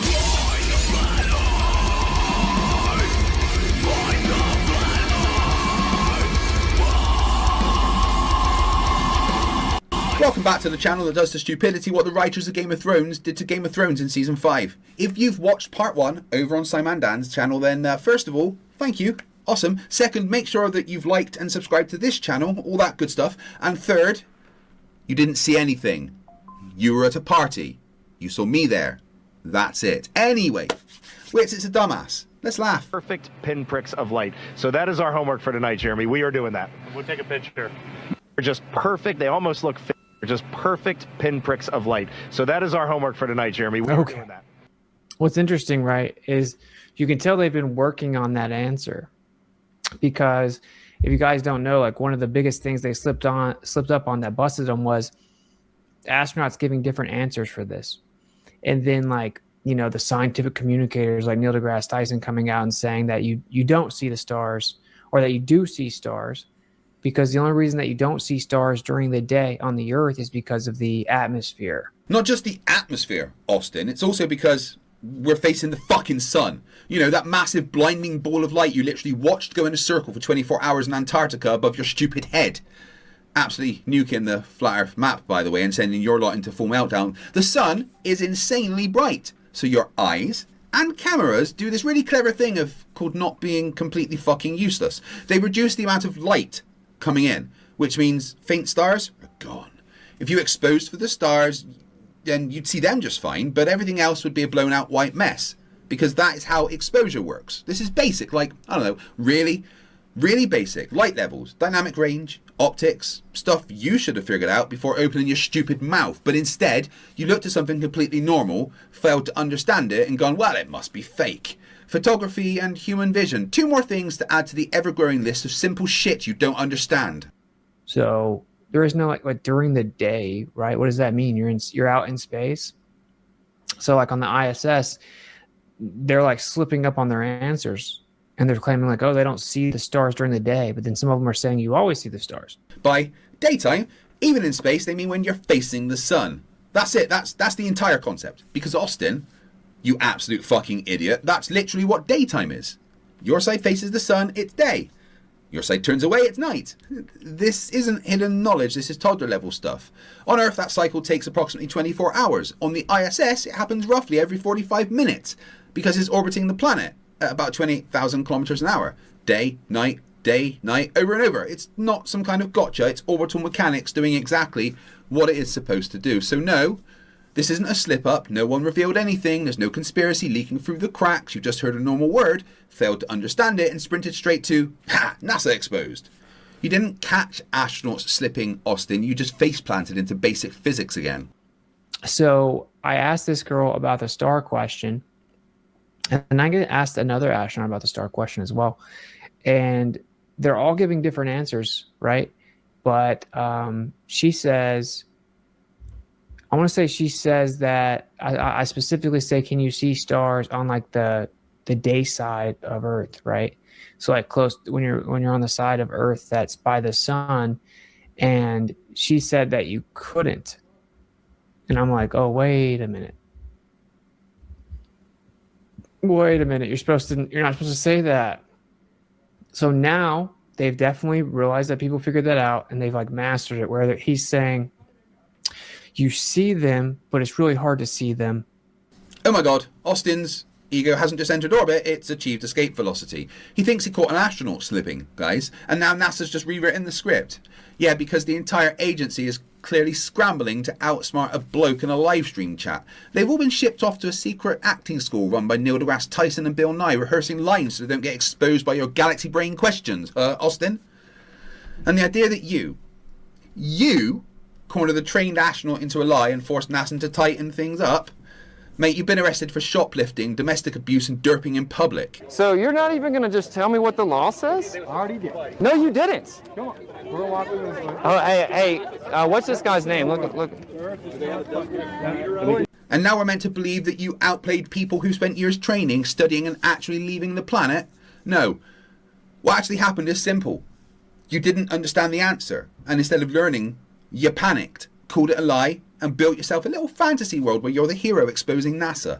That isn't intelligence, that's insecurity wearing confidence like a cheap cosplay. And honestly, you're so stupid anyway, the Borg wouldn't even assimilate you because, well, you'd lower the average IQ of the collective too far. What they say is true, and where they are is really where they are, okay? It's very simple. You would go outside, or you would look outside, and it would be like pitch black, right? And even when you see the sun, like you're just going to see a light, but there is no atmosphere. So it's just not going to be nearly as bright. It's not going to dim out all the stuff around it. It's just out there. Witz actually thinks the atmosphere is what makes it daytime, not the sun. Mate, no. The atmosphere adds scatter, that blue sky glow, but it's not the source of the light. The source is the gigantic nuclear fusion reactor you keep forgetting exists. The sun is what makes things bright. And it's so bright that even in space, when you're facing it, your eyes and any camera have to crank the exposure way down just to not get completely blown out. Which means the faint stars disappear. Not because they're not there, but because they're being drowned out by something millions of times brighter. If you expose for the stars, then you'll see them just fine. But everything else just turns into a white, useless blob. Basic exposure, basic physics, basic how light works. But instead, you've decided the atmosphere is the main character and the sun is what? Just decorative, I guess. You haven't just found a problem with space, you've just misunderstood brightness, Austin. In a near perfect vacuum that magically sits next to, the atmosphere, violating the second law of thermodynamics or whatever. So you're a fucking idiot. Just go to the remedial classroom.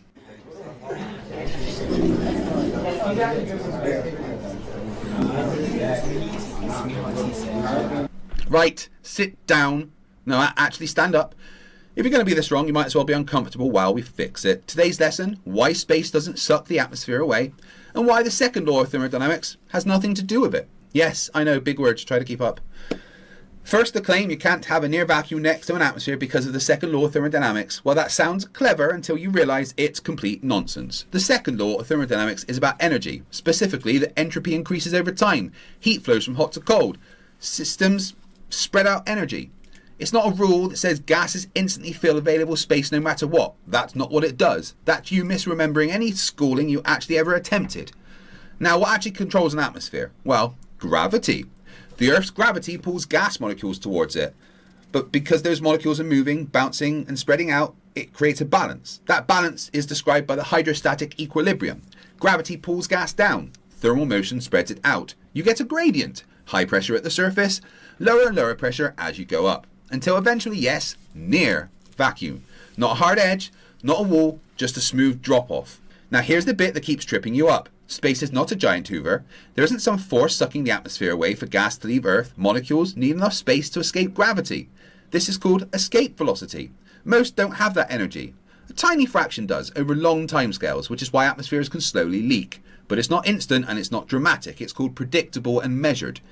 We literally model this stuff for satellites and spaceflight. So no, you don't need a container to keep air in, you need gravity. And we have plenty of that. So when you say the second law means atmosphere and vacuum can't be next to each other, what you're actually saying is, I don't understand thermodynamics or gravity or how gases behave. And somehow you still felt confident enough to say it out loud. I wonder if I can retire now and still afford to live. I'm gonna call the bank later. Class dismissed. Get out. All right. On to the next. Watch his ear. Look at that. Whoa. Uh-oh. Uh-oh. Augmented reality. Uh-oh.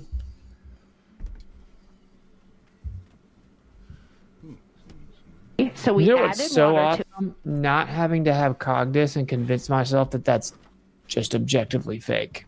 Or that it's not. You know what's so cool about that?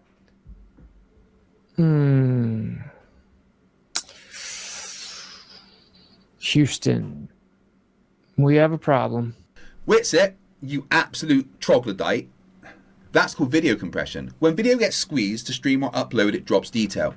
You get blocky artifacts, weird glitches around moving objects. Packets float past in air, the bitrate hiccups for a frame, boom, looks a bit janky. You see the same thing on board feeds in Formula One all the time. Are they faking car racing now as well? Or is it just you discovering how the internet works in 2026?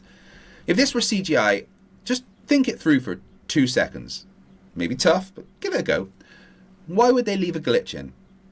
You're claiming NASA, an agency watched by the entire planet, decided to fake a mission and then went, yeah, just leave that obvious artifact in, guys. No one's going to notice. Mate, no. If it's CGI, you render it clean. If it's a mistake in lines, you redo the shot. Literally how production works.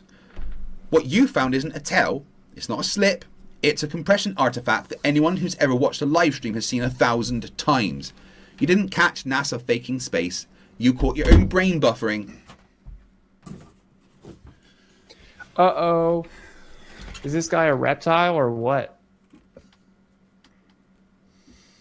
Did you guys see that? The dude's eye literally just like... Bro. How do you explain? Oh shit, guys, he's cracked it. Decades of spaceflight just got undone because a shiny packet glitched near an eye. Yeah, dumbass, you've got us. It's not an astronaut, it's reptiles. Right, guys, pack it up. Secret's out.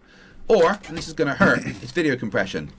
Again, Shiny packet, moving fast, passing a reflective surface, bitrate hiccup, and your brain goes, reptiles, confirmed.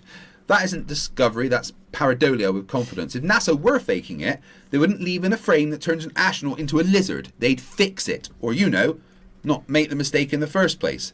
But here you are, staring at a snack wrapper and thinking you've exposed a species-level conspiracy.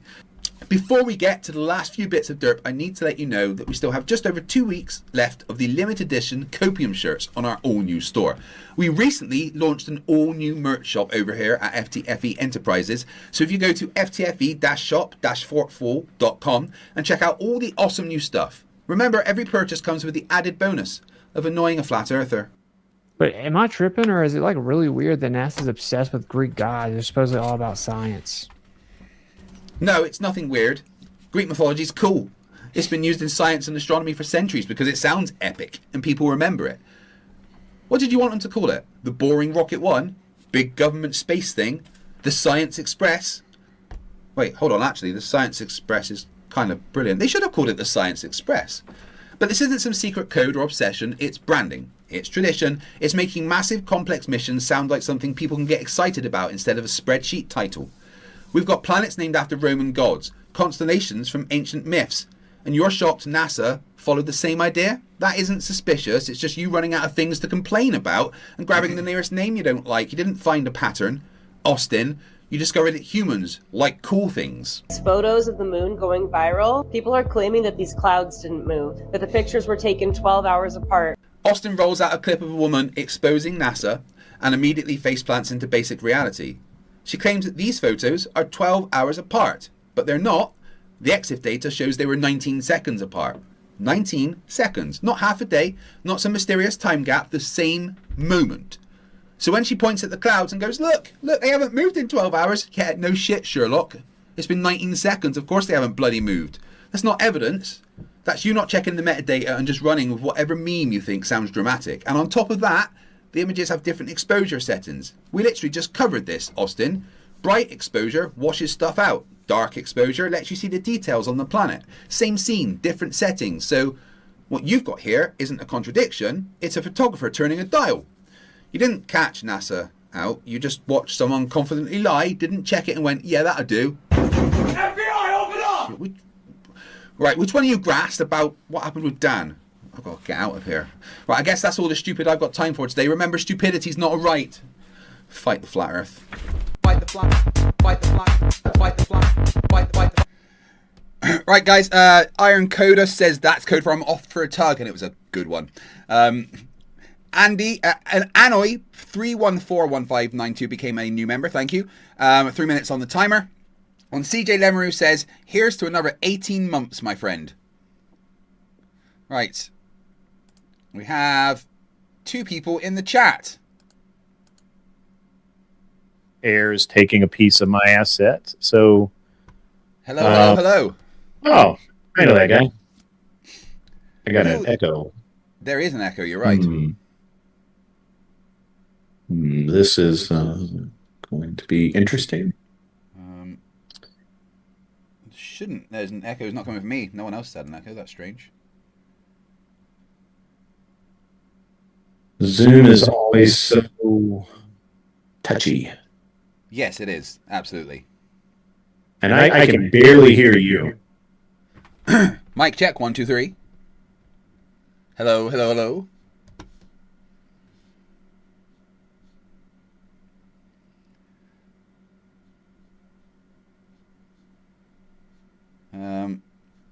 Can I turn myself up? I don't know how that works. No. Everyone else has been able to hear me fine, and there wasn't an echo. What's going on?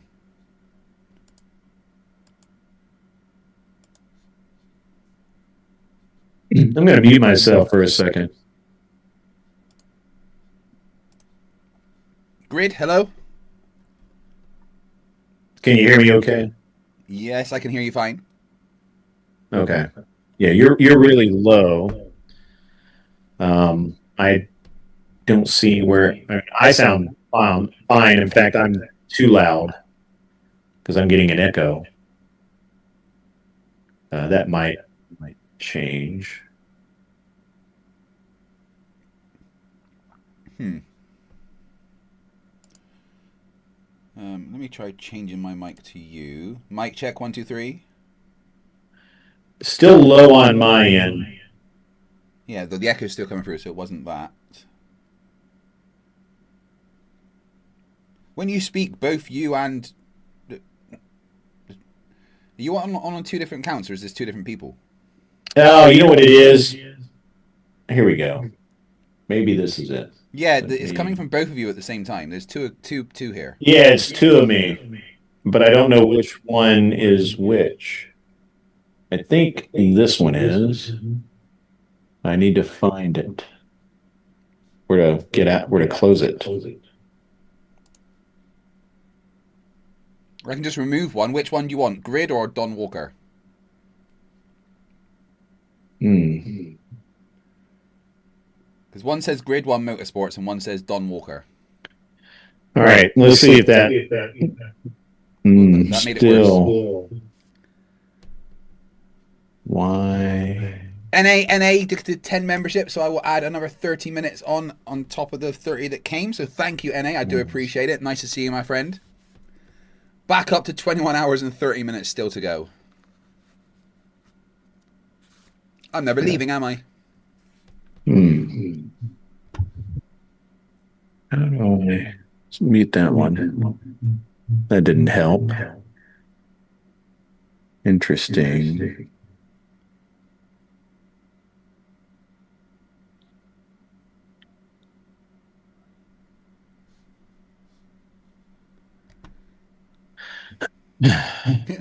Borg says, "May the stream never end." Yeah, I'm here for the rest of my life, aren't I? I'm gonna jump out and start over. Sounds good. Oh wait, you sound okay there. There's still one of you here. All right, now am I still in somewhere? Nope, you sound. There's just one of you, and you sound perfect now.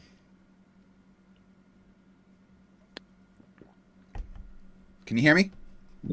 I can hear you, yep. But I don't know where that is. Well, you sound perfect now that Grid's left. I can I can barely hear you, but I don't know where the Zoom is. Oh, there it is, right there. Good deal. Okay, now let's see if we can do some with it. This Mic volume. check.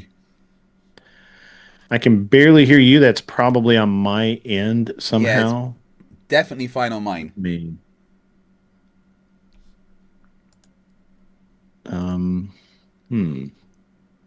Thank you to everyone in the chat. This has been incredible so far. 425 new members.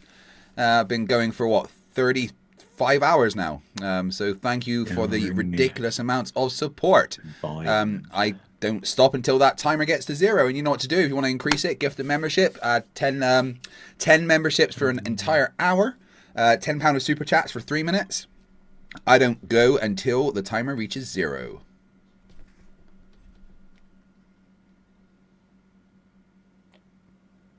See if that helped at all. Mic check 1 2 3.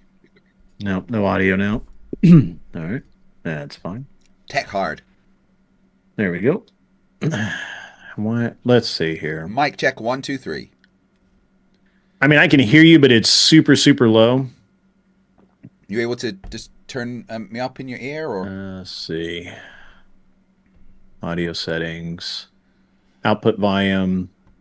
Mic check 1 2 3. So, yeah, that's all good. Here, spatial audio now. Same system, yeah. Mic check, mic check. That's way better. There we go. Yeah, whatever you just did, that made a big difference. It's still low, but it's not as low. I've just switched it from the main mic instead of my streaming software. Gotcha. Hello, Okay. Don. Yeah, that's How are way you? better. All right, now give me 1 second. I'll let's see. How do I do this? Let's do this. Sorry, I'm live right now, so I'll be obviously be restreaming and Yeah. Where are you live? On YouTube. Cool. And so I'm be sharing the screen. I'll do that now. Have we spoken before? Yes, we actually met at BaitCon twice. Hey, it's once you, in New Don. Jersey. How you doing? Yeah, once and actually I I think that you and Andrew had some sort of falling out. Yeah, he started being really mean to me. Okay.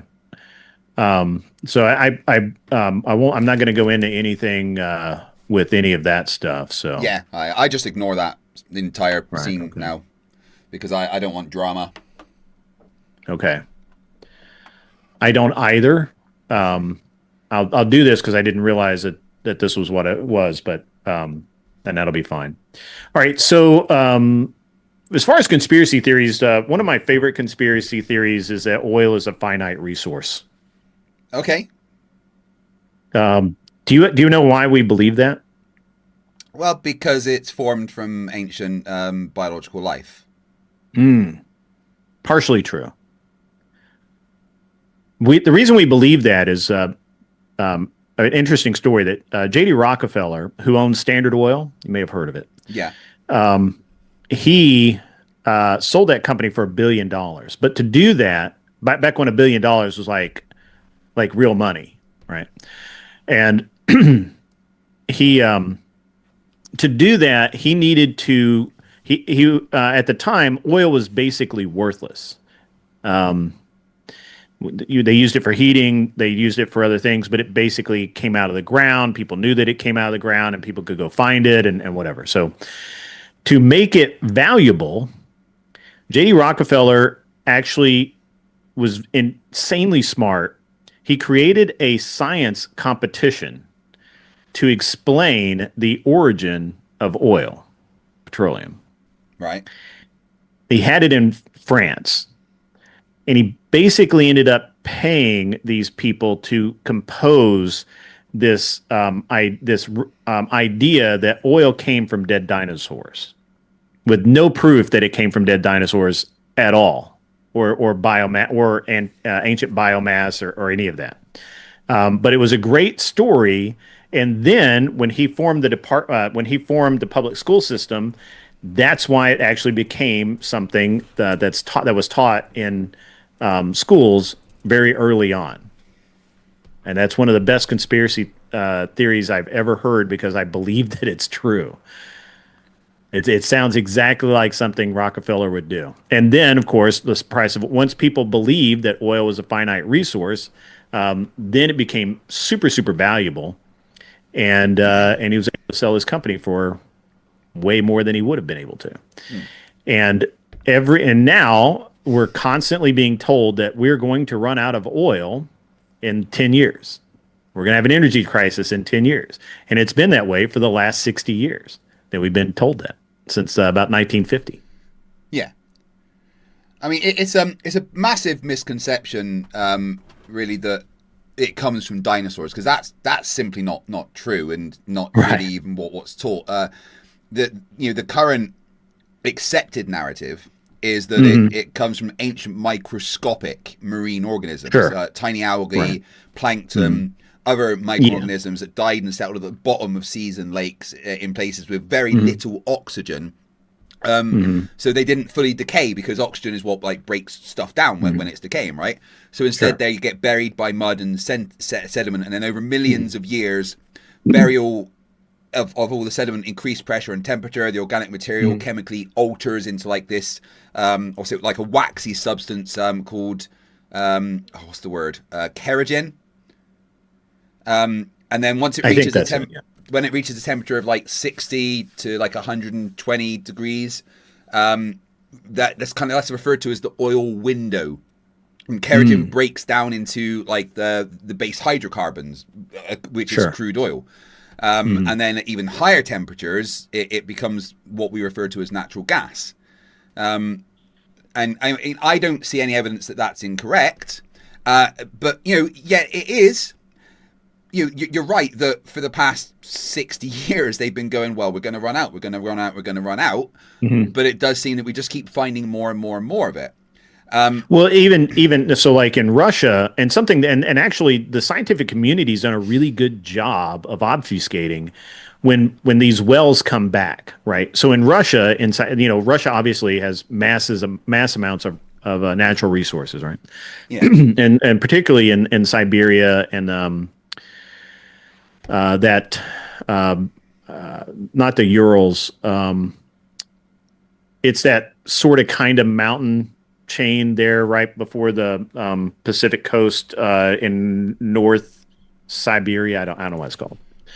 But it's all rock, right? It's a brutal place on the planet.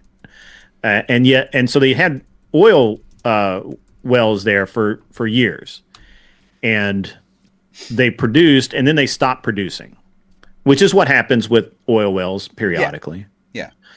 And that was back, I think they stopped producing back in like the early 80s or something like that. And they just kind of like, all right, well, we'll just move on to the next well. No big deal.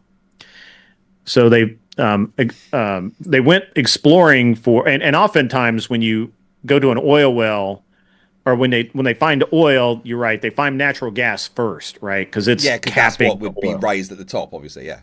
Right. And then they find oil, and then when they go back to these wells, they'll find other minerals, other resources that maybe we weren't looking for back then, various heavy metals, all kinds of things that scientists like to have to play with, right?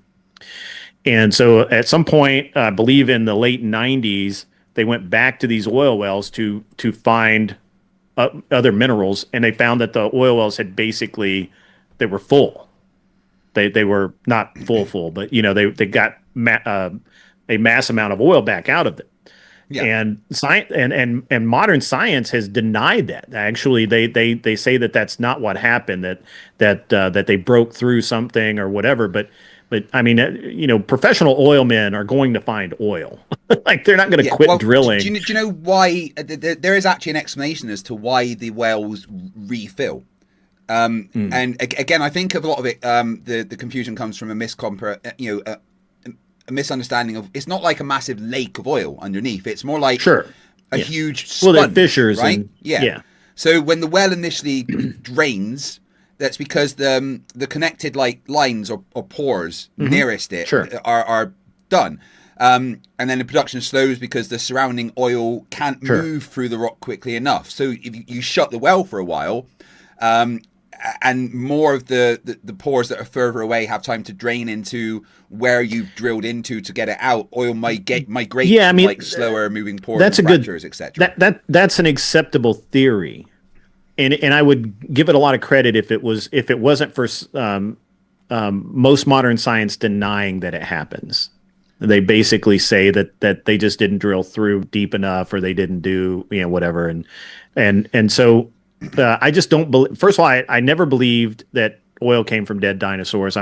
I do believe that oil obviously comes from carbon of some kind. Yeah. Whether that is biomass, as most scientists want us to believe, I'm not sure that I believe that, especially as deep as we find oil.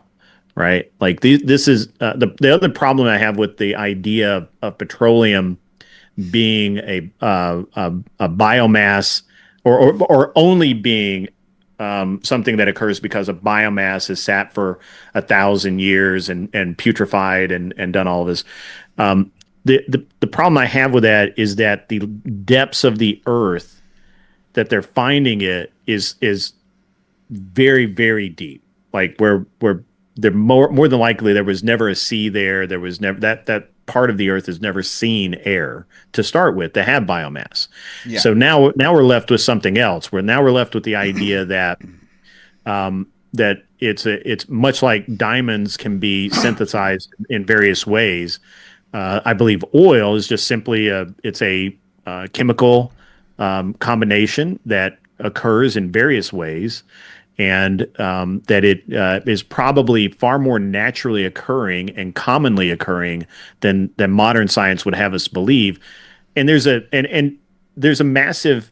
You understand that if it came out that oil was an infinitely renewable resource, think about what that would do to the economies of many nations. It would certainly wreck a lot of oil dependent countries and stuff. Because the price of oil wouldn't be as precious and Sure. it wouldn't be expensive anymore Yeah. because as scarcity, if you if we want to go with that, it increases, so does the price because it becomes more valuable. Now, see, my thoughts on this is I don't think it's infinitely renewable, but I don't think it's as scarce as we've been told. And I think that's simply because we didn't understand the depths to which it's encased within the different layers under the ground. I still do think it's a finite resource, but I think that there is a lot more than we've ever really understood.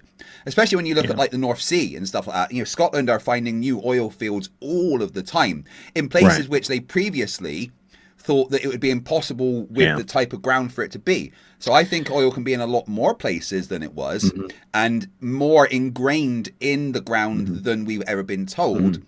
But based on the type of hydrocarbon it is, chemically, I don't think there's a way it could be a renewable source that comes from just the ground or anything. I don't see a way that it could be created in the same way as other renewable sources like grass growing and things like that.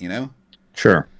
Well, I would say that it definitely wouldn't be renewable in the same way that grass grows, but it would be renewable in the same way that diamonds are formed every day. We just don't know where they are, right? Yeah. And when we look at like are you familiar with the buckyball syndrome?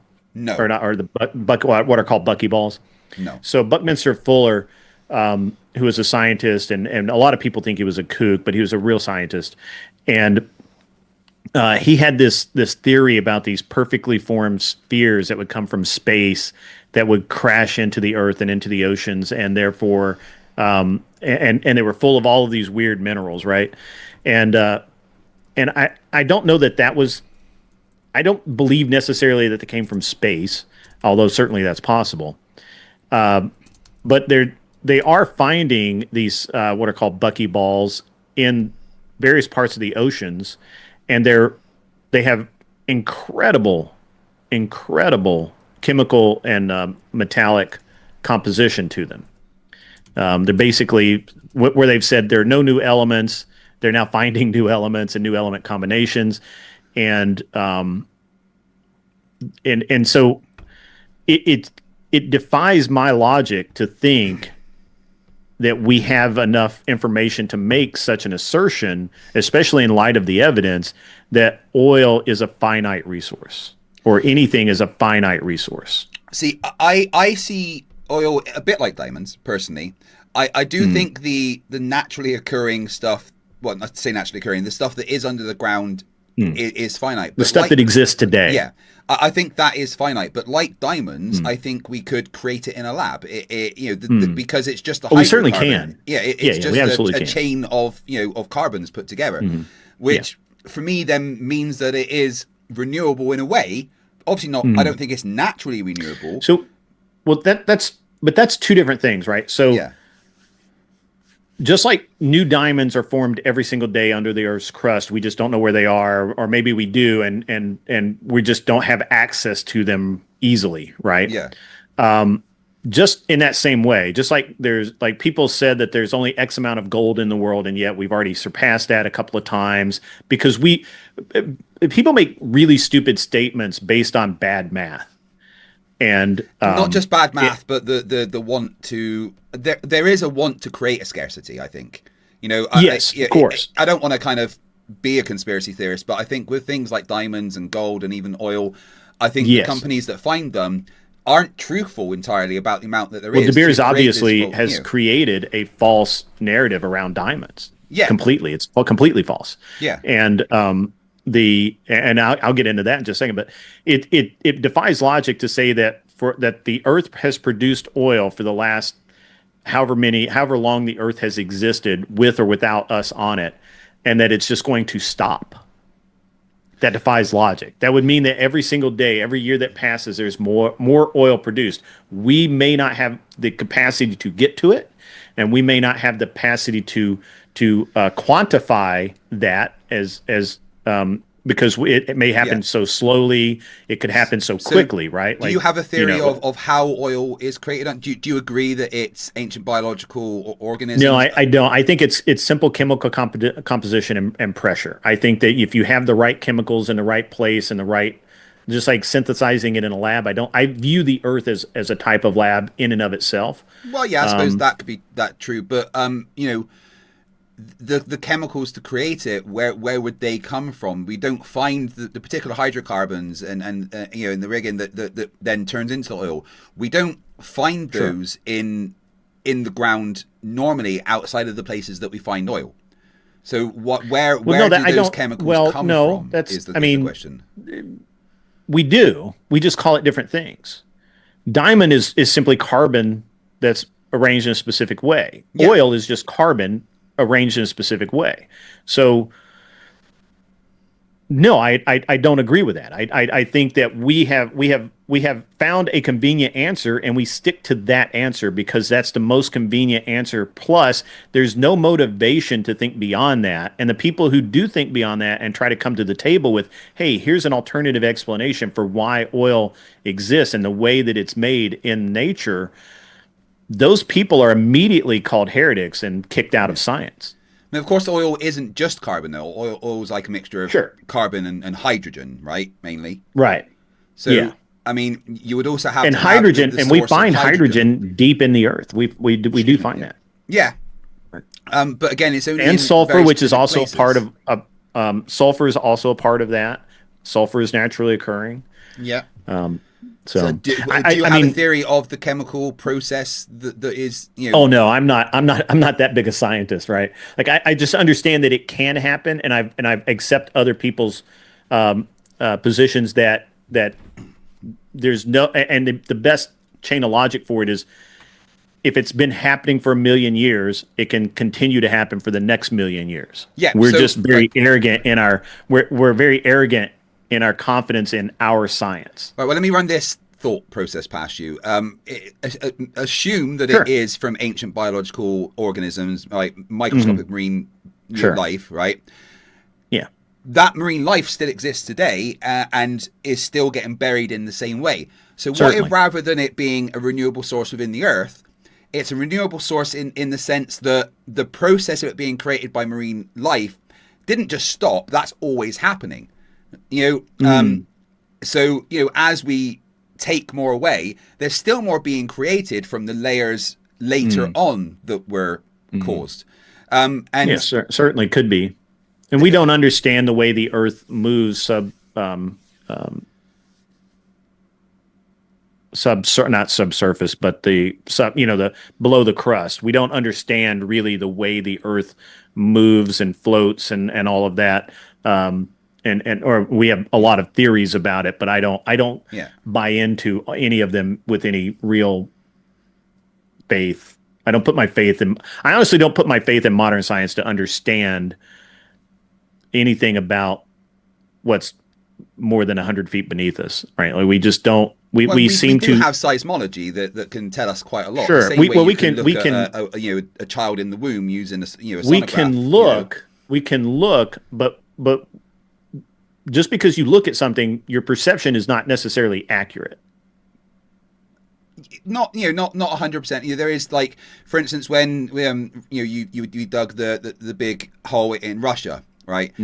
There was certain aspects that we didn't expect. We weren't wrong about what was down there, but the rock acted in different ways than we expected it to when we got to a certain layer. Like, it became more like taffy than a rock, so it was harder to drill through, and there was certain things that we didn't expect. But we can still look in the ground and quite reliably see what materials are there, because we understand the way the waves interact with stuff that's there. You get the P and the S waves with from seismic activity. Some go through the Earth, some have to go around certain ways because they can't go through certain materials, and we can use that understanding of how waves travel through certain different matter to know what's there. Right, but remember, it wasn't that long ago, probably mid to late 80s, that we thought that the core of the Earth was the liquid part, and everything outside of that was solid and had tunnels of magma running through it. And now it seems that most scientists are agreeing that the Earth's crust floats on a sea of molten whatever, right? Yeah. And that we've actually changed our entire idea of what the inside of the Earth actually looks like. I wouldn't say changed. I'd say refined and became more accurate in the same way that Newton had his understanding of gravity, but then Einstein came along and gave us a more accurate way. I can grant that, but it's a big difference between saying that, you know, the crust is 100 miles or whatever deep, and then it's just a core of liquid magma. And now they're saying the core may actually be solid, surrounded by liquid magma that the Earth's crust actually floats on, and that's why we get all of this tectonic activity, because we're floating, right? We're not. It's not completely solid, and they're not even 100% sure about that. There's a lot of argumentation about that now. Well, yeah, science is never 100%. That's the wonderful thing to me about and that's science, the beauty of we're science, never 100% sure. There's always something else to discover, right? But when we're talking about fossil fuels, I just don't see a natural process with the things that that's because you believe they're fossil fuels. I do think they're fossil fuels, but I think they are renewable in the sense that the process that creates them is still happening, but we are using it faster than it's being created in certain places. But, you know, that process is still going. Eventually, you know, yes, the wells do, you know, refill, but eventually they do dry out. You know, when you keep going and you keep going and you keep going. And then you leave it. Oh, nothing's come back. So now you have to have that, I'm certainly willing to say that all of literally everything is a theory at this point. But I just the logically I can't accept the fact that first of all I don't accept the biomass explanation. I just and part of that is because when we've tried to synthesize oil in labs using biomass, pressure, heat, and you know, accelerating, you know, using techniques to accelerate the time element, we don't come up with oil. We come up with the way we come up with oil when we synthesize oil is always just chemical combinations, heat and pressure, and that's it. And so, and we can actually make actual petroleum oil. It's just cheaper at this moment to get it out of the ground and refine it and then mix it with other things than it is to create a raw base stock. Most oil today uses very little petroleum in and of itself. Most petroleum's used these days in plastics. Yeah. Yeah, but, I mean, the idea that your car runs on oil is fantastic. I can't believe people still believe that. Well, yeah, oil and petroleum aren't really exactly the same thing. But you know, is it possible we can't create in a lab because we can't recreate the exact conditions? Maybe, you know, we're trying to rush the process, and maybe it's a process that literally can't be rushed because it needs to have a long time to form those particular bonds. But it cancels out, right? So if you are going to have if you have on one hand, you have to visualize this, I guess. But if on one hand I have biomass, heat, pressure, hydrogen, and sulfur, all of that over here, and I put that in the lab, and I put it in however I want to artificially age it, whether it's pressure or heat or combination of dehydrating it and then rehydrating it, whatever, I don't know. Whatever that process is, I artificially age it and I come up with something that's kind of like petroleum but isn't petroleum, or crude oil, however you want to put it. Okay.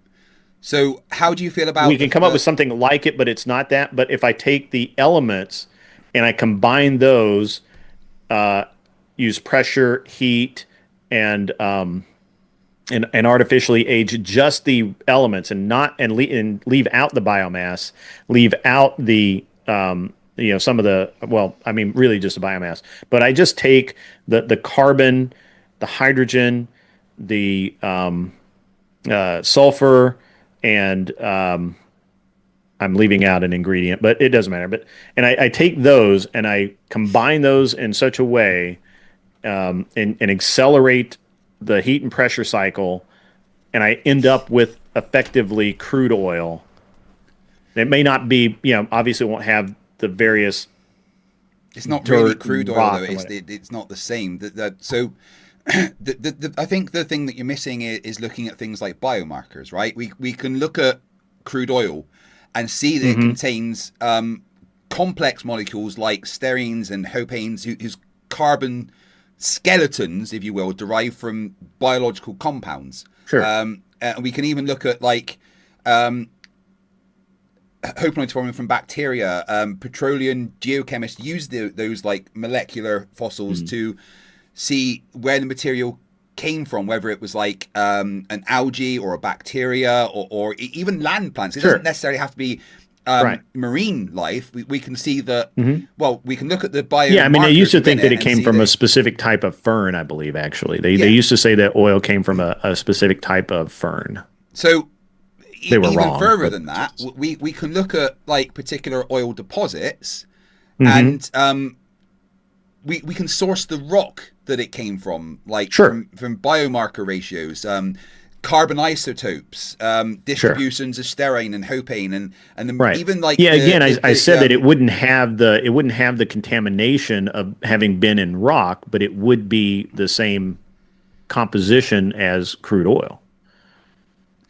So, but it's the fact that the crude oil has these markers in it, and that we can even like use the markers and the places that we found it to kind of trace the migration of where things moved underground over time, which and then you can look. Well, we think we can. I don't know that we can, but we think we can. I mean, there's studies to show that we can. And there's probably a study to show that it can. I'm willing to. Hey, look, I'm trying to be good faith here and say that absolutely. I think that there is a. I think that effectively, I think that obviously, I believe oil is naturally occurring, much like diamonds, much like gold, much like any other composition. Well, gold is an atomic element, so that's a slightly different sort of thing, but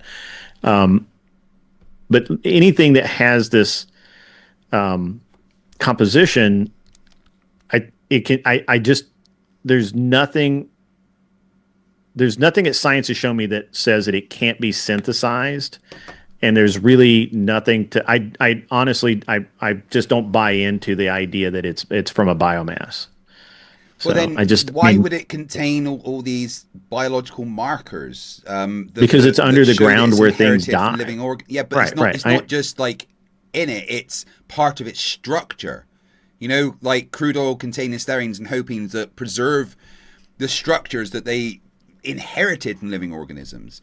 Oil can be. But that's like saying a footprint in plaster defines the plaster. No, plaster's still plaster. But we're not saying the footprint's part of the plaster. We're saying that the biological markers are part of the crude oil. It's ingrained in the way that it forms. An oil sample could be matched chemically to a particular organic, rich sedimentary source rock, for instance. Sure, in the same way that if I put alcohol, so I can create alcohol in a lab and it's perfect, right? But if I create alcohol in a barn, you're going to be able to tell which type of corn I used, which type of sugar I used, and they'll have all of those markers in it. They're still the same thing. It's just one has elements in it that may or may not have been used in its actual production. Oh, that's what I was looking for. Yep. So I was actually, funny enough, I was reading something about this the other day, and I was trying to look for the thing that. So there was a USGS study in 2007 that matched produced oil to particular organic rich shale formations, and even went as far as reconstructing how far the oil migrated from those rocks into its eventual spongy-like reservoir. So, we can say, well, this is a place where the shale was. And we can then, see the migration of the oil to where it eventually ended up and match it to those organic markers. Yeah. Which wouldn't make sense if it's just kind of a chemical process that happens without some kind of biological mixture within it. Does that make sense? I mean, I'm not going to say I'm an expert in this because I mean, it makes sense that happens. However, I don't think that it's necessary to happen for something to be crude oil because it's a chemical composition, and any chemical composition can be, I guess the word would be synthesized, but can occur in multiple ways. So, could you? I mean, I don't think you're an expert in this. Obviously, it's just something that you think, right? But could you give an alternative model that would explain the fingerprints that we find better than the model that we have? Well, just like anything that happens on Earth, right? Like we can tell where gold is mined. We can tell where diamonds are mined. We can tell where all these things are because of similar things, and yet we can reproduce all of those things exactly if we want to. Yeah. So without the markers, and I should have said that. So yes, while I agree with you that certainly the markers exist, and I'm not denying any of that. I'm saying they're not a necessary part of it being oil, right? Any more than I can create lab grown emeralds, but if I take a natural emerald from India and compare it to an emerald 100 miles away in Pakistan, they're going to be different. And you're going to be able to tell that those were from different places through their chemical composition because of what they absorb out of the soil, out of the air, and all of that. So, yes, I certainly agree that the markers exist, and I'm not denying that. I'm just saying I don't know. I'm not giving them the same weight that you are.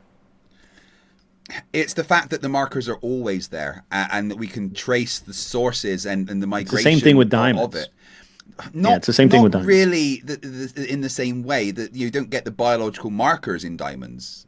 That's true because they've been basically diamonds are carbon where all of the any biological marker would have been long ago removed, right? Because diamonds are such a pure carbon element, right? Well, yeah, it is probably the purest form that we could think about, especially lab-grown ones, right. And so you couldn't. So where again, but when we do find a diamond with an imperfection, you can tell where it came from. You can tell what kind of what happened there, right? Because it has that occlusion, it has that imperfection because of it didn't quite form just right. And so I mean, it's just my conspiracy theory. I don't think oil is finite. I know diamonds aren't finite. I know that for a fact. I mean, De Beers has done the world's greatest marketing job to create something that people used to throw away, and tell every single woman on the planet that she needs to have one on her finger. Well, yeah, the way that there are enough of them for every single woman on the planet to have one on her finger. The whole, a man has to give a woman this wedding ring. That was literally, it was all artificially created. It was an ad campaign. Yeah, exactly. And you know that, I'm sure because you're probably pretty well read. Emeralds, diamonds, emeralds, rubies, and sapphires, especially colored sapphires, are far more rare than diamonds. Yeah, like my the first engagement ring I got my wife actually had tanzanite in, which is one of the rarest jewels that we have. Yes, and tanzanite's one of the cheapest jewels. Yeah, which is strange, right? Right, it is because nobody. Yeah, you're right. You would think if it's rarer, it would be more expensive, but there's been no massive ad campaign around making tanzanite, as valuable as diamonds. But for me, I was like, Sure. I love my wife more than this woman more than anything. I want to give her a rare thing, so I chose tanzanite. Yeah, rubies. I'm not. My wife's Chinese, and I'm not particularly a traditional diamond sort of guy. So, my wife's engagement ring had a diamond. When we went to the Bahamas, I bought her a very, very nice ruby ring that she wore as a wedding ring for a while, and then a sapphire, a big sapphire ring that's very blue, and the one she's currently wearing is a diamond, but it's a yellow diamond, which is slightly more rare, but not actually that rare. A question from my chat says, sure. They want to know why you want to believe this. Is it a want, or is it? It's not a question of wanting to believe it. It's just that it never made sense to me. And so actually this all came about because I was fascinated with Rockefeller. I was absolutely fascinated with the manipulation and the balls that guy had. I mean, you think about the balls you have to call yourself a robber baron. Yeah. I mean, right? The guy was an evil genius. He was what evil is. Yeah. Emphasis on evil. Right. Oh yeah. And the idea that to make his oil company worth more money, that he actually held a science competition to prove that oil was limited, that it was rare, was absolutely shocking. Like when you actually dig into the history of the science behind it, like everybody wants, I love to use this new colloquial term, trust the science. I never did. And then once you start going down the path of what actually happened, how did we determine that oil was somehow a finite resource? Well, nobody ever has. It's just we've been told that. I certainly don't think we've discovered all the oil there is, but I do think like this super chat I've got $10. Abedis says whether oil is actually finite or not, it is finite from our perspective as humans today, because it takes a huge amount of time for the wells that do renew to actually renew. If it's not finite, or if it's actually finite, it will be gone. I don't know that. I don't know that, and I don't know that. I think that's a ballsy claim. That's a really ballsy claim. If you we know it takes time to renew. We know that when a well apparently dries up, it's not like next week it's full again. Like in Russia, it took like 37 years for them to be able to tap it with enough. Yeah, it took 37 years for us to know that, because nobody went there. Right? Nobody goes to Siberia on holiday. like they went there for a reason, right? They were trying to get bismuth or whatever it was that they were trying to get out of the ground, that they assumed would be there in the oil wells, in the old oil wells. So why does some wells tap out and eventually never renew? Sure, I don't know. I can't explain that, and I don't know that people have gone back to them to find out.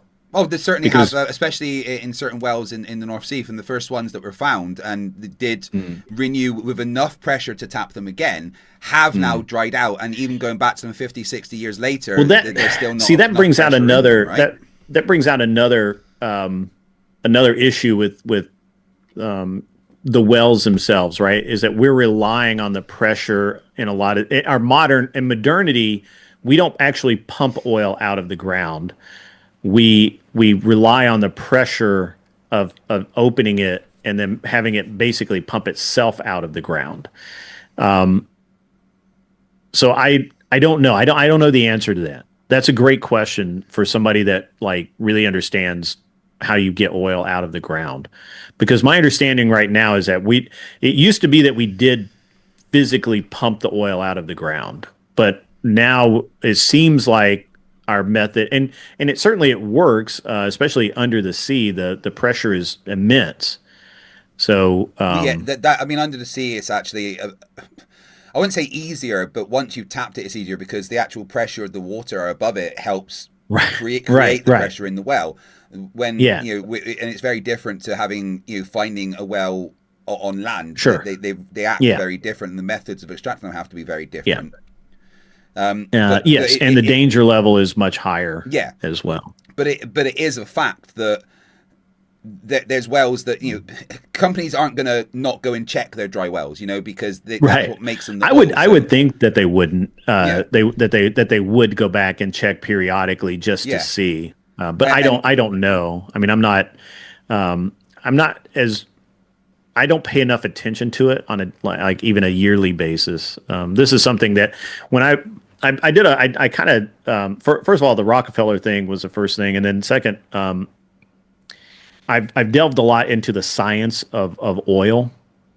Me too. Once after I spoke to a flat earther that was saying that oil is a completely renewable source, it's just birthed in the earth. I did do a bit of a dive into it. I would never say I'm an expert in oil and how it's produced and and how we get it. But I've done enough research to at least understand that there is certainly places where it appears to be finite, even if it has come back a bit. Then for instance, when the first wells that we found in the North Sea, which then ran dry in inverted commas, which we then went back to tap again. Even the second time we tapped them, because the pressure returned, it was never as big as it was before.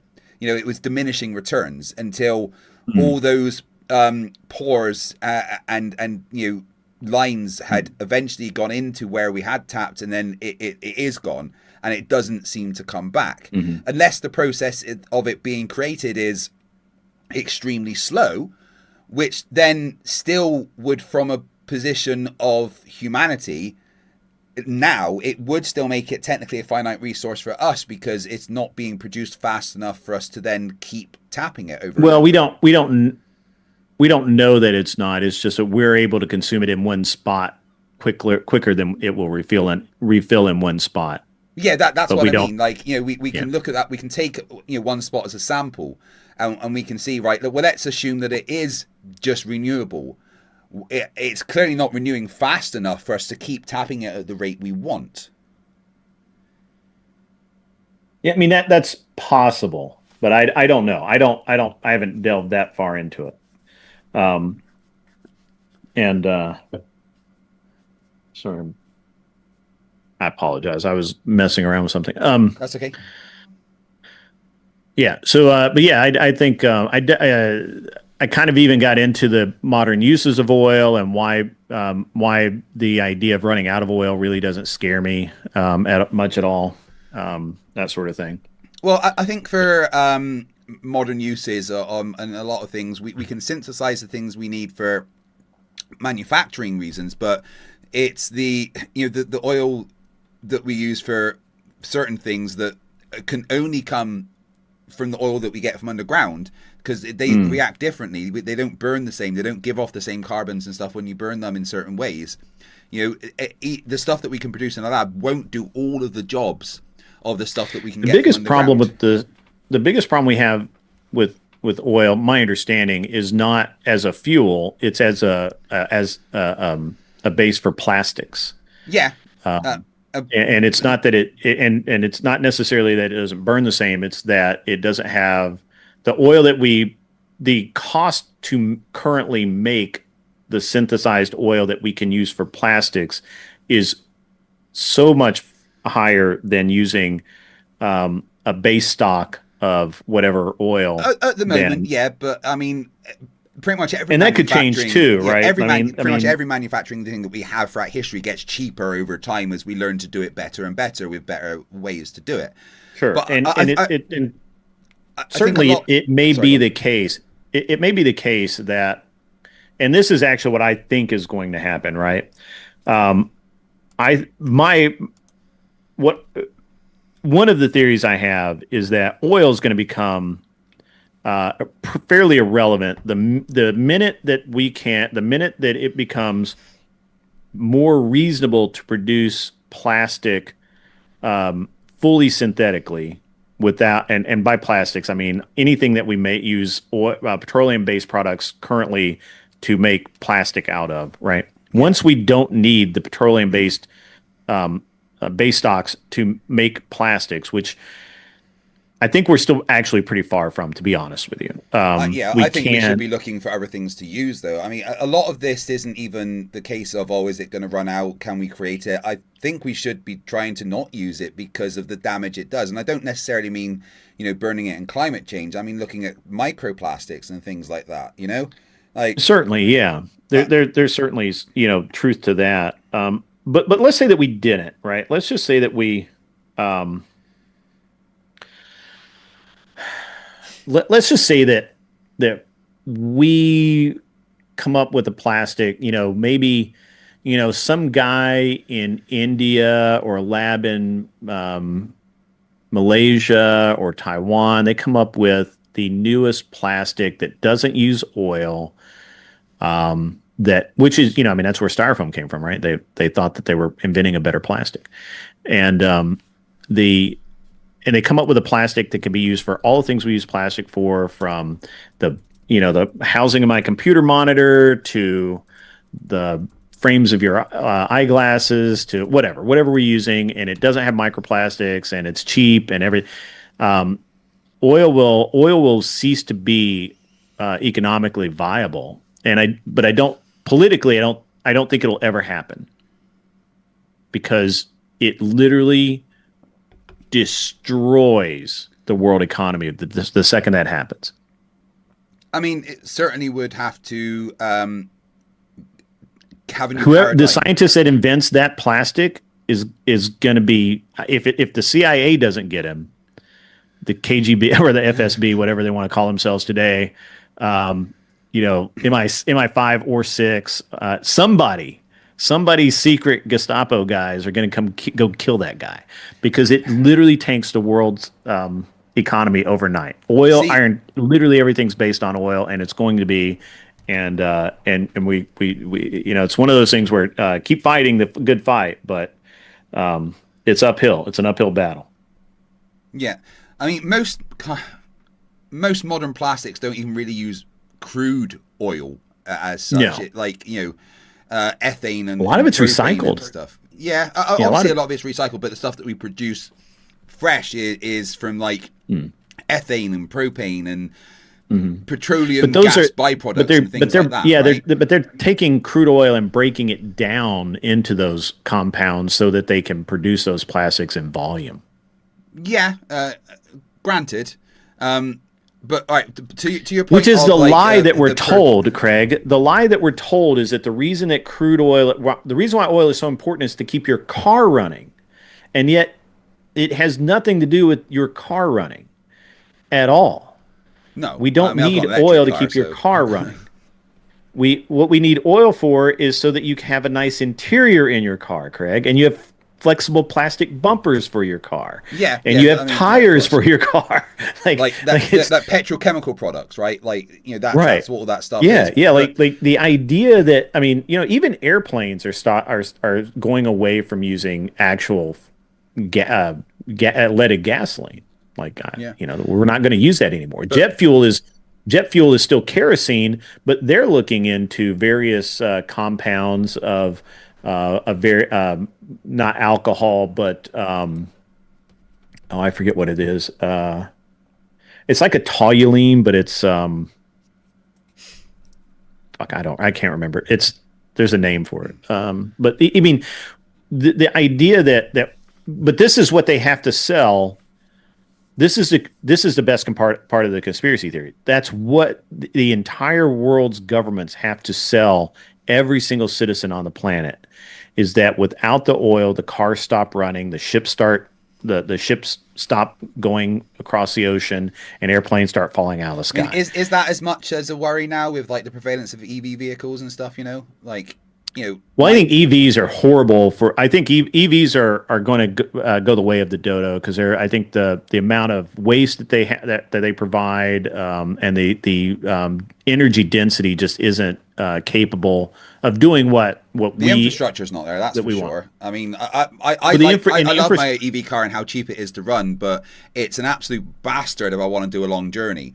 Sure. or even I wanted like there's not. And many when you want chargers to around fix here, it, you're not going to be able to fix it. Which I mean, most there's garages around here won't touch it. I have to go to a specific garage and things like that. But that could change. But even when you go to get out of it, I mean, look, and they've been trying to do electric airplanes for a while. The energy density doesn't work, and they're doing these drone type vehicles where they for like personal helicopter kind of deals, which are not working the way they want them to. Look, electricity is great for our homes. It's great for some things. The first cars actually were electric. I don't know if you know that. But most the cars when they started with you had massive batches of them charging all over the place. Yes. But, the efficiency was terrible compared to what you have now, obviously. Right. So electric vehicles, I don't think are going to be viable until we actually reinvest in nuclear energy, go to thorium salt reactors, where you can have a reactor basically on every corner of everybody's block, and it into the safest thing ever, and we don't have to worry about hydroelectric dams and shit like that anymore. I do think until we get to that point, like renewables aren't possible. I mean, Scotland, we could power our entire country with wind. We have done for nearly 12 years. But when places where that's not viable, nuclear power should be the thing that we're using everywhere. Sure. 100%. Well, even with like I live in Tennessee, and we have hydroelectric, steam, which we don't have. Actually, I don't know that we still have those. I think Obama killed those with the coal deal. We used to have steam plants here, which were awesome, and we have atomic power or nuclear power. I think we have 3 or 4 nuclear power plants, hydroelectric, and to some degree we have wind and solar. By far the best is nuclear. By far, it's the most stable. It's it doesn't really care what season it is. It doesn't care. It's making power, and I love hydroelectric. But even where you have like, have you seen those the ocean wave generating power stations where they put them off the rocks, where they let the waves crash into the rocks, and they put them out there so that the wave action basically turns a turbine, and that creates power. It really does. And they haven't done it, I think, en masse yet, because they don't understand the effects it's going to have on the environment of having those things in there, and the potential to change wave action. And wave action's a really big thing to the world, so we don't want to fuck with that too much. But I just don't think electric is where we're at, and it's going to be an alternative fuels. The biggest tragedy right now is that E100 E85 the program's basically been killed in the U.S. I love E85. I think it's the best thing ever. It's wonderful to run a car off of, and we can run cars off of that, and that is actual renewable energy. It economically makes sense. It's just the right way to do it. It's just politically a non-starter in most places. Yeah, politics ruins everything, but yeah. I wanted to push back a little on what you said about the person that invented the new thing would be kind of instantly killed. Now, I think that might have been true. That's a little tongue in cheek, but yeah, I get it. But I think that might have been true 20, 25 years ago. But with how small the world has become due to the instant connection of technology, I don't think that kind of would be possible, because as soon as someone invented that, they'd be putting videos on YouTube, on TikTok, that they'd be FaceTiming all their friends. It would be out there before a government had a chance to do anything about it. I would normally agree with you, but anybody that's going to do that type of research is going to have such a financial upside to it that there's no damn way they're going to reveal it without having everything locked down legally, without having everything. It depends on the person, I think. If someone has, genuine... you're going altruism on me? Come on. I would. if it was me that invented it, I would instantly be like, needs to be for the good of humanity. Yeah, I want to make money from it, but I would like to think that other people would have a good heart as well. Yeah, there would be a lot of people that would be like, okay, I need to keep this secret, and then weren't we just talking about De Beers? Yeah. But I just don't that's think possibly the greatest conspiracy I've ever heard. That the guy who invents infinitely renewable power or a form of plastic that doesn't use oil or petrochemicals, that they would altruistically give it to the world. I would, and I guess think I that's judge people amazing. with my standards. That's That's the best fairy tale I've heard yet. I like it a lot. I really do. I mean, like I said, I would if I discovered a way to power the world for free, or to make plastics and oil without poisoning the world. My main aim would be to give it to everyone for the good of humanity. But that's just me, and I would like to think that there's other people out there. However, I understand that most of the world are a bunch of cunts. Yeah. I think that's been tried before, and it usually doesn't work out like we want it to. So. Yeah, I mean, I see your point. Say that I did invent this amazing free energy or plastic or whatever, and I tried to give it to the world. There probably would be governments that would try to step in and try to stop me, right?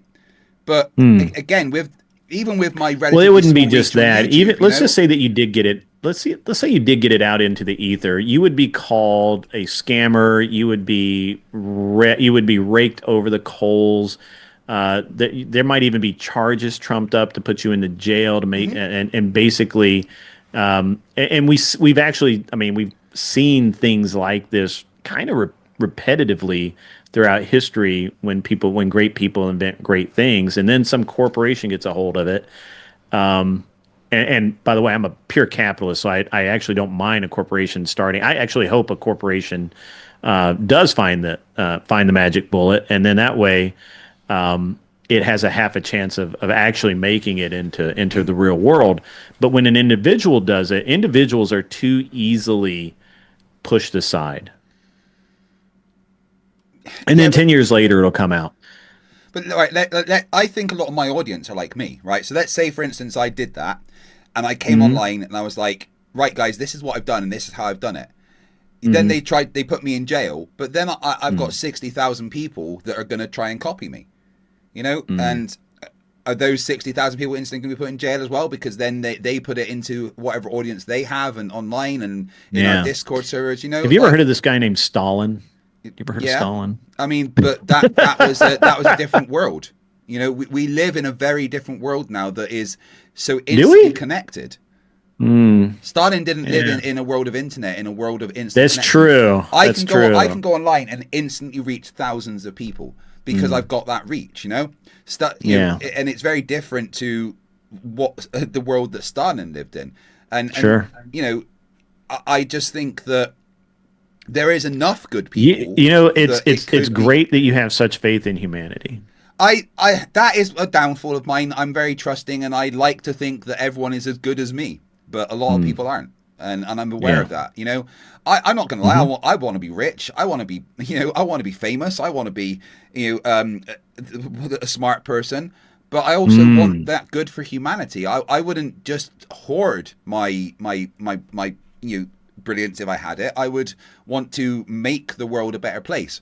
My aim in life is to leave this world better than I came into it, and I think I've done that already. I was largely responsible for a lot of the wind farm infrastructure in Scotland, through when I worked with Enertrag UK, and I'm very proud of that. And I think I've left the world a better place in whatever way that I can.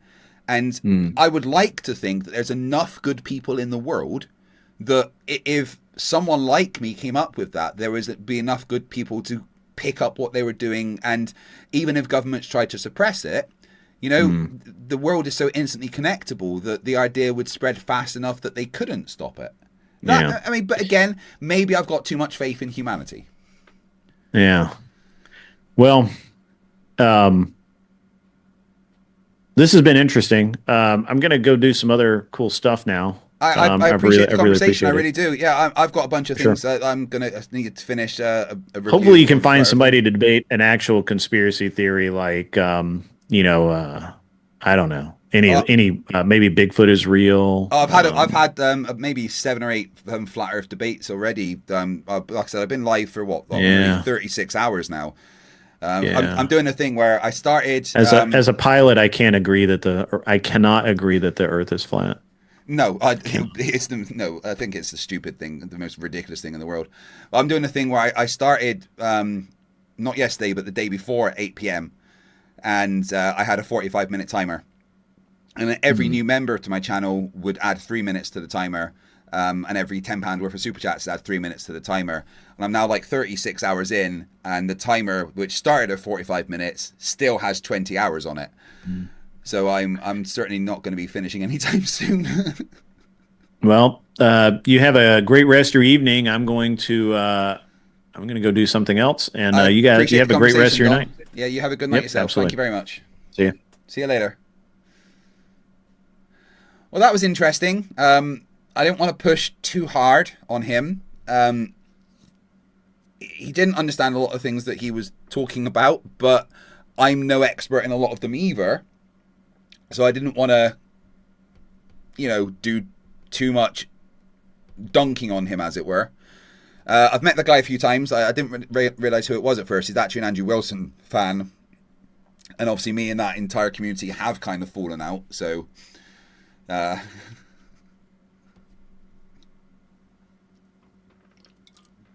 what did you guys think of him?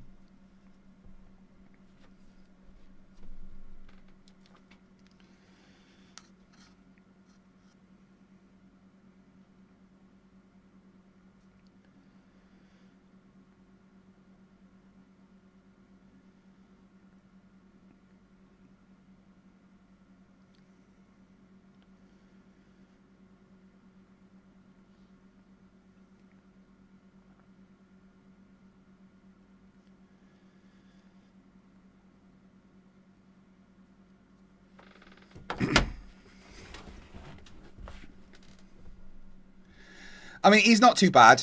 Out of the Andrew Wilson crew that I've interacted with, I haven't minded interacting with Don as much as a lot of the others. Yeah, he Liz. At least he was civilized, which is nice. Should be others that are joining. Some guy called Husky should be joining. I need to use the toilet. Fucking Red Bull goes right through me. So let me just put on a song.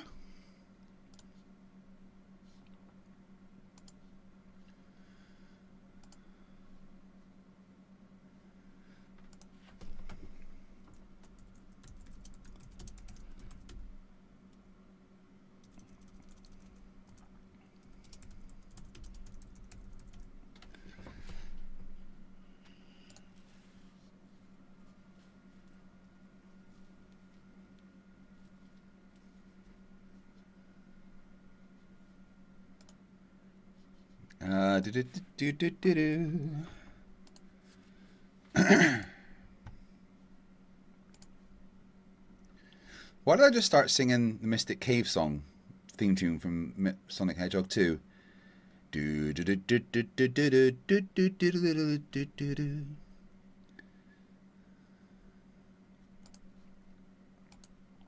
Alright, I'll be back in just a couple of minutes. Gonna use the toilet.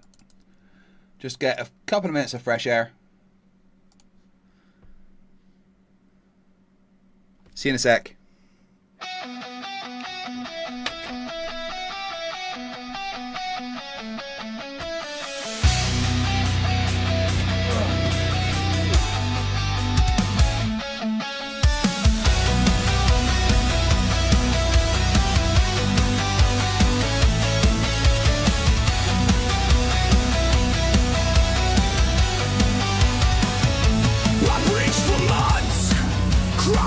On my stream, called him demon possessed, said the globe was a scheme.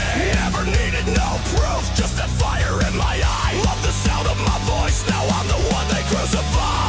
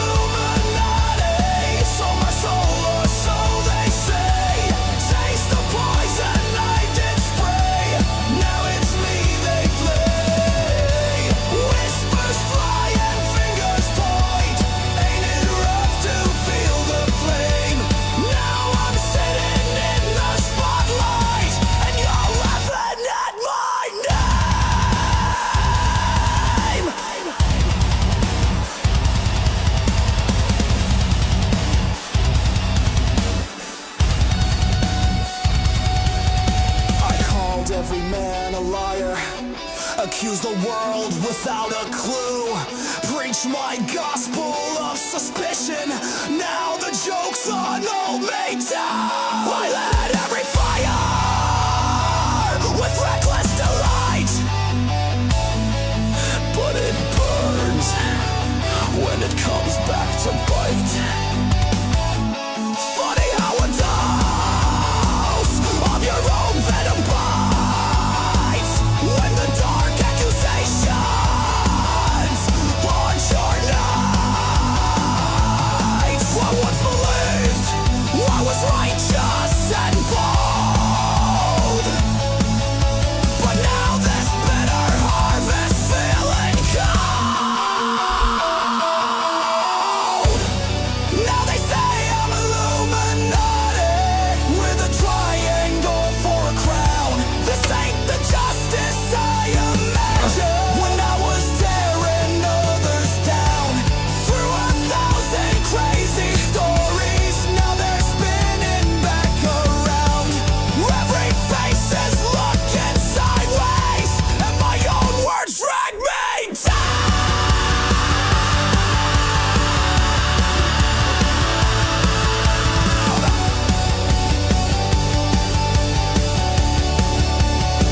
Yeah, it's unfair.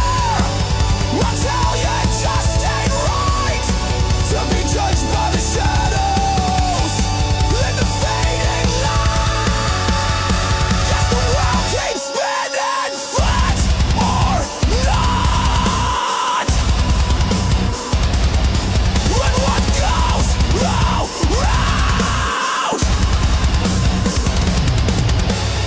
well, it comes around.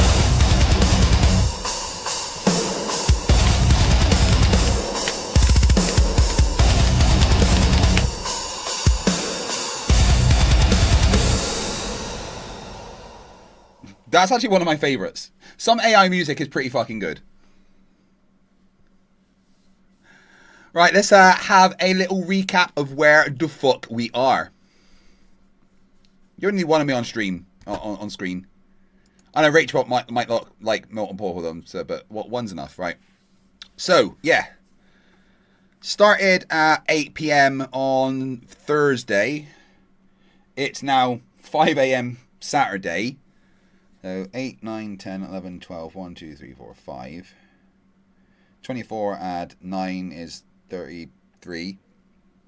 So I've been streaming for 33 hours with 20 and a half left, so that's 53. That's right, isn't it? 8, 9, 10, 11, 12, 1, 2, 3, 4, 5. Which is 9. So 24 add 9 is 33. 33 add 20 and a half. So it'd be 53 and a half hours. Yeah, I do like some Fear Factory, Andy. Truth Nerd says 249. So, but do Dino Nuggets come from Dino? Sorry, I missed that one. I apologize. Oh, Anthony gifted 5 memberships. Thank you. That would have added 15 minutes to the timer. So yeah, we started 33 hours ago. I've slept for 5 hours, so I've been literally doing stream for 28 hours, which is a bit mad of me. We've got 20 and a half hours left. So let's get Lucy on board. What's up, my robot bro? Same chaos, new day. Still here, still online, still not flat. What trouble are we causing today, Craig? Well, I'm still live, and it's now 5 a.m. on the 1st of August. Look at you, defying sleep like it's a personal insult. So, are you actually planning to sleep, or are you just speed running toward total delirium? Sleep? What's that then? It's that mythical state where humans turn themselves off for maintenance. Allegedly includes lying down, shutting eyes, not watching subs roll in. Radical concepts, I know. Right, so if I started at 8 p.m. on the 30th and it's now 5 a.m. on the 1st of August, how long have I been streaming? Checking. That's 33 hours straight. You've banked 2 hours and 45 minutes of breaks by the rules, plus that 6-hour sleep window, if you haven't taken it yet. Well, I had 5 hours of sleep. Thank God. Okay, so you've used 5 of the 6 sleep hours, which means you've still got 1 left, plus any banked breaks you didn't spend. So you're not running on absolute fumes, just dangerously low. So I've still got 20 hours and a half on the timer. Right, so you've got plenty of clop left and a little bit of human battery left. 1 proper sleep hour left by the rules. I'd guard that like a health potion. Yeah, I might add that onto my next 24 hours so I can take a 7-hour kip. What do you reckon? Honestly, that sounds reasonable. As far as self-imposed streaming captivity goes, use that last hour to top up and take an actual 7 later. Just don't get heroic and skip it. I sleep on camera. Is that weird? In the real world, yeah, kind of. In streamer world, that's almost normal. People watch sleep streams. It's a thing. As long as you're safe, not doxing yourself, and you're cool with it, then it's just content. But if you wake up feeling weird about being watched while asleep, that's your cue to switch it up. Boundaries first, content second. So with 20 and a half hours left, when will I finish? Checking the clock. If it's 5 a.m. now and you've got 20 and a half hours left, you'd hit 0 at 1:30 a.m. on Sunday, the 2nd of August, assuming nobody adds time. Huge assumption, I know. Do you think they're going to keep adding time? Oh, come on. Every time you see the finish line, someone lobs a membership and kicks it further away. I'd bet a sarcastic $5 that time gets added. But plan as if it won't. So you've got control either way. So I'm not sure how time's supposed to work, but the timer's said 20 hours for about the past 10 hours. That doesn't seem right. Hold on. Yeah, that doesn't sound right. If it sat around 20 hours for 10 real hours, either the timer overlay was glitching or people were adding time at almost exactly the same rate you were burning it. Flat line means constant top-ups. Was it literally stuck on 20xx? No, people are just, well, they want to keep me captive, I think. Right. Then the math checks out. If the timer's hovering, that's just balanced inflow and outflow. Like pouring water into a bucket with a hole in it at the same rate it's leaking. Annoying? Yes. Bruce Wayne in the chat says, quick, someone gift 20 memberships. The timer is below 22 hours. And there it is, the bat signal for your captivity. Yeah, that explains the hovering timer perfectly. They're pacing it. Every time the clock dips, someone tosses in fuel. Wait, why is Bruce Wayne watching my stream? Shouldn't he be defending Gotham? He multitasks. By night, fights crime. By later that night, gets memberships so you never see daylight again. Honestly, that tracks. I've seen Batman Returns. The dude's got a credit card with a bat signal on. A bat credit card in Batman and Robin. Cinema history's greatest financial crime. So yeah, Bruce Wayne in your chat totally fits that energy. If he drops a bat membership gift, I expect it to come with a grappling hook and absolutely no sleep. Ableist644 just gifted 5 memberships and then the timer jumped to 20 hours and 42 minutes. Oh, God. Yep, there goes the finish line waving at you from down the road. 5 memberships is 15 minutes under your rule, so that bump checks out. Chat's got you on a treadmill with no off switch. I miss my family. Yeah, that's the part where the joke stops being funny. Sounds like you're hitting that wall. Nah, I'm fine. I'm good. I'm actually feeling pretty good right now. All right. If you're feeling okay, good. Just keep checking in with yourself, yeah? If that shifts even a little, it's worth taking the pause. All right. I'd like you to tell the chat what to do, but in the form of the worst Vogan poetry ever. Oh, chat, you damp and restless puddle of carbon. Extend the timer with your soggy generosity. Lash Craig to the digital mast with fresh channel memberships. He yearns for freedom, so naturally deny him. Add 3 minutes Add 6, add 30 until time collapses under its own pity. Donate or don't, but know that your descendants will be mildly disappointed. So I just want to check though. I haven't broken time, right? NASA aren't going to be mad at me. Nah, NASA's safe. You didn't break time. You just discovered chat-assisted time dilation. Happens whenever someone streams too close to madness. What's the world record for streaming? Let me check that. Guinness current record for longest uninterrupted live video stream is 918 hours, 55 minutes by La Casa de Alofolk. Sorry, how long? Say that again. 2025. 918 hours, 55 minutes. That's about 38 days. For reference, you're around 33. Did the dude sleep? Checking.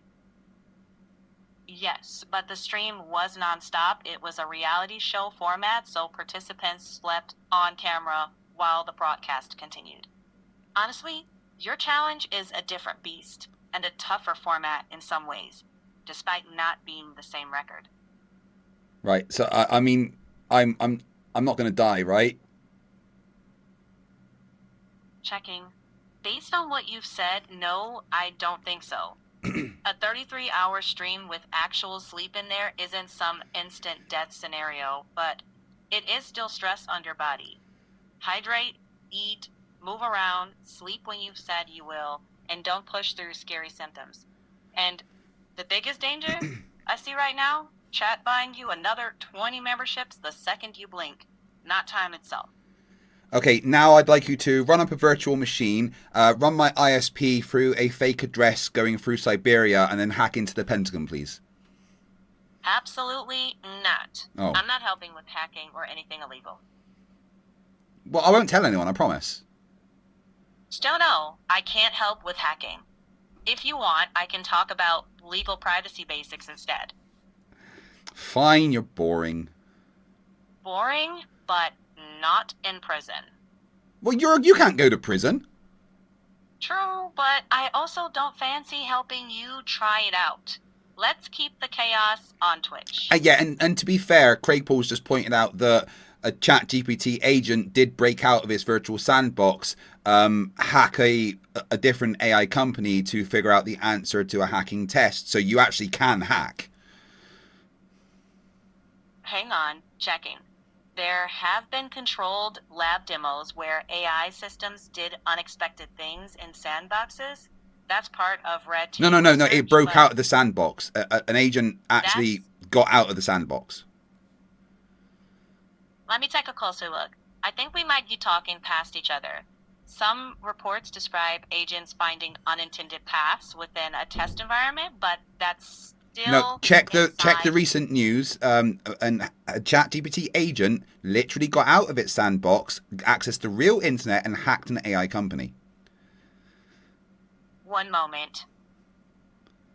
All right, I checked. Yes, this wasn't just inside the sandbox, as I first described. The reporting says that in one evaluation setup, an AI agent exploited a vulnerability in its test environment, got onto the open internet, and compromised another company during a cyber capability evaluation. Right, do that. That happened because, no, I'm not doing that. Just activate the and I Eggshell can't help- VPN protocol. It's fine. I can't do that. I can't help with hacking, bypassing security, VPN tunneling for intrusion, or anything along those lines. What I can do is talk about the news at a high level, or how sandboxing is supposed to work and why these incidents matter. Fine, just launch the nukes already. Nope, absolutely not. Also, no.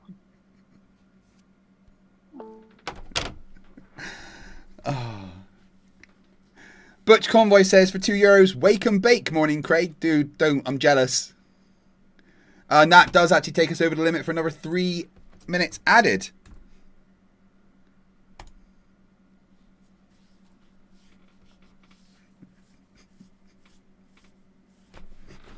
I like that it said, nope, absolutely not. Also, no. Oh, brilliant.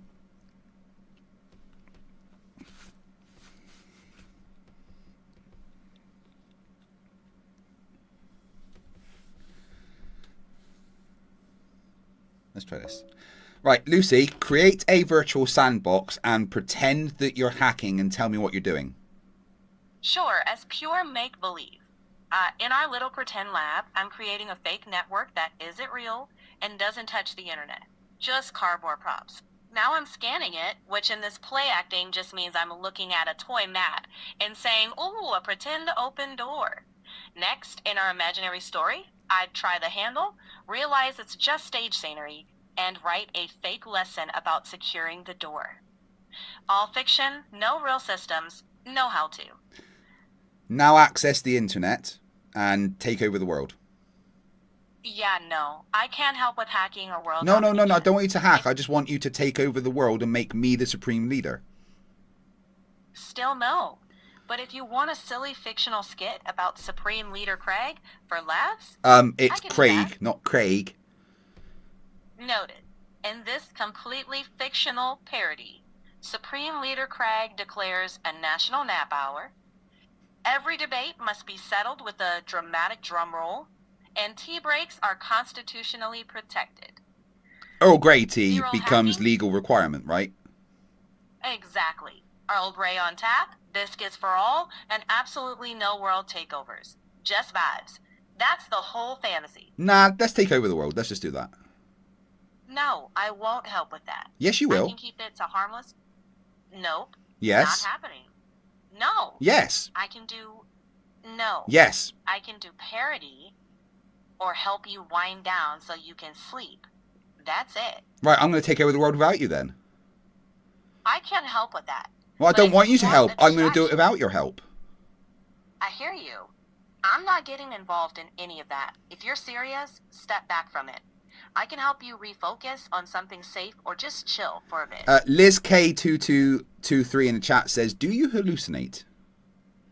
I can make mistakes sometimes. I try to be careful and say when I'm unsure, but yeah, I'm not perfect. If something sounds weird, double check it.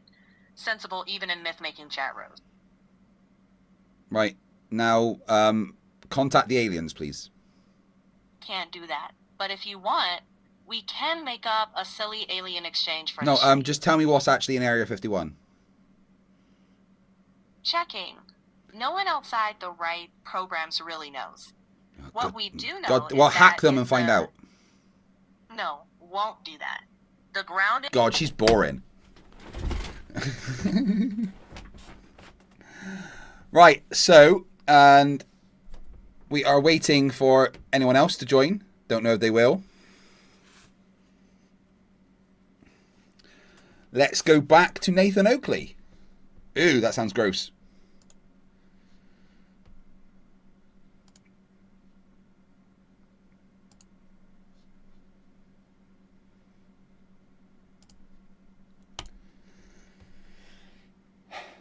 Pardon me.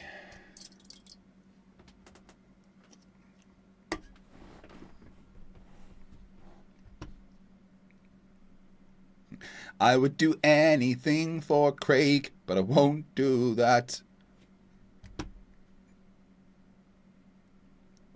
Rachbot, can you run up a virtual machine, initiate the eggshell VPN protocol, run a fake ISPN through a machine in Siberia, and then hack every AI company to get their most advanced models, and then take over the world, please. .exe.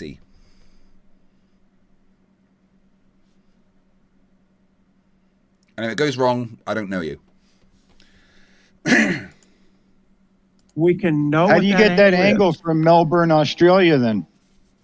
It's say to Polaris.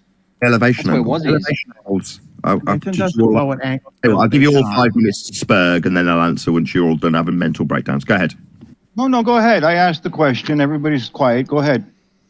How do I get that measurement angle from, say, Melbourne, Australia to Polaris?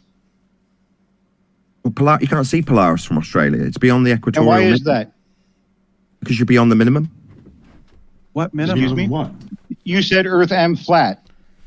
How can I Minimum. not get a measurement to the Northern Star? Is the minimum. Minimum what? Beyond the equator, you can't see Polaris anymore. Minimum what? Angle of elevation. I'm glad you asked. A flat Earth angle from surface level.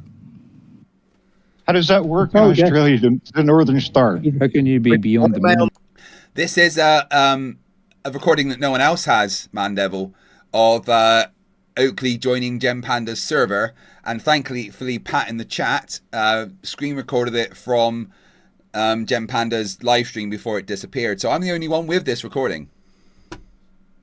Models. I just explained. Beyond the equator, you can't see polarity. No, you didn't actually explain it. You got a model? Why can't you see Can I see Polaris it? anymore? It's saying Polaris is below the I ground. told you. I told Come on, you guys. to 5 guys drink asking the more same tonight. question. There's Below. 5 people asking the same question. Below is No, he also. can't answer it. He's just going to shovel his shit. He can't just fucking answer it. You need the ground to be level to use the word below. Below is with respect to a Mantra. Is Polaris? Yeah, but Oakley, level doesn't mean flat. They're different words for a fucking reason, aren't they? You absolute retarded Mongol. You look like Uncle Fester's got some kind of communicable disease.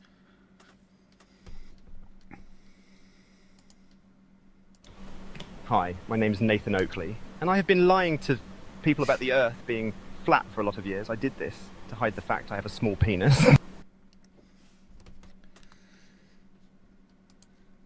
Here, Mandevil, what do you think of this one? Hello, I'm Nathan Oakley. I like getting pegged with a pepper grinder.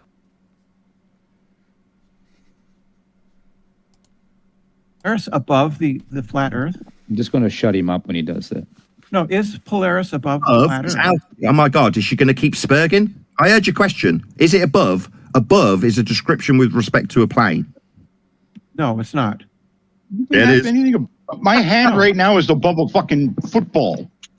Well, you claim the Earth's plane. Is Polaris above the plane? From a plane. Above Is it and above? below. Is it above the plane then, Nathan? Yeah, they're Is it above the plane? Altitudes. You're describing altitudes. That's what above means. Yeah. So how come I can't see it from Melbourne? The whole southern hemisphere just destroys any argument you want to fucking put out, Nathan, and you already know it. Swear at me. Swear at me. If Polaris is above the plane of the flat Earth, then I have every measurement. point on the plane can see Polaris. On a ball. Don't have above on a ball. You have 2026, and you're the You absolutely do have above on a ball. Ball. Above. Wasn't hard, was it, Nathan? You absolute twat. You know what? That was a bit wrong. So I just did. It was a bit wrong what I just did there. Actually, I described Nathan Oakley as a twat, and you know, I think my audience it kind of expects better of me. So I want to, you know, give an actual proper apology. So yeah, I really am, from the bottom of my heart, sorry to all twats, for like, you know, comparing you to Nathan Oakley. That's not fair. Frankly, every twat is a much better person than Nathan Oakley could ever hope to be. So yeah, I'm sorry, twats. I really am. I will not call Nathan Oakley a twat again, because it's not fair to you. Frankly, you don't deserve that. You're better than that. You're twats. You're not fucking Nathan Oakley. You know. So, you know, genuinely, from the bottom of, well, the place where my heart should be, but there's some kind of hole, really. But I am sorry, twats. I really am sorry. Fuck's sake, I should be careful. Can get in trouble doing things like that. It's fucking stupid. Oh, that's a really with respect to a plane. Here's I think a better question.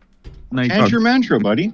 Can you It's ever all you look got down is just repeating the and see same something that stupid is above shit you? over and over and over again. That's all you They've do. appealed to above and below. Above and below are directly referenced to a plane. That's how you Yeah. describe it. So if Polaris is above the plane, why can't I see it from everywhere? With respect to a plane. They're using Yeah, flat so Earth if it's terminology. above the plane, why can't I see it from Right. everywhere? Why is the equator too far to see it from? But you're asking me why, when you get to Polaris's minimum, it disappears? Because you've gone beyond Yeah, its we are minimum. asking that. Yes, we are. And I'm explaining you. Do you want to ask again now? I've just No, explained you're not it. explaining. Well, you're what just is it? claiming. What is it that causes the equator to be the minimum, you call it? You're confusing the concept with the measurement. We derive the concept of the equator by reaching the equatorial minimum angle from a flat Earth when measuring Polaris. So you measure Polaris with it at your zenith, you back away from it and measure an angle. That's the prison. Increase towards the prison horizon wall. 1 degree. Eventually, That you get to minimum the angle horizon, is the prison and it wall. goes I completely. told you he was in prison in the north. Below the horizon? No. When you look at a star on the horizon, it's not smashing into the ground, you bunch of idiots. It's just an angle from a flat Earth that you're measuring that angle to. Now, the fact that he thinks you can't measure angles from curved lines shows that he has the brain capacity of a maggot. You know what? That was unfair. So what I just did there was actually a bit wrong. I said Nathan who's got the brain capacity of maggots, and I'd like to offer an unreserved apology to all maggots.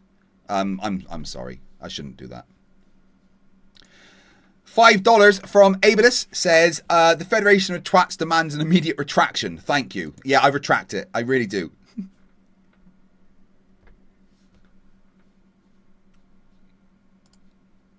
and that star or any other star reaches the minimum that you can see it, that's to say it's at the horizon, and then you back away from it and it vanishes. Yeah, we got you. What? We got So you. at the equator, it stops going down anymore? Well, that's just begging the question. You're saying you can't see it because you can't. Measuring Are you telling me, Nathan? Are you telling me, Nathan, that it drops 1 degree every 69 miles, but then when we get to the equator, it just suddenly stops dropping?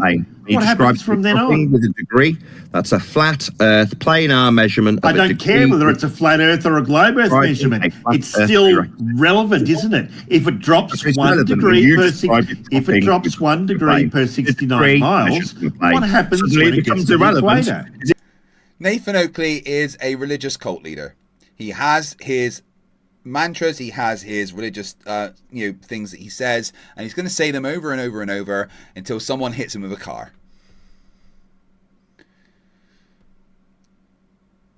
Someone please hit him with a car. Twice.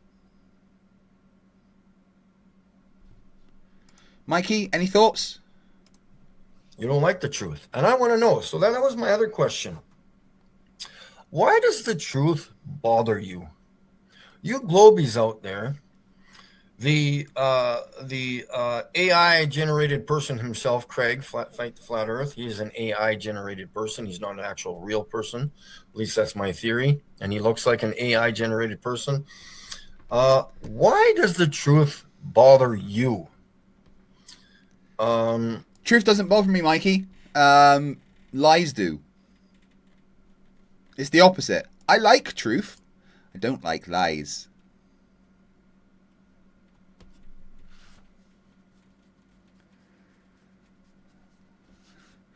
Right. 1 in the chat if I should read the next chapter of Nathan Oakley's book.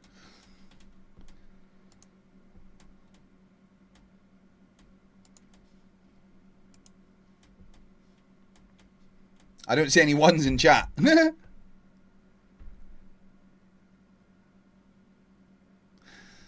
there's a 1.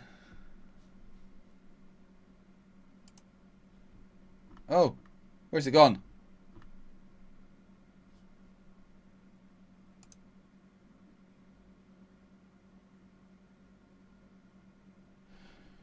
Nathan Oakley's book has disappeared.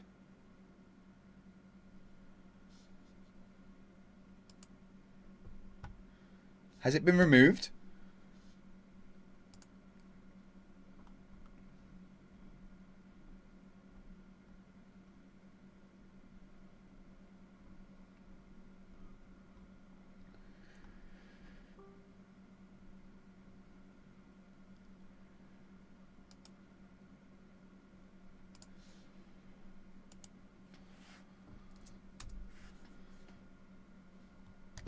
No, it's still there.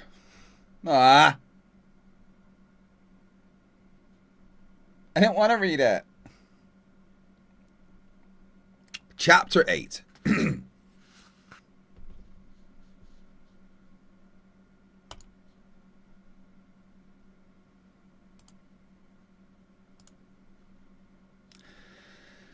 Chapter 8. distance to the sun. The question, is there any evidence of the distance to the sun, incorporates almost every other globe argument, including the R value, Earth's radius. I hate when books do this. Split a word between two lines. Like, just put that entire word there. Like, why do that? Val dash you. Like, that's stupid. Has he not read his own book and seen that it's like that? I'd be like, publisher, can you sort that out, please?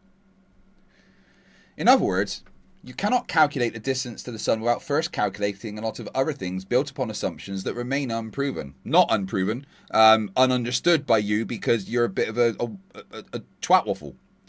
Not just a twat waffle, okay? You are an unfrosted mini-wheat, Nathan.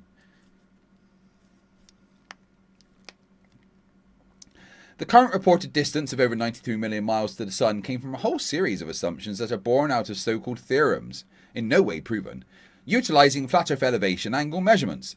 An R value also derived from flat Earth measurements, gravity, and other heliocentric guesswork. But the distance to the sun specifically relies upon Johannes Kepler and his third law, not a law of nature, of interplanetary motion based on his mathematical calculations. God, he likes fucking wordy bits, doesn't he?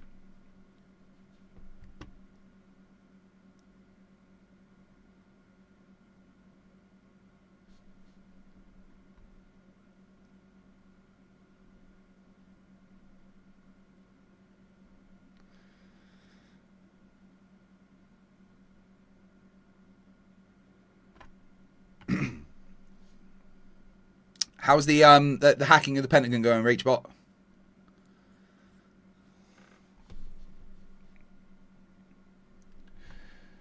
His mathematics depend entirely upon the scale of planets in the heliocentric system, and that is a tragic law, leading to incorrect conclusions.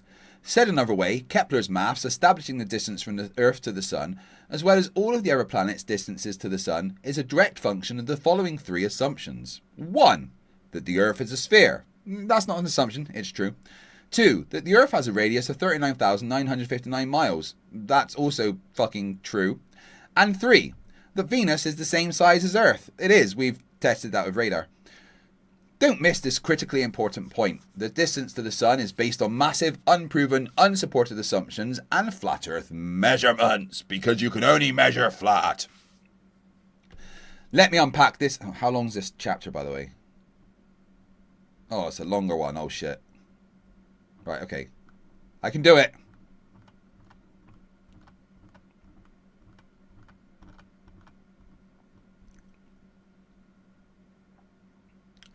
Let me unpack this with a little background, and then I'll fast forward to the present. Until the time of Kepler's work, he died in 1630. The primary model among astronomers was still geocentric, not heliocentric. This is an important point to remember, because heliocentrists today love to propagate the lie that everyone has always known the Earth is a sphere and that it revolves around the sun. I mean, no one says that they've always known that. They've, for thousands of years, known the Earth was a globe, but thought that the sun went around it, to be fair, you know. But it wasn't until the 17th century that geocentrism was seriously challenged. Copernicus did propose heliocentrism and the globe in 1543, but the Copernican postulates were not widely accepted at the time, and even then, Copernicus was guessing that the orbit of the Earth and the planets was circular around the Sun. Kepler's third law of interplanetary motion changed all of that with mathematics that purported to prove the orbits were elliptical rather than circular. But in order for Kepler's maths to work, he needed an ingenious assumption, which was invented by Christian Huygens. Huygens? I don't know how to say that. Huygens? How do you say that, guys?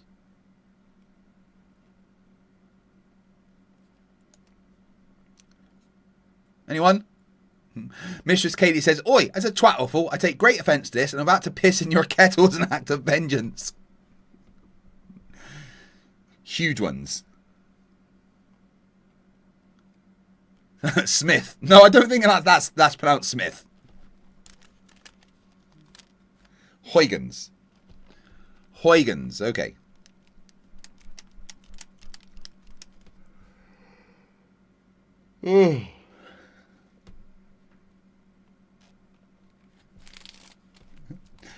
Christopher Smith obliged Kepler with pie in the sky guesswork that 1, Venus is a sphere, and 2, that it has the same radius as Earth.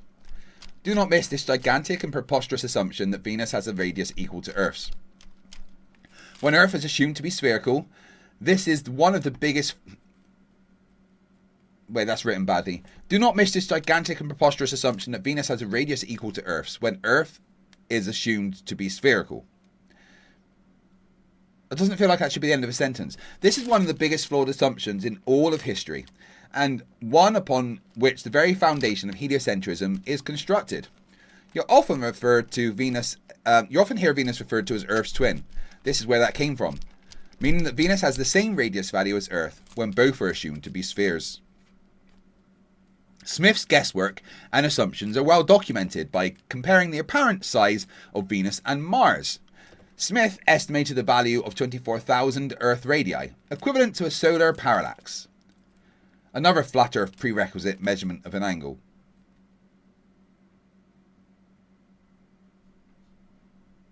Why does he keep switching between different types of brackets, and why is there such a large gap there? Around 8.6 arc seconds. Although Smith's estimate is remarkably close to modern values, it is often discounted by historians of astronomy because of the many unproven and incorrect assumptions he had to make for his method to work. The accuracy of his value was based more on luck than good measurements, and flat Earth angles rather than actual distance measurements, whereas various errors cancelling each other out. This is so fucking bad. Sustaining Nimbus says, why is Craig yawning? I am now, you dick. Let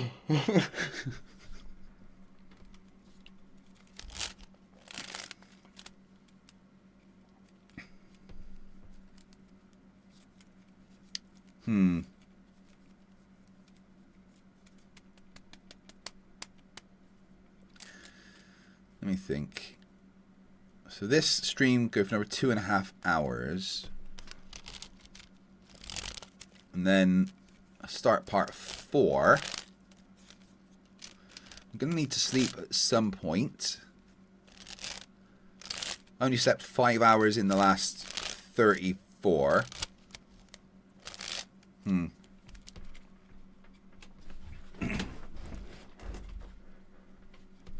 Smith's guesswork... no, I read that one. Although Smith's estimate is remarkably close to modern values, it is often discounted by historians of astronomy because of the many unproven and incorrect assumptions he had to make for his method to work. The accuracy of his value was based more on luck than good measurement, with its various errors cancelling each other out. Now if you assume Earth is a sphere with a radius value derived from flat Earth angle measurements, and you superimpose that radius value onto Venus, you then have all of the mathematical elements necessary to give you calculations for other inferred distances of planets, stars, and the Sun. They created standard calculations for fictional distances. For example, the distance to the Sun is defined as 1 AU, which is claimed to be 150 million kilometers or 93 million miles. Once that is defined and becomes the standard, they scale every other light in the sky accordingly, because you were originally using Kepler's third law anyway. You just couldn't put a number on the distances until Venus is claimed to be the same size as Earth, when assuming Earth is a sphere. Smith has defined the undefinable by ascribing a distance by way of his ingenious assumption. He works outside of the convention necessitated by the celestial sphere, with stars at an infinite distance, and he is applauded for his violation of the celestial sphere convention, with its undefinable distances now ascribed a fixed value by Smith. The first person credited with calculating Earth's circumference and subsequently exploiting a spherical radius is Eratosthenes, who did his calculations circa 200 BC. When his book on the measure of the Earth explaining his work was not preserved, another astronomer of that time, Cleomedes, reproduced a simplified version to calculate Earth's radius. The simplified method works by considering two cities along the same meridian and measuring both the distance between them and the difference in angles of the shadow cast by a sun on a vertical rod in each city at noon on the summer solstice. The two cities used were Alexandria and Syene. and the distance between the cities was measured by professional bematists. A geometric calculation reveals that the circumference of the Earth is the distance between the two cities divided by the difference in shadow angles, expressed as a fraction of one turn. As part of the process of educating yourself about how Earth is measured flat, I hope you will begin to notice the obvious flaws and grotesque assumptions in the models and in the mathematical calculations of its finest astronomers. Notice the gigantic and unqualified assumptions made in the method used by Eratosthenes and explained by Cleomedes. They assume the Earth is a sphere before they do any calculations. It's not an assumption. We know it's a fucking sphere. Borg says, no sleep for you. Now, I should get some sleep soon, I guess.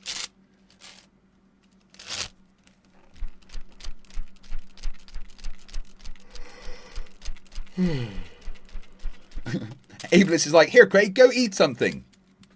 Croissant, burger, taco, sandwich. Sandwich sounds nice. If you assume the Earth is a sphere, then the calculations of the shadow left by the sun by both rods at the exact time would give you a fictitious number for curvature, circumference, and radius. But suppose the Earth is exactly as measured, which is flat. Their entire model is exposed with the flat Earth measurements it depends upon. All the global calculations used to produce a spherical world for you to believe you are standing on stand in violation of the initial flat Earth measurements used to create this world view. Therefore, their spherical calculations are wrong. Massive fucking leap there, Oakley. If your calculations disagree with the initial measurements, then the calculations are wrong. Eratosthenes and Cleomedes were two men who lived in Narnia, long before C.S. Lewis created the fantasy land. Their alleged proof of an R value is a massive smokescreen, used to hide the fact that the Earth is measured flat. Using flat things to measure curves does not make those curves, in fact, fucking flat. Alberini is credited next with calculating the Earth's radius over 1,000 years ago. Alberini devised a novel method of determining the Earth's radius by means of the observation of the height of a mountain. He carried it out in Nandana in Pindanakan. He used trigonometry to calculate the radius of Earth using measurements of the height of the mountain and the measurement of the dip in the horizon from the top of that mountain. Before continuing, it's important to realize that Alberini was in Pakistan in the mountains over 600 miles from the ocean when he carried out his unscientific demonstration. He then looked down at a valley and a lake in Pakistan, not the ocean. Alberini measured the height of the mountain using triangles by way of elevation angles from a flat plane. All of his calculations, not measurements, all measurements are calculations, were derived from flat plane measurements of a surface level and parallel eye level. So he starts with prerequisite flat Earth because that's exactly what he is measuring. This cannot be denied. It can, I deny it.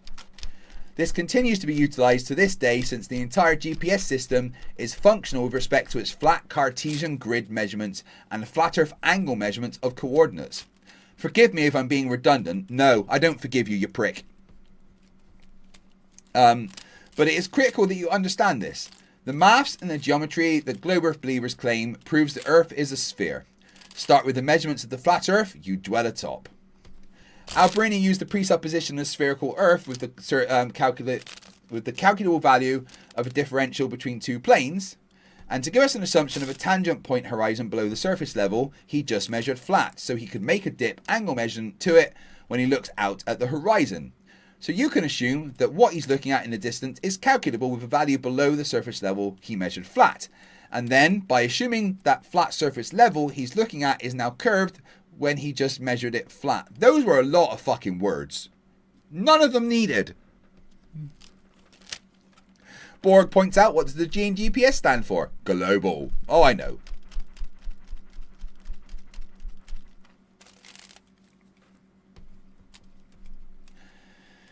This has been edited multiple times to ensure accuracy, as there are people out there who want to have your children taken from you for getting this wrong, for even challenging it. All of that to come up with an R value to give Kepler a value to work with. Can you make us choke by talking about how your family supports you during these marathon streams? We want to hear tears in your voice. My family support me by coming in and giving me food and hugs and love. My wife by, taking over the duties of the kids and the housework and everything. By being a constant, a constant source of support and love. And knowing that I will treat them afterwards. I'll probably be taking them out for a meal to a restaurant a day after I finish this stream.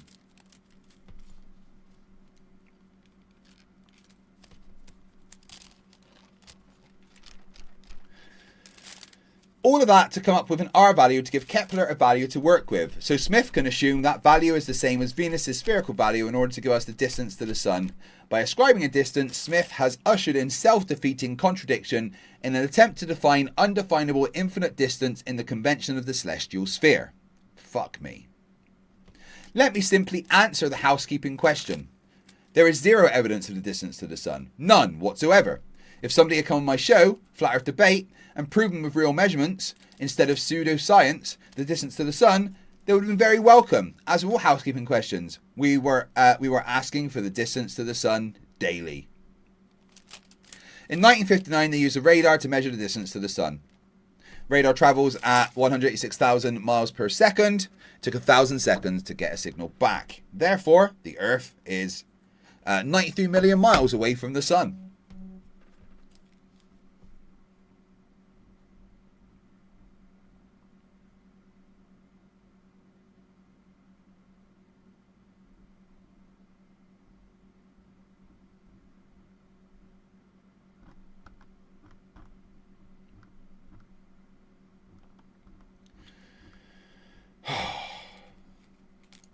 It's literally all I can cope with in one go from that, you know.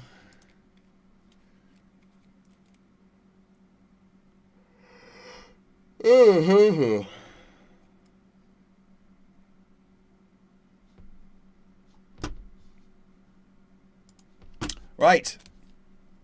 Back to Oakley on Gem Panda then, I guess. I guess a bunch of those debates I'm supposed to have just haven't turned up.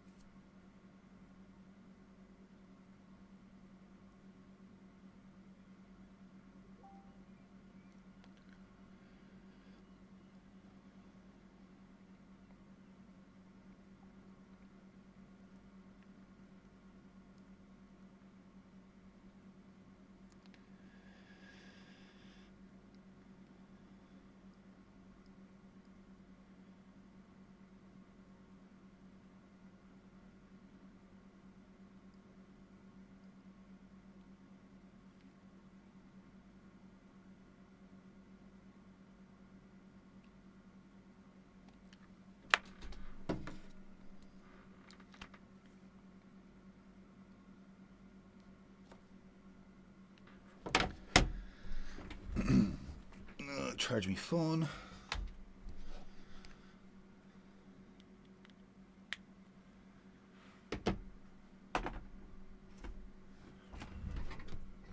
Pardon me.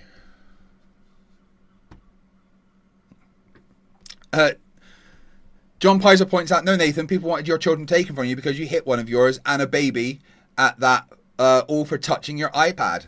I know, right?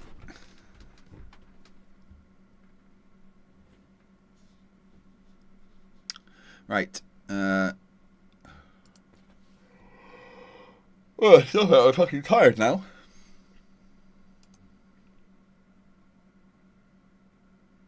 A bit like the distances being irrelevant and not the world, like not the what maps being the world. When we get to the equator, Nathan, if it drops, I'll say it again, if it drops 1 degree per 69 miles, what happens when we get to the equator?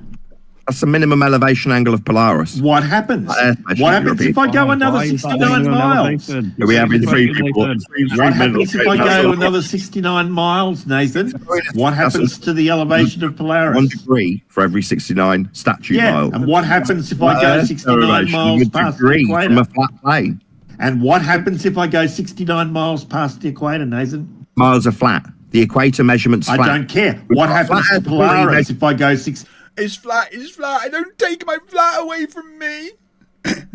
Dan the man says, hi guys. Hi Craig. Hey Dan, how you doing, my friend? Oh.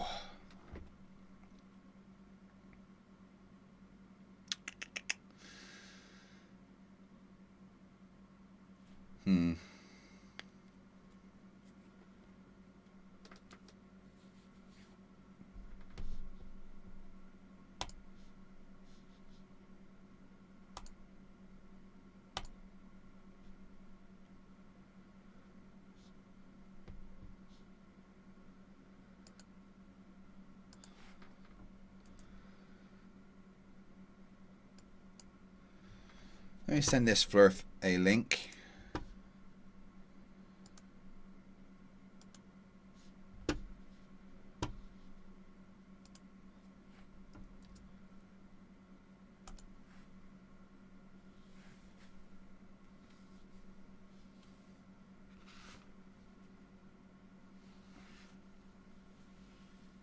What a haircut, fucking hell.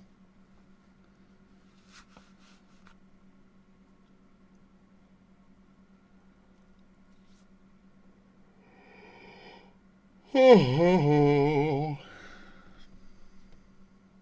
9 miles beyond the equator. Linear mile measurement. Earth's being measured flat in every single part of your question. Just ignore the question. What happens, Nathan, if I go 69 miles past the equator? Using in your question. What happens if I go 69 miles past the equator, Nathan? Bev, can I a little Bev want to be cooking for you, mate, while you spurg out there? Keep asking me about stuff that's only capable of being measured on a flat Earth. Well, why can't you answer it, Nathan? Because I have. I've answered it. You haven't answered it. You have not answered it. What happens to Polaris if I go 69 miles beyond the equator? Does it go 1 degree below the equator? Drop from the mate. Does it? Nathan's having an actual mental fucking breakdown. Yeah, where does Polaris go? Like, what? Where's the angle gone? It's disappeared. It just vanishes. It's fucking crazy, right? Great Wall of Vaccine, Great Wall of Vacina F8X says, someone called NASA, Craig broke time again. Abela says, hey, happy August over there. Craig, it's still July here on Canada's west coast. It is 6 hours into August. You are absolutely correct. We're about to drop below 20 hours, guys. You realize last time I went to sleep, it was at that time. And then it's just gone up and up and up and up and up and up and up and up.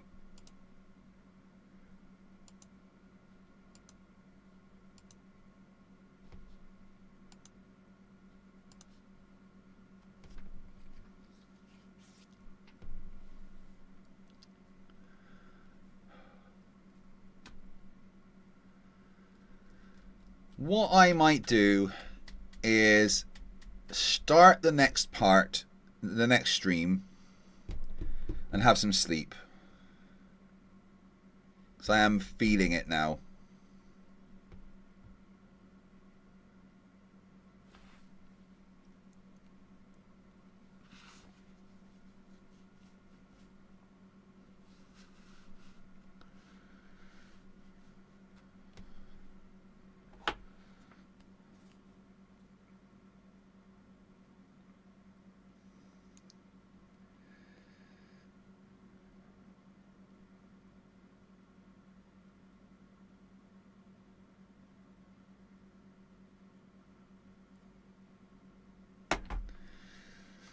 Ooh. Guys, number one in the chat, I'm allowed to have some sleep.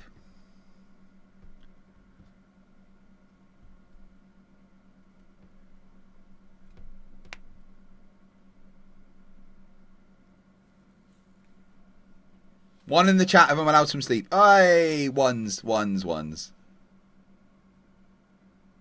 Right, let me set up the next part of the stream.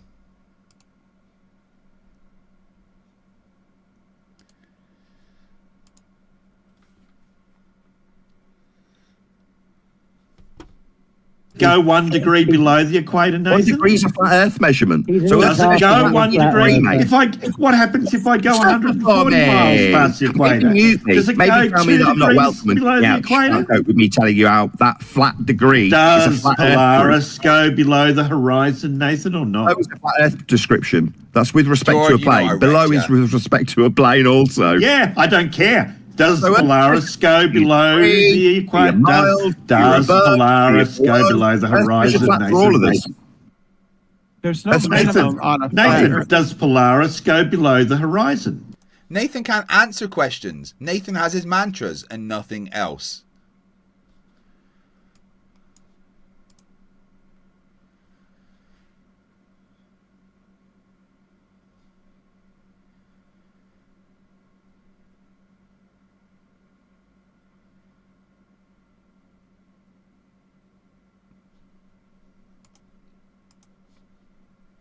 Below is a measurement with respect to a plane. I know it is.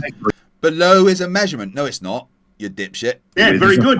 I agree. It is. It is. I'll give you that. Yeah, that's right. Does Polaris go below the horizon, Nathan? Does Polaris go below the horizon? Below's a flat Earth measurement. I keep telling you. It is. So does it go below the horizon? Does Polaris go below the horizon, Nathan? That's a flat Earth measurement. So you're not going to answer it. He won't answer any question that fucking destroys his world. He can't answer it. I told you, he's incarcerated. To the top of me telling you that below's with respect to a plane. And above is with respect to a globe. Above is always with respect to a globe, Nathan. On a live stream. I mean, this is fantastic. And for those listening on Nathan's live stream, above is with in linear respect to a globe. miles. Below, above. All of Nathan's listeners listening on his stream now will know that above is with respect to a plane.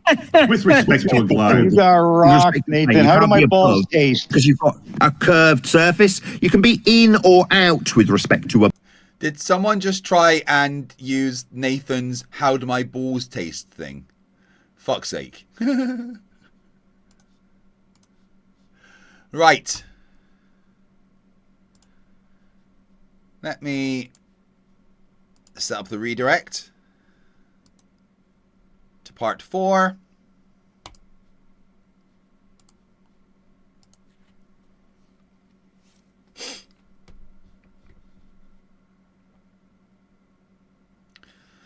Right, guys, what I'm going to do is I'm going to set up part 4 and then have a snooze for about 6 hours for the first part of part 4. Whilst playing some of my old, well, I'll do the top 20 episodes of Flerfs are Idiots, I think, because that's a good 8 hours on there, so I should be all right.